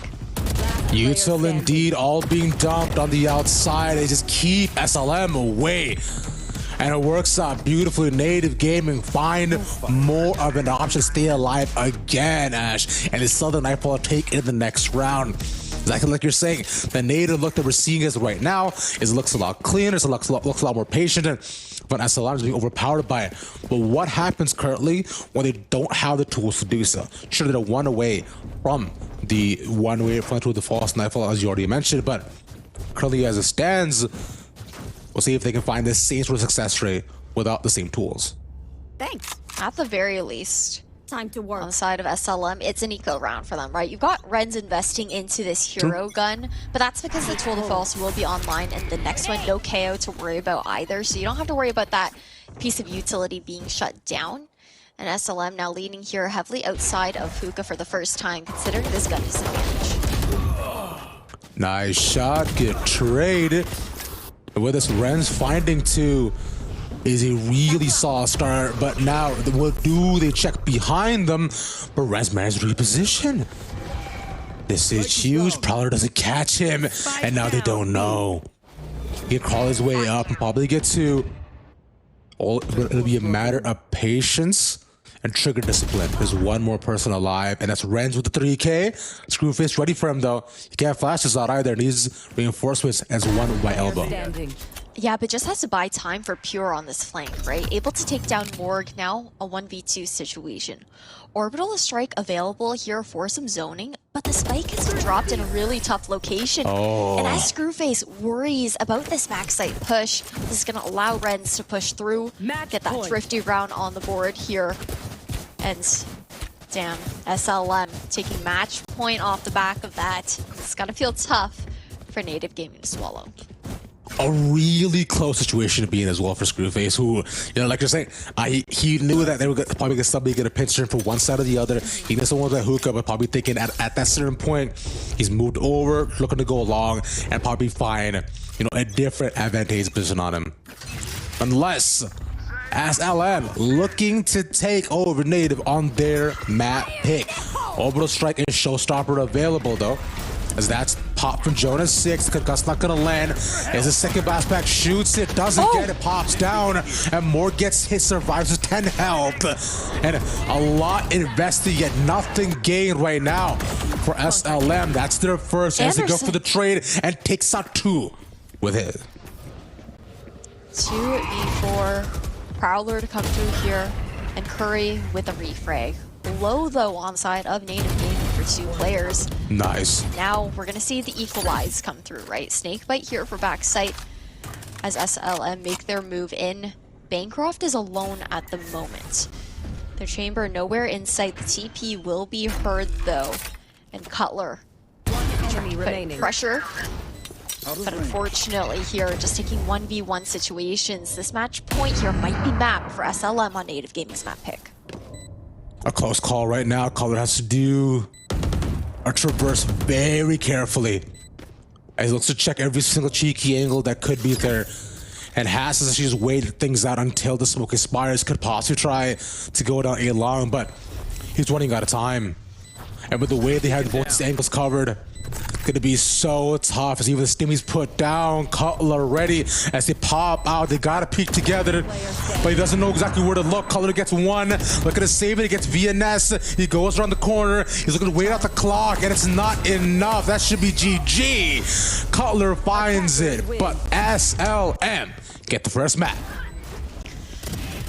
This replay reel, okay, I talked a lot about Curry. I talked about how he's fragging out for a Viper on the side of SLM, but I don't know the exact assist score line for Lear by the end of this, but at one point, he was at like 17 assists, you know? The guiding lights always being big, SLM able to capitalize off of those for the kills, and as well as just the additional sustain with the heal from the Skies kit. A close game, realistically, as you break it down. It's towards the second half as well. You find Native finally found their footing. You knew that on defense was where most teams shine on buying, especially. But the first half being so tough and the gap in rounds grew too much that simply the pressure of it was unbearable for Native As it stands, though, there is still Haven. That is SLM's map pick. So see, they can come back on that after this break. Native Gaming backs against the wall as right now looking at our quarterfinals right here on the Knights Arena. Ravish, which we get again by Ash, and we're about ready to get a map too. Damn, okay, so we saw stealing lunch money. It felt like they're really running away with things in the first half of the game. Once Native Gaming took it over to the defender side, they really started to come to life, ended up making the series pretty close, but at the same time, it's tough because it was a map upset right here, Rav. You know, you want to feel confident in being able to take your map pick. Now going onto the playground of Haven that stealing of lunch money had chosen for themselves, you're a bit more in the hot seat because it's a best of 3. You know, you want to have that security. Right, and security is, I find, is the key to a healthy relationship. And as it currently stands for themselves, things are a little bit shaky. They might need to go see a therapist after this one to ensure that, you know, things are okay within themselves. As that stands, for SLM though, they're fine. Like I find that they've only continued to adapt as things have gone on. And going at this one, Native's on the attack, so we might be looking at a similar scoreline. That one we saw in Bind, as it is almost the exact same sides, but that remains to be seen, of course, on how they manage to adapt themselves. But right now for SLM, hey, this is doing okay. I will say though, for what I previously saw them on Haven, I believe it was around 2 weeks ago, they're a little shaky, right? But the team they're playing up against too, they were saying we're doing cheesy plays. Realistically, they're just holding angles for longer. That was about it. Well, we'll see. On Bind, we didn't see Native Gaming go for, you know, a standard across the map default too often. It was usually a heavy lean towards either extremity. On Haven, though, that's a lot more punishable. You know, there is the fact that the chamber trips tend to be more heavily towards one extremity, which does allow you, you know, the bit of earlier information. But the way that stealing lunch money has also played those lurks and flanks up as defenders have been to not trigger them. They just stay put, kind of wait for that information, go off of sound cues, and relay that info for mid-rounding. And the sound cue so far, of course, we shut down with things like the fade, which we saw where has been a big play option for both of these sides. And as we look to head into Agent Select in just a couple of seconds, we'll see what both teams decide to pick up. Imagine, of course, the chamber, of course, on both ends. The addition of the jet probably back in for Screwface. I like this game with the sky for Native, as we know that's what them was comfortable on. But yeah, bringing back the fade once again. How are you feeling about the Cypher? You were talking a lot about Cypher yesterday, Rob. Look, bro, we were saying before that Cypher was going to be like added back in because he was getting buffed. I think he's right, but there are certain things I need in conjunction with it because you want option to slow down pushes, which on Haven can be tough. Cypher is fun, and you have the Astra with the addition as well, so I don't mind it with that. But I don't think we're going to get it. It's a hover. We got baited. Okay, we did get baited. It would have been interesting, but it's also not surprising that Renz is going to go for the chamber, right? Always comfy with the op in hand, something that's a lot more difficult to do with Cypher because you're not usually holding angles. You're usually like peeking off and on your cam and whatnot, playing more so safe and positionings that are more favored towards rifles or shotguns. So as we kick things off, though, pretty different. Yeah, I mean, essentially pretty different team compositions on either end. You've got Bancroft trading off that breach that we saw previously on Bind coming out from him for the Sky. Curry going to be on the breach this time around for the other team. Yeah. Which is, it's interesting because Bancroft, he had a lot of value there for Native on the breach pick. So I'm interested to see why the Sky is coming out, maybe for the Seekers. Yeah, I find that, you know, Sky has been a comfort pick for a lot of different just teams and just players in general, especially on Haven, because usually your blinding lights are really good ways to be able to gather your info too. And if you're playing off of both your sky and your fade as well, you can effectively cover a lot of different angles on sites, especially against a team like SLM, who is going to be holding maybe some tight corners or playing much farther back. So it prepares you for what may be coming, and things like this stop your aggressive pushes down A. Yeah, that's a good point too, because Sky's positioning with guiding lights is a lot easier to get off than the breach flashpoint, especially now that it can't be destroyed. And as you see the push come through here for short, the fault line will stall things out once again. Lear somehow good for one through the blind. That goes down, and with that, Native Gaming looking to get their first pistol on the board for this series with just pure VNS left alive. And the turnaround not going to be enough, although enough shots were landed. And they get their first solid start, and things start to look up for them. Nice first round to pick up as well, but we're going to see SLM going for the Native Gaming buy on what would have been their eco. So it's going to be Stingers across the board here. Ren's instead investing into that headhunter with the money. There. And the way things look, Native Gaming poising themselves again for that A lobby aggression, but you see pings going out towards B as well, so maybe going for that grass control through window.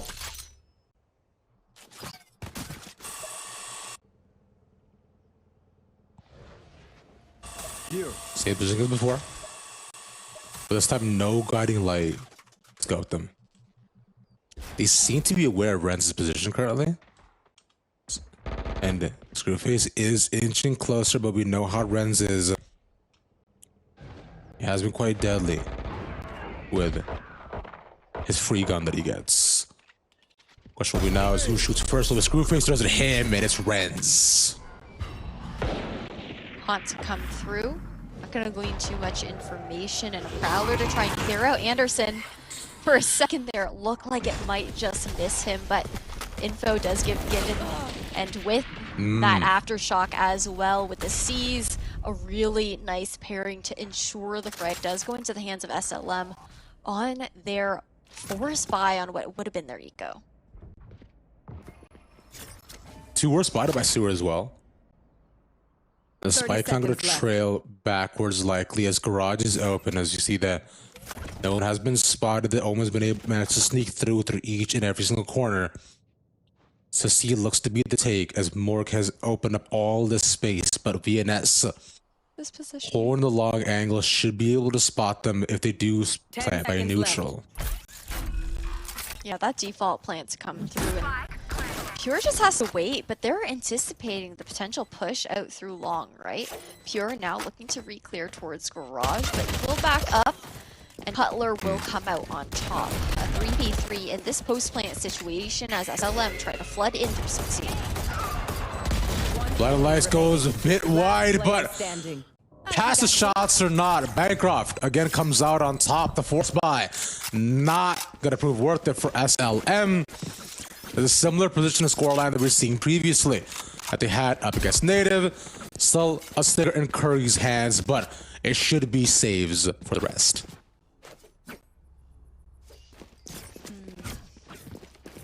It did look pretty close for SLM to convert that round into their favor, but with the risk that you're always taking in that second round, if you buy up on that round loss, it's going to be broken money, right? So likely a third round on the board to be guaranteed for Native.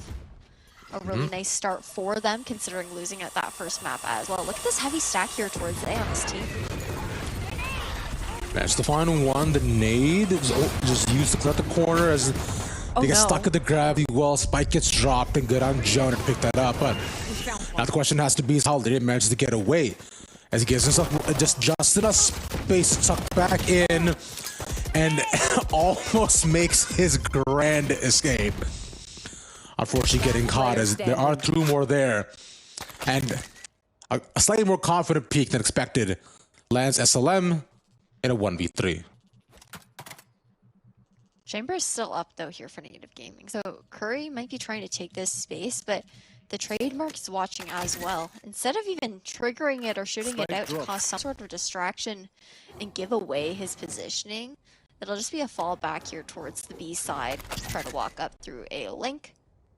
A one-way thrown towards CT as well. Just buy a little bit more time as Native Gaming try to clear 30 out seconds sight. left.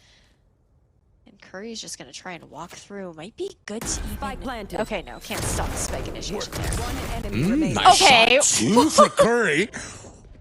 All right. That was kind of crazy. But again, he has to be careful on where the final person is. And Cutler gets the clutch. But those two, like, realistically shouldn't have happened.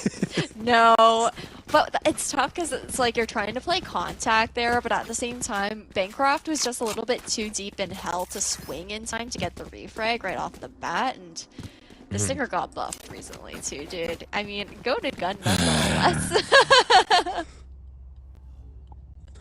It's That's fine. really I'm big slow. I'm still waiting for your Stinger only like a compilation that you're gonna put out of it. It's gonna be so nasty. I've got a trail. To kick things off though, we are going to have the Seekers coming out. First one shot down, so off will be revealed here for SLM as Bancroft tries to push in with the Trailblazer. We'll find one piece of information here towards CT. There was a double push out through A long as well, but with them not being able to catch anybody, they decided that they'll instead move through C, so all the util dump there was evidently worth it. As once again, Morg finds his way on A, sneaks his way closer as there's 3 people there, and establish themselves on site. Now SLM have to look for the retake. Bring them down.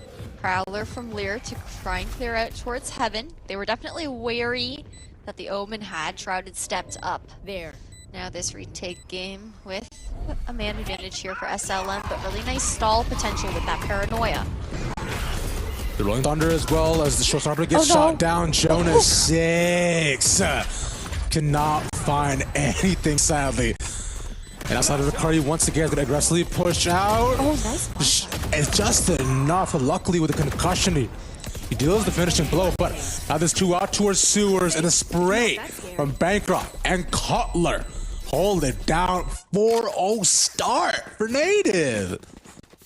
Rolling with the momentum now here. You would have thought that the map picks were maybe swapped or something like that, but I mean, I really like the blast effect pay also towards A long to come out from Screwface, try to buy himself a little bit more time and give less time to the defenders to regroup themselves on site for the defuse.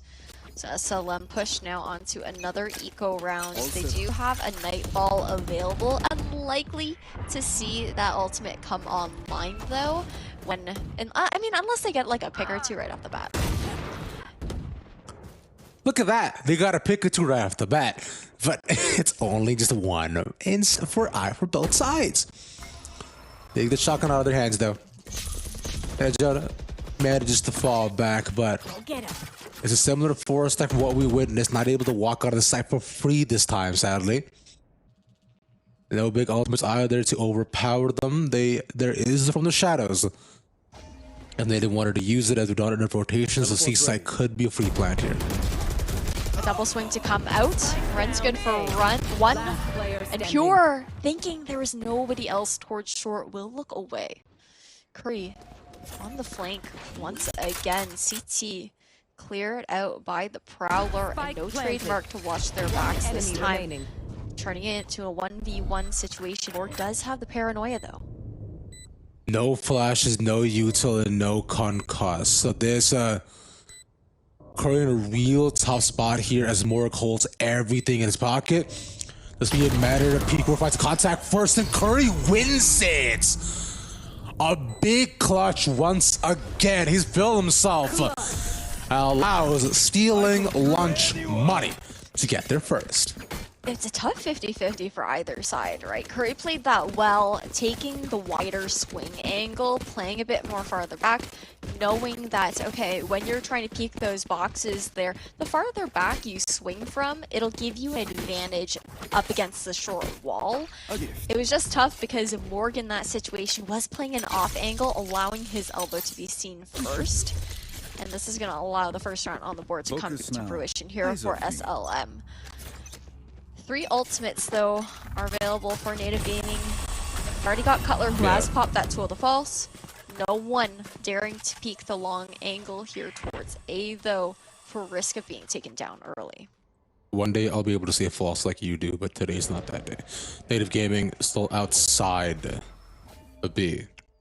Gonna change things up finally after was the heavy A lane for so long. And what's for slow place this time?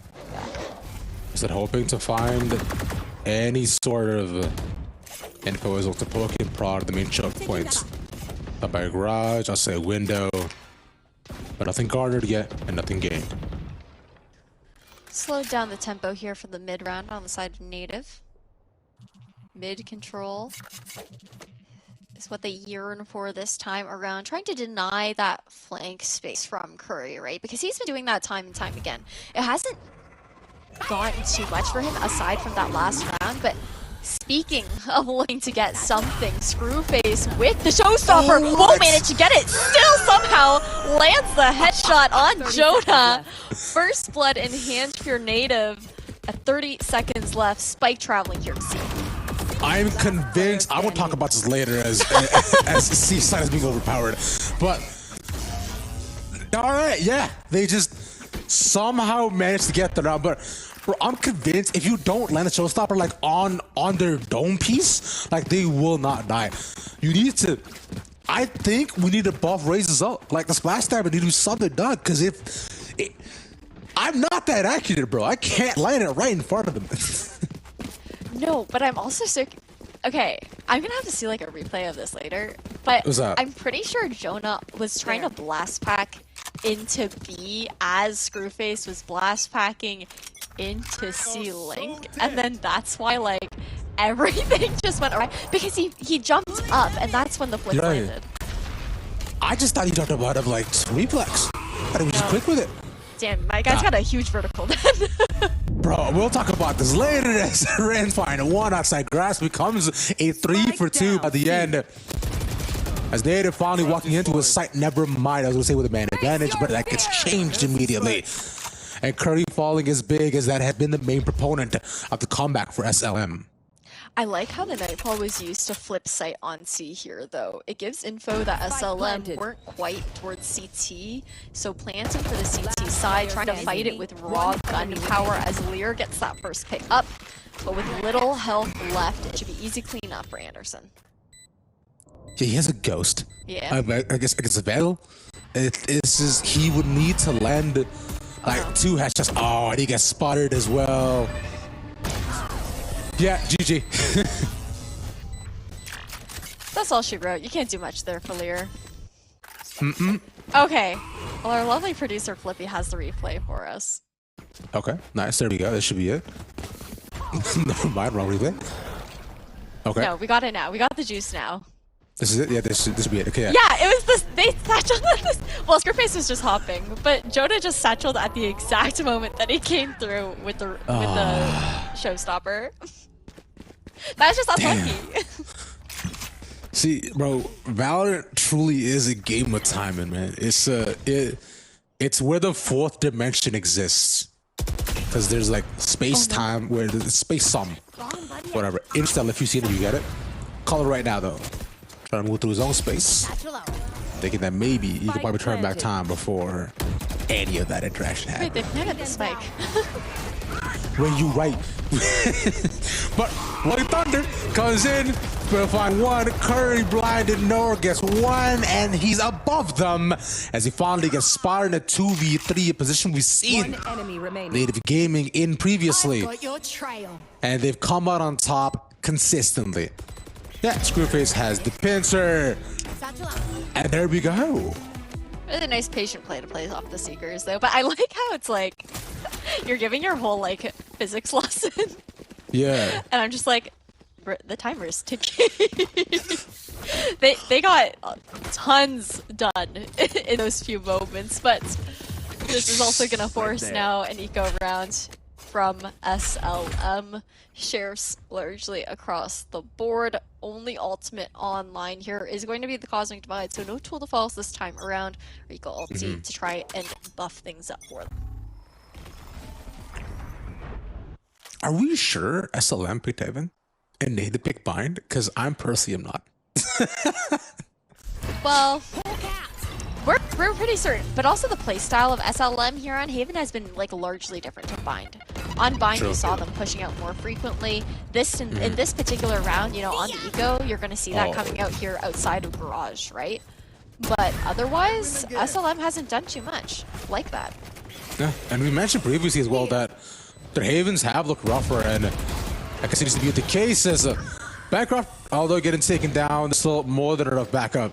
Oh, There for him is Anderson. Oh, his Prowlers have not done him justice this game. That's been 2 times they've just not saved out their opponent. But net matters not, as once again, a fast push in and an easy way out. Native. Going good. I do want to say, to be fair though, when you think about the other initiators who have drone-like abilities, that's going to be the Trailblazer and the Owl drone. There's no other initiator aside from Fade with that, right? So compared to the Prowler, those 2 abilities have line of sight. Like, you actually see through your utility. Meanwhile, with the Prowler, you kind of have to rely on that auto lock, which isn't always up to snuff. And I feel like you've really got to like hard clear corners with it. That's the toughest part. We were talking about all the different 50 angles, right? That can potentially happen. Especially if you look towards the previous clutches too. And hard swings like these have only managed to be won by Curdy so far this entire game. With Curdy getting taken down 2 rounds in a row so early on. It lands upon the less of SLM. So look at the pieces where it is dropped. That's a good start to do. So. Looking for that quick plant towards B. By the looks of things, SLM keeping control of Garage here. Lear's playing safe as well because the Nightfall is in play. And Screwface going for that same showstopper. Won't find anything this time around. Still 5v4, and finally, disadvantage goes in Native on the retake. Sorry, SLM goes in on the retake, I should say, but gotta slow it down. They get found out through all the util that's currently there, and it's looking to be this entirely possible unless Screwface comes in big. He's willing enough to do so. That's 1 found. He didn't know he's towards the back of the sights on Curry again. Not looking the right way. And that's a clutch for the boy Screwface. 9-1. It's possible that maybe today in Native Gaming we're just like those slow starters. You talked about it in the pregame, right? You know, Screwface is like, well, I gotta wake up a little bit more today. He's doing so now in game 2. Yeah. I mean, hey, it's not bad. I don't consider you guys make sure to whap yourself awake, if anything. But it is well past gamer hours, so hopefully it managed to get some breakfast in their system, get a little bit of sandwiches, and not all of them That's up. might need to get another snack though. Damn. Okay. Interesting. Screwface is also just tucked in there. They're looking for that pop flash out, probably to clear out Cubby just in case. As Pure lays down a star and a showstopper, but using the blast pack just to dodge it there. Joan at 6 only finding a smidge of damage. That was really smart, and him managing to stay alive as well. Denies C as an option, where now for SLM they find something back after a very, very tough half. 9-3 looks to be the case, and it'll have to be a pretty large effort. And that's how they're going in on the attack against Native. But if SLM can make the comeback, then hey, you know, more things have been possible. For now, though, we'll see what Native does. Carrying the operator into this next round for Rens as well is huge, because otherwise SLM wouldn't have been able to afford the sniper. And then on the side of Native Gaming, we have been seeing Screwface the one sporting the judge. This time around it will be Cutler because he has that tool to falls to try and bolster the long angle. Interesting as well that Curry as well now has seen so far alongside Rams with his 4 people there, and so now with this they managed to spot one, but Native doesn't actually peek through. As Local dissipated as well, like we're just setting up for some people to come by and make contact with them, and yeah, Lyra finds Cutler, and so they corner them all back towards spawn. They're in fact going towards B, and they get the spike down as well. Screwface hold the pixel angle. 5-1. Man, we've swapped sides at this point. Unfortunate for Native Gaming because they weren't actually able to flip site on B, just going for the quick plants. And SLM sought out by the Seekers, who know that every single one should be coming towards Garage or B main on this retake. A star to cover here towards A link. Anderson has a response upon to follow. You have the ball available as well from pure VNS, but not put down. The spray down is huge. VNS survives. Now Becker has to go for the clutch in. He gets it to half. He's not looking towards him. And the swing is good from pure virtual network success. Is that what the VNS stands for? I don't know. You I just made made it that up. You made it up. I made it up. You were like so confident in it that I was just like, there's no way this guy actually, there's no way he actually knows. I full on believed you for a split second. If you say anything with confidence, the masses will listen to you. Let them know it, children. Man. It's fine though. 9-3-1/2, like we said. You called it. You definitely called it. And Yay.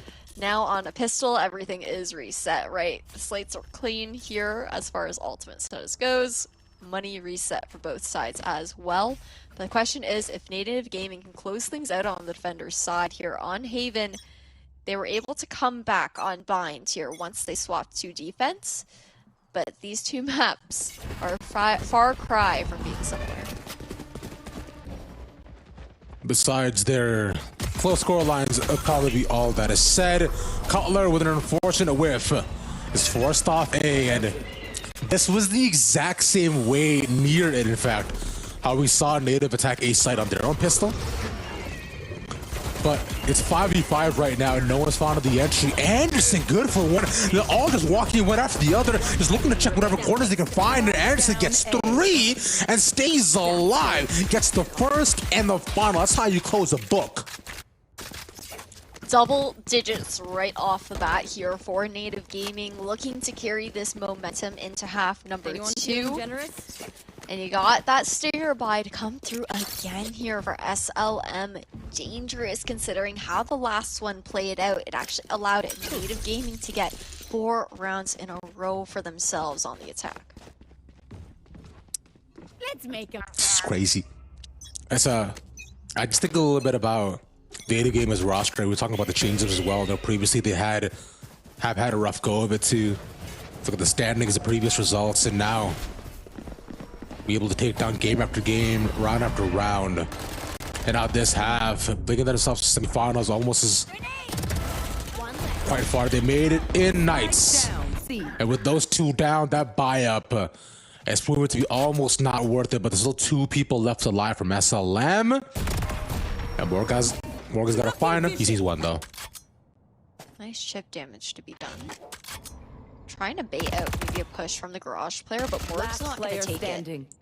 Cutler going to turn it into a 1v2 situation. Leaves Renz alone to try and get like spike planted. I like this reposition from Native Gaming as well because it allows both players to play together, not risk that 1v1 situation. And a team ace to close things out will take Native Gaming 11-13 on SLM's map pick. You know what it's called when 2 people go together usually on an angle? I believe the technical term for it is called holding pinkies. I don't know. You lied to me earlier, and now I don't know if you're lying to me again. And that's the problem when you gaslight me, Rav. Whoa, gaslighting is a strong term. I'm just presenting you alternative facts, and it is your... And, you know, it is up to your discretion whether you want to take them for face value or not. That's all. Now it sounds like you're gaslighting me on what the definition of gaslighting is, but all good. We're going to move on to this round. Luckily, SLM are taking it with a slow tempo here. And Screwface, not expecting to peek into 4 of their members there in window, will be the first blood handed over. Let's see if Anderson can go off of Screwface at least, and knowing there's so many people, there will be util dump to slow down the actual push, but they'll Hello? definitely make the way back. I'm to reload. Oh no, he had like 4 bullets there. Trash, maybe more gets 1, but all right, there we go. He gets his Gauntlet as well, finds the refrag. That's but that's it. That no, bro. What is this? Things happened that round. Shocker. Yeah, they happened. So I don't really know any other way to put it. It definitely got really messy. Morg is somehow still managing to get some picks here with 15 HP. Does have a judge in hand. Trying to go for a bit too cheeky of a play, though, will be shut down by Curry. SLM to convert this second round with a dire need as well, because that could have been a 3rd round in a row here for Native. I was gonna say, what if Morg clutches it? What if Morg actually brings it back and they do it up? But currently as it stands though, both sides well, mainly Native right now hurting for buys, and it's not exactly great for stealing launch money, but at least they have, you know, 1 hero rifle, bulldog here and there. Because I guess Screwface first, then unfortunate. You lost the initial, and A side is almost completely open. Okay. Native team, they do have possession of window here. 1 to shoot out the trademark will give info, but maybe not expecting the second one on the flank as well. Pop flash from Bancroft will keep SLM stalled out from fully taking A at the moment, as the rest of Native Gaming look to pinch on the defense. A lock is spotted by the Prowler here too, but with 5 people there, you can overpower Native Gaming. It should be easy as that. Who knew that 5 beats 2? Remaining. One more for you. Yeah, okay. 1v5 situation. Morg can really just only hope to do some damage here. Maybe take some guns out of the hands of SLM. Mm-hmm. But you see how they're just playing crossfires on site. They're just like, okay, Morg is kind of cheeky. You know, you don't want to risk any of those 1v1 situations. That's why we kind of got it close in that previous round. Morg might be able to get 1. Question mark. Should be fine, right? See? Yeah! As long as they're not looking at him, it's easy. Thinking he might be heaven, but hopefully they should all be able to run away. And yep, everybody's A-okay. But now Native has an option for a run back with Nightfall available, but that can also easily be countered by the Rolling Thunder that is present. I mean, you're also going to have the Tool of False here for Renz. I'm curious to see if you will just pop it right off the bat. It is also a potential Maybe. eco if the round is lost here from the side of Native Gaming, right? A rendezvous out right off the bat. Look how heavily Native's actually already leaned towards the seaside. They catch 3 with the Nightfall here as well. No Prowler's put down currently, but then all cornered towards the back of the side. Just shot straight in between the 2 of them. This goes down to a 4v4. Just a spray that'll connect, but not take down Screwface. As Native has to now look towards C, and 2 spotted there as well. Trailblazer out here for Bancroft to clear towards back site. Jonas 6 just gonna get blasted through the Radiant box. Is so paper thin, you can't do much about it. The wall banks to come through. Screwface to get another, and now 1v2 situation here for Renz.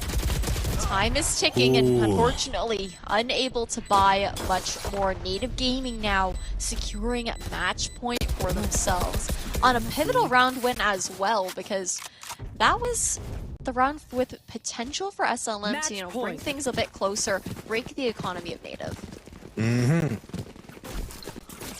Now, as it stands at 12-5, SLM have to play things out perfectly. But if I'm being realistic here, we're going to Ascent. So that's just, you know, my educated guess. I believe in science, it's called a hypothesis. But where it stands, though, I mean, some have the false, they have the wall, and the Rolling Thunder yet again You available. want to play? Let's play. Okay, Tool the False now popped. But slow tempo here for SLM. You can see them trying to creep up towards a long. Ren's looking for a first point of contact, but look at the way that Native Gaming's just completely fallen off of sight. They're electing to play the retake on A because it's been strong for them, at least when they have like 4 to 5 players online, and now claiming this grass space is going to give just so much information over towards Native. So set up the wall to cut off the back of the site alongside Heaven as well. So that gives them a space to get the spike down as it does over by neutral.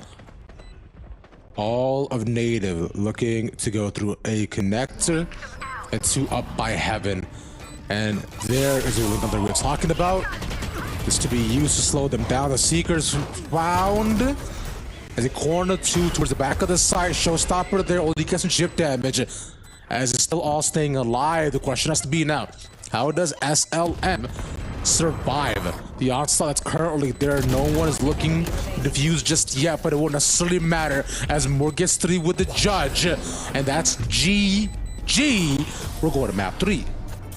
13-5 on Haven here. Upset after upset as well, because it was Native Gaming's map pick that they initially lost out on. And speaking of stealing lunch money, Native will be the one stealing their map pick out of their pockets. But damn, Rav, Ascent. I mean, both of these past matchups have been pretty dominating off of one side. I'm curious to see if it'll be the same there on our third map. That's been the trend that I think we were talking about yesterday as well. Like it continues to carry forward to today too. And I know I've actually played a lot of Ascent, and they've looked quite good on it as well. So I think there may be a slight advantage there too, but it's Ascent. Like everybody plays this map all the time, so I'm not expecting anything too extravagant. What I'm hoping for is a KO. We'll see if my dreams come true as your cat stretches in the background after this break. Sorry about the wait, amigos. We're now back again and back at it and ready to step back in to map number 3 between Native and SLM. I was trying to think of a way to make it right and I just couldn't do it. I was waiting for you to be like SLMNOP or like something like that. That would have been so good. You're gonna do it again? Welcome back, ladies and gentlemen, to map number 3 between Native Gaming and SLMNOP.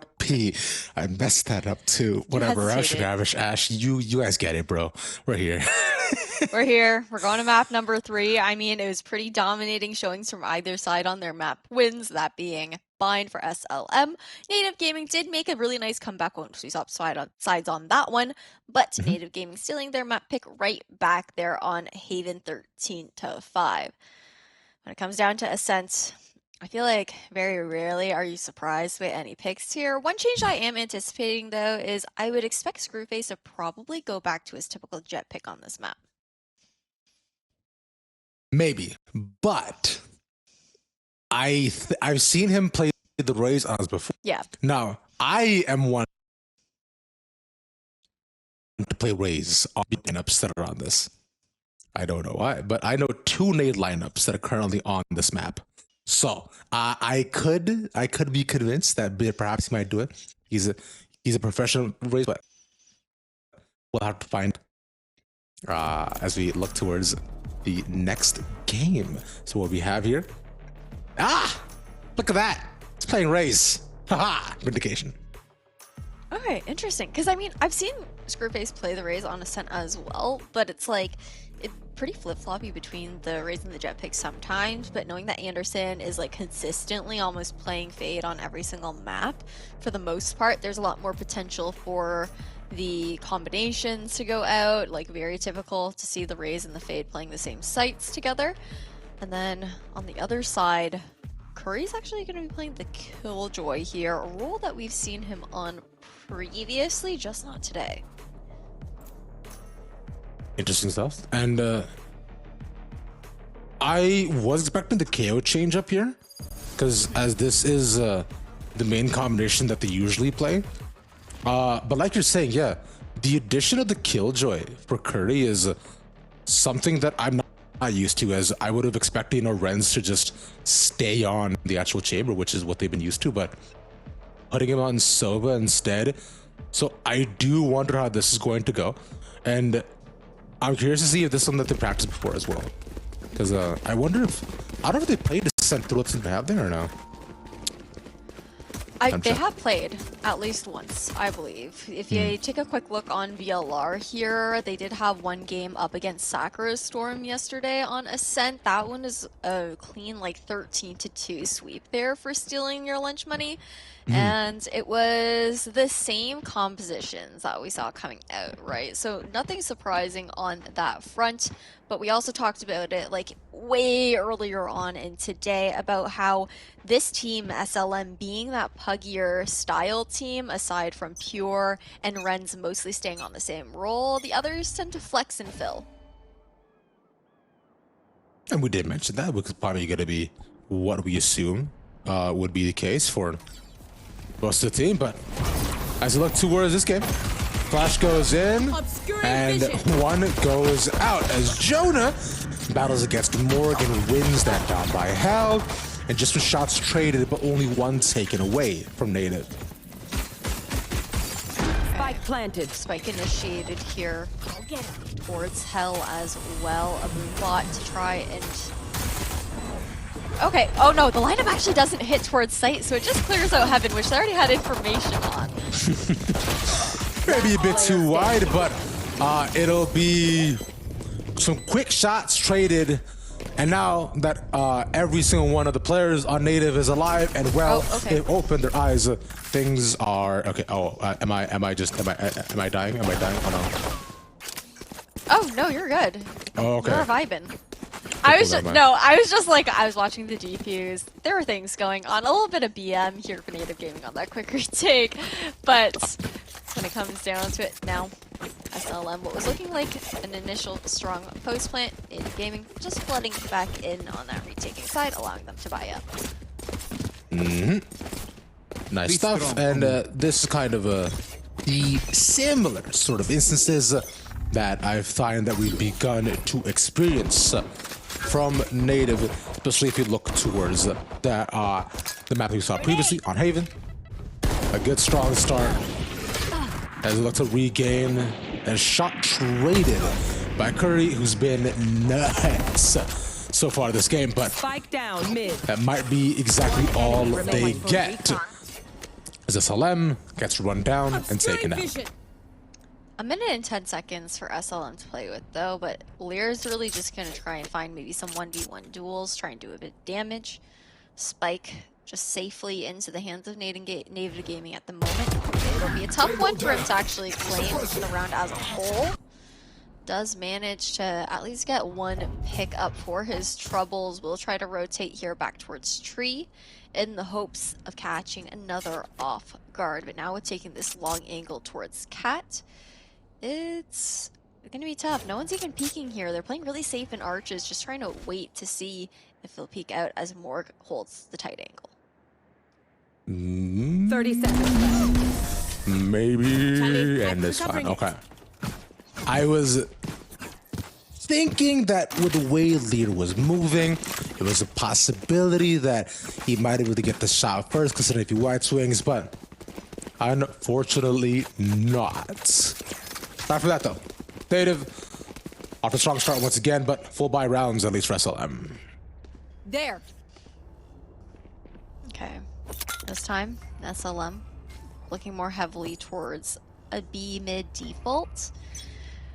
Pretty spread here. No utils actually watch any potential A lurk to come through. But a dark cover right off the bat and an aggressive turret to come out from Curry will be taken down here, but it does force out util from Native early on. And looking to push off of it as well.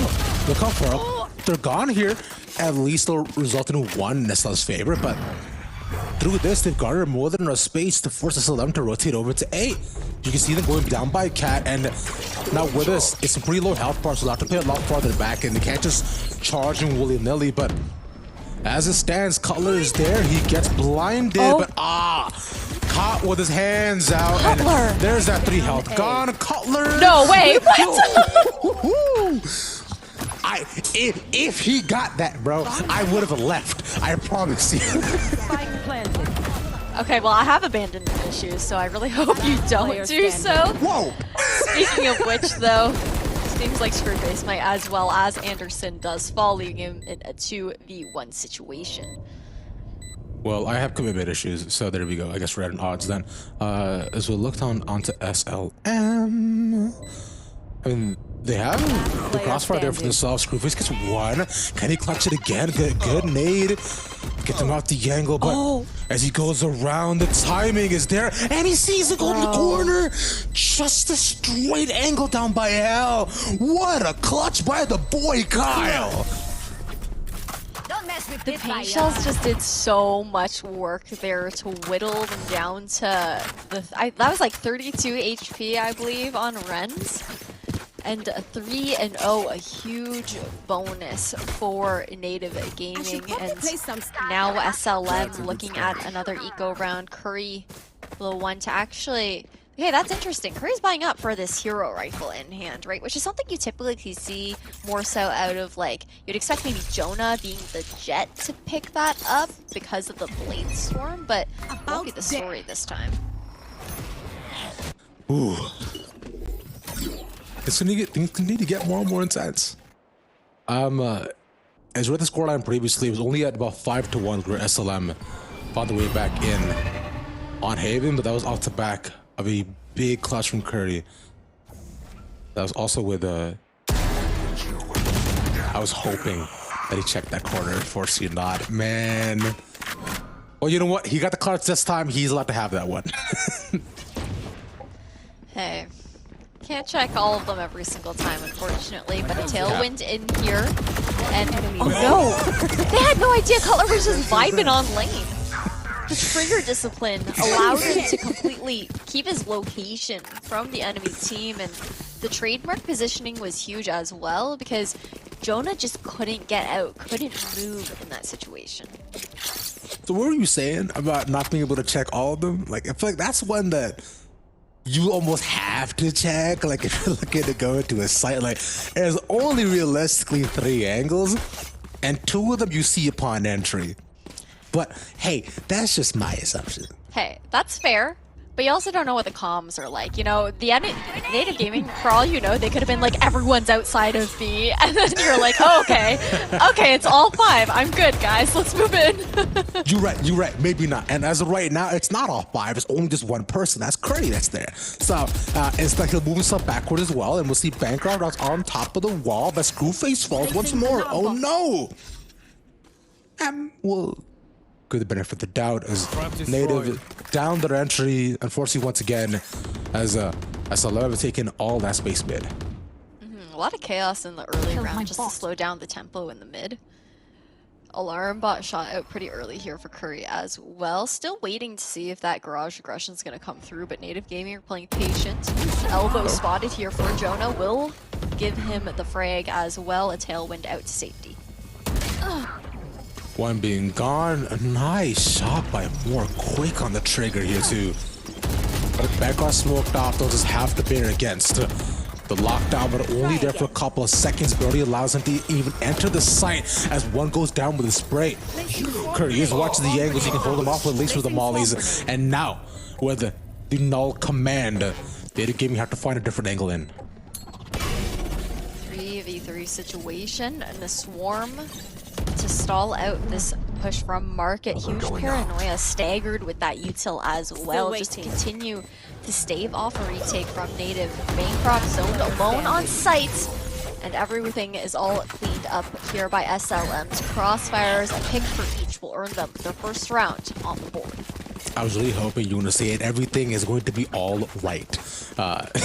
but missed opportunity, understandable. It's 1-for-1 by the end of it between you and I. Native Gaming currently 4-1 as it stands, able to regain on the side of SLM, put it in a much earlier stance than we saw, but at least not with this. Native has a lot of tools going into this one that we should definitely watch out for. The biggest ones, of course, being the Showstopper and the Nightfall. Get out of my way! Those are really important points to make too, right? Because they invested probably 2 of their most impactful ultimates that previous round, leaving them with not much to work with in this next one. Jonah 6, of course, with Bladestorm online, looking for that early point of contact, but Cutler's holding a really tight angle here with those arches.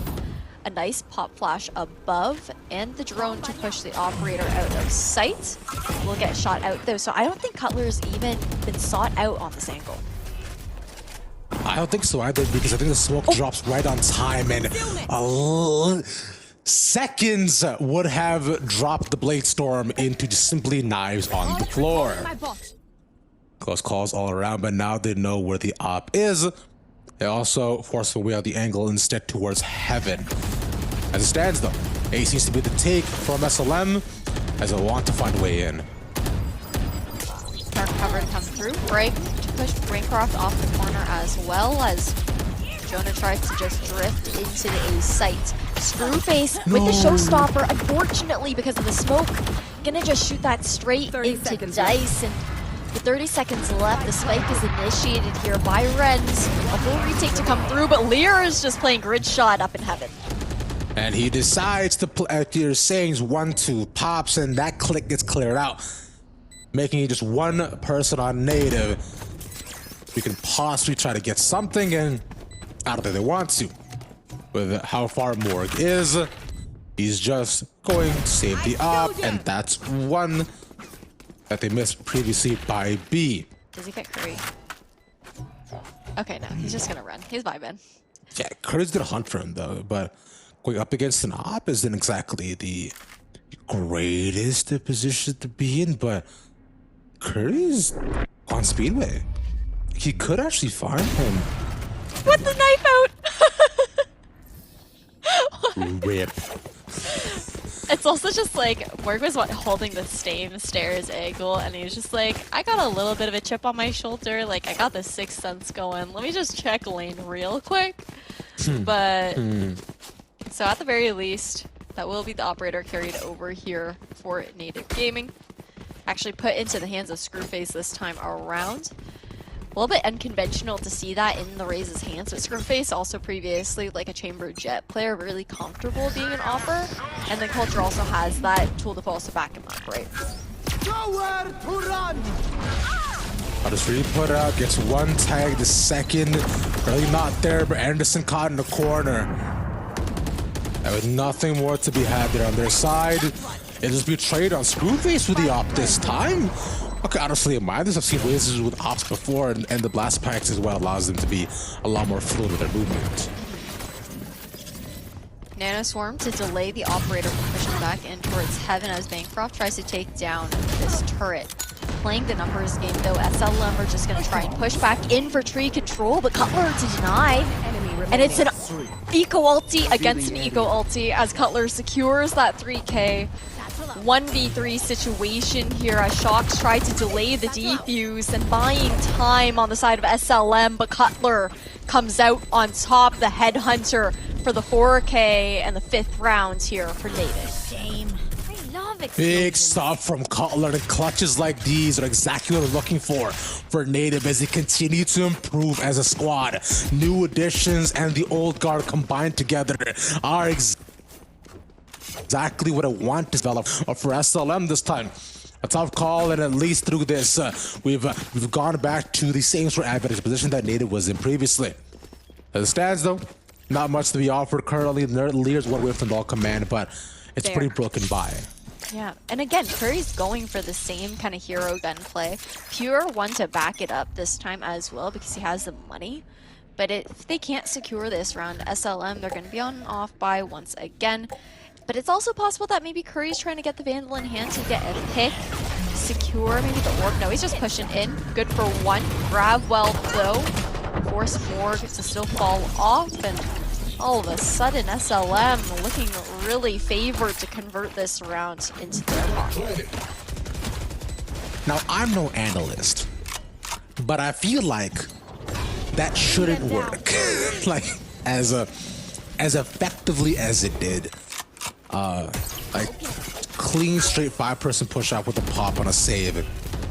And you enter in with no bodies lost, and Native just hoping they can find at least a couple. That's one there. They have to clear every single possible angle that's currently present on site. But the op they have not been able to get B main here either. That's one of the main people they gotta worry about. And with three more just holding tight angles on the outside, they'll just look to save. It's interesting how that round played out as well. A lot of it does ride on the back of the 0 point to clear out close, giving giving SLM that confidence to just push in. You've got the tailwind extended right off the bat to come out from Jonah as well to create that space, that chaos. But the real round opener kind of just relies on Curry with the Euro gun to get that opening frag as the Sentinel, right?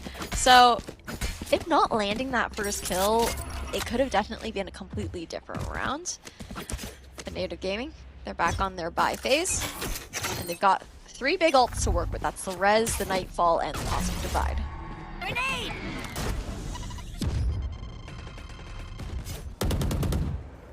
Remember default this time. If you look at Native in terms of their hold. But the mid control is given over. And with nothing being found on the first, they'll put themselves on B once again as we're preparing to survive. That's for a couple of seconds, but they know they made it through, and so he gives his back to the opponent. Rule number 1 of UFC, can't be doing that. And doors also closed, but Spike will go down. Okay, trying to TP back here towards the main, but it's actually going to be a worse position for Pure, because the Nightfall does manage to hit him now as Screwface is on the reflank. The turret not looking in the right direction is going to allow Screwface just walk straight past. Go get him. That was a must-have trade if they wanted to try to come for the blue team. But past the wall has to be big. Renz peeks out. Oh no! Screwface and Anderson walking side by side, holding pinkies. But now as they have to dissipate, we have to have the credit to survive. They get the wall bang and they got more than enough time. No, they don't. Never mind. Oh, they can't get it. They might be able to save the up, and he's fine. Right down to the wire. All ults expended, but does buy enough time there for SLM to actually secure the round in the end. And at the very least for Native Gaming, they only pop 2 of those important ultimates, right? So Screwface is going to have the showstopper to be a potential difference maker in this next round for Native Gaming. You know, go for that AoE damage, maybe try and get a multi-kill if possible, but he's also been struggling to land those and get a lot of value out of it so far in this series. I mean, you know, previously we saw that as either been blast packs up or not enough fall damage or splash damage in, but the one-shot, one-kill that the op is what the showstopper should be. And now with SLM losing 1, that being Curry, their post plants get a lot harder. Just kind of waiting here on the side of SLM. The Prowler does go out. Pure does well to tuck it, so no info given over towards Native in that kind of regard. But Spike's now traveling over towards the B side as Jonah tries to clear out close. Will take down a piece of utility. Morg just to hide alone here back boathouse. But to walk in, they find 1 over by spawn, and unfortunate whiff once again. But we'll look towards the other side as they have not planted the spike just yet. As it goes down now, Native bunched up as Fuera, but look at VNS. He has the angle, and he gets 1 for his troubles and repositions too. I really like that TP back now, and Lear's just alone trying to hold down the fort. There is a Boombot and nade available here in the hands of Screwface, and as Lear checks the wrong angle, Screwface left in a 1v1 situation. Boombot to check, no time, and Spike yet to be initiated 10 here. seconds left. has a paint shell as well, just to continue to run it down the clock. Pure's gonna have to stick it. Does manage to land it, but it's 3 HP. Screwface should have this. That did you no scope him? No scope body shot. Screwface does this, bro. He's playing Valorant like it's Rust. Dude. That's crazy. That was a real like precise gunplay moment right there. I would have been so sad. It's like, you know what? If it was like the classic right click or whatever, okay. But he really committed to the no scope in that situation. Not even. He didn't even pick up another gun. He was like, no. I'm doing it with the yacht, bro. There. And I bet you his teammates are like, all right, bro, 10 gifted. If you get this clutch. Do it for the entertainment. Of course. Okay. Slowing down the pacing once again. Okay, no, just an explosive entry here on the bread and butter. The ward, changing the positioning. Actually going to make a big difference here for Native Gaming. Has the Garner an early lead in the round. Really 2 lost. Renz somehow. Bruh. Guardian Gaming taking 3 down with just simple tap fires as though there's targets in front of him. Only 2 left on Native. They'll look to walk in together. Oh, weird nose. But Anderson still comes on top.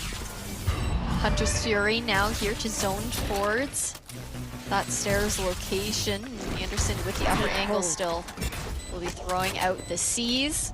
Cutler able to tuck the recon as well. Retake now to come through from Native Gaming as SLM hide in back boathouse.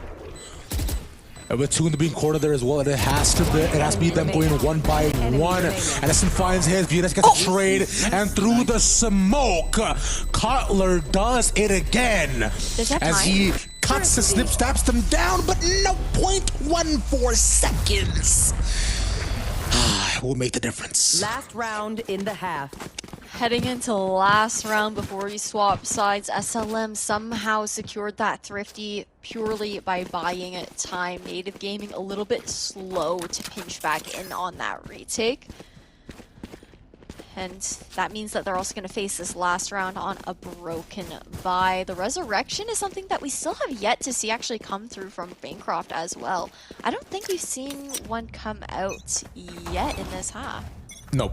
Yeah, not at all. Unfortunately, you know, Bancroft's been playing a lot of the initial contact. As you've seen previously on B more often than not, so it's been tough, but all right. Screwface gets his. You don't need a full buy if you can just make plays like that. But they get a lot of info at least. Screwface still there. Okay. A wise player named Melj once said that raises are meant to frag. I mean, they are meant to frag out and get like damage and stuff like that, but more useful in playing the mental game, trying to break the mental of the enemy team if possible. You know, you want to have that judge fly in, and that's just what Screwface has been doing. Man, this is just flying them. Yeah, walking through trees. And this is actually such a big nightfall considering it should be able to tag every single member of SLM that's on the outside. And now it is just up to us, Native Gaming, to see where and how they pick their fights, as they have it for all of them. They're corner bunched up together like silly bunny. And they run out of bullets with... Guys? What's happening, guys? No! But what? The gradually pulls him back as she lines him up for the shot. Now it's Curry left. He sees him and he clutches it. Dude. Switching sides. 6-6, even Stevens across the board. And I think that's like This is kind of what's been fun about this native gaming and stealing lunch money matchup is the fact that like we see really nice like calculated rounds, like super cold kills coming out from either side, and then there's like the odd round like the last one where it's like that's all thrown out the window. All of a sudden we're like in a spike rush game and everyone's like whipping their shots and everything just comes down to like a bit of RNG, but damn, did Curry shots land in that last round. That gravity well kill should not have happened, personally. Because like I feel like you're supposed to be, you know, disrupted, but hey, whatever, it's fine. Well, I mean, he wasn't moving at that point. Curry just let himself like get sucked into the middle, and then there's no like disruption on the aim. Still have perfect accuracy. Strategic reposition, I see. But actually having to move instead though. Jono will find the first, and Lear with a flash out. Corner the two by mid. Quite nice, and now with this, the aggressive push out. Looks heavily in the favor that Native left with 3 have to sack by A. We're about to clear out towards wine. And okay, Bancroft actually gonna go for that battle sage wall. Unfortunately, doesn't quite pan out. No one available for the refrag, and Morg all of a sudden in a 1v5 situation. That mid control was so calculated by SLM, the pop flash, the fact that Jono was already pushed up into Sabrosa to get the opening frag. And on a pistol, there's no point in saving. You might as well try to get as many kills as you can. Won't happen though, as the flawless rounds into the hands of SLM to open up the second half of this match. SLM in a close match. We've seen them in quite some time as they continue to fight up against Native. As rounds get tossed and turned, they're rightfully choosing to full save here. I respect it a lot more with so many force buys we've seen his past 2 games that have just eventually cost them 4 rounds in a row. We'll see instead just how many Native can possibly get as the 4 stack in, and Jonah just gets 3 without dying. He's still at 50 health, mind you, and he sees one more flash out. Nah, I was gonna say he probably gets 4 here, but never mind. Leader takes it. The Marshal's such an underrated gun when it comes down to ecos, though. I mean, Yes, I mean, you've got like, when you think about it, these are high caliber players. You know, usually like either high immortal radiant players, like right? me. So they've got their aim. They've got their aim down pat, unlike Ravish, actually. And for that reason, having the Marshal in hand where you can be fully accurate and no scoped allows you to just do so much damage, annihilate your enemies and I don't know, bro. I feel like anybody who's played with me describes me exactly by 3 words: being high caliber player. And I think, yes, I don't know. I don't think I'm embellishing here, but I'll move on from that. As Aslam now finally with a 2-round lead, something that they worked hard to establish for the first time in this game. Rightfully sitting comfortably. The full buys right now for Native Gaming. Not much more. We'll see. I'd love to come back and equalize. You also have to remember, SLM, they're riding off the back of the last 2 rounds in the previous half, right? A big clutch to come out from Curry, and what was a messy round from both sides. Speaking of messy, Pure already nearsighted here by the Prowler will have to back off. Trying to use the Sage Wall to peek over the smoke. Pure, regardless, can be good for 1. And the trade to come in from Anderson. A site free for the taking, but a hot flank to come through. Not too bad. Was it not look for Bancroft? He gets 2 as he pops in. That's so low. Actually doesn't even disrupt the Lear. But I guess to look to see how he can make his way in towards the end of the site. Curry as well, he pops through Heaven, and now we're looking at Native Gaming, who are simply cornered, and they have to pick and choose which fight they have to take. There's 3 different angles they have to try to cover it, and they cannot do it.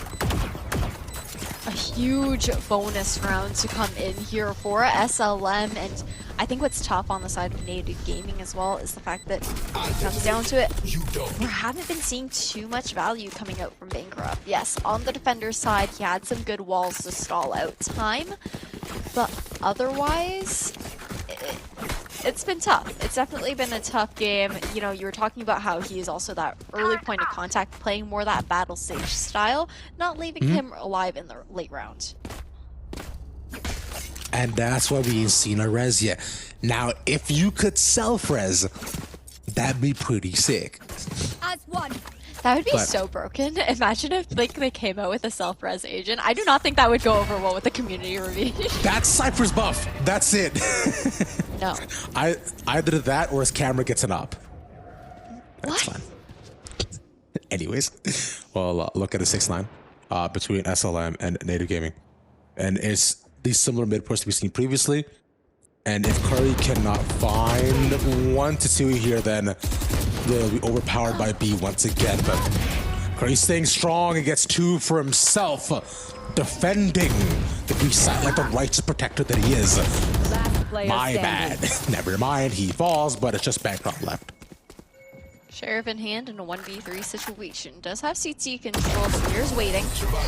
And yeah, not much Bancroft to do there. Lear to pick up the last, taking double digits here for SLM. And 3 rifles carried over for the team as well. Now we're going to see another timeout here being called by Riley J, the head coach of Native.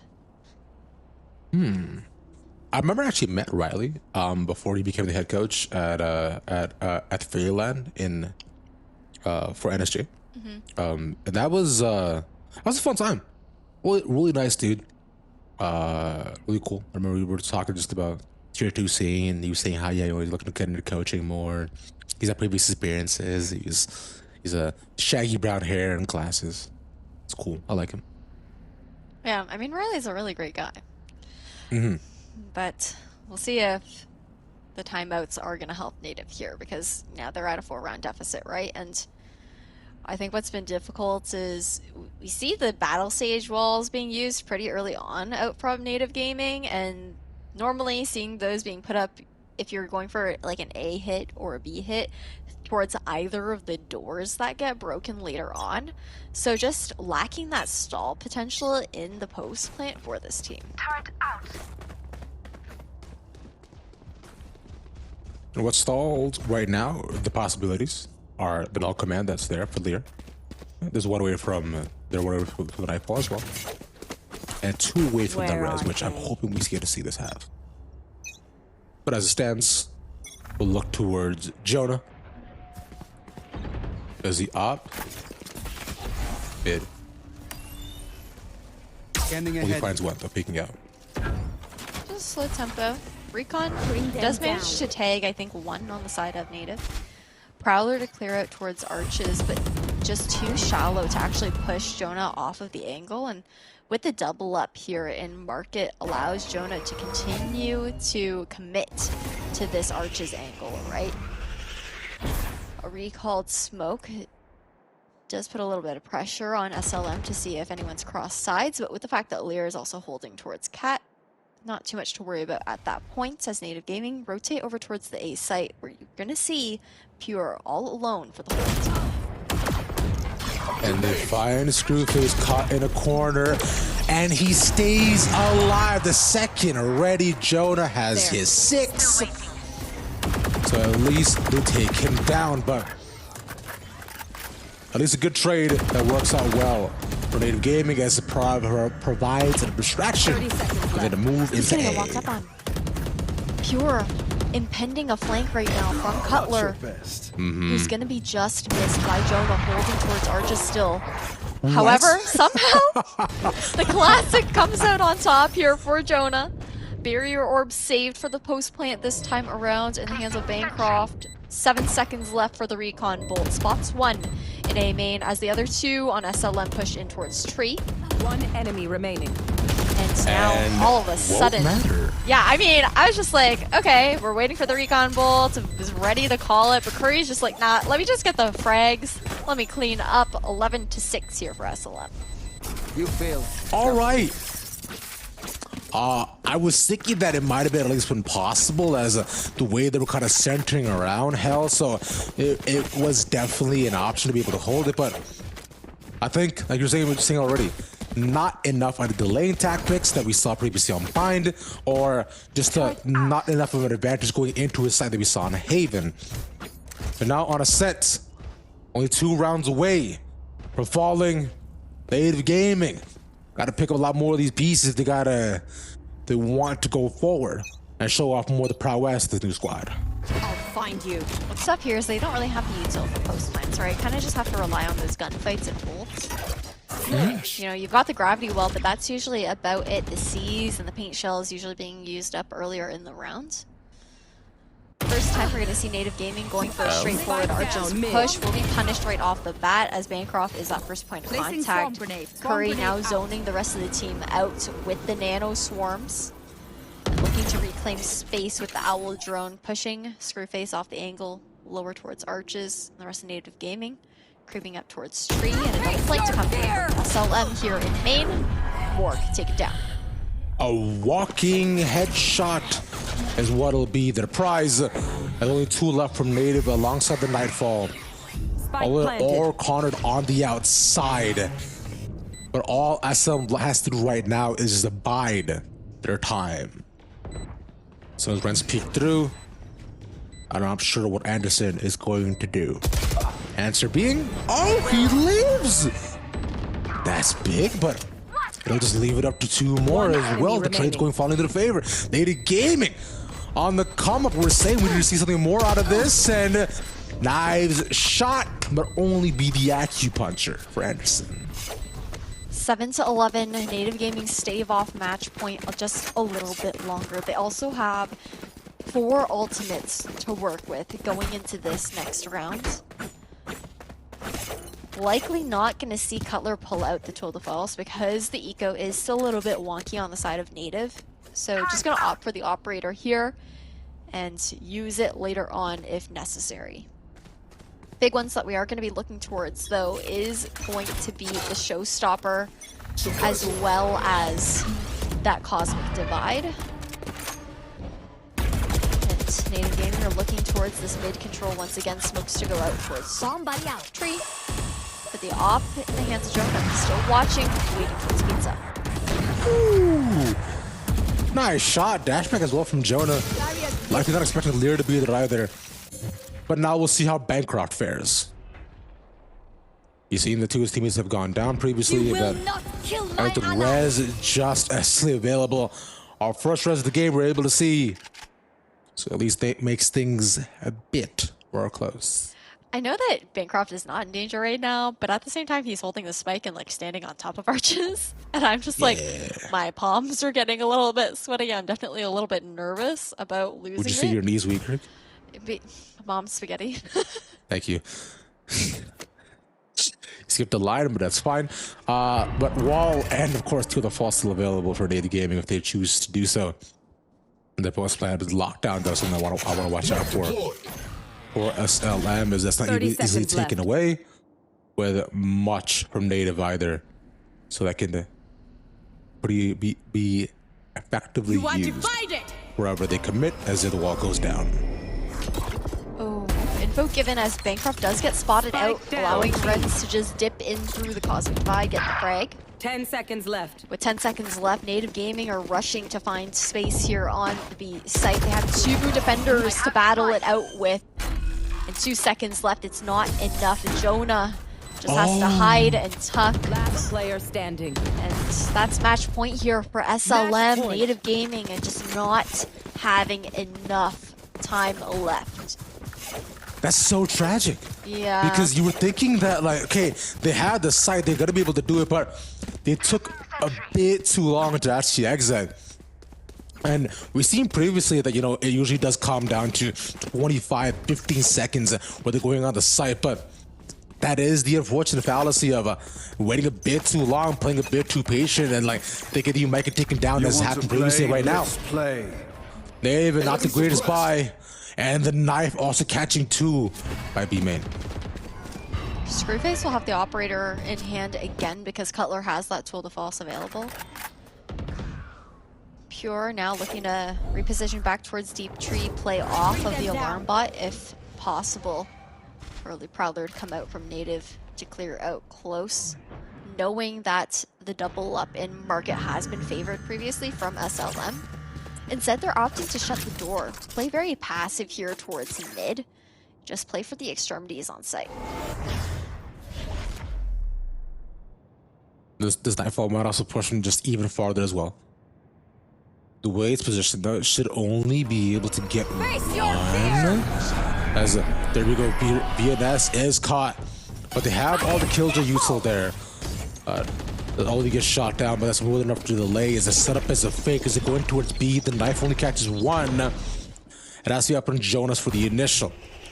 No one peeping through the smoke just yet. Probably want to go off with the flash if you can, and set up the wall to ensure your safe entry onto B.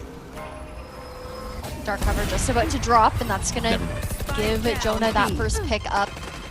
Spike down, and Ren's holding it down before a 3K in hand. Screwface alone, scoped in with the off. A flawless round here for stealing lunch money. 13-7 on our decider. 2-1 in quarterfinals. They move on to semis.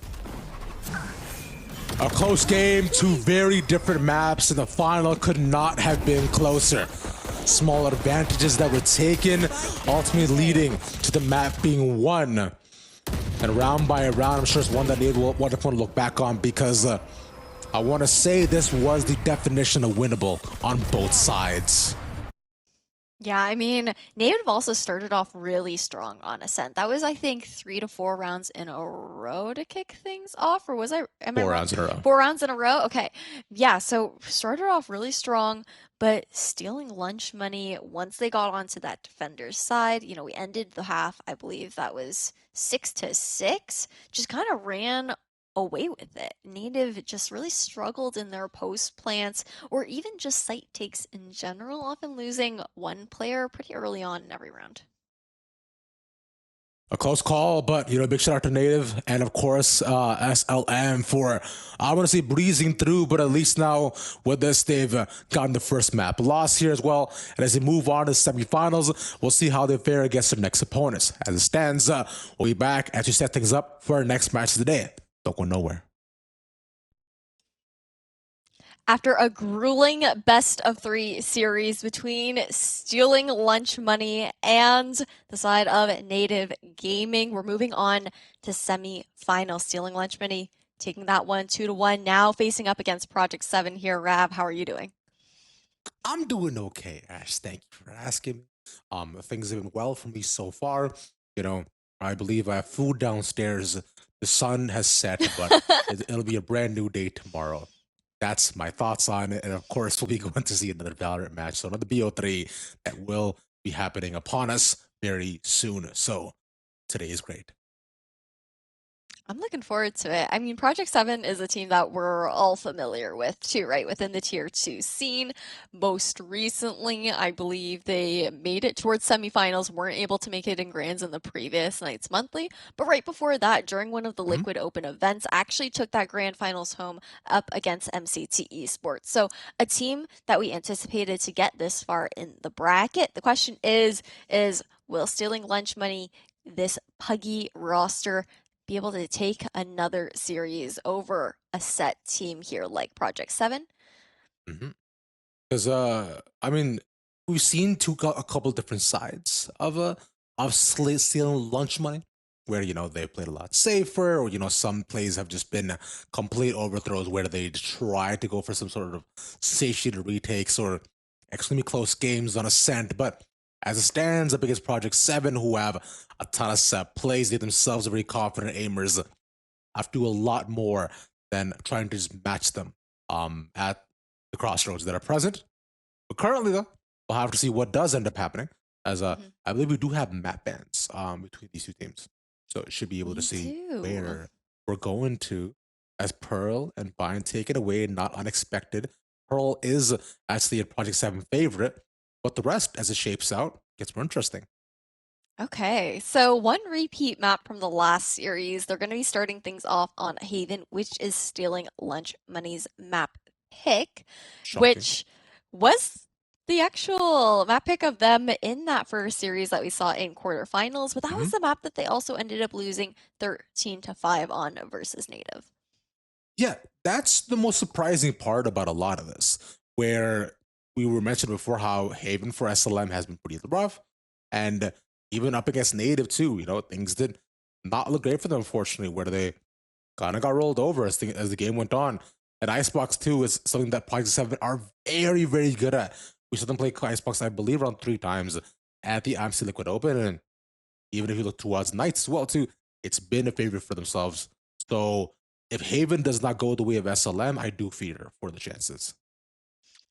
Yeah, because that was what I was looking at, when it comes down to kind of historically how the maps have played out for either of these teams within this Knights monthly, stealing lunch money. They've also had success on Icebox, though. They've had a 2-0 as far as the 2 matchups that they had, one against Team Wreckaroo, the other one up against a warm Bushlight. And I still think that says quite a bit, right? Team Wreckaroo has been a long-standing name within the Tier 2 scene over this past year, pretty well established as that free agent team. So I've taken it a 13-5 fashion. Sparks good things for their chances on Project 7's map pick. And currently, what it sparks for me is curiosity, because unlike Marie Kondo, where it does not spark joy, what I am curious about is what kind of agents like we might potentially see. I don't imagine SLM will fray from what we've already seen them bring out. But Project 7 2, I don't remember a lot of Haven for them, but it again wasn't anything too off kilter. We started stuff alongside the Skies that we see, of course, the Chamber and the addition of the Sovas, if need be. But Killjoy as well too, which SLM did manage to bring out. Should be a fun time. And I know just by looking at the previous matches of Haven that Project 7 have played against on, as well as the difference in duelists. We're going to probably see that neon pick coming out from Project 7 as opposed to the raise that we've been seeing coming out from stealing lunch money. So that's interesting considering the fact that we haven't seen how stealing lunch money kind of responds to an agent who can go for those really quick rotations. Right, that's going to be the most interesting part of a lot of it, because the SLM do count on longer rotations, right? They do count on. They don't fake as much, I would say, but they're more so inclined to just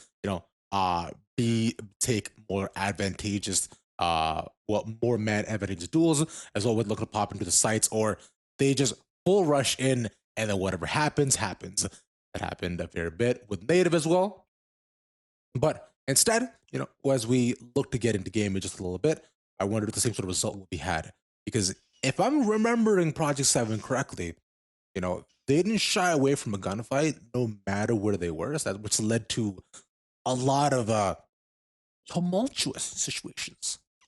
No, they can be an aggressive team. For sure, just from what I recall from casting them previously.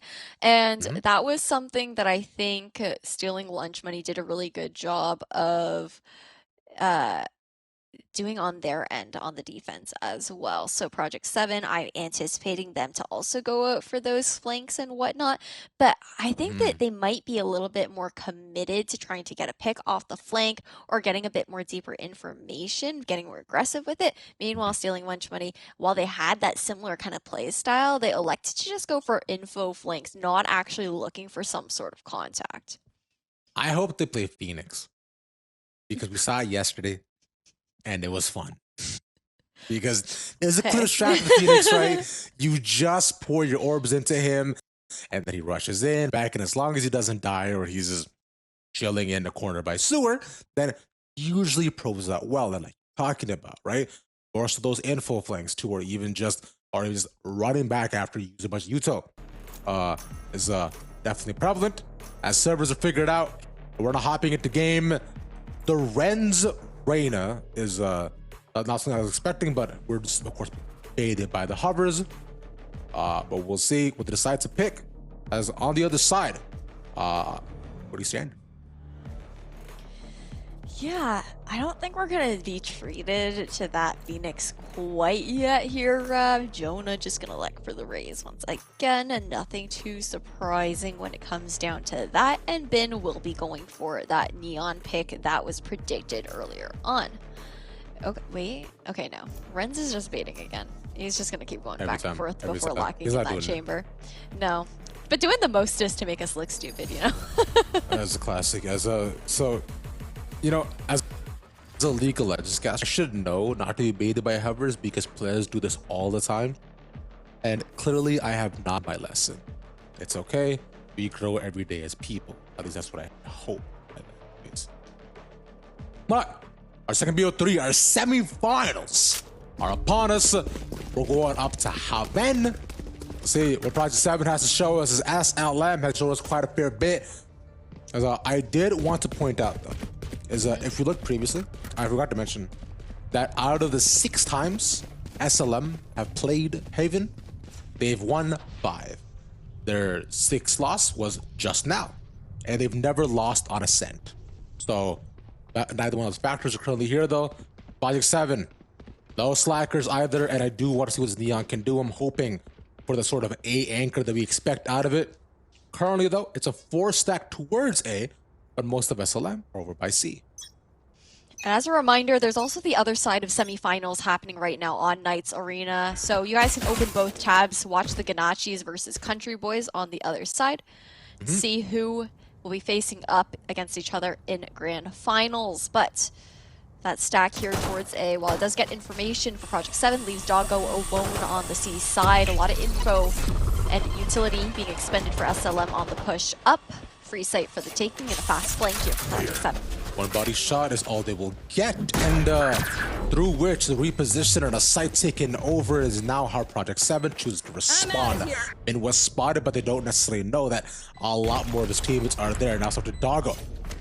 Not able to rendezvous, and then for the 7 seconds as he just missed his timings on meeting 4 members of SLM face to face, seen tucked into garage, and Doggo finds first, they know where they are, and now through with Project 7. Corner them in a choke, and their hands do not let go. Big retake there from Project 7.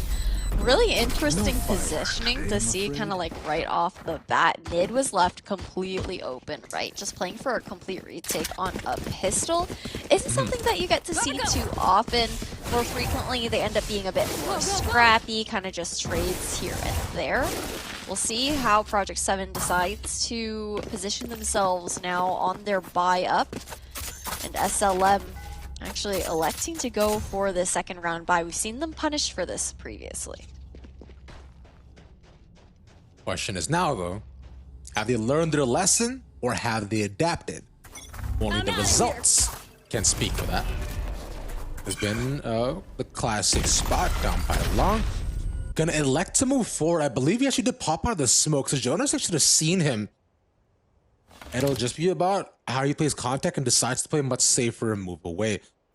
But he now is down by long as the smoke dissipates. Still tucked away in the corner. And no flash there to play off of either. SLM will still just wait by A. Okay, you can see them regrouping now here towards A long. Dark cover to come out towards short, but the long angle still left open, maybe hoping to see bin cross and whatnot. You can see the paint shells already into hands. Okay, no, that was the hunt. I thought it was the paint shells. I was like, the paint shell's gonna follow up for backside anyways, but bin somehow not caught out by the boom bot. Doesn't matter when you got the follow-up from Supa, a 4K in a matter of seconds, and Ren's in a 1v3 situation, Spike to be recovered. That was super duper good by him. Left. But let's see if he can get the A super. That's it. That's all 5 in round 2. Okay, so 3 guns carried over here for Project 7 on their bonus. And with how Doggo saved as well, that's already going to be an op online here. Really big to often get that op online in round number 3, which is something that we see pretty frequently nowadays coming out from Chambers over the past several months. Always saving up, having that weapon going into the next round. Teleport's ready. The SLM, they won't have rifles to answer due to that buy up, which is risky considering this is their map pick, isn't it? So to start things off on the wrong foot. Shadows traveling. Based on his question, I wonder what the white foot is, but Maybe it is the right foot. The right foot is right. Anyway, I'm thinking too much about this. As Ben goes down with only just one taken over. So we're ready for the trade. Apparently able to catch two, but looking behind him. Checks the corner. That's another. Super doing it all himself, and it leaves a vernacular. I can't find the other two words for N and S. It's pure VNS, someone by himself. Yeah. It leaves vernacular, nighttime stomping. What I said before was so good, and I don't remember. Yeah, you had a really good one the first time, and you just like completely doomed yourself. But there's not much pure VNS can do this time around. A clean 3-0 for Project 7. Very aggressive bonus to come through from them, knowing that they had that weapon advantage. Just trying to swarm. And finally, rifles online for this team of SLM, but no ultimates quite yet. Meanwhile, Supa with that ace in round number 2 is going to have that Rolling Thunder available here to potentially convert a 4th round in their favor. Vertical network spaceship. That's what I'll go with for now. Anyways, the stack towards A seems to prove it out well as Ben gets punished. Oh, A long position, the Rolling Thunder to cast them off by Spawn. The Kushe is super push up as well. Slowed down only by the nade. There'll be a ton of damage put forward. And they're gonna invest the drone as well, just to see if they're there. Look at the pop out rush. You find them over by the corner. And just VNS spot. They do not know that Lear is there, but they will still dissipate. just backing up now. I like how Project 7, they went for that aggression, now falling back towards the A side, knowing that despite the one-person advantage, it's really tight regardless. One fall and is equalized. A front sight haunt to clear out the close quarters for a quick B plant. Clearing out back sight as well, just to ensure everything is safe and sound. And you got these dark covers to come through. Fault line in as well is going to land Nice. Supa. Another double in hand. Runs with 14 HP. Not much he can do here. And an easy cleanup for Cachet. 3-0. About to be a 4th here for Project 7. Damn, I wish I was gonna Supa as HCs, bro. I was so sick too, because he just almost knew that the two of them would be up top. He placed the fault line perfectly, and then he's like, all right, cool, I'll take these for free, and the rest of them, I'll give over to the team. He's 9-1 in 4 rounds. He's already used Rolling Thunder once. That's a good spot. I'm only 5 away from the next one, right? Already pushed onto an eco here for SLM as well. We're going to see the Stingers here once again. And Curry, consistently the player on the side of Lunch to always buy that hero gun for the team. You know, actually, I'm going to be called Lunch, but that doesn't matter. As the reposition the rendezvous out to Verdago so you can find them. No. Aqua instead gets the first. And they also punished VNS for choosing to TP in.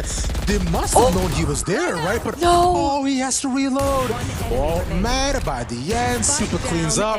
And Doggo is there just as the drone, letting him know where everybody else is. Ren is concussed, and Ren is dead. You really tried. I did. I'm sorry.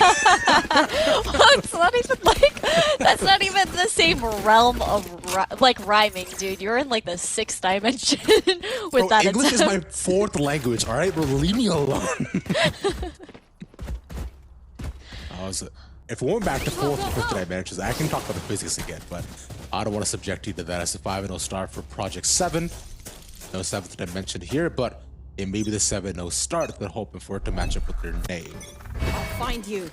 It's always the aggression that we talked about, right? Mentioned how Project 7 isn't afraid to get aggressive on the defender side and consistently finding opening picks due to it, punishing SLM for even a lurk towards C. First blood in hands already, and not even 10 seconds into the round. Fire in the hole! For now, I think SLM may have to change the name from... Oh my god. Spike planted. Shot down with an op shot. We say from seeing Lunch money to satiating leg massages. Anyways, well, Mark one. 5 threes, Nightfall popped, and even the overdraft do a ton of investment for both sides. And it'll just be the 4K from in. Nice. Dude, they're just rolling with it right now.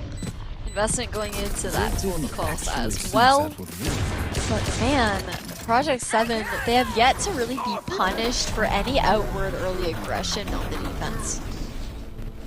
No, yeah, it's because it just seems easy enough considering the way they, like you were saying, decide to one at SLM and nothing happens from there. Yeah, they're Because also they'll just winning lose one, gunfights. SLM regroup. Yeah, also that. But that's putting it down to like, you know, just shoot them first forehead. Okay, but you also think of it, Kashay, we talked about 12 and 2 for Supa, right? Kashay and Doggo haven't died yet. Wait, what? We're 6 rounds in, they haven't died yet, they don't have a death. Oh my god, Supa's also run away from the Rolling Thunder once again. Second time this round. If you can actually possibly get this, then Right here. it would just be such a good position to hold him off B-side. For now though, he is set up beside a bin and Couché as well, moving outside through garage to peek through to find to rotate over, but for now, they're looking, they were looking towards A anyways. They're gonna go anyways. Pretty brave choice considering, you know, that the op is online here towards short. Trying to reclaim the Guardian perhaps. And a jump peek across. Oh, the headhunter from Doggo though. I mean, it is an eco round here for SLM, but that was a clean shot nonetheless.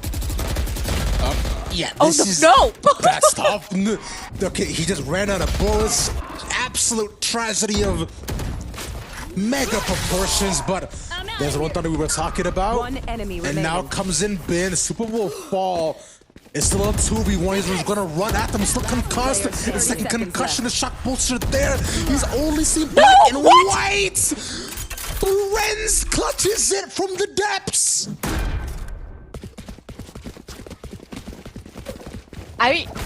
He was still concussed during both of those kills. Well, actually no, during the first kill he was not concussed anymore. The relay bolt hadn't quite landed at that part, but I do think we saw Project 7 just getting a little cocky there. The fact that Kashay chose to actually shroud and step over instead of just like peeking like a normal person. I didn't even take that in. I was like, yo, fam. It's like He was triple concussed. that's why it's karma for the disrespect, right? But Bin already getting up close and personal once again. I really like how Bin uses the relay bolts too to get out if he does need to fall back, not allowing the attackers to kind of re-peek and punish him while he runs away. And SLM, just with the conditioning that's been done by Project 7 on this aggression, you can see them constantly like playing far back close to their spawn, anticipating that hyper aggression to come through. You know, I did say how Project 7 was looking for a 7-0, and that didn't happen. I can't help but feel like this is partly my fault. I think it's also the fact that they got disrespectful. I don't think that's all on you. You know what? Thank you. But we'll see if the disrespect continues, as right now they're playing a much farther back, throwing a lot more respect to the next move. Hello? Finds a second as well. The spray caster works out magically. No! As all of us on the corner. He was playing double dutch with his life, and they still get out. Yo, can we get a replay of that, please? Please. You really went for the movement there. My goodness. It was like, it's like when you're like looping the killer in Dead by Daylight. If I jump fast enough, they won't get me. Just, look at this. Boom. Man, he's just like, I like how it's just to buy time. It like distracts so much that you can see Curry trying to track him, and Aqua is just like around the corner like, brother, I'm coming. I'm on my way. You know what that is? That's the panic jump. Let's Where play. whenever you find somebody that you don't know, you're like, okay, I don't know. And then slip for just long enough. But save once again for SLM. As Spike in a knock middle spot. Bin gets the first one. Look how far he pushed up to get that too. With an op. But like he walked all the way up along with an op. Okay, does not care. Bro, I respect it. But sometimes like if the other team's being so passive, just to overwhelm them in this way, I feel like to counter this kind of aggression, oftentimes you just have to be aggressive yourself, but Pure's hitting all the shots. Last bullet in the chamber to take out Chamber on Project 7. A 2v2 situation. One of the closest rounds to date here for SLM. One enemy remaining. Oh. Make it a 2v1 for now. No! Oh, he got tagged by the drone. Ooh, the slide shot. He tried to hit a clip, but he couldn't do it. himself.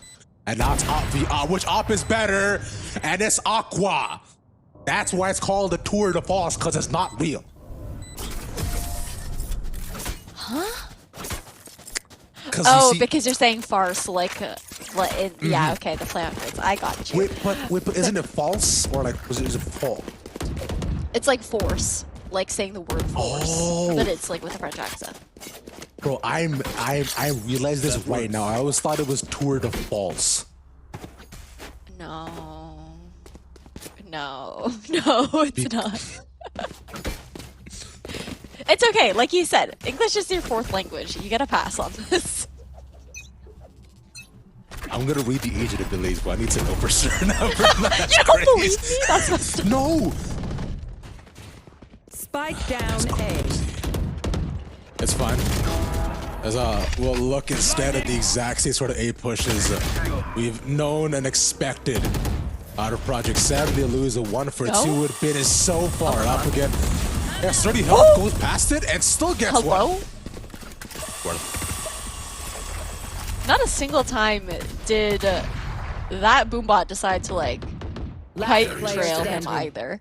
Spike down And with A. the Seaside being completely pushed out, Pure in a clutch situation, gonna be shut down. Unfortunately, can't do too much more as Project 7 earned that 9th round on the board.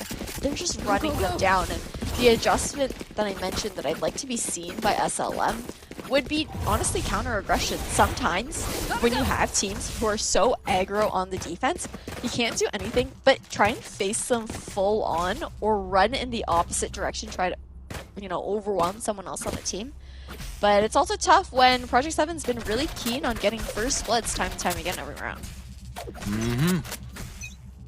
Project 7 has simply decided that if it's either like a you or me equation, and usually it's them. Archery put out, they get the first again, but will Bin get out with his life? He just shoots randomly. He just, although he doesn't get away, but pure VNS, or should I say? No. Right now. It's fine. Spike down A. He was jumping. He thought there wasn't. Surely there can't be another person, right? But it's also what works so well for Project 7 is like Last the round disrespectful before the plays switch. also work. They're getting aggressive and they position themselves in very punishable, you know, iterations of positioning.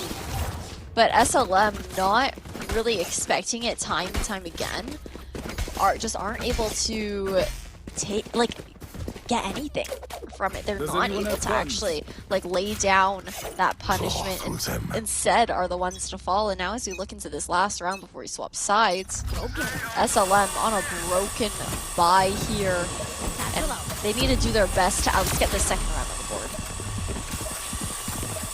It was slowed. They should be aware it's controllable by Garage, and even though they're deaf and they're concussed and Couché thought. Your VNS gets his first. And for now, Project 7 looking to actually go into a retake, something that I have not seen them do this entire game. And I'm not sure if it's possible. They get flash pops down, Renz is gone. And I've been as well, coming towards the backside, looking down C long. Let's check his corner, pure VNS gets 3, will not get final, but that shall be it. It'll just be 10. Switching But sides. see the difference in that round? Like, despite being on that eco by SLM, it was the first time they kind of went One enemy remaining. full throttle into a site push. The first time they blitzed right off the bat. Beforehand, you often see like a slower tempo that Project 7 actually decide to take it into their own hands and be like, okay, we're gonna control the speed of this round. We're gonna control the rhythm here. And the first time that Stealing Lunch Money is able to do that for themselves is the second round that they put on the board. But now they're on the defense, Ash. So they can't exactly just blitz down, but they got to play a lot farther back, unless if we're looking at where they are right now, I believe they're planning on doing exactly that, as they all pop out through garage and a window. There is one person down by A long, but Renz is gone, so they're going to move over to A. Curry gets a nice shot, but one goes all the way down there now, and they're not checking these corners. Jonah picks up 2 for free. Touche with a trade, but it'll still the advantageous position right out for Project 7 as it continues to be so. Pistol Garner. Shadows traveling. Okay, so first round on the board for this half will go into SLM's hands, giving them an advantage as far as money goes, this buy up to come through. And what's interesting though is, okay, just from that first round, but also from what we've seen on the defender side, Bin kind of tends to act as like this like really big like distraction dummy for the rest of the team and just run around with the high gear and allow someone to just frag off of that alone. I mean, what? Is he moving? No, No, no, no, no, no, no. I was like, okay, does he actually get this or did he check anything? But Super jump shotted with the classic, and they're One enemy remaining. winning this round. Never mind. Curry gets 2 with the Guardian and leaving Doggo by himself. If Doggo can get a gun, there's a lot more possible. He has to be careful as to where they might pop out. He doesn't have the spike either. Interesting the way that SLM's playing this as well. I like that we're seeing Curry playing all the way back into attacker's spawn, playing really Teleport's safe. ready. And Rez just might actually get a timing here. Just missed Teleport's though. ready. And Doggo doesn't know that he's right behind them. The question is, no, okay. No, please. I know that they don't know, but I'm just So skip stressed. this up. He's watching the spike. Last Pretty has to know player somebody's there. standing. Oh my god, he gets him. But there's no idea 30 there's nobody seconds behind him. left. He can't pick up the spike and realistically have go the anywhere spike. from here.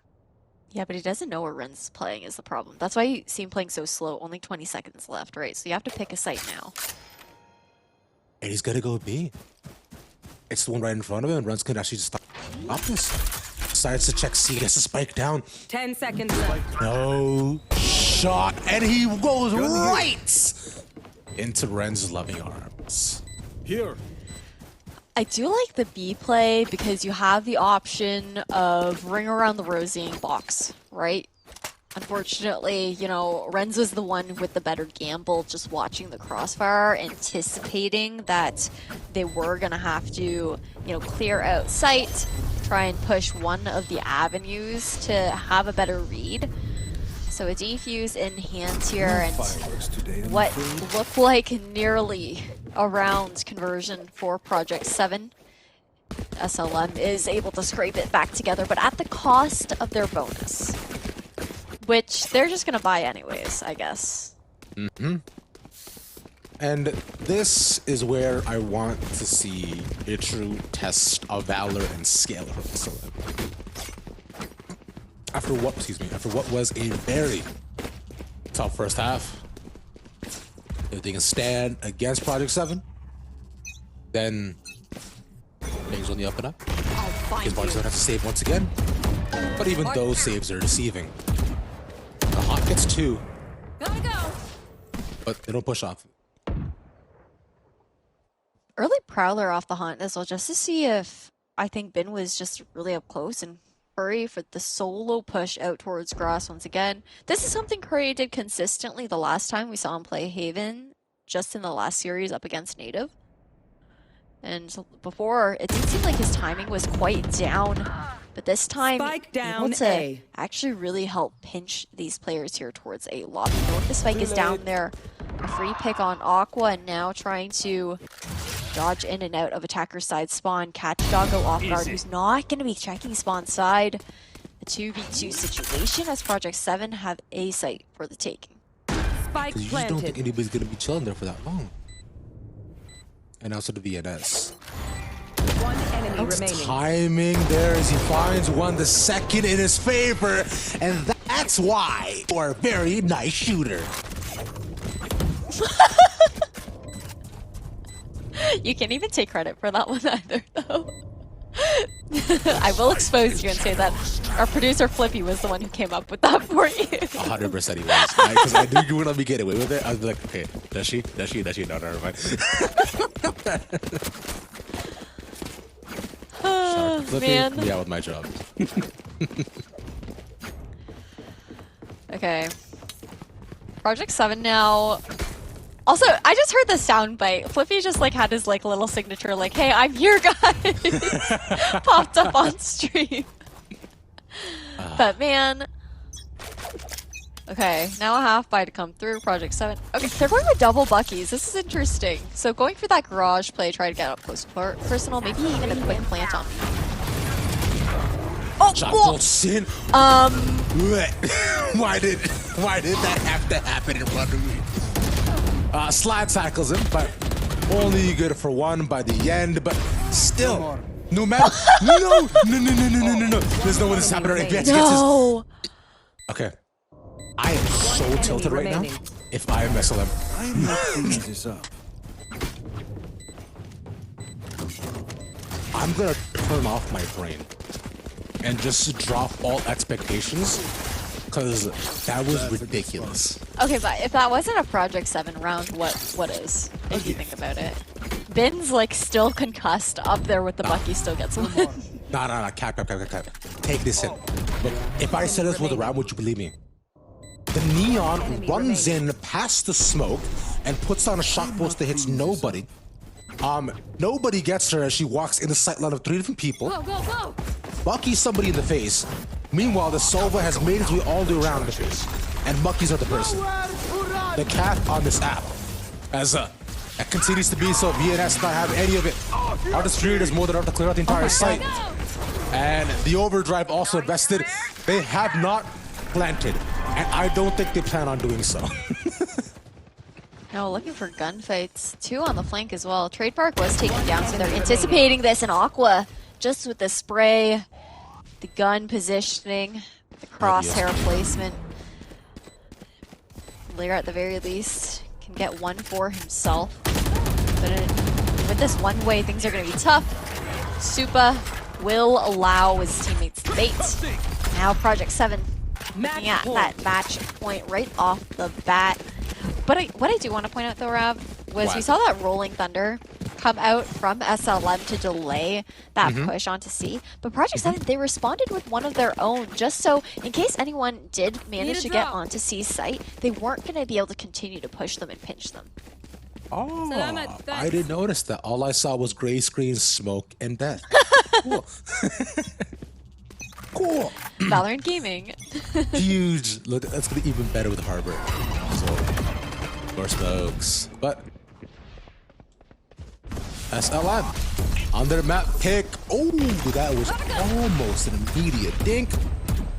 Unfortunately, not. Is that? Oh, the judge. Great. Okay, only one. It's fine. But one will result in the C side being given over as they're all bunched up, and Doggo as well made his way to garage. Watch my window, sees nobody there, but as he moves back, gets timing with the smoke dissipation. The paranoia catches 3, but Kushi has to find out where to look and cannot decide which option he takes to die. And even the showstopper works out. Okay! SLM still in this. Doing their mostest to keep their name in the game for this map pick of theirs. It's a little easier for them right now, I think, because, you know, being on the defender side, you can choose to play that retake and whatnot, knowing that as a defender, the time is in your favor until that spike is planted, right? Meanwhile, for Project 7, when they're on the defense in the previous half, SLM, they had to worry about that fact that, okay, we need enough time to actually clear out a site and get the spike initiated. And that can be a really big difference maker. And it seems like that is the case here for SLM as well. Plus, the retakes have been pretty clean. Yeah, haven't been too bad. I wouldn't say I'm surprised, but I would say I'm pleasantly astounded.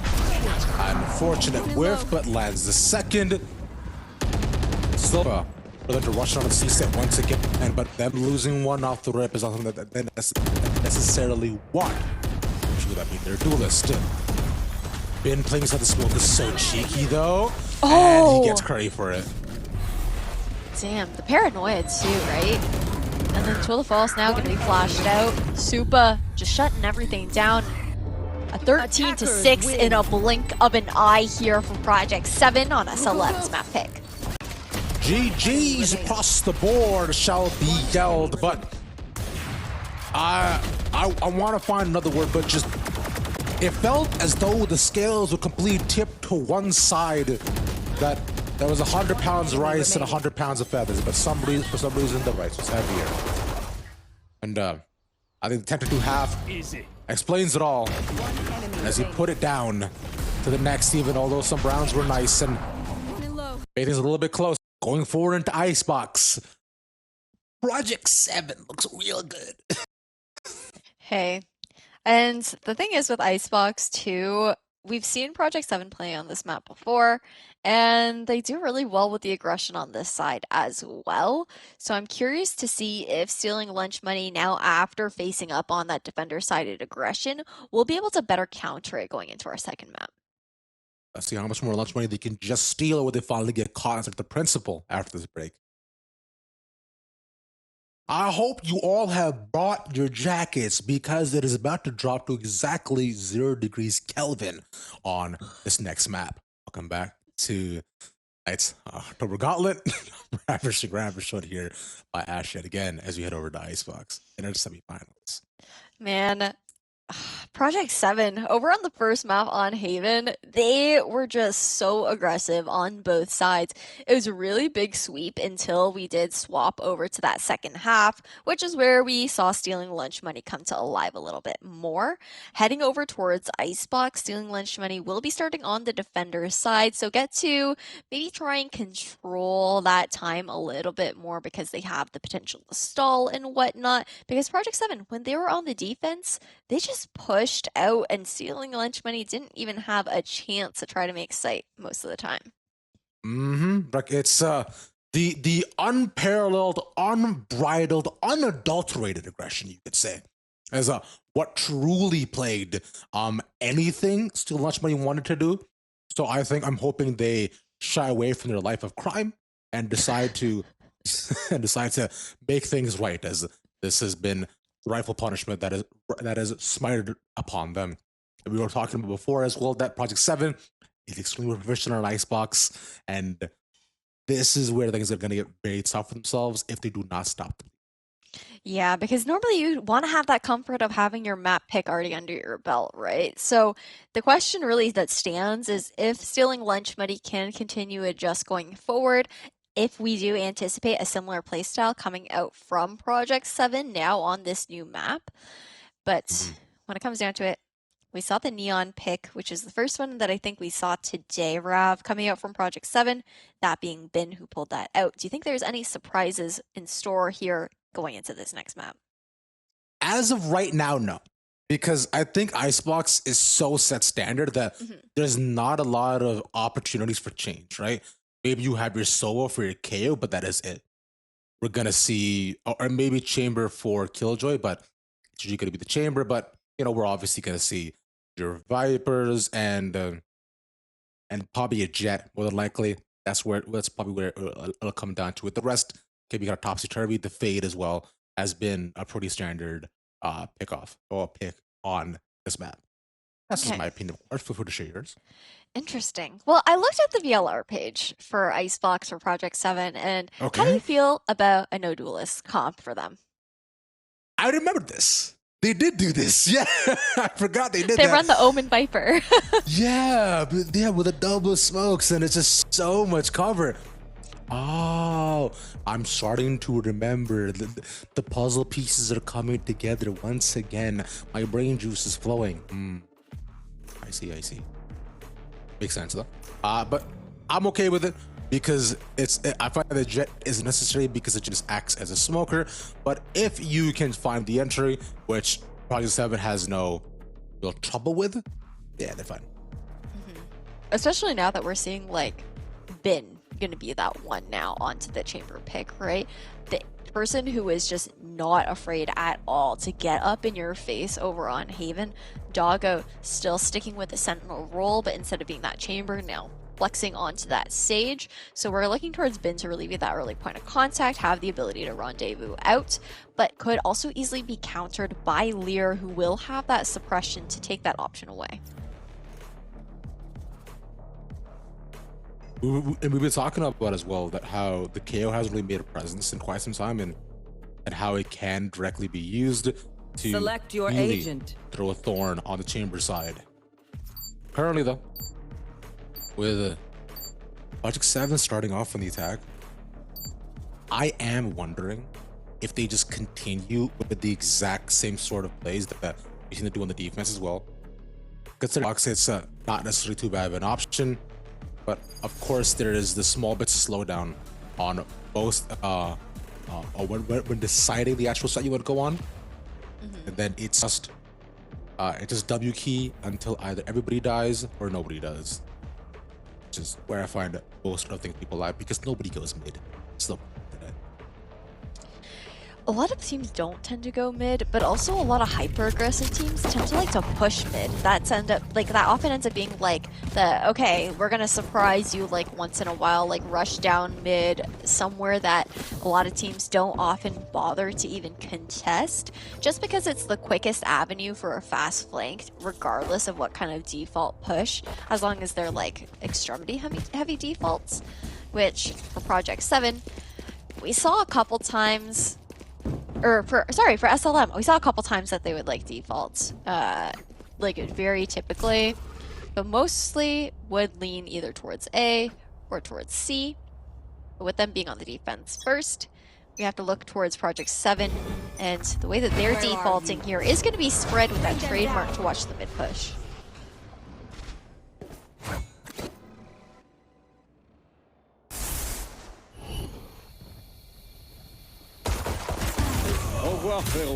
Spike down B.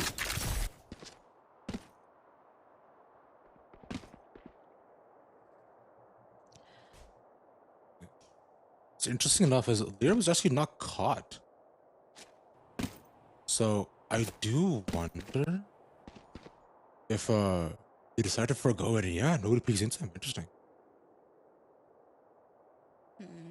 Just playing really slow here on the side of Project 7. SLM, we talked about the potential mid-aggression, and I really didn't expect that to come to fruition right at the beginning of pistol round. So now Project 7, they're really divided, right? You've got the spike, 2 players leaning towards B, meanwhile utility being used on the A side. And A site free here for Aqua. Really nice 30 potential seconds for left. a reflank if they can get that spike initiated on the B side. But if Lear has anything to do about it, gonna cut off the rotate. So I'm primed One and ready enemy remaining. to Spike take this pistol down round B. over, and with this, give themselves a bit more breathing room. 10 seconds left. As Aqua, not really any time at all to get a plant down, and cannot get joysticks either. And as that falls, look, bro, I cannot handle if SLM suddenly are just amazing on Icebox, and then they end up going into a set, and it's just even again. This is I can't do this anymore. The thing is, like, they took a page straight out of, like, Project 7 right there in that first round, right? Early aggression straight down mid, and then it seemed like Project 7 were a little bit lost with how, like, divided they were by each other, knowing that mid rotation was being cut off. Back to their roots, it looks like Project 7 are the ones to run it down. Curry to drop down here from Boiler, but Down somehow B. Classics to equalize across the board, but the guns not in a recoverable position. And those are some pretty nice guns as well, too. Which if they Couché? can get those, it could have been nice. But unfortunately, Couché is the one, as both Vipers pass one another. But this isn't remaining. necessarily undoable, but now, son, it has become a much harder position. Maybe if they gotten those Bulldogs and the other Vandal, would have been better. But as of right now, yeah, this should be just a matter of time. I don't think Aqua may be good for There. one in this situation, but already stalled out by that suppression rate, the 0 point to give the info over. Knowing that one might be creeping back up towards Tube. This positioning is also really tough. Just like sitting on top of snow pile here, you're exposed from so many angles. At the very least, SLM, they're not pushing in any farther, just buying time, 30 waiting seconds for the left. spike to be initiated.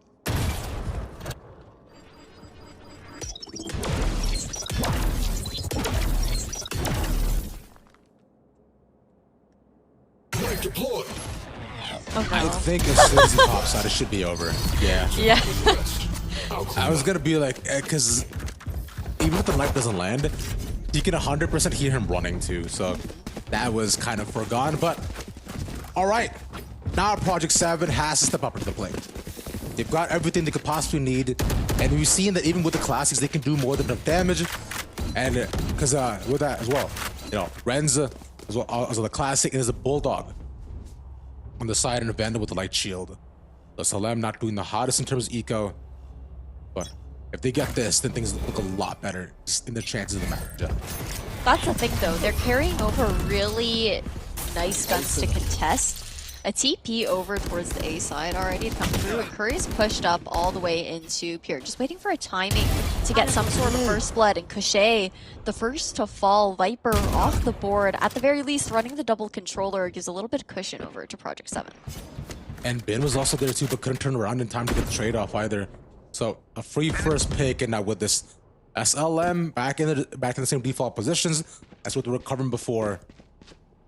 We were talking about previously how this no duelist comp Project 7 will need ways to just make space out of sight and just jiggle peeking and making these territorially wide swings is, I guess, one way to do it.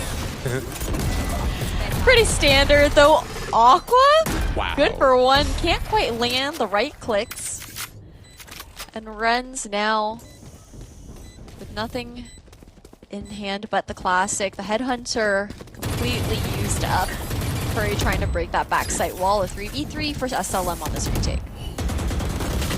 The pop in, he finds his wall, but it's get on the zip line and Doggo falls because of which. Now stuck in a 2v3. They just have to find a way to stay alive and delay. That's going to be the name of the game as well. Sees them on top of the spike, but the wall goes up. There's going to defuse it. One more super clutches it. A 3K clutch there for Supa when Project 7 were in a dire position. And Supa, I mean, Supa went big on the last map, right? So, nothing too surprising. Must be feeling hot, all things considered, being that match MVP. Now, bit of an awkward buy for both sides. You got Curry stuck on a stinger only. Aqua not quite able to buy up a full gun either. We'll have to go for the Bulldog instead. And a Viper's pit early on here on the A side. That's been the same play that you saw Sage make previously, but instead it will be thwarted off. Oh! And ooh, he actually gets him. That was kind of nasty. It's a big old chamber moment. What's interesting though is Curry actually used the barrier orb really early on towards B main, which just allows SLM to really stack heavily towards mid now, knowing that avenue is cut off. Viper's pit completely covering up towards the A site, and there's added pressure of the Viper's toxic screen that was placed toward mid as well. 0 point will reveal that nobody has somehow creeped up into tube. And now that the barrier orb has dropped, Project 7 just looking to play contact here over towards the B side. Where are Considering they can't exactly just rush to the Vipers and hit it unless you decide to move in through mid. The wall is there, but that Sage Wall only secures their plant and night ball to find where they could be cornered. I believe it tagged at least 2 by mid, and Project 7 plays off site. Furry's not gonna have any bullets in like a second. He's like got 25 left in the barrel. 0 point to come out a flash. Not gonna actually reach past the smoke, but frags across the board as Aqua feels the need to push past the wall. Hiding in the smoke here is Cachet just to wrap around a 2K clutch to take things 2-2 for Project 7. The positioning supreme comes out on top. Touché to cushion the pressure that is placed upon him by the weight of his team. He carries them all on their back to a 2-2 half. That was truly just superior timing, and knowing that I get the upper first and the second diffuser is going to be easy peasy because they're so focused on the one objective, forcing SLM out of save. And you were talking about how Curry's not going to be able to shoot anymore because he has 5 bullets left. I think he felt before he could even decide that he wanted to shoot somebody. As VNS is up, it's 2 bullets out, and both Prowlers. A really early expenditure of both Prowlers to come out from Project 7 right off the bat. Not able to even get much information or value out of them, aside from the location of at least one player. The Poison Orb about to drop, though, here for pure VNS, and in response to that, you see the barrier orb being popped. So I really like how SLM plays that timing, knowing that the stall is there, even though the smoke is not.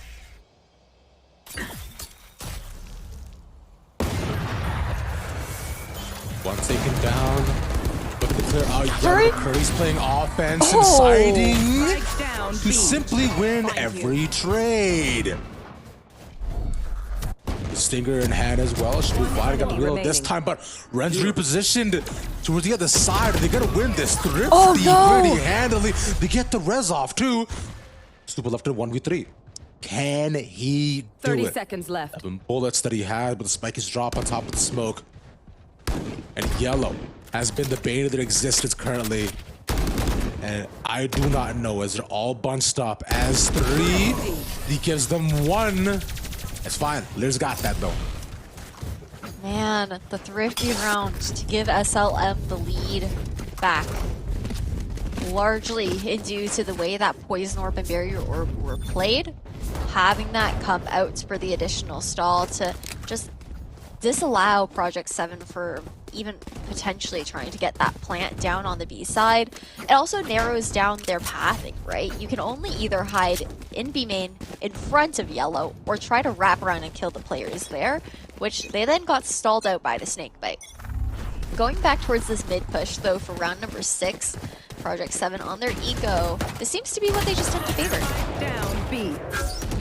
Mid push this time, unfortunately not going into favor. With 2 falling on an open angle, they're hoping to at least pick them off, and instead they're the ones getting overpowered. A save previously and a flawless in the next. My heart cannot handle this back and forth here, Ash. I do not know what I'm going to do. But at least for now, I'm hoping that, you know, maybe Project 7 can get one as the Ganaccis have made the grand finals, so whoever wins this and possibly the next will face them there. That was quick on the other side of the bracket, dude. Yeah, right? It's crazy. Why did we get that game? You know the other side of the bracket has been all 2-0s. Interesting enough. What? Yeah. Man. I mean, this is great for the teams. Yeah, it's great for the entertainment. It's okay. I already said, why did we get that match? Hey. Because it would have been so fun to see different sides of the bracket. That is why, and only why. It's a good time, but at the same time, I'm really liking this comeback story from SLM, right? You know, keeping this match a lot closer in the first half of the matchup. Supa now about to get caught off guard. but so much trigger discipline from Curry's gonna allow him 3 to flick back around to get Supa as well. A 2v5 just like that.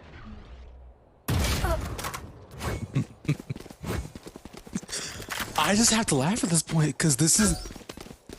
I'm not even sure that. You know what? It's fine. I'm so bewildered that I'm gonna focus on what's happening. Hot finds nobody. They managed to find the way into A at least, and with the C's as well. It's moments like that which make you question what's happening in this game. But a 1v3 once again is Project 7. That's the line I found the secret to hit playing against them. Just be bunched up. Simple. At the same time, though, Project or SLM, the side that they did really well on was the defender side on Human, right? It's when Project 7 is the one on the defense that SLM tended to struggle more. So what we're really looking forward to is the answers that they have once we swap sides, but the focus right now is that it's really nice to see that even in the new map, SLM, they're just giving Project 7 as much trouble as they did previously on what seems to be their stronger side against this very aggro team. SLM faces them head first, as though they're choosing to bump foreheads. You want to play? SLM Let's just play. slightly, but SLM is wearing a helmet.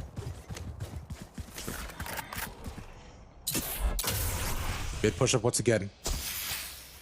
It's a lot more split up as No.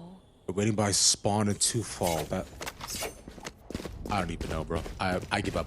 Hey, I'm just saying Project 7, their good rounds have been their thrifty rounds. It's their ecos that have gone really well in their favor. But now, oh man, okay. I'm really nervous for Pure in just about a second. They're waiting for this barrier orb to drop on the side of Project 7, and all just about to like blitz on site with the Nightfall. Paranoia alongside the Nightfall, so they should know where Pure is. They don't check him, but he stays alive. That's a Prowler. But him being good for one is the biggest part about a lot of this. Still does not matter. The thrifty is theirs. So what you're saying is Ash, that they shouldn't have good guns or else they'll lose. That's not what I'm saying. So what are you saying then, fam? It's called pattern recognition, all right? It's just... All right, bro. They've just had really strong either thrifty rounds or those have been like really close rounds for them. But going into this next buy as well, we're going to see SLM with nearly all 5 ultimates online. It should be a pretty easy round for SLM to convert because when it comes down to it, as long as they can stave off any sort of post plant from Project 7, they won't have to worry about the Viper's Pit. Question is, will they be able to do so? 5% once again over by A. And last time this happened was when they went through mid, and there were 2 that went down immediately.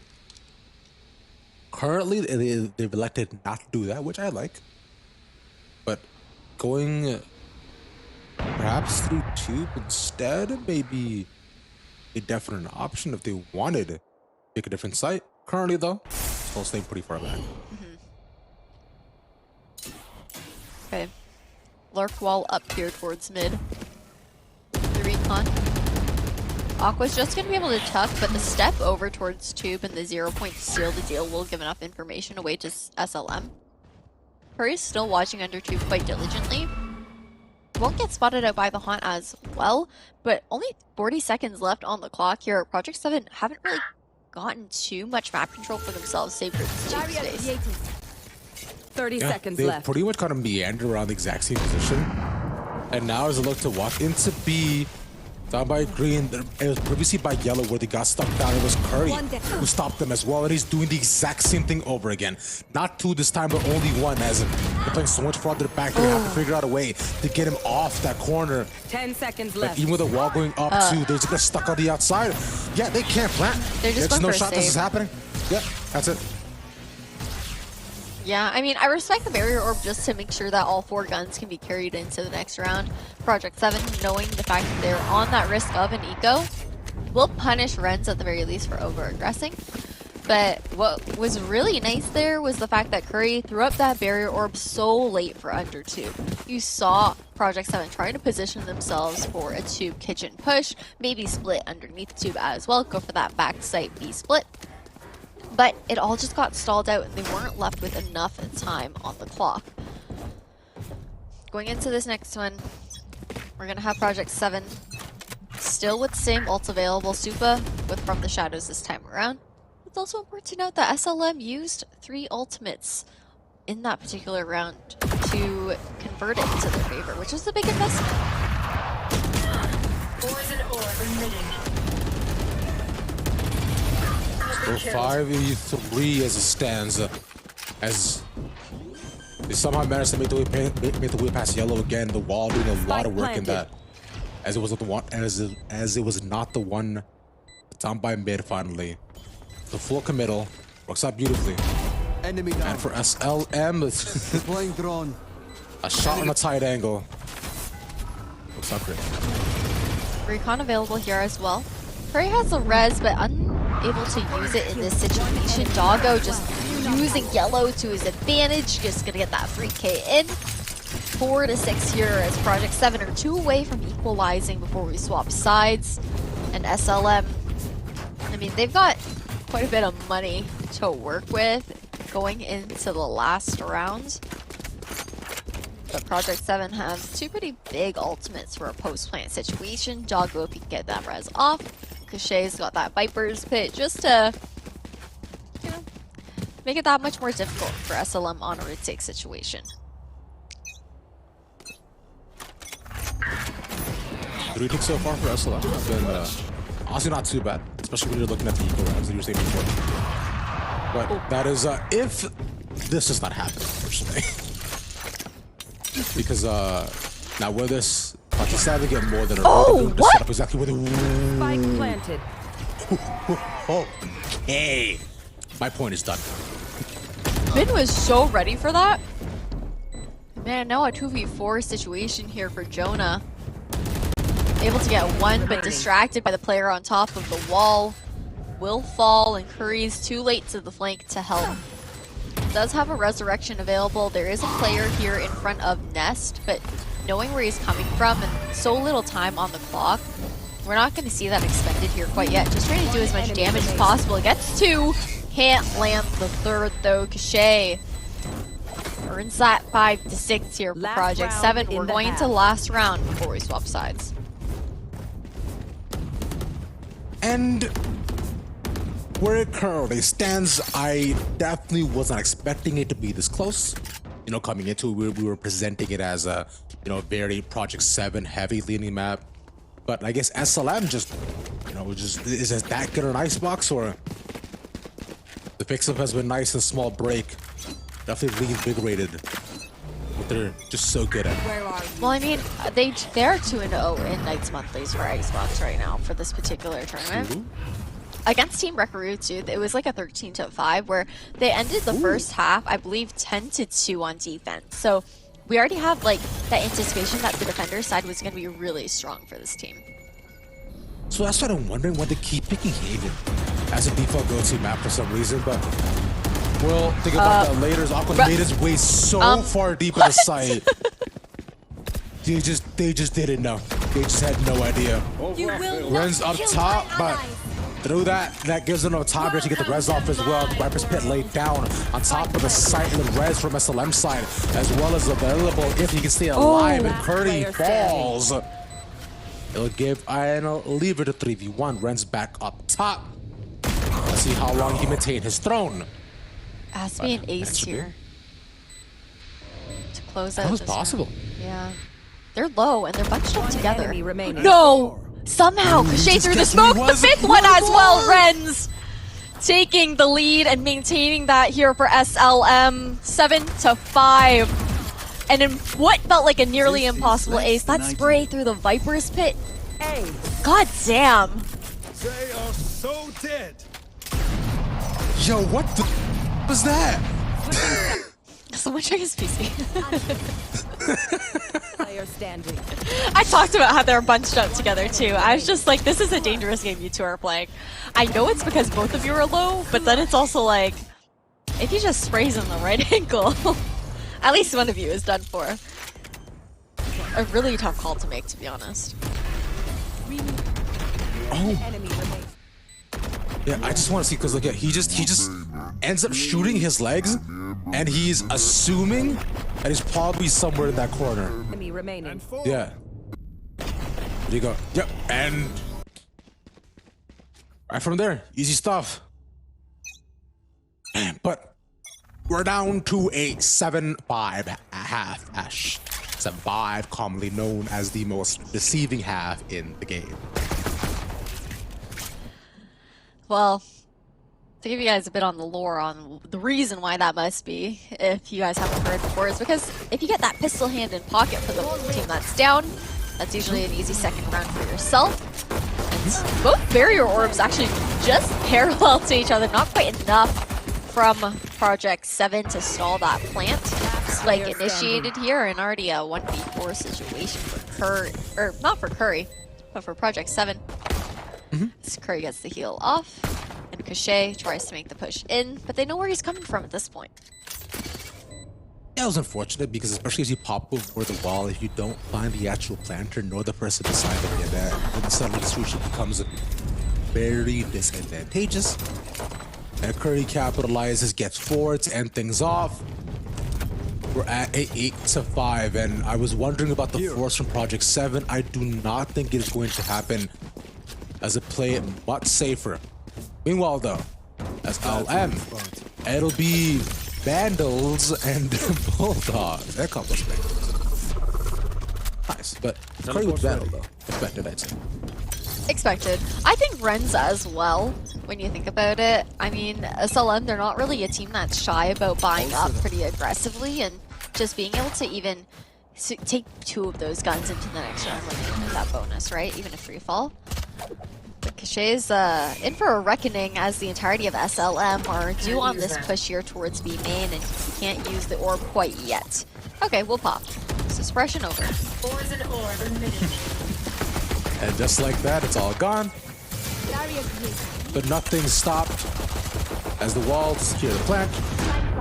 And from there, even with the C's, okay, Lyris finds Couché. That's a pretty nice start off, and 2 falling, but they're holding off site. These long angles don't exactly favor the side of Project 7. You get a Bulldog in hand, it's a 2v3 bin. Needs to come up big. So Super gets 2, and now it's a 1v1. There does not know where he is over to the outside. They should be able to see him. He's at 2 health. It takes 2 seconds for him to fall. Okay. Looking towards double digits here for SL going into this next round. And with that, the guns that they bought in the previous round, you're going to see a force up from the rest of the team to try and meet that Vandal. Really interesting position here because... I'm like really mulling over this for a second. SLM really, they're just trying to keep this lead as big as possible, not really give any potential 3 rounds away to Project 7 on a weak bonus. Teleport's ready.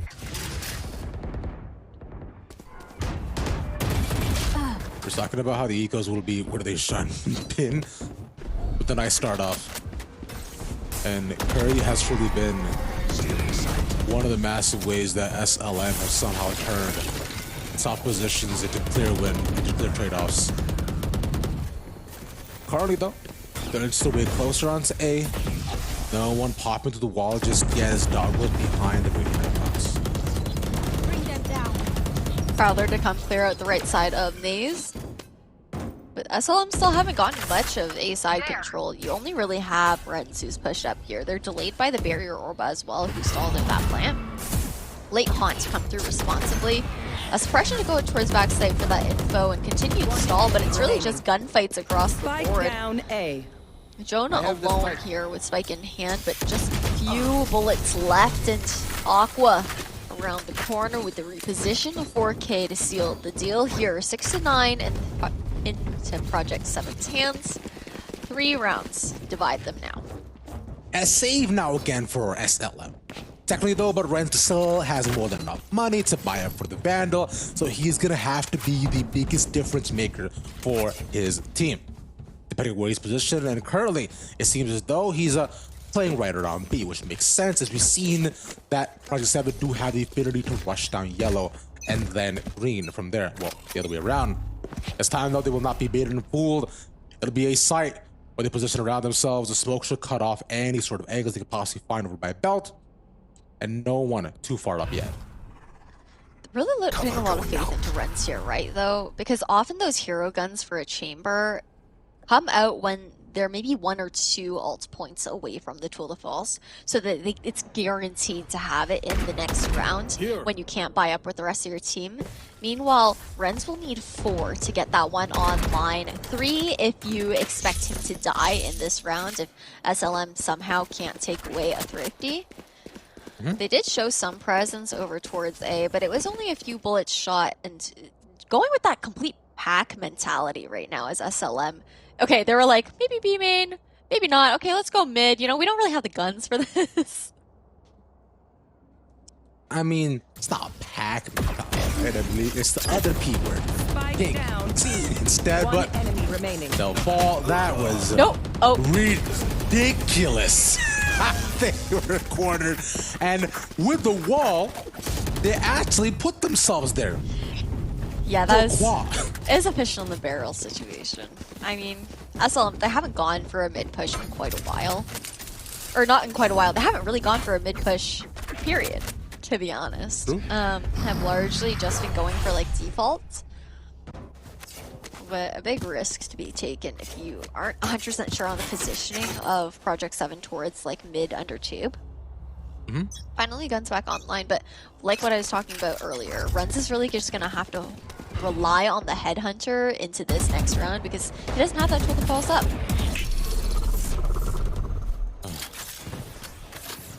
Seen before, right? When you usually get the up, you're hoping that you might hopefully get at least 3. Still far away. I'll command the Hunter's Fury are the 2 that are up. You can look at. The command might be a pretty solid tool for them to rush onto a site, but as of right now, I'm still on the outside. They're waiting, biding their time. Vipers, toxic screen about to be popped up. A slight delay with the snake bite to come out, but Curry actually going for a really cheeky, like, tight plant there. We'll get that down, and the null command actually for the post plant to stall a push back in. Interesting enough, and Autosphere also still available alongside the res to just stop any sort of efforts from the plant that could be there.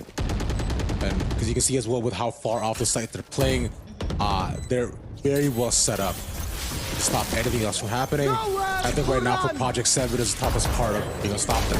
As the Curry gets 2 with a flag. And that's the round. Yeah, I mean, not much Supa can do in this situation except for maybe get guns out of their hands, not allowed to carry over, considering the money is bad. We'll be able to take down 2. Lear, I think he gets out scot-free here. But man, what I really liked was it's pretty clinical, the way that they handled that post plant. Curry threw up the wall that I talked about where you really only have like a small corner to plant in, and it makes it difficult for the defenders to try and like loop you around and try to actually shoot you before the spike's initiated. But the other thing is that you have to think about what that means in post-play situation.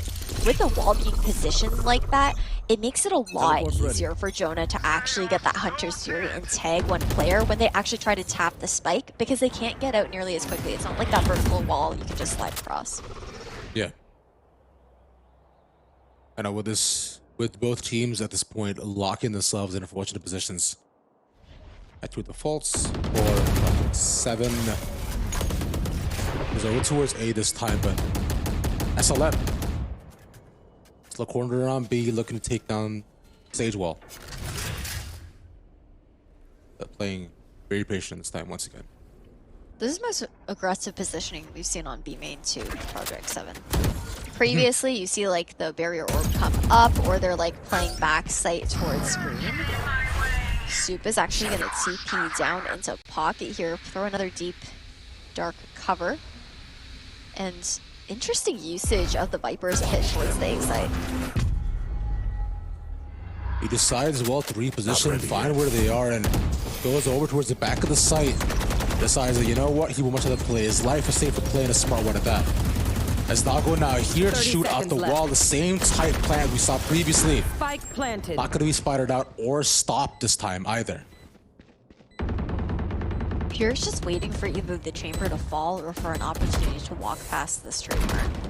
Just gonna wait, and yeah, Couchet's just gonna walk straight into that. No need to hesitate on breaking the trademark now that one has been fallen. And Project 7 swarming in on this enemy retake. Looks like it should be easy days for them as Supa shuts down Lear. 8-10. This is a close matchup and a far cry from what we saw over on Haven. I think they used every single ult that round on Project 7. Because there's Nightfall, Res, Two of the False, and yeah, every single one. So all 5 being committed to get 1 round back. It's nice that they got it, especially with not losing a ton of guns, but now for the next 2 or 3 rounds, it's going to be so tough because if we're looking at it, VNS has his ult, Curry has his, and Renz gets 1, and Renz gets his up in 1 more. So they're going to have some really big rounds if they are to contest against the pretty decent ult economy that SLM is going to present, but currently as it stands, Project 7 looking to wrap as many points as possible as it is saved once more for SLM. SLM heading towards mid once again. Renz with the first blood in hand to take down Aqua, which is really the main info gatherer here for Project 7. Playing that double controller means that you're really limited to typically 1 initiator that you're sacrificing in that kind of sense. Not having a duelist for added info either. So they really just have to play contact in this situation, play stall or gunfights. And Bin going for an aggressive peek. Just waiting for their own Viper's orb to actually drop, but it seems like just enough to ward SLM away from this B main push. Interesting because they've also drawn over most Project 7 over to B, right? So Oh, they walled it. with just 1 person by A, and Project 7's wall up there as well, they've transitioned over to the mid side, but with the orb being there, they don't actually know where the corner, or they don't actually know where they're looking to move into. Couchet has found his way in. They're likely calling that everybody's over by A. Rush in, it's all 5. And there is the Viper's pit, the secret plan. Oh no, wait! Toxins going up. I also don't think, like, maybe couldn't see it very well in, like, their own teammates' Viper's pit. A lot of damage already being done, and all of a sudden, Project 7, they've got this retake in the bag. I feel like we barely even saw anything actually happen. It was like, spikes initiated, Project 7's here. Now we got a 9th round on the board, looking at 1 away from equalizing. Yeah, I could not follow that because I was thinking, okay, they It's get messy. in, yeah, Viper's pit down, and but you know what? It's fair because the green on green is pretty tough because there's not really much of a variation, right? Just the color palettes are really meshing with one another. But we'll look towards SLM currently to the false online along with the res once again, and that knife I believe should go right want to play? behind or Let's on top play. of yellow. Well, we'll see if they decide to use it. I like the Owl drone to always clear out close towards B Yeah, main. right behind yellow. And because, you know, there's always that worry that Soup is creeping around somewhere, right? A fragment to go out towards yellow as well, but SLM weren't quite pushed up enough to garner Poison's anything off. from it.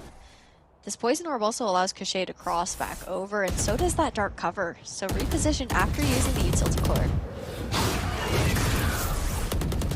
Probably even used to stave them off for a couple more seconds of the wall being put down. Is it enough for SLM to decide that maybe this isn't as exact where they want to be currently? And they still have one kind of Toxins going floater up. over by A still. So they're fine. As you see, the Viper's still around watching for everybody to push outside, but I believe Project 7 has learned a lesson that, you know, all this aggression has been so often very heavily punished that they don't want to do so. Oh no. They force him away, Ben whiffs a shot, and from this is able to get the plant. Kushi also falls, becomes a 2 for 2. Bin? Spike planted. Okay. Defender's already hot in the tails of SLM. They had to You fall will back, not kill going my for ally. res to even the opportunity across the board. So Renz will be back up here. Just with the total false in hand, will come up on top in that 50-50. Doggo trying to push in, knowing that in this situation, you got to get one more pick down. We'll see the top, but Ren's quicker to the trigger. Up top is such a tough angle to play up against it. Now they managed to switch over, so that's to survive. He has 30 different health, so he has 30 health, and Renz is different though.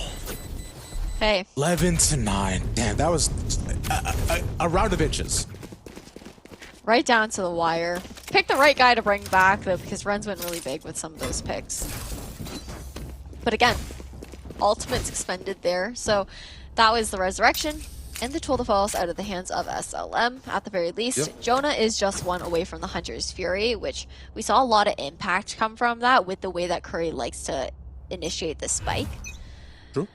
I'm actually kind of surprised that we're not seeing the spike be put into the hands of either Lear or the KO, though, because normally you might want to see, okay, use one to either get onto site, get an orb or whatnot, ensure that the ult point is invested to the other, because the null command's also just one away from being back up, and Curry doesn't have any ult points invested after using the res last round. And I'm sure they're not expecting Ben to be here either.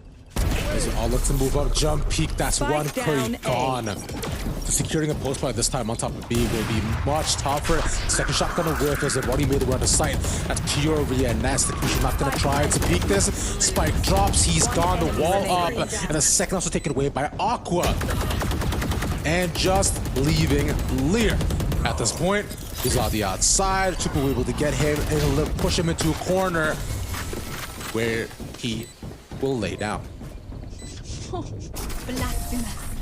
Man, I feel like Curry's been such a win condition, almost, for the side of stealing lunch money. Oh yeah. You know, Oh, yeah. when it comes down to it, 19 and 15 as a Sage, huge. But what I'm really talking about is the post plants. You know, the walls are a really big factor as far as stalling in that retake, or just making it really awkward to even try to get that defuse down, having to push through really small choke points, and not having that available in the post plant. Project 7 just take advantage of it and move like There. lightning fast. All set up. So Curry being at the front is definitely not the edge that you're gonna look for. If you are SLM. But there's a null command that we were mentioning previously. Not through with this, using the pre-plan this time. At least clear them all off the site. And Spike that's pretty planted. easy. Now in a 5v5 retake that I've been seeing in quite some time. Let's see what Project 7 does. Okay. Quick flank to come through. You got 3 players on SLM waiting for this one, though. Little do they know that there are 2 players. Doggo will manage to get 1, but Pure for the refray. Then on site, things are getting messy as well.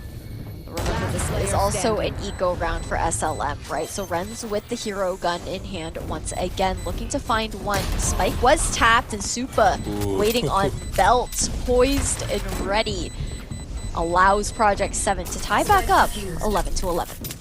Watching the right angle at the right time as well. Because you saw as he moved over towards belt, he was thinking that he was probably going to have to watch behind for an efficient flank, but just a small inkling said, no, look nest, just.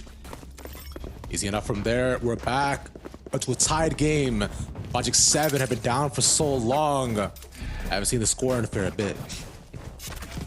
Man, it's just back and forth in this particular series. You know, map number 2, SLM, they don't want to go home in a 2-0. They want to take it to that 3rd map. Project 7 are just doing so much now on the defense to try and bring things back.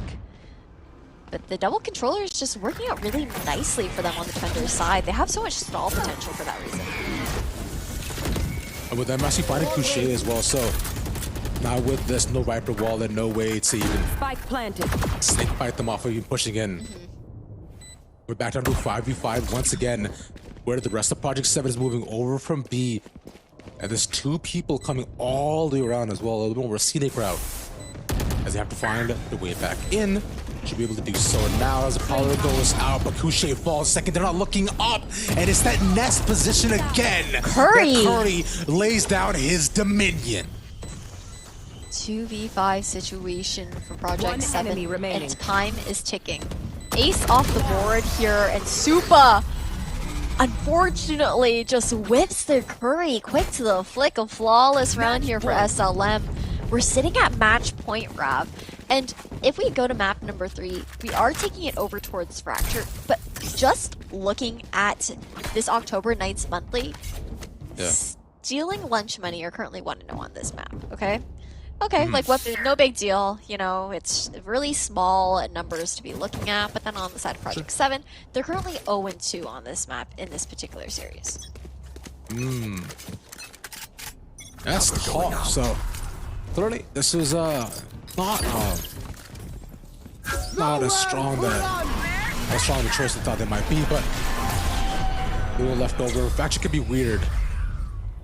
So SLM definitely wants to push that further. Super going down. Is that exactly how they do it? Res definitely available for Project 7, being able to recover that is gonna be the toughest part. Oh man, I'm waiting for the timing here. Renz is gonna hear the metal sound here. So knows one jump down from top site. Resurrection to come through here for Supa. Trying to punish on the side of SLM. Supa will be taken down. Spike down A. Project 7 looking at a disadvantage as far as numbers. The resurrection from the attackers as well, just to bolster their numbers. And what was a res back, they came with a minus as they were down 4, down 3, and 1-1 will be the score as we go to Fracture. Man, what a tight series. Haven was such a different story for Project 7, but stealing my lunch money, and they just managed to really bring things back. They've gotten a better read, and you really saw them come to life in this second map. Fracture's gonna be really interesting to see. And it just keeps happening where it's their opponent's map picks every single time that somehow the other team just seems to do so much better on. But a much closer game once again will land us to go into another map 3. With that being said, though, we're gonna cut it to a break. When we come back, we'll have more action for y'all. And it all comes down to this. And of course, we're going to a map 3 because why wouldn't we? Welcome back yet again to semifinals right here on Knights. I'm Ravage here by Ash. Let's talk about this game, Ash. Man, map number 1 was a bit of a quicker map to kick things off, right? But now we're at 1-1 in this best of 3 here for the semifinals of the October Knights monthly Gauntlet, and it seems like stealing lunch money had a little bit of a boost in their gameplay that last map, being able to make it really close, taking that one 13-11, and forcing us onto our decider on Icebox, or from Icebox to now Fracture is what I really meant. But speaking of boosts, there is also a boost for everyone. You guys can dig deeper, perform better, explore further, and add on new skills and make the game yours. Download your code with Boost Gaming and upgrade your experience. You guys can visit pks.gg/boost for some more information. Rav, take us away. With that, now, if you are all not already aware, then of course we should be heading into the game very, very soon. Map number 1, of course, disgustingly dominant. Map 2, insanely close. And map 3 is tough. Ash, you mentioned before how on Fracture, I believe Project 7 has not won a single time, where previously on the other end, 4 taking lunch money, they have 2 wins, if I'm not mistaken. Yeah, so I mean, to be fair, really small sample size to kind of come from here, but I think that's why we saw Project 7 trying really hard to try and close out Icebox, because it wasn't a hot map for them within the Knights Monthly Gauntlet for the past 2 days. And heading over towards Fracture right off the bat, we're going to see some lock-ins on the side of Project 7. They're going for that double controller this time around. Cachet on that Viper, Supa going to be on that Omen once again. Interesting that they decided to go for a breachless Fracture as well. I've seen a couple of teams decide to do this where they instead, bring out the Viper and stick with the Omen, but the more classic approach is always taking the brimstone and the breach, which we see on the other side, for taking lunch money. Ryan's gonna pick up the jet this time, so we do finally have a actual duelist, which we haven't seen in quite a fair bit. So I am excited for the product. Never mind. I'm fine. I mean, they still have a duelist. Double duelist. But I was like, double duelist though. That could have been more fun. But it's not happening. It's okay. Don't want to run any risks, right? Because you gotta have that trademark. You gotta have some sort of flank watching ability as a defender on Fracture, considering so many avenues, whether you're a defender, attacker to choose from, that being 4 and south side, north side of the map, super split up as well, so you can be easily punished for being alone or for being walked up behind if you're not anticipating it. You're not wrong. As all the options that are currently present for both of these sides, this is where it stands. Rifle wall put up right along cutting off the B site, so I imagine we'll be seeing a possible push through there. But you see them leaning definitely heavily towards A. There is a 3-stack currently present on there, and the nade alongside the smoke could cause them to slow that down, but the way that SLM is currently positioned, I don't think they're going to aggressively push out against them. Instead, wait for them to push.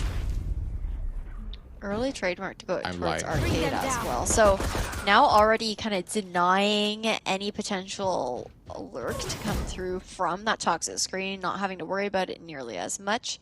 As Project 7 elect to go the route of taking it towards Dish, which with the recent changes has become a lot more favorable for the attacking side. And Doggo just blast backed all the way up here towards Halls, trying to do some additional chip damage after taking that first blood. And Curry decides to step up to the big boy plate once again, although the flash is going to be good for the trade. LA Star not able to reposition. Is Super has been left alone, stealing lunch monies. Once again, come out on top with the pistol. Teleport's ready. Okay. I feel like those are like my last 2 brain cells right now. I'm not gonna lie to you. And they're both singing "Let's Get Down to Business." Yeah, I'm talking about that on stream. That's truly been on my mind the entirety of this cast, like on repeat. You know what? It's a great song. Honestly, by the way, go ahead and workout song as well. Whatever you gotta do something. Just, let's get down to business. The hunts. Seems the Project 7 is the only one that needs. Man. We're seeing, okay. They're doing the Stinger buy. They're doing the SLM buy here. Nearly any time that the Stinger force up has come to fruition for either side, it's been punished. Yeah. And has actually ended up resulting often in like a 3-0 lead for the other team. So we'll see if Project 7 can actually get impacted this time. Oh! SLM being Stinger like me. As it'll just be 1 for 1, whereas the initial was taken for free.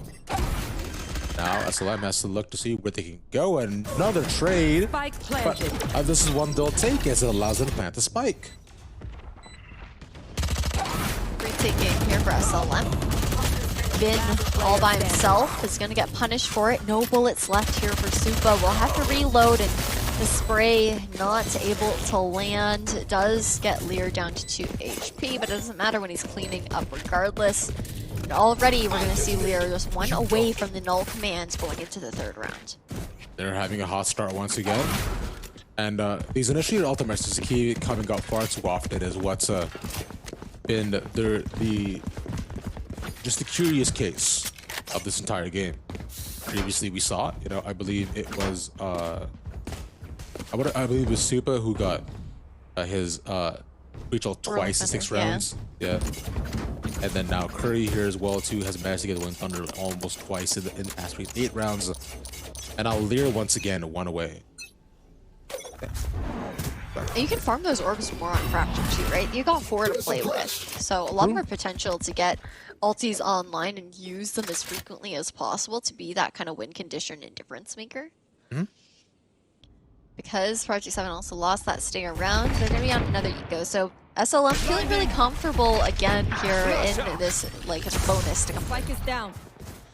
Spike down B. 1 for 1 once again, but good shots from Curry.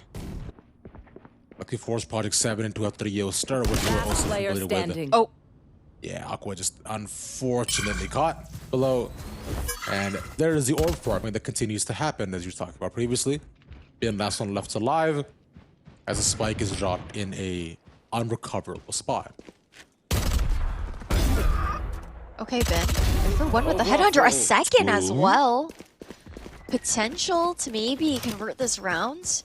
Able to pick up a Spectre in hand at the very least, but still have to reclaim the spike here. Only 35 seconds left, and SLM choosing to play together in this 1v2. 30 seconds left.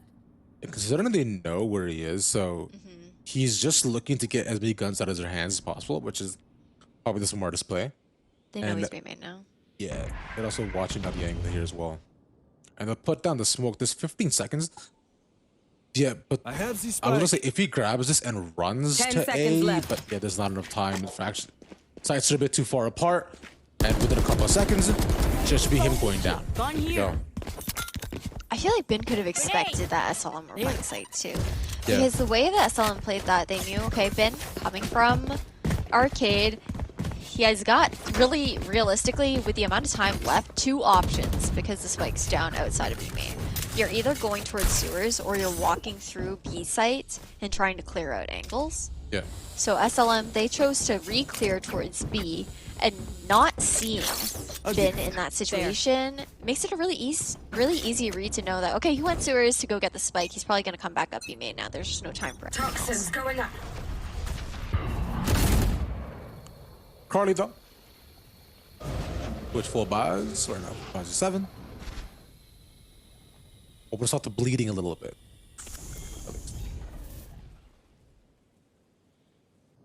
Slow tempo here. There's Poison ready with the flash though, at any sign of contact. We'll hear this. Okay, Altor's being taken. But he's not taking the bait, like, knows that there must be more than one watching, right? Yeah. He's like, this is bait. There's no. Oh, 100%. But decided not to flash it either because Jonah could get us trade if need be. But instead they're just waiting around. And this is the weird part of Fracture, where it's either immediate executes or it's these weird slow times where these hackers just trying to find the windows. There's the exact window. VNS gets the first and 2 go down on the entry. One enemy Make that remaining. 3. Oh. And with the nade as well, they'll get caught a flawless for stealing lunch money. So well played, and the null command popped early as well, so able to get that refreshed for a future round as soon as possible. We're talking about the not taking the bait, but then afterwards I kind of realized, okay, Jonah has that positioning. They're playing contact, so waiting for Jonah's contact first, then flash out and go for the peek then, instead of going for that fight where it really would have only been Lear peeking into several of the enemies. But this really nice hold to just run down the clock because Project 7 just took a little bit too long. Now forced You back want onto to play? another Let's round. play. And pull the false into their hands as they lean towards A. Based on 4v5 at least. So now to start things off harder for VNS. Looking to trigger discipline. Second maybe could be his, and yep it is. Straight to your dome piece, like whoa, whoa, whoa. It stops. Soup on the outside. Nade, Molly, and Yeah, okay. I was like, we've seen Supa do it before with a stinger. Is he gonna do it again? yeah. Not quite this time. But SLM are really running away with Fracture. Project 7. They had the gas in the first map, but SLM have just woken up since then. Yeah, because gas prices are so high. That works. They just cannot simply compete with the rising cost of the economy here, Ash. Inflation And, goes crazy. There. Bro, actually, what do you mean the cost of living? I'll find you. I digress Them down. as well. will look towards the site once again. Very similar person that we saw previously. As a pop flash will only just signal that at least one's tower. Jonas shoots it. He doesn't get it. Super C's alive, but for a couple of seconds. Nice. And from the shadows too, but another showstopper to answer, and Lear's caught in a tight spot here as Doggo gets the frag. Viper's pit to come through as well. It's just ultimates for days. I have no idea what's going on the B side right now. All I know though is SLM are looking at a 6-0. So what I believe is what happened is, of course it was just so it was just the complete overinvestment of ultimates, the Rolling Thunder, the Viper's Pit for Project 7 side, and also the Orbital Strike that was on top of the site to delay the plan. Although Lear fell, the crucial part of that is that the concussion still landed on top of Couché, who had no option but to simply stay there and take his death. The rest on the side, of course, were cornered back, and the trickle in by SLM allowed for an easy cleanup. Big investment, big rewards. I think also for Project 7 on their attacking side, what they've kind of struggled with is, you know, they're going for this double controller composition, right? We saw the same thing on Icebox where their attack was also their more lackluster half.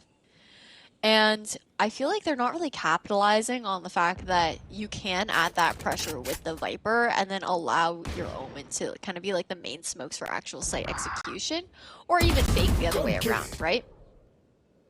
And as I say that, of course, Suba will be the first to fall here on the side of Project 7. But they're equalized 4-4. Tough though, because that was also the hero gun in play. As they lose one more with both of them together covering the same angles that we've seen. Project 7 run down on Bin, gets the off. That's big. Not prepared for them to rush down again as they once more going one by one. Aqua the Nightfall gets 2. It's caught in the corner. Easy take. That's a 4K. I look at the setup for the ace on Curry, but Curry denies this 1v1, and one more. He's up against the Sheriff. He lures it out of the corner, and a whiff that will cost him the round. Not much you can do there on the side of Aqua. I mean, you have the option to potentially pull the C's out, but you also don't know how close Curry is around the corner, so don't want to get it caught out with utility either. And a big clutch to take that 7-0, but again, that also was still, you know, that eco, like semi-eco round for Project 7. They'll have rifles across the board now, but still, we're really struggling to find the impact and, you know, the real reason that you tend to pick double controller on any map. And you've mentioned this, like, point a fair bit, right? Just the impact that the double controller is able to have, especially on this SLM side. Considering what they managed to get. Now, sure, it's, you know, there are more smokes and stuff, Toxins going up. but I'm looking at it. What seems to be tried and tested on fractures just is what is working out as one falls once again. As you say that, though, again, first blood into the hands of SLM, and another as well. So this already puts them at a 2-person advantage earlier on in the first half of this round. Jonah's just trying to jiggle peek here towards Arcade, where the last 3 members of Project 7 will be playing, baiting out some utility, some shots to give that info. But look at this stack. I mean, SLM, they have complete control of A halls. You've got a trademark watching towards Dish. They know they can stack here towards B and spray through this smoke, Spike man. down B. It's already going to turn into a 1v5 here for Suba. If there was one theme that could describe this set, it was sprays through the smoke. There's 8 bullets. It's fine. Now there's 7. 30 seconds Now there's left. 9.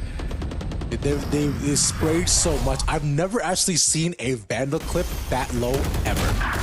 Crazy, but you know, if you had a full clip, you probably guess that straight up. Man, that hurts so bad too, though, because Suba just like swapped that out. you know, like had like a totally like normally full Vandal in hand and then was like, oh, I don't want to reload, let me grab this other one. And it's like, it just happens to be the one with like literally 10 bullets left. And I think this might be actually, is this the first time out that we've really seen in this best of 3 series? Maybe the second one. There might have been one on Haven, but otherwise we haven't seen either team really using them. I feel like this is the first time out we've seen from either one of these sides. Because SLM, I doubt, is one to take a timeout, honestly. But yeah, definitely for Project 7, because they're like, yo, homies, let's back things up a bit. It's 8-0. Things are getting out of hand. We want to try to win this straight. Go to finals. Go face the Ganaccis.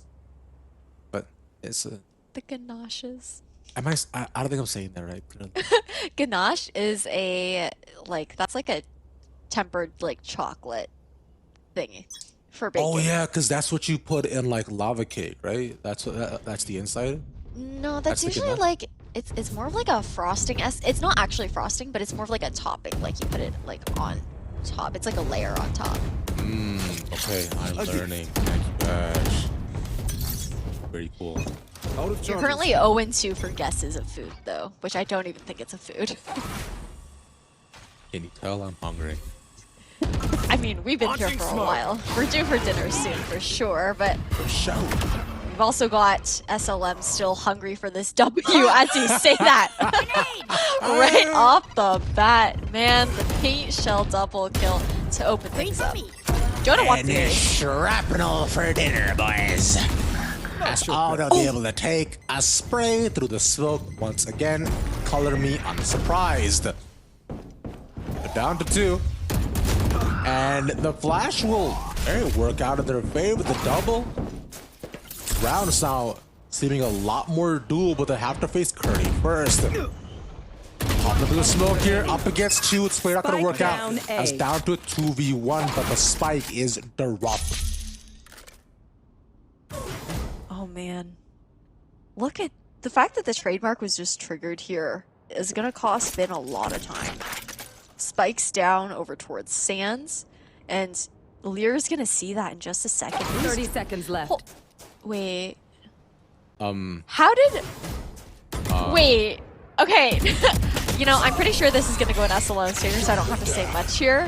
But I do not recall anyone going up on ledge.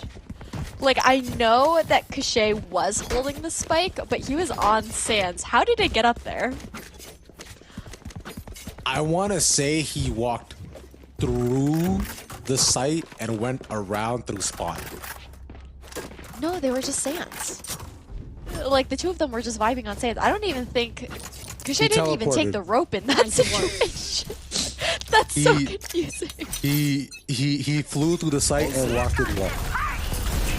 He moonwalked his way there. I don't know anymore, bro. Oh, Jonah! Double again for Jonah with a showstopper. And that's how you get a round started. And this is how you end a round as well. Man. Jonah's been like, he's 2-2 for 3Ks in a row right now, just with utility alone and a gun kill afterwards. But man, a 10-0 so far from SLM. Like, this is tough. Yeah. I don't even know what to say. A stomp, a roly-poly-oly, yeah. The thing is, like, Project 7, they've got that continuous lurk wall on B, but it's really not doing anything at this point, because the way SLM's playing, they're playing aggressive, like, towards arcade side, just to not even allow that lurk to come through. Like, it's not even an option at this point. You don't have any questions about it. There's no pressure being added.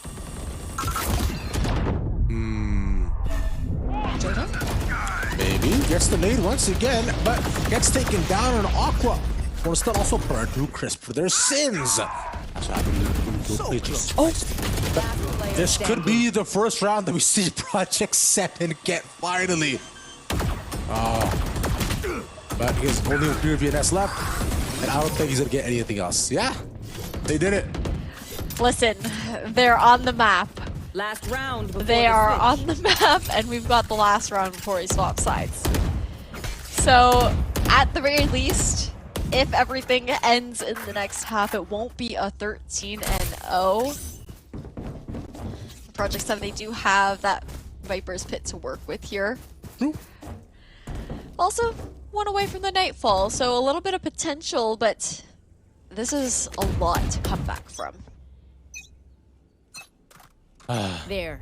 I mean, a lot is an understatement, I'd say. But, you know, like you're saying, there's a couple of options here. It'll be up to Renz. I decides to deal with it.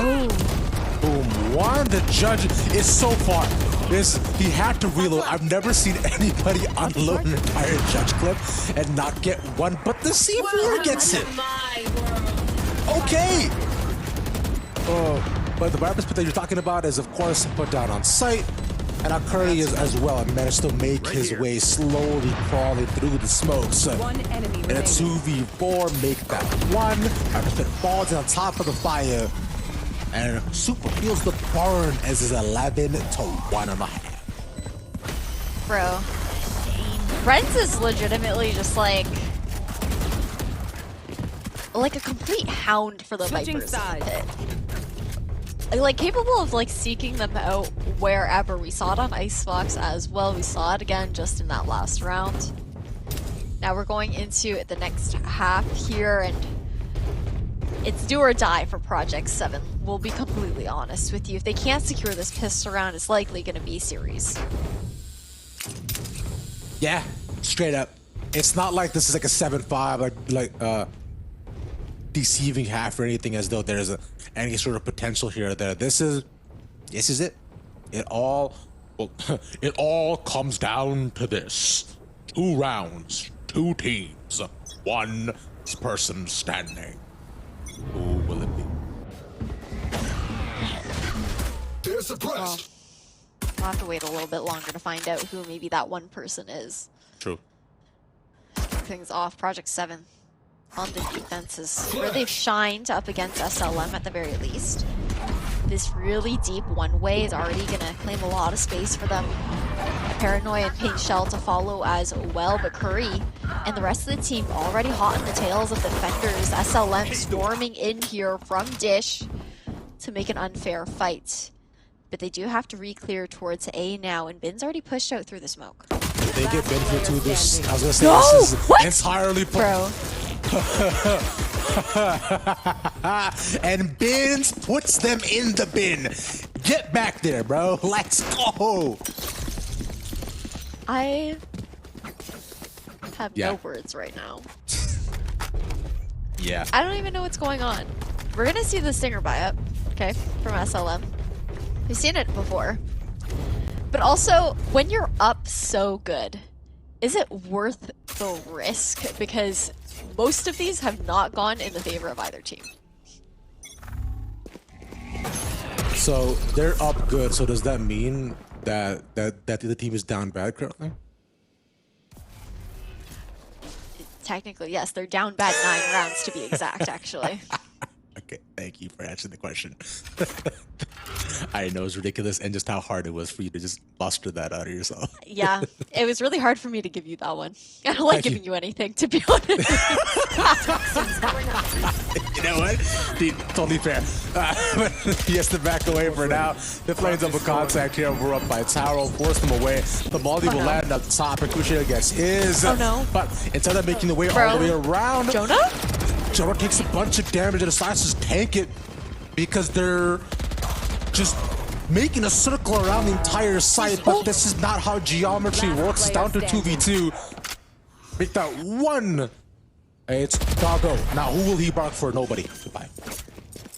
Match point here for SLM, and for the first time in a while, we're gonna have the Stinger round go into the favor of SLM. And now match point here for Project 7, where they're denied a bonus, so have to just kind of find everything possible going into this last round. But man, not ready. the entire team right now is riding on the back of Bin being that leading player, the heavy hitter for Project 7 in map at number 3. Stim beacon here. Stim beacon put down, and with these couple of seconds will likely decide what ends up happening. The knife gets his 2. And Right from there, SLM will take a couple of seconds to breathe once more and move over to B. Yep. And for Project 7, once again, I mean, taking that A-Hall's control just works out really nicely for them. I'm surprised that SLM aren't going for that kind of dish push again. Aqua's gonna have to just fully back off here. Only a classic in hand to have any potential at a stall. Okay, I lied. I didn't know you had the Bucky. Don't go in there, Jonah. Back off, play it safe, Bucky gang. and relax. Spike initiated here, Project 7 on the retake. And Super Bowl ball, they're all playing off site, so it'll just be a question of delaying, delusion, and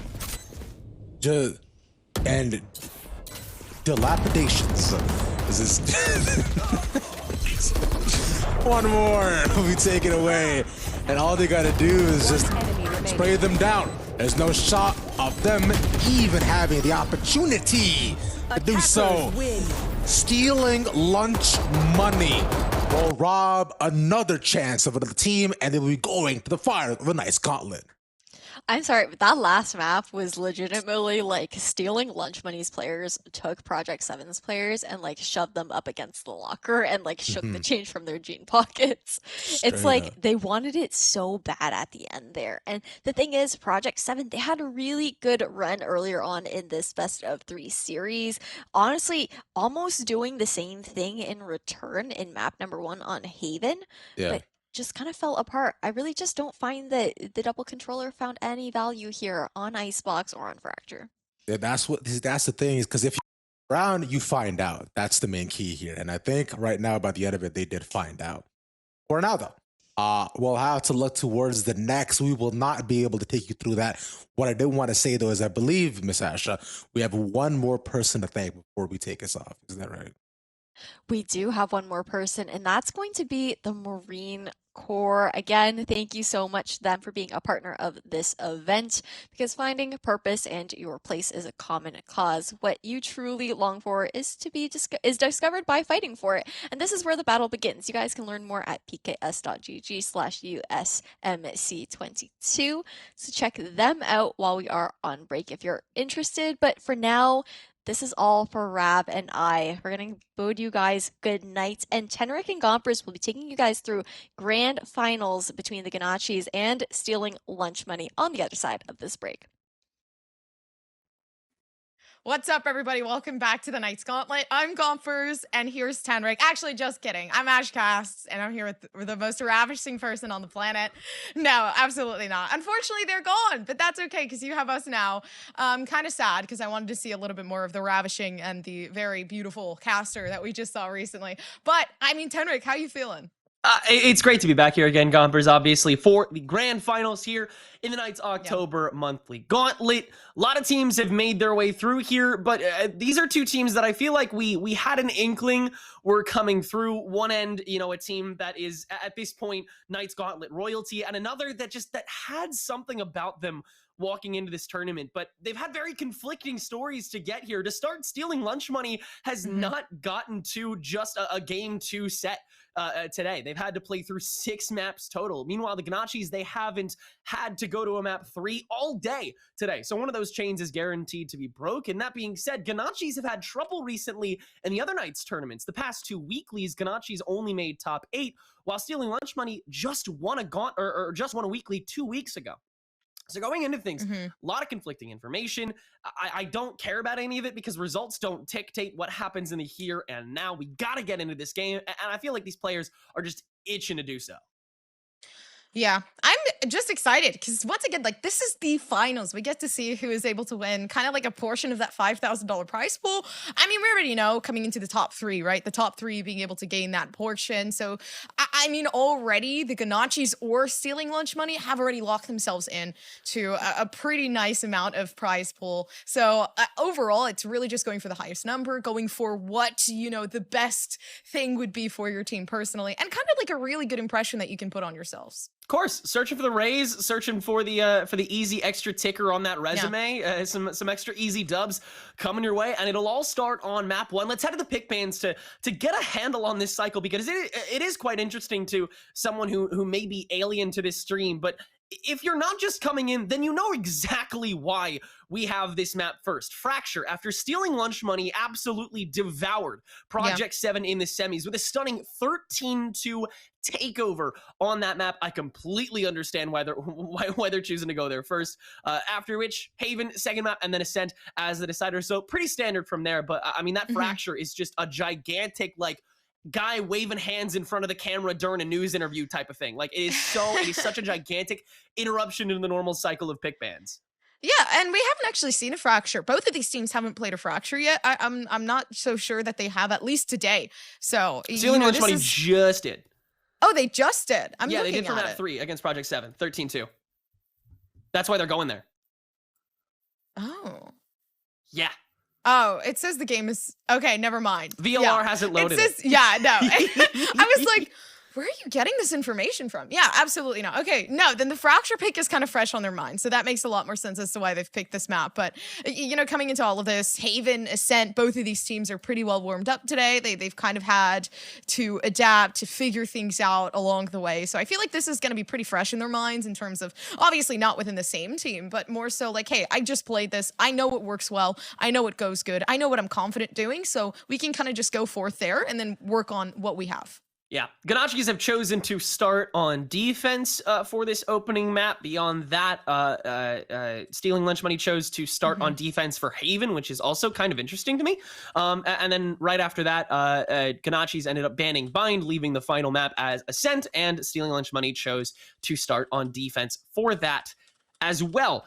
Now, I have to agree with you. I think Ganaccis, they're going into this really questioning how they need to adjust their comp, because there were two very different teams going into Fracture when SLM just played on it. And mind you, this is right after map 3 for SLM. Ganaccis, they've had an hour to just like sit back, watch this game, get a handle on the lobby that they're about to hop into, get a gauge on what's happening here. Because, I mean, Project 7, they were a shoo-in to begin. And then map 2, barely taken by SLM. We took it to Fracture, and then SLM absolutely dominated. It's a total 180. And Ganaccis, they have to have had a game plan ready, but I don't think it's as ready as the one they may have had for Project 7. Yeah, already starting off though, the Neon pick looks good. I'm getting really used to seeing the Neon on Fracture, obviously because you need a really heavy entry to be able to even clear a lot of the space up that is Fracture. With the changes though, I feel like it has made things a little bit simpler to be able to get that attacking in maybe on the A site more than the B. But that's just, wait. Everything is kind of confusing with the maps, you know what I mean? Like the B site and the A site is still a little confusing in my mind. I don't know why they don't change that, but that's okay. But continuing on, I think the Neon pick is great. I think it really gives you some stability on a map like Fracture, especially coming into the fact that we do have that breach to kind of assist that Neon, that very, very big agility and super aggressive types of play. So I think right here, the Neon's going to be such a big advancement. My apologies. Such a big advantage coming into this. Yeah, I mean, the meta for the big duelist has always been mobility, right? Yep. And that's why Jet was so prevalent to begin, and then going into things as the nerf came in and Chamber rose to the top of meta, that mobility was kind of already intuitive within that meta, just because you could Ronde out, yeet away as far as you wanted to go. Now Raze, I think, tends to be that mobility face duelist, thanks to all the blast pack lineups that we've tended to see throughout these past couple months, even beyond the offseason, even like during Champions, and even before that, we've seen Raze just sort of take a front seat to approaching. But here on Fracture, it's a lot tougher to do. There's a lot more sites to cover. There's a lot more altitude that you need to worry about that isn't as linear as a blast pack can cover. Yeah, and something also is like, once again, bringing into the changes, what's going to happen here, you also have to get used to everything that's going on. You can't be too accustomed to the old map because it's not that anymore. It's something completely brand new. Of course. Those drop changes in particular on A site are what really ring a bell to me. But the cubby extension on B, this little ledge that you have on A from Canteen, all of it is different. And these teams, they've had a good amount of time to adjust to it, but they're going to have to let it fly here. Ganaccis starting on defense here in round 1 as SLM look to begin a sandwich onto B site to begin, which is the less occupied site by Ganaccis. Yeah, starting things off strong. I mean, if it works out for them, it does. Jonah already pushing up down inside of the sewers and looking for somebody, but underneath, it looks like they might actually pass. No, everybody's just waiting patiently here for the Ganaccis. Just gotta hold this out. SVL holding that lineup with the Sheriff in hand, but the Sky Smoke is gonna ward him away. That's a big start, and the knife on top of things means that SLM can't get nullified. Flashpoint, Retro tries to swing back. Curry's gonna win that opening duel. And that's an easy invasion for SLM. You no longer have any other space to worry about other than the retake. That's absolutely beautiful control. Now Renz attempting to come back, but that fall line stalling further, and SBL, now that Sky Smoke is gone, can contest, but Renz's shots are a little bit better. Hell, a lot better as they take down Barracoon along the way, and it's a 5v2 as the rest of the Ganaccis, they're forced to stick these cubbies just a little bit longer as Randy Savage attempts to circumvent by rotating the other way. That splits those resources even further, and in a pistol round, you can never afford to do that. Pun 100% intended. Harmon is found by everyone on the team, and Lear's the only person that needs to find Randy Savage. Is an easy, flawless round for stealing lunch money. You know, I don't know if this was said before, but stealing lunch money is quite literally stealing their lunch money. That was a flawless round. And I mean, Valorant said it itself, right? So coming into this, the aim was completely perfect. They had great positioning. It felt like such a good grouping. Valorant said it, so it has to be true. Yeah, of course. I read it on the internet, Mom. No kills yet, no force buy either for Ganaccis. There was no space made, so there's no real, I guess, interest in trying to force here just because everything is so staunch. Ganacci's really hell-bent on holding down A, but that's not where SLM is going. This is a totally unoccupied B, and unless someone gets the memo quick, and, you know, in a perfect world, that's going to have to be Randy on that breach to be able to go through Canteen, then this may be the easiest follow-up round we've ever seen. Could we see 2 consecutive flawlesses here? Oh no, it doesn't even hit the back of sight. Instead, it kind of covers up their own area that they can go through, so limiting themselves as well. But overall, I mean, it is kind of like that buy round, so it doesn't necessarily matter what goes into this. They have the Spectres to go against these classics. They're at a very, very good advantage. Now just comes the retake. How much damage can you do along the way? Lear will deny any from Randy. Right here. On that chamber, Pure holding down the other end from T's other side, and nobody's coming that way. Yeah. Curry finds Barracoon with a ghost, no less, and this is just pickup after pickup. Nothing out of the ordinary here, but once again, to do it in a flawless fashion means that, honestly, this bonus, it's gonna tickle SLM at the very least, or at the very most. Yeah, gonna give them a little bit of a run for their money here for Ganaccis. Send it. Yeah, and this is the best bet, right? Like, would you rather lose that one round or completely guarantee yourself it? So, I mean, it's not completely guaranteed, but they're still gonna fight their way to try to get themselves pushed forward. And I think they have a really good chance of doing so, right? Like, the KO util, if they can use this diligently, I think they could completely suppress any type of breach util coming towards them, and that'll give them such a big advantage coming into this A site.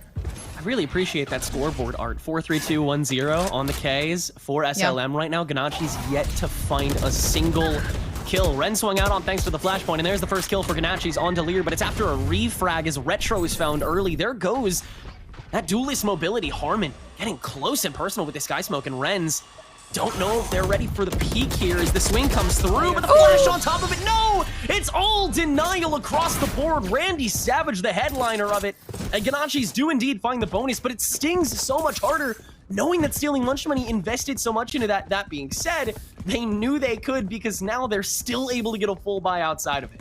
They have the extra lunch money. They're okay. They have a lot worth. They've stolen already a couple of rounds. Chocolate milk carton. Exactly. They can get as many chips as they want today. Like, and that's the luxury of high school, by the way. Being able to buy like the little. Have you ever had like the booty chips? Like they're called Pirates like booty. The Pirates booty. Yeah, those Dude, Pirates smack. Booty goes so hard.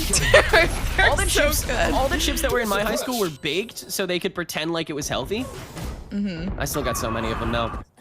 Another entrance, another denial from Retro, way up close here on Dish, able to find a 2K to round it out as SLM is down to just 2 members already. This feigned strength on Fracture is appearing to wear thin to a team that has been here in the finals, I think at least twice, and won a Gauntlet before. SVL ready for this swing from Renz. It's tough when you don't have Lear beside you, but now SVL is sandwiched, cornered away, but the fragment throw forces Lear down, and SVL wins that ditto out. Renz will find 1 kill on the rotation, but this spike is so out of reach. It has to come down to frags in these next 55 seconds, and with all of the off angles that he has to take, and already Retro getting that intel, able to find that easy pick, 30 health to spare. And we're tied up out of nowhere. SLM, they may have to, you know, bring a sandwich from home this round. Yeah, packing up. Oh my gosh, this is gonna like go on forever. Yeah. I wonder if like We this can is the make case so with many metaphors Raven. Like, oh, they're packing home. Like, yeah, but it's. Oh my god, look, it's 4-3-2-1-0 on the other side now. No way. That's so funny. I'm trying to look. What are you talking about? 4-3-2-1-0 on the KDA. It was that way for SLM 2 rounds in, and now 4 rounds in, it's the same for Ganaccis, except the assists are different, but whatever. That's such a fun coincidence. That's awesome. Oh, I love numbers. It's so funny. SLM begins their approach on an A site to start through drop from Dish, but one little aftershock is going to dissuade that. Nothing committal just yet, but Bearcun takes down Renz. That's already one channel completely destroyed. But the other side of B is still for the taking. Retro is holding a back, so they can at least take a little bit of this cubby. Nothing more than that, though. And beyond that, I mean, SVL is still on his T site, trying to get this spike up. Retro, have to pop back out. We'll find only one, but Pure can flick back to refrag, and it's still a 3v2, as the rest of the Ganaccis will head over to B site, but because of that spike being held down in T-spawn, Lear is just now making it to site. Oh, can't shoot down that knife. That's painful, because the info is still handed over, but now here comes the swings. The sky smokes helping out for now, but they'll clear soon. Now Pure attempting to help out a little more with one more smoke, and the spike is down. Lear down to 8 health as well. Randy Savage holding the sightline so aggressively despite the smoke. And no one can really counter-aggress here if you're SLM. That being said, already a lot of Pico destroyed. See if you can find any more. If you're Pure, you will get SVL at KO on the refrag, but the double swing from opposing corners will give Ganaccis the lead here. And that ult bank is really starting to show itself, I think. They didn't actually think that would work. Yeah, winning of the round, good for Ganaccis. I mean, taking up the lead that was already brought up by stealing your lunch money, so a lot of ultimates on the board. We can already see that 3-3. And the thing is like, I feel like I'm not witnessing this in a lot of games, actually, like just abusing the orbs. You know, the impact that one ultimate has on a round is extremely valuable, and it is something that I feel like we need to discuss a lot more. Why aren't we completely abusing these orbs? Why aren't we trying to gain control over them and give ourselves that advantage? It seems like here they might actually do that, trying to get the push up. Yeah, I mean, honestly, like Fracture, they're almost like secondary objectives. Yeah, right? They're it's the right little there hurdle before you get to the big game. But also there's that sound cue that hands over that intel, and so you want to make sure that's cleared. So if someone peeks out from any of those really, really tricky corners, then you're out of danger. Luckily, Ganacci's able to manage that one properly with the help of one singular sky smoke, and now they have 4 ults on the board to hold down this next full buy, including an orbital strike, which Barracoon looks to be rushing down A site with, but that's not where the spike is going now. It's a counter rotation from stealing lunch money again. And despite the brooding size of Fracture, it is deceptively easy to rotate from despite no canteen control, as the entirety of SLM is slowly sauntering towards a B site, and there's not too much contesting here. Retro is around, and the rest of Ganaccis are coming through canteen, but with the null commit proc from Lear, it's going to be really difficult to actually do that. But Randy, spraying and praying through the smoke, is able to find Lear just as it dissipates. Orbital strike on top of default plant as well. 30 seconds But it gives left. Curry the space to res Lear, and Pure is now able to get this plant down. So now a Rolling Thunder has to come through. That's now 2 ults by Ganaccis, but it gets 1 kill in the process. Bearcun finally finishing off Pure. But now it's refrags from the other end, and there's too many sightlines on the offensive angles to control. Canteen lineups are not all that you can use, and Curry's aim is insane. 3 kills before flash pointed away. Harmon refragged immediately after, and SLM, a beautiful recovery round to keep this in stasis. Yeah, a great usage of the ultimates, and honestly, putting themselves in a good position because they didn't necessarily abuse every single ult that they had on the board. Now they're actually having at least one to utilize here, which is the orbital strike to give them a little bit more of that momentum and that pacing. So I think this is such a good place to really end things off. 2 ultimates left, but of course, I mean, the area of effect isn't really as big as what you would think it is versus that orbital strike. It could work in itself if Retro wants to try to play for that. Stealing lunch money has gone to Fracture 3 times. This Gauntlet, they haven't lost a single time. Ganaccis have come closer than one team already. Project 7 only nabbing 2 rounds. The next lowest is Team Rekaru, who got 5, all of which were on that defensive round. Oh. I believe. Yeah, Or no, excuse me, it was the attacking half. This Rekaru is got 5 in the interesting too. attacking half. Oh, SVL. Literally just pushed up down inside of spawn. And honestly, that kind of gives an indicator that everybody is still waiting in spawn. So you can see there's no rotation being fed into this by the Ganaccis. Yeah, no need to move. So there isn't any movement. And all these resources now have to be spent to even crack one corner. I mean, look at everything that was just used, and Randy Savage still shuts it down with one singular shot from that tour de force. Harmon can still keep the line open through those doors, but now it's a rush down from SLM. It's mandatory, but there's still so much coverage on this site. The Sky Smoke can deter SVL's cover fire, though, so at the very least, they can get on site, but they have to go for an unoptimized plant. Curry's gonna get that down. Eventually, those Sky Smokes will expire, and SVL still has that null command, but he's not gonna use it. Instead, it just goes for the one tap. Will find 1 kill. Orbital strike on top of Sight and Pure. Heading back into this upper corner as Lear finds 1 kill from below. Pure from above. That's another 3K. Harmon in the 1v1 after downing Lear. Both at fragmented health. Harmon with the swing. No resources left, and Pure rounds out the round with a 4K. SLM are back on top.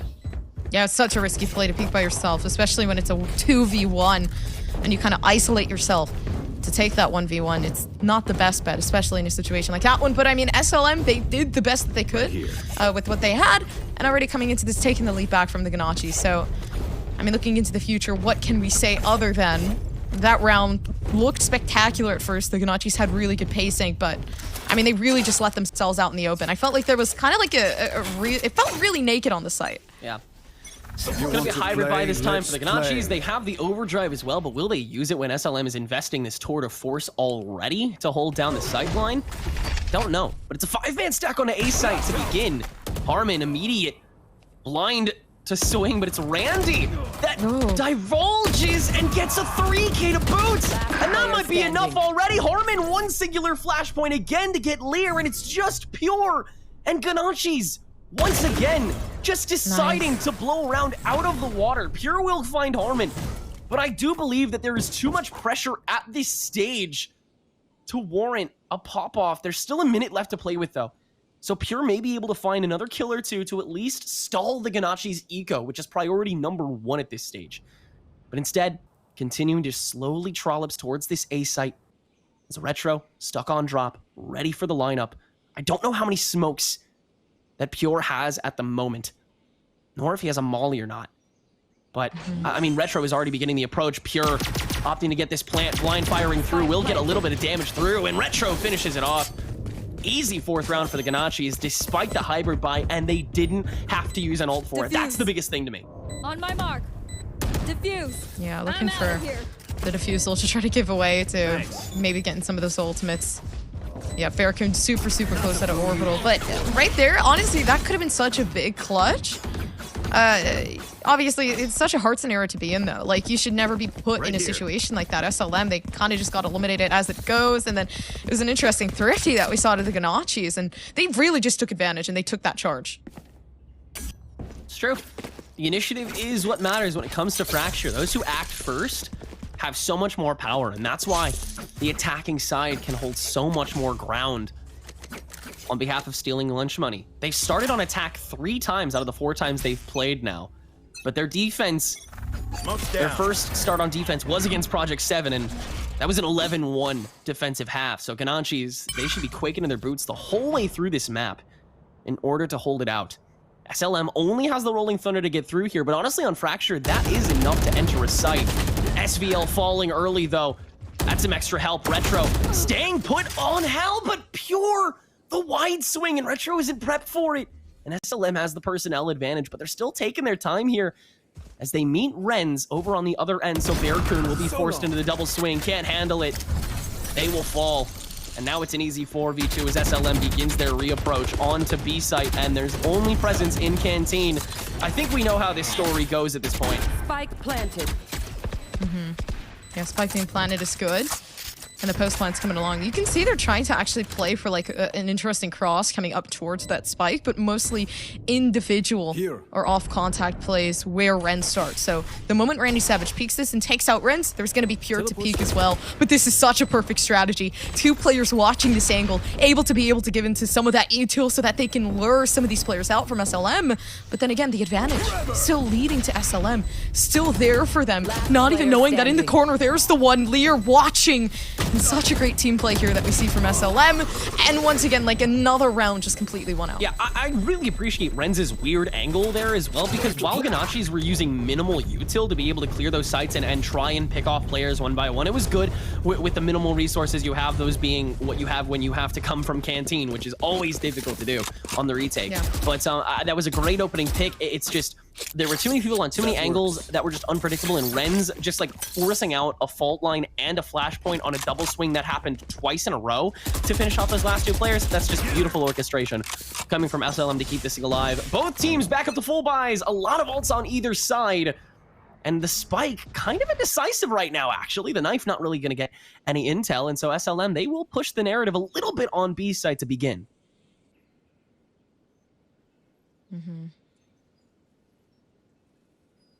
Yeah, up on it. Randy Savage. The positioning this is great, but do they know what's going on underneath them? Absolutely not. And the thing is also you have a KO for, you know, that type of information, but sitting all the way towards the A site, no informational based utility here sitting on B. So it's based purely on that crosshair. Early showstopper from Jonah to clear space, but Randy goaded on the sticks, able to find that pick early on, and now Ganaccis bum rush through Canteen to make it back for the retake, but it's too late. Hard to hold down Raw on B side itself. Bearcoon staged with that orbital strike, but opting not to use it just yet. Instead, just gonna throw those smokes down as Ganaccis will pop the null command instead to counter Lear's null command, and it works pretty handsomely. The rest of Ganaccis get to enter basically for free because there's no counter util to, well, counter the util that Ganaccis are throwing at the prop. It's a flawless round 10 for them.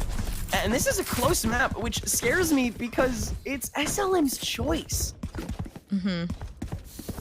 But that's also one of the things. I remember, I think yesterday, when we tested yesterday, there was a team that, you know, lost their map choice, but it was very, very close. And, you know, when you think about it, you're coming into the comfort of your map, but then the enemy team is doing so well against you, and they're adapting, and it may be close, but you're more comfortable on this map, preferably. So when you put that into perspective, maybe the next map for Ganaccis is going to be a lot different. Maybe that's the map that Ganaccis can really thrive in, because right here it seems like they're being limited of some sort with that comfort.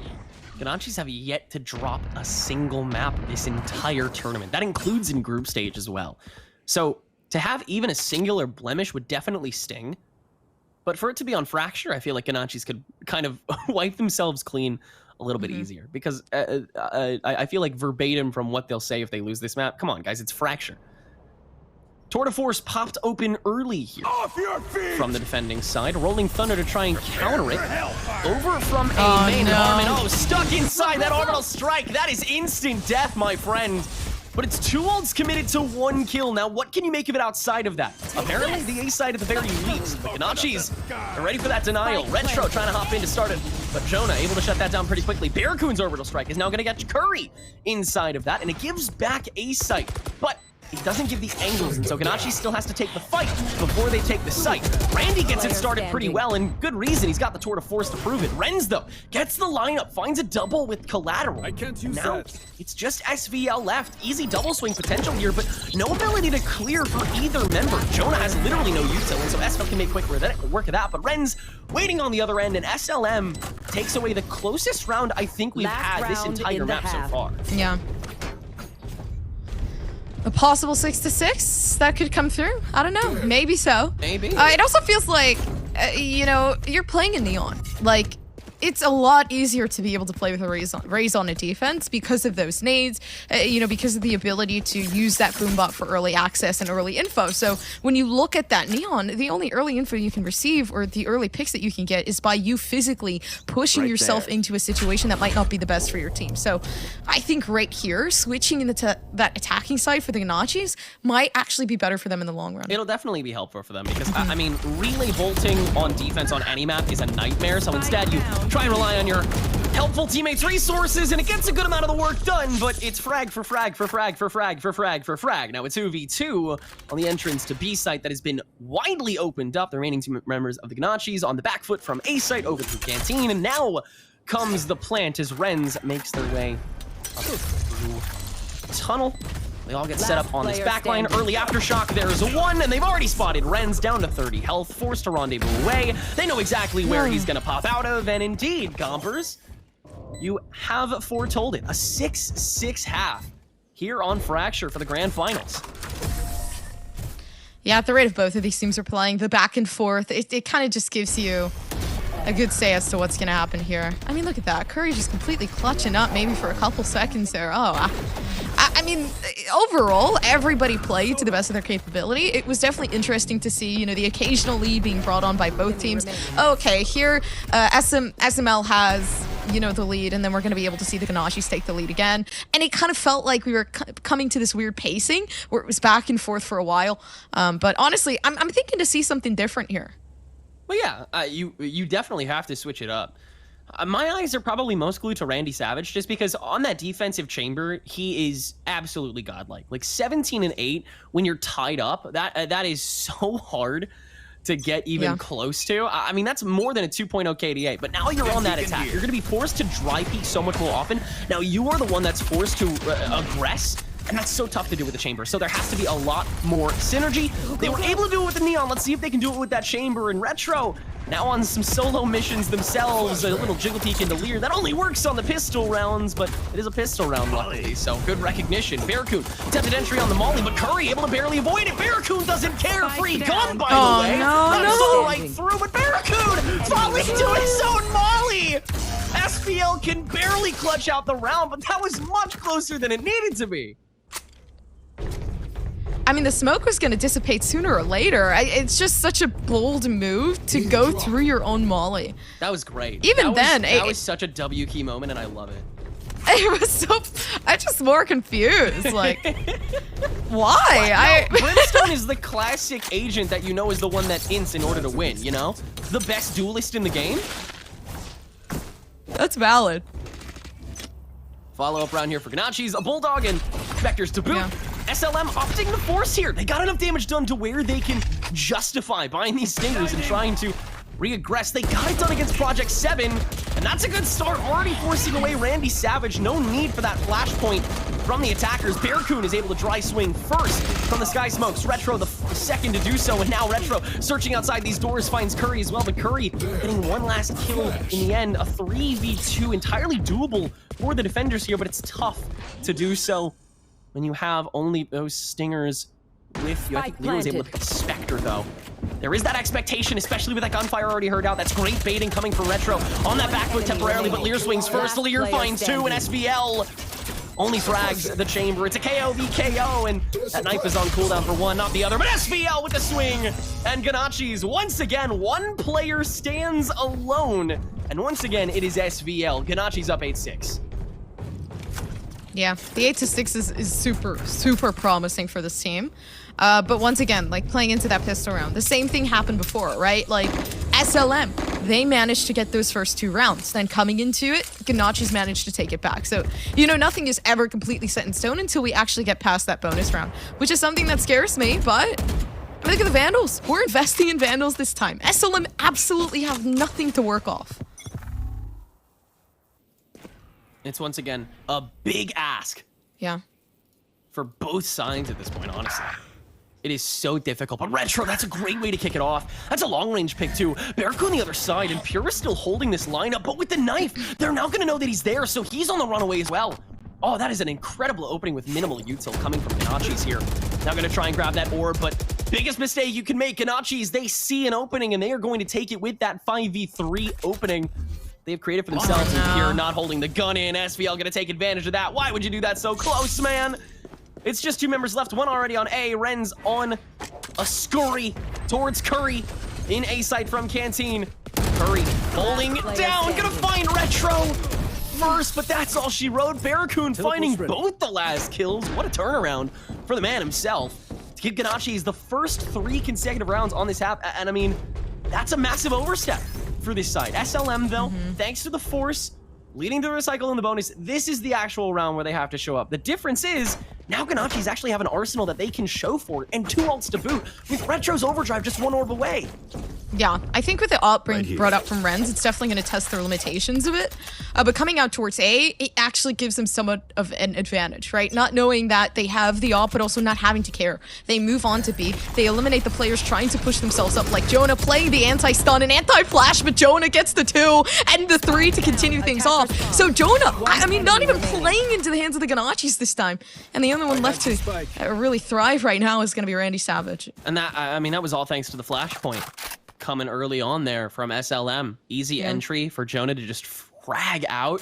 And that increased pressure, Ganaccis simply could not handle it. Randy able to find 2 and does have a rifle now, but only 1 shot left in this headhunter. Only 70 health to boost him.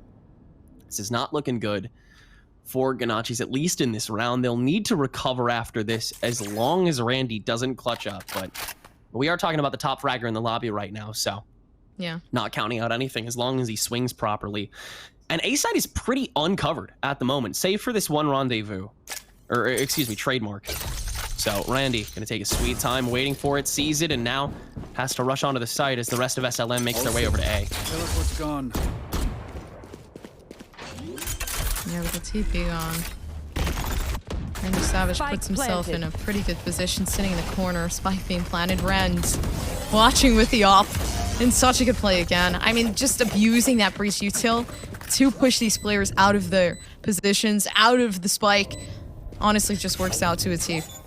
Oh, that was one of the best breach runs I think I've ever seen. Just every single piece of util there was important. Like both flashpoints were used absolutely perfectly. The first to hand over those 4 kills to Jonah. And then right after that, a second flashpoint to ward away Randy Savage. And yet Randy was still able to find 2 kills, by the way, which is super impressive on his own. And then after that, the fault line to warm up Randy so he couldn't swing over to the default plant site on A after the plant. And then the aftershock right after to force Randy to swing out early. I mean, just great stuff coming from Curry, despite the bottom frag still making waves here. Round 17 in Ganaccis, they have another full buy ready. Thanks to the economy, they were able to accrue the first 3 rounds, and they still have 3 ults as well. But Rens has an op in hand and is holding down this dish lineup. Retro does have the relay bolt, but do they know that Rens is this close? No Qs have been given away. The trademark isn't even here, so Rens putting himself in a lot of danger despite the fact that Curry's right behind him. But Ganaccis also have no reason to aggress this yet. This is all hearsay. This is all, you know, completely inconsequential stuff. It's all theoretical pushes. They're just testing the waters, figuring out what they could get away with, and they recognize that they don't have enough info on Dish to actually progress. So instead, they'll rotate over to B site, or maybe the grass is greener. Actually, it is literally greener. Holy, that was such an unintentional pun, and yet so good for the situation. Oh my god. Yeah, they're coming to, I would say, the East Coast rather than the West, right? So Jonah sitting down, waiting, but what positioning is that one? Especially when you're playing by yourself. You got the null command come out. Yeah, you're not expecting the flashes to come through, but also not taking those fights singular would be the best bet. Lear taking the one, but then a complete refrag on the other side. Perfect from Curry, but Retro manages to get himself out, and that's where the ultimate comes through. The Ganaccis so close to winning this one out once again. Retro with that overdrive to boot as well. They got enough done here, and they're barely going to have enough time thanks to that overdrive rush for Retro to be able to plant this.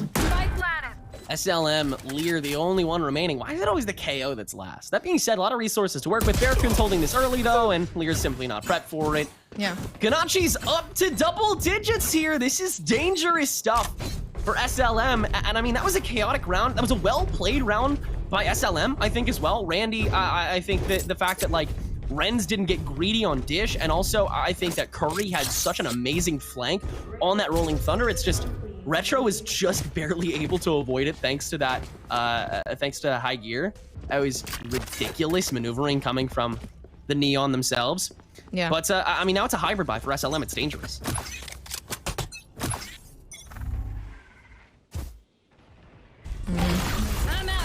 Defaulting again.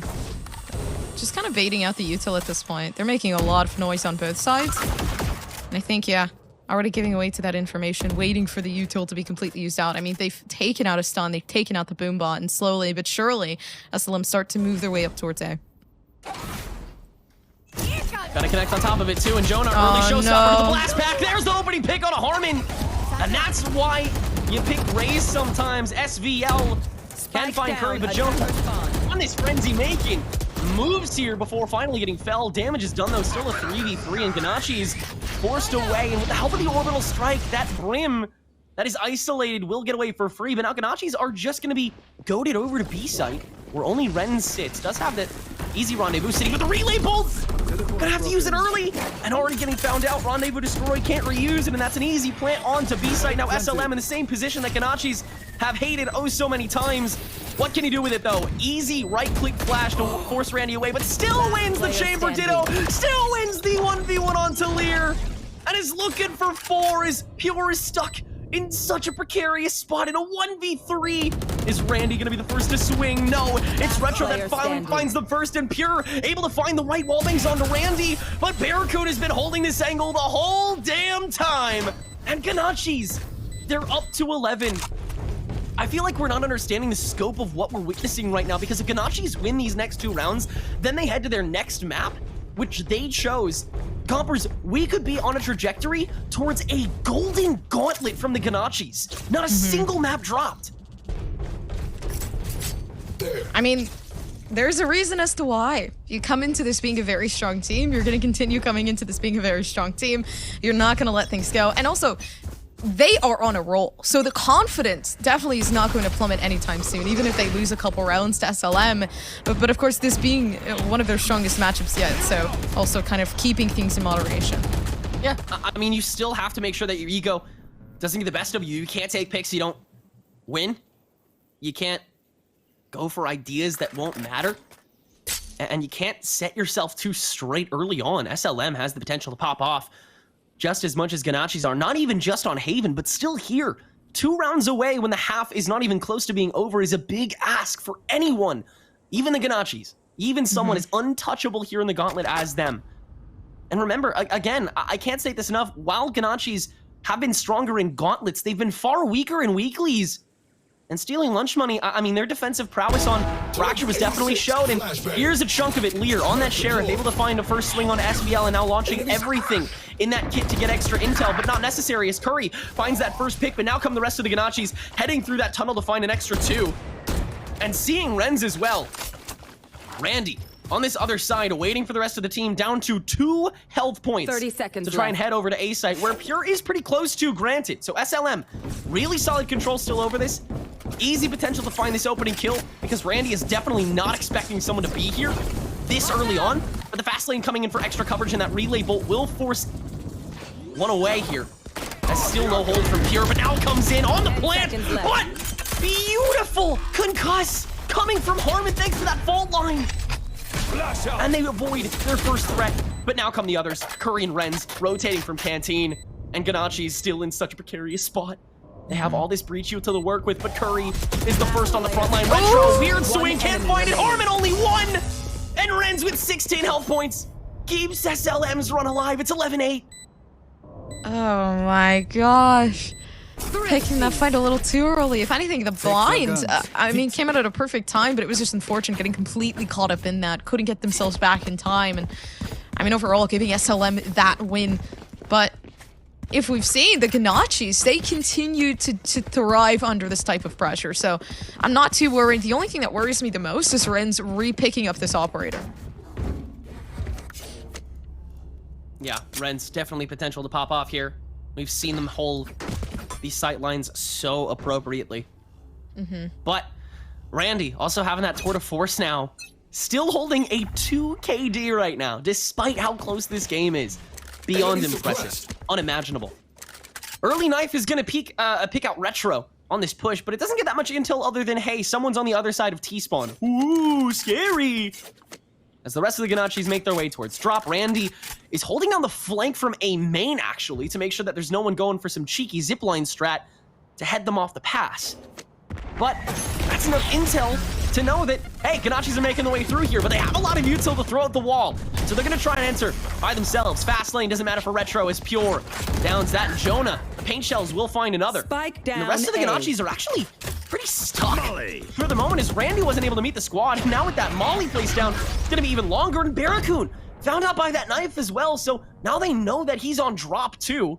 That's all the info that SLM really needs to finish up this round. I mean, this should be pretty easy as long as neither of the Ganaccis frag out, which is the last saving grace, at least for Randy Savage. This tour de force wants to find value so badly, and almost there it is Curry just avoiding the first peak shot. Prepping at first blind. There it is. Nothing yet. Still 30 seconds to play with. And Randy will find Pure. Curry, another flashpoint. Randy unfazed. Now going for the headhunter. Easily denied, and SLM are just down by 2.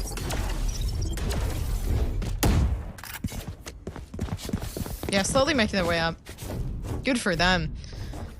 Not a lot of impact off the operator just yet, but that's completely fine. I think SLM, they're playing good enough. No, I'm just kidding. They're playing really well, right? They're everybody in the chat's like, what? Fine, dude. Like, what is she saying? I wanted to bait you guys into the emotion. It's getting late. I need you guys to feel some intense emotion to keep yourselves awake. But exactly. No, but SLM, I mean, they're keeping things together really steady. And even being under this pressure, like that in itself is such like an achievement overall. That was. You gotta hold on to the morale, Gompers. You gotta hold on to that morale. I do. I am. You know, you have to stay mature and you know, be the bigger person. As SLM continuing to hold down these sight lines, continuing to just go absolutely insane here. Lear the only one to fall, but thanks to the null command, it's not out of the question to still have a flawless round for SLM. In fact, that's exactly what they're on the road to do. And I mean, Ganaccis, they committed to this round a little bit, I think. So SLM, they've set themselves up to get on path for basically a tie at this stage, which on its own is impressive enough. To do it from here after such a big deficit, I mean, a 3-round streak alone, this is almost a completely even half as well. I mean, SLM, great recovery. Yeah, and the time up being active gives some time for Ganaccis to figure stuff out. Because SLM, they're bringing things back really heavy. And, I mean, you would just have to assume that they're going to continue. They're finding out the playstyle of the Ganaccis. Okay, the Ganaccis like to play, you know, really typical. They tend to either just push for the site or really sit back and try to bait out some of that util. So I think right now the biggest thing is trying to pull like a fake of some sort. I haven't seen that yet. I haven't seen any type of very big strategic plays coming out of the Ganaccis. Yeah, there hasn't really been a moment where Ganaccis have been allowed to be creative these last couple rounds. And it's really unfortunate because when they were allowed, in the beginning of this half especially, I mean, it was really beautiful stuff. You saw a lot more connection with those relay bolts from Retro, which I think is a big reason why Ganaccis are faltering, is because this Neon has not been connecting nearly enough these past couple rounds. And also, SVL has yet to really pop off these past couple rounds either. I mean, these flash drives have been so important for pushes from SLM, especially to retake, and yet I'm not seeing them as often from SVL. It just doesn't seem like there's that synergy available. But now that you got these rifles back, now that you're 1 orb away from 4 different ultimates, Ganaccis are as unpredictable as ever. A ticking time bomb that has 2 rounds left on it before it detonates. Early Knife will not find any of those members. And yet Lear has all the value that they need, thanks to it, because that's time stalled for Curry to head on over and actually give some pressure to Canteen here. As Ganaccis slow rolling onto B site, while some cover fire just get some intel here. SLM indecisive on where they hold, but it's getting more obvious that the target is currently B site. And Ganaccis, they have no ults to enter at the very least. They baited a slight rotation out of the raise with the shots that they put out, but it seems like, yeah, Jonah's just coming right back around towards A site since that silence hit. 2 players left on the B site. Absolutely no information on the side of the Ganaccis. And they tried for something with a KO knife, but it couldn't get anything. And right here, I mean, I'm just wondering what they're going to try to pull next. 'Cause Curry also does have that ultimate. Yeah, and that's a great shutdown onto that entire default plant plus the tunnels. So, I mean, the second that the Ganaccis get on the site, then SLM are going to have an easy retake potential here. So, a big priority is taking down Curry. But Retro, failing to do that is already a big start. And the Knights to counter on top of that means that nobody can really contest these two in Canteen for the time being. That being said, there was enough cover fire and util to be able to at least get the spike down, but there comes that Rolling Thunder. Good fragment, though, to actually force out some waiting. Another counter Rolling Thunder to space out even more. Oh, that's a beautiful play by the Ganaccis. That's why you handed that spike over to that breach, and now the cycle can truly begin for the attacking side. They need to turn this into a good round, though, and that's a good start. Bearcoon taking down Renz. Now a 4v4, and they're still holding down this default plant. Aftershock wasted. There's no one inside that cubby, and Randy frags next. But Bearcoon has this orbital strike potentially as well, as Pure begins the defuse, but Harmon hasn't been cleared away from tunnels. Grabs one, grabs two. Lear the only one remaining, and now the orbital strike onto Lear. He's gonna be in tunnels, and that's safe enough for the time being, but now the rest of the Ganaccis can swing. There's not enough time to defuse, and Randy grabs the final kill. Ganaccis will have 2 rounds of game point to play with. Match point. Leading themselves to a match point. Okay, the difference, it was there. They finally stopped like that reoccurrence of the winning of the rounds there for SLM. So, I mean, good enough on them. I think right there, like, they baited that rotation out just a bit. They were very, very slow to it. And you could see actually the lurk from Randy Savage. I'm actually surprised they didn't try to have a little bit more impact with that and try to get more information on the A set as to what was going on. Because that would have been so much valuable information. Okay, there's only 2 players left on the B site. Who is it? Is it the breach? Do they have their ultimate? Can we beg a rotation off of this? Renz holding down from Dish again. Oh, getting too greedy with the shot, and Retro barely survives. 5 health thanks to the collateral shot, but Curry shuts down both of the opening attackers. Still waiting on this drop site, but that's already a huge loss. Both the ultimate holders have been felled. And now the commitment's too heavy to this drop site in order to come back from it at this point. At least for the time being. They will stay over here, perhaps to bait a rotation to B site for SLM to maybe get an easier opening, but now it's known thanks to Randy's opening pick with the help of that fault line, and Randy just barely avoiding an upshot. The Sky Smokes will help Ganaccis get on site, and Harmon will get this spike down. Smoke's down. This is where the last time Ganaccis honestly let things go, because they took a lot of 1v1s. They were using their util, but it was the timing that really didn't play off. Harmon sitting underneath, unfortunately for Harmon, getting completely taken out. So wiped off the board. The only thing that they can really relate to right now and really hope that it works out is that Molly. Molly comes down trying to push back these players, Randy Savage, with the pings as well. So leaving that one player left. There comes the Suke, but there's only one more left. Sitting in the corner. Lear trying to get the defusal. Randy Savage with the peek off, and it's beautiful from Randy. The Ganaccis winning this round. It was a wall bang to start off as well, so.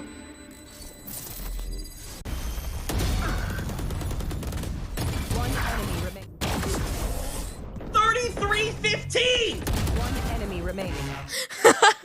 Randy went 33 and 15! 1 enemy remaining. He is that guy, y'all. He is that guy. I can't, dude. Enemy remaining. That was such a good hold on that side. I don't care about the molly. I mean, it was a good molly, but like, oh my god, the handling on that corner. I can't even, dude. You want me to color that? Listen, That's funny. listen. The jiggle peaks. It was the jiggle peaks. God. It's such a strong move. It is such a strong move. Well, Ganaccis have won stealing lunch money's pick on Fracture. Yeah. The wild card has been slain. So I guess all we can do is go to break and go to map 2. Haven's coming up after this, you guys. We're back once more with the grand finals of the Knights Arena October Gauntlet. I'm Tenrek. With me is Gompers. We'd like to thank the United States Marine Corps for presenting this month's Gauntlet. You don't join the Marines, you become one. Learn what first steps are required to set out on this path of purpose at pks.gg/USMC22. That's USMC22. Gompers, I'd like to tell you a story. Okay. A little free agent dogpile called the Ganaccis decided to enter a little tournament called the Knights Arena Monthly August Gauntlet 2 months ago. And they asked themselves a question. Hey, what's the coolest thing we could do here? And they ended up answering that question by failing to drop a single map over the course of the group stage, the round of 32, the round of 16, the round of 8, the semis, and the grand finals. Gompers, I want to tell you another story. Okay. The Ganaccis, now much more decorated, decided to enter the Knights Arena Monthly October Gauntlet and asked themselves, hey, what's the coolest thing we could do here?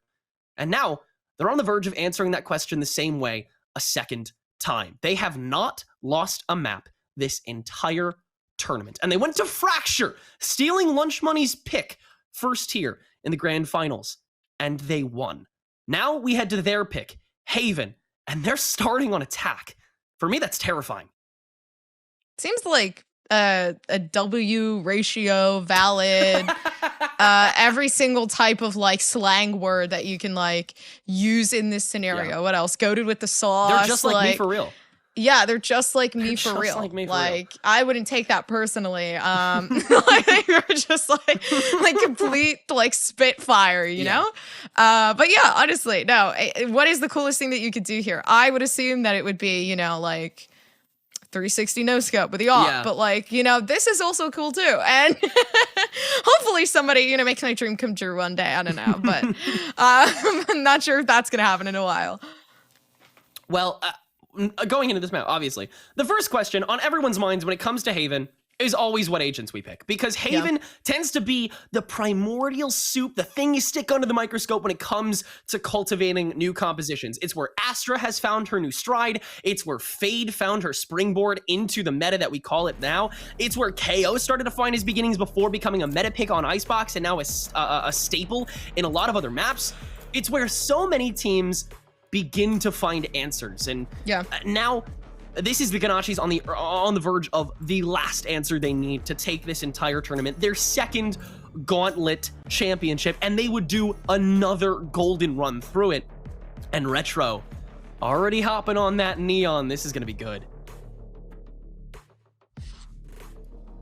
Oh yeah. Okay. Hype.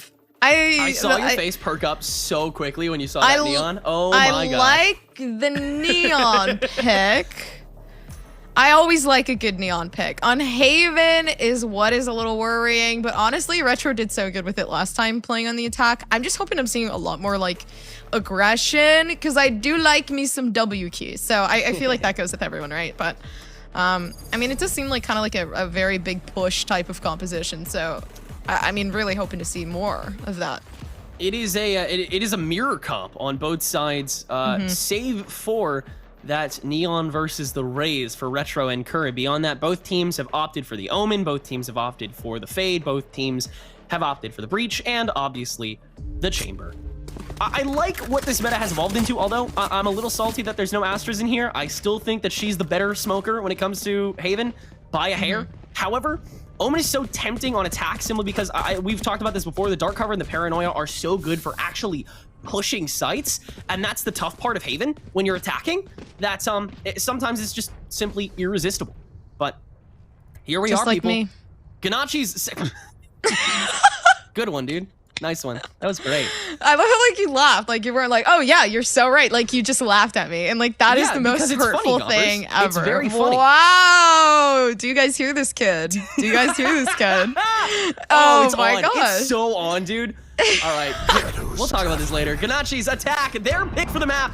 One map away, 13 rounds from becoming two-time Knights Gauntlet champions. And here we go, Retro starting things off with a bang, the Fade to make sure Courtyard is clear. It is, don't worry guys, B site is actually totally open right now. And SLM, they're waiting in the doorways, but as always with the pistol rounds, nothing concrete just yet. I was just you know, just casually chilling with the trip. Yeah, that's what me and my friends do all the time. No plans, just play Valorant and sit there. No, I'm kidding. Playing the default. I mean, you want to read into what your opponent's gonna do, right? You don't want to go into things completely like unhinged and not necessarily know what SLM is playing. Of course, it's all conceptual. Yeah. Until that last moment. All you know is what agents are being picked right now. But now some steps are heard, the trademark is destroyed, and the site has been chosen. It's C. Harmon gonna get a free plant down, as the only presence right now is in Link from Renz. Now the rest of the team comes dashing through. Wants to open up. SVL holding close, finds an opening. Doink finds one more onto Jonah. Looking for Lear. It's going to fail. And a 3v3 now, but another close holding Garage. Lear can swing onto it and find a 3K after Retro gets felled. It's just down to Randy, and he's behind every single member of SLM. He's got to play quick, because otherwise this is a free defusal. Curry's already halfway there. Lear's found him out, but gets that early kill. But Curry's still defusing here, and Randy Savage is too late to the party. SLM wins round 1. I need a replay on that. I'm gonna need a replay on that one. Look at this. Oh.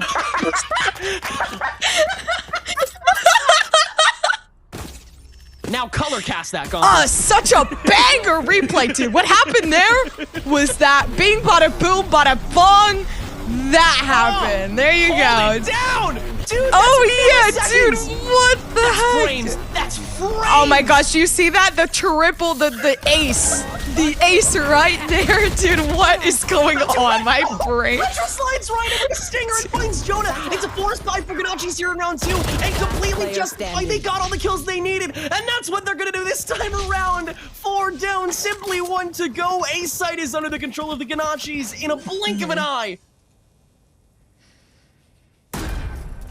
After all that fun, I mean, you gotta go for something different here. SLM, they won the last round too, so I don't know, right here it seems like, oh, they're playing a dangerous game. Lear got a lot of damage off that one. If they can pick off 1 or 2, then they pretty much, I mean, guarantee them a possible win in this round, especially with the Spectres coming in. But it seems like Retro's coming up from right behind, and they want to take your rifle off. Yeah, Lear doesn't want to hand over this Vandal. That's the really big thing. Not. Randy! Oh, of course it's Randy, dude. Of course it's Randy Savage. Obviously. Ganaccis, they equalize handsomely in SLM. They barely won the first. Ganaccis are not going to let that happen again. I would understand why. That's got to be such a tilting first round, but an explosive beginning to this game. Randy having the same amount of kills as the entirety of SLM combined right now. But who cares at this point? That's just such a chaotic first 2 rounds to any game, let alone the potential decider for the grand finals here in the Gauntlet. Ridiculous stuff. But now Ganaccis, they have a concrete gun diff, and they plan to use it.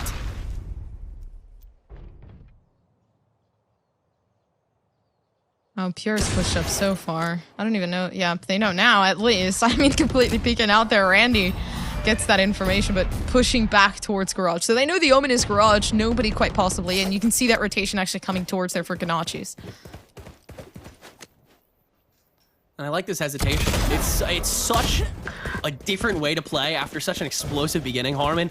Refragging onto Curry, but as always, Curry finds value. And that should be enough intel to let SLM know, hey, we're going to B site, or A site, excuse me. But they're still so slow on it. They're just trying to walk through courtyard here and clear each corner. And I get that, I guess, because it's the eco round. You're trying to find whatever ground you can in the meantime. It's just, it takes so long. And by the time you actually get on site, you'll have very minimal time to work with. And there's already that presence. Surprised no one's rotated out to heaven, but everyone's too scared of going to Link because somebody could be there at any moment. And indeed, 2 members are heading back over there. But this entire time, the spike is ticking away. And SLM, they have to wait for this formation to be ready because, I mean, Barracoon just, or excuse me, not Barracoon, just somebody pushing sewers alone despite the dark cover is not a great idea. So, rest of SLM, they prep themselves, they ready themselves. That's an easy denial in Link to begin. Randy finding 1, trying to swing over to CT, but Renz with the 3K, with the 4K, with the Sheriff! That's all you need! And SLM, they get all the kills, but the spike took too long! And now Ganaccis get the final say on the spike's timer. Ganaccis still take it 2-1, but once again, this eco has been flipped on its head. Oh my gosh. Imagine if you woke up with aim like that. Elon Musk would be at your doorstep. Like, that's absolutely insane. SLM are really stepping up here. And Renz as well. Like, even playing on the breach, they're like, hey, I'm going the duelist role today. Oh my god, I'm dying right now. Oy, oy, oy. This is too much to handle, dude. This is too much. Jonah, opening kill for SLM. Ganaccis. This is just a tough spot for them, I think. They lost everyone. This eco is a bit trashed, but they're still going to try and push this, and Harmon, despite being seized, will find one, trying to push past that seize to find another, but it's the Caesar on the other end that finds the kill for the Ganaccis. It's the last one they get, and SLM keep 3 up for round 4. 2-2. This is close, actually. You know, I mean, looking into it, right? The economy not looking too good there for the Ganaccis. So SLM might actually be able to take the lead into their own hands finally coming into this, but also Randy Savage having the opportunity to bring in their ultimate. So kind of having that economic value for the team of Ganaccis if they can pick off 2, or maybe even more, honestly, with the impact they might have on the A site here. Let's play. I mean, they might just be able to get a rifle. Yeah, that really is all it is. Just playing incrementally with the help of that tour de force. Hopefully you can do that a little bit faster. Curry getting really up close and personal very early on, up to window, in fact. But Randy finds the first kill. Randy finds the second kill for the Ganaccis, and still uncontested so far. Now Curry's been found out, has to paint shells to make way. And we'll find Barracuda on the swing below. Aftershock is way too close. They've got it through this corner, and the blind is going to do it. Randy Savage will finally get felled, so it's a 1v2, but this is enough damage if you're Ganaccis to work with. That tour de force, along with the eco round, creating enough impact for the Ganaccis to find recovery after this round is dropped. So it'll be 3-2 for SLM in theory, but Ganaccis will have a lot of creds to work with, including these spike plant creds, because both members of SLM are over on the other side of Haven. Oh, this is good, though. I mean, a 1v2, and you already have your Rolling Thunder coming out. Have enough time to be able to plant the spike, and the Rolling Thunder probably, honestly, might just be able to come out in perfect timing with CT if they want to use this to give themselves this round. Because already, right, like, you've given yourself an advantage with the Thrifty, being able to get the rifle, being able to put yourself in a situation where you have your ultimate, and you can quite possibly take out Lear, who is very low, mind you. I swear to God, if Harmon just decides to clutch this up, it is going to be the most ridiculous game we've ever seen in Gauntlet history, just 5 rounds in. First, the Fusel, and the Rolling Thunder catches Lear, forces a rendezvous upstairs, gets caught. The flashpoint not gonna catch, but Renz will get the kill. The spike is too far gone once more.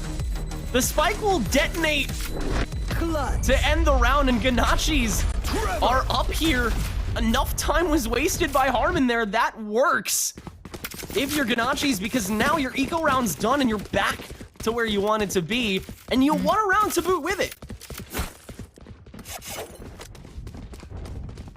Yeah, clutching up the round, honestly, great on them, because that was not an easy start off. But once again, like, Randy Savage having a lot of impact with the tour de force, and you know, that's one of the biggest things about why Chamber became so popular so quick, right? Is the economic impact they have on a team, especially on save rounds like that one. Like, they could completely switch up an eco round in a matter of seconds with the ultimate, or even with a headhunter, and it seems like it worked out great. Such an impossibly volatile game. But Ganaccis, they're the ones that is currently their round to lose. Retro ducking through the dark cover so Lear won't find an op shot to open up. There. As Ganaccis look to set their sights on C for the time being. Not too much coverage there, as SLM has abandoned A site, though, so that rotation is going to be super imminent the second that they decide to actually approach. And Pure is holding down the sightline the whole time, not even behind blocks, so Ganaccis will have to spend a lot of resources to even go here. Instead, they're just going to try peek, and yeah, that's an easy punishment for Pure.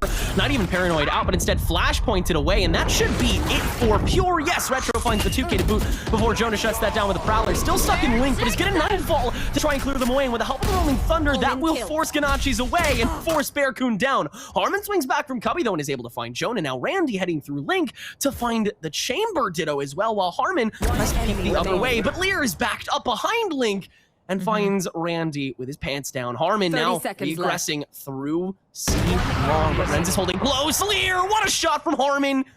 But Renz has been not found out.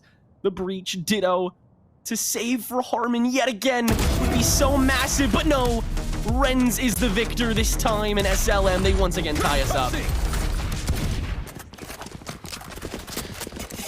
And you would think that things would be a little different on this map, but it feels like we're going right back to Fracture. You know, like the 2-2, 3-3, like it just continues on and on and on until you don't really know what's going to happen next. Lear Op in hand, True to Force in hand, Pure being able to have their ultimate as well. I mean, a 2-to-2 ultimate ratio, but the impact on the ultimates here for the Ganaccis is way different.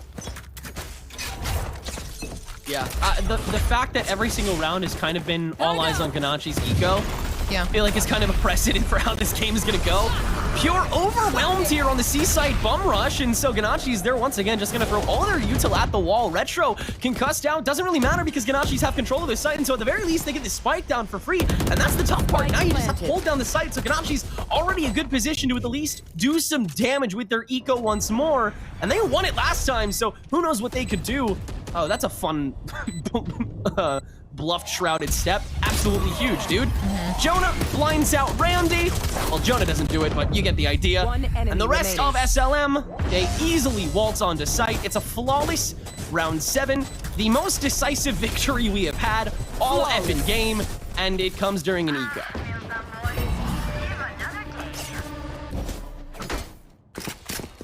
A lot of effort put into the round. SLM, look at that. Right, 12-2 by Renz alone. And honestly, with the 4K that we saw to Renz as well kind of puts into an idea in your head. How is Renz playing? Oh, Renz is playing amazing. We're completely fine here. So, I don't know. I'm just interested to see what Renz, continues to do straight forward. Because we're straight out of the bat, right? They're not even playing the duelist. They're not playing that fragger role.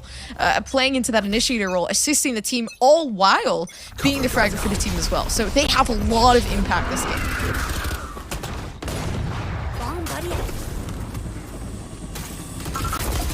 Another chance for the Ganaccis to recover. This is a big fulcrum of a round. If they lose it, then it's potentially a guaranteed lead, but Ganacci's not looking to lose it. SSVL in Retro open up the frags and set up shop on A site. Spike already planted by Harmon yet again. Jonah, Prowler through Link, but Paranoid away, as is Pure, so that's another bit of time wasted while Jonah holds up Heaven along with Pure as well. Attempts to rotate are available, but not much time is. Now comes all the setup. Dark covers are being planted. One on Link here. It's an attempted one-way, and Bearcoon setting another through Heaven to make sure that Jonah doesn't get any value there. So they will backfoot through Link, and SLM looks like they're choosing to save here. They're going to lurk, hand the tie over the Ganaccis once more, and wait for Ganaccis to back up into Link to maybe find some cheeky kills, but no one's going to back up that way. So Ganaccis, they will keep their eco going into these full buy rounds, and SLM, they just have to hand this one over.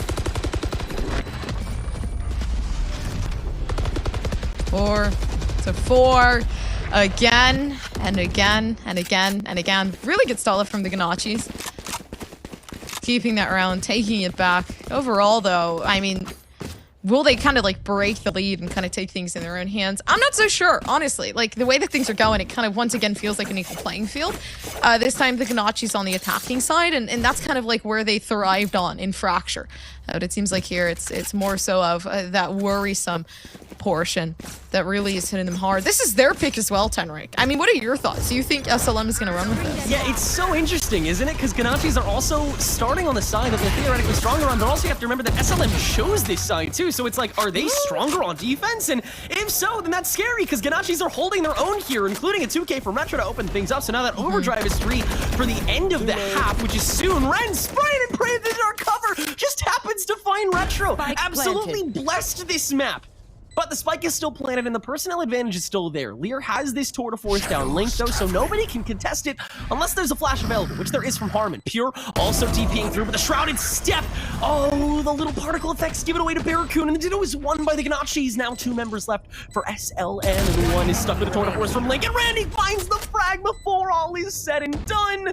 Ren's the only one remaining, and now forced with a tough query. Do you try and aggress now, knowing that you can still fall by next round, or do you hand another over? And Renz is going to go for the latter. Another rifle save by the squad, but another round handed over to the team that is currently on match point. An explosion of the spike comes through the Ganaccis, opening up with a 2K that came out initially from the entry fragger, so the Neon doing very, very good work there for Retro, so the Ganaccis kind of just opening things up even further, maybe even cutting a wound into SLM, but how fast will it heal is the question. Will things continue forth? I'm not even, like, completely sure at this point, because I'm seeing, like, complete adaptations for both sides, right? Ganaccis continuously going for A site, which kind of feels like an iteration at that point, which is maybe why we're seeing such an aggressive push come out towards A. Teleport's ready. When is that Nightfall going to be used? That's the big question for me right now. Just the ult that seems to be the most W keyable. But Retro is W keying himself, just following the entire squad and getting ahead of the competition. Just able to make sure that that track that they found means absolutely nothing. And now comes the Nightfall after the opening frag from Randy Savage. Gives some extra space, and now Curry ready to head from window, finds Harmon, and the showstopper able to maybe find no SVL early frag. Beautiful stuff. Randy Savage now holding the door, ready to swing for Jonah, but too low health to hold it down. And still a 3v3. Ganacci's in a tough spot still. That overdrive available if need be, but it might not need be, if you know what I mean. It's the rest of SLM, they're still in a tough spot, and Retro's been holding this back the whole time. Double frags for both ends, but all of a sudden it's just 1v1, and SVL holds it down again, finishes up with a 3K, and Ganacci's have a guaranteed tie going into the swap. 4 to 6. Yeah, they've broken the mold already. They've cut a wound deep into SLM, and they're already struggling to get themselves back. This is the round to win as well, because if they win this one from SLM, they've guaranteed themselves that 8 to 4. Because the economy is going to be so low within the next round, SLM is going to have to force as much as they can. And unfortunately, I mean, looking at that and putting that into perspective, there's not a lot. Yeah, it really is still such slow going from SLM, despite the very microscopic deficit right now. It is still so good for Ganaccis, but no, it misses the tracking, and now it's all SLM to make the calls. Pure refrags on the Barracoon, and a great recovery round for SLM will keep this half stable for them. An 8-4 half is much less manageable than a 7-5, and that's what we're on track for. Or perhaps even just a 6-6, unless SVL and Retro have something to say about it! A 2K from the back of Seaside as this spike continues to tick down. And it's all of a sudden a 2v2. Jonah can't manage both! And Ganaccis are the one to recover! And they will have the lead going into the swap. Last round before the switch. Yeah, this is it for them. How did they get a knob? Wait, oh, they saved the last round. I was wondering, I'm like, who's the one that saved? It was Lear. I was from the economy. That should have been impossible, but no, they had. Yeah, they had 3,000 creds. Remember, it's called Tour de Force. It's really cool. You should check it out sometime. Yeah, of course. Three orbs out of A, of course. Yeah, like I should have known for sure. But yeah, I think the op is really the only win condition they have here, playing onto that defense role. Overdrive out from Retro. Another quick entrance to B-side, but Pure is holding close, and Retro may not be prepped for it. Dark cover on this B door just to stave it away. And now everybody's gonna migrate to C-side instead. Another beautiful rush down as Randy wins another Ditto. Barracoon early, right in your face rotation. Valorant is still a horror game. And now it's Tour de Force to boot. Yeah, let it all flow here. As he got one more round to let it. Curry will find Retro, but Randy now popping off with this Tour de Force in the slow zone. Gonna ward off Jonah for the time being. 2v4 to finish it up. Curry getting caught by the C's as well. Oh, that's just icing on the cake for Randy. Look at the 4K on top of the one-way through that dark cover. Instead, just gonna drag out the rifle to get the job done. And yeah, we're witnessing peak Randy once again. It's 8-4 Ganaccis, 5 rounds away from a golden gauntlet. Silence. Look at that. Overall, coming into this half in particular, I think you could definitely see the strengths and the weaknesses of each and every player on the map of Haven. Like right here, Retro, right? Taking these one-on-ones, taking very, very heavily stressed out plays. Works out for them. But then overall, I'm wondering how they're going to be able to handle this on the defense, playing into that Neon pick. And also, I mean, I think Randy's going to start popping off here. Because imagine, playing on the attack, you're playing the chamber, you're heavily relying on a lot of your saving, on a lot of your saving graces with your util. And now you're finally able to play on that defense and actually play for that patience. Yeah, I mean, we're talking about the fact that SLM picked defense first here on Haven, and this was the Ganaccis pick for map, so yeah, real big potential for SLM to just get even more smothered here. And if Ganaccis win this pistol round, then that would just mean so much more as well. Pure goaded away by the paranoia early on here as SLM just figuring out where to head. Decisions. You got 115 to make them, so take your sweet time, guys. You should. 4 rounds down, 1 map plus. It's the rest of SLM. begins their approach. 3 members of the Ganaccis slowly making their way up through window, but there will be some coverage on top of it. That trademark is still there, and Randy, though, holding up against Lear, just barely spots the legs, but here's the haunt coming through and now turns back around. But with the shot down, there's that intel free, and so Randy now has to trade position for position. A site is taken by SLM. Oh, and this is a good play off of Renz. Waiting to stun down in CT to stop any possible push from coming through. The flash comes out. Randy Savage, nice with a headshot off of Jonah. As Jonah goes down, I mean, they lose that initiator. They lose that information that could be given forth. The defense so good with the retake and the shots never missing as the drop down comes down. I mean, so does Lear, trying to push themselves forward to take this pick, but can they do it? Absolutely not. They get out Randy, and Randy's body blocking was such a good tactic to keep SVL awake. But it only works on the pistol rounds. Yeah. This is in a vacuum, but it is 2 rounds. And they are 2 very monumental rounds to get Ganaccis up to double digits here as long as they continue to play. But SLM, they were able to keep it steady with the 4 spies previously. The Ganaccis tried to hold it back and did in the end, but it was close.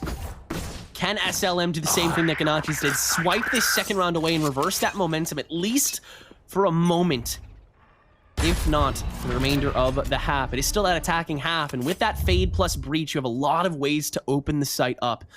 You just got to use them wisely, but handing this round over would potentially mean an 11-4 gap.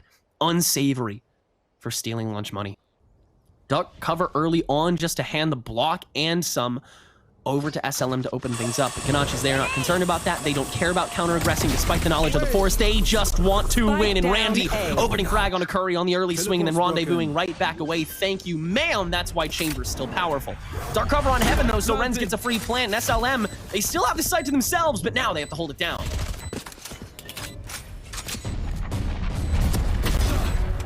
Yeah, everything up in the air. Randy Savage, good shots on Lear. They slowly work their way around, and once again, it's always the Heaven play, but the reload coming out in worst timing possible. But it doesn't even matter. Everybody plays to a T here for the Ganaccis. But that was the scariest thing, honestly. Imagine dropping yourself out of window and then having to reload your weapon like 2 seconds after you were just about to eliminate somebody. Oh, thank you, SBL. That was so nice. Man threw a little smiley face and then a little heart in Spectre bullets. That was so nice of him.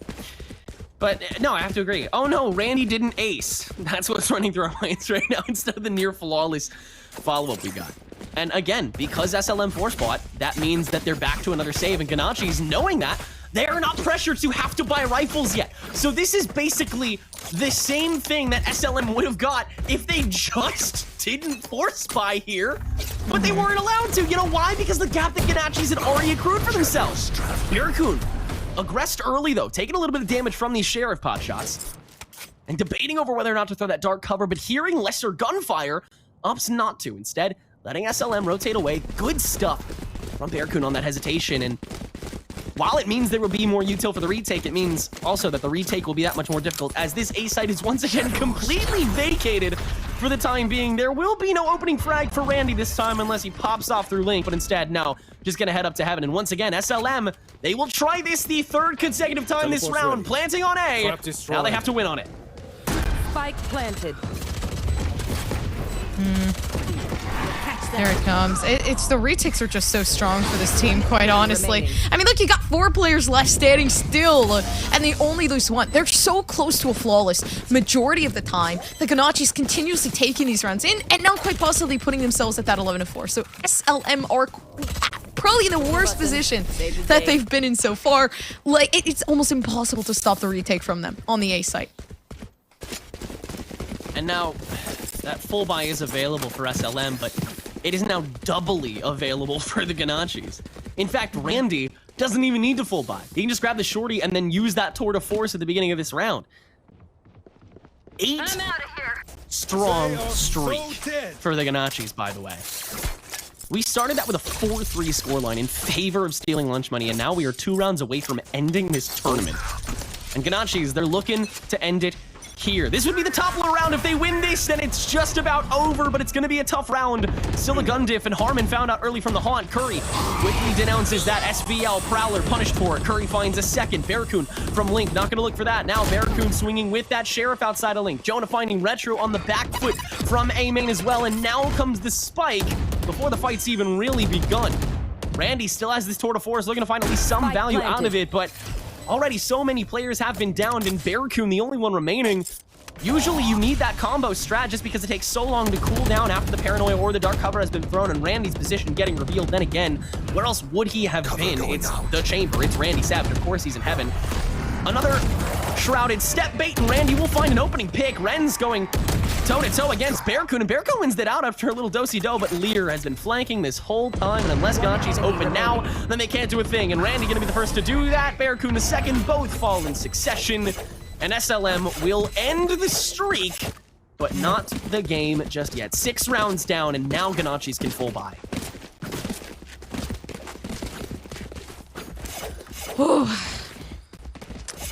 You know, it's coming close to Halloween, and I mean they already have their costumes on. SLM, they're kind of putting on the costumes right now. They're trying to scare the other team into backing off just a little bit. Oh, I thought you were going with the whole like Ganaccis are dressed like goats or something like that. I thought that was what is like what? I don't know, because it's like they're doing so well right now. I feel like that would be a good, you know, for the culture kind of thing. Retro opening early, another on after the concuss, and oh, this is just a slaughterhouse here in sewers. Still Ren's remaining, a chunk of change dealt by the aftershock to boot. Barracoon swinging and still finding the shots through the cover. Oh my gosh. Oh, disgusting stuff. The spike left alone.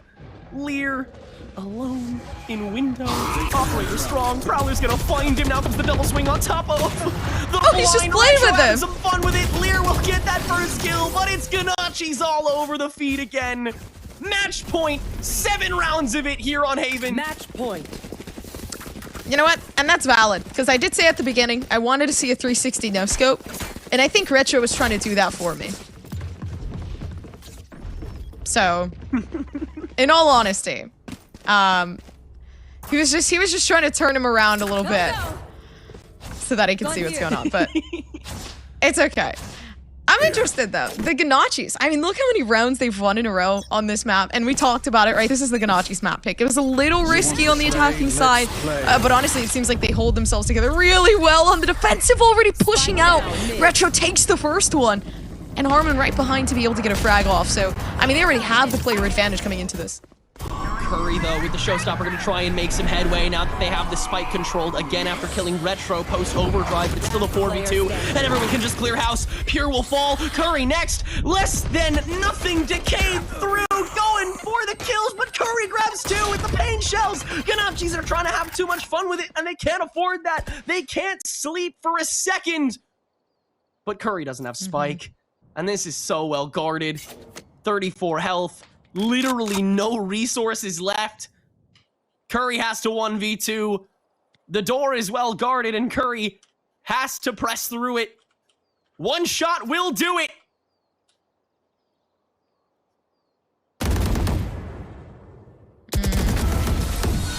Yeah. That's it. Already. Closing things off. Silence. Look at overall, I mean, they just this is the most comfortable map they could have picked, right? They continuously, you know, had the same team hitting the A site, and really nothing to change, nothing to account for the fact that they were continuously losing here for SLM. But then when it came to it, right, the retakes were incredibly strong for the team of Ganaccis. I mean, look at this, right? Like, they barely lost majority of the gunfights that happened. A lot of the times you literally saw their chamber coming out their window, and they were like popping in to say hello, and it was that's what worked. That was the dynamic that, you know, I guess they should have been scared of. Yeah, I think that now we know why SLM chose to go on defense first, because they really didn't want to face Ganacci's defense on Haven. Golden Gauntlet winners for the second time. Not a single map dropped. Congratulations to the Ganaccis. Gonna nab the biggest piece of the pie here in the October Gauntlet, and thus ends the tournament itself. Gompers, it has been a wild ride indeed, but for it to be over with a victor like the Ganaccis, I can't have it any other way. I agree. It's been really fun. I mean, amazing that we get to cast the finals, but also thanks to everybody behind the scenes that kind of helped make this happen. I appreciate Flippy, you know, Jasper, Knight, of course, and I mean, just everybody else that came into this. Ravishing, Cast, Ash, quite literally everybody. Especially you, Tenric. It's always fun casting with you. Oh, Gompers, you make me feel too good about myself, and it will come to bite you back in the end. But Okay. until then, we can still have fun casting some Valorant, and we will. Not only do we hold gauntlets like this every month, but we also have the Freeze Out tournament coming in December, and a whole lot of events in between that. Knights is not stopping till the end of 2022, and then we'll get started right back up in the beginning of 2023. Still so much action to come. Make sure you're following all the socials, join the Discord, and become a part of the Knights family. Until the next event, whenever we see you, we appreciate your time here, and we hope you have a great rest of your night.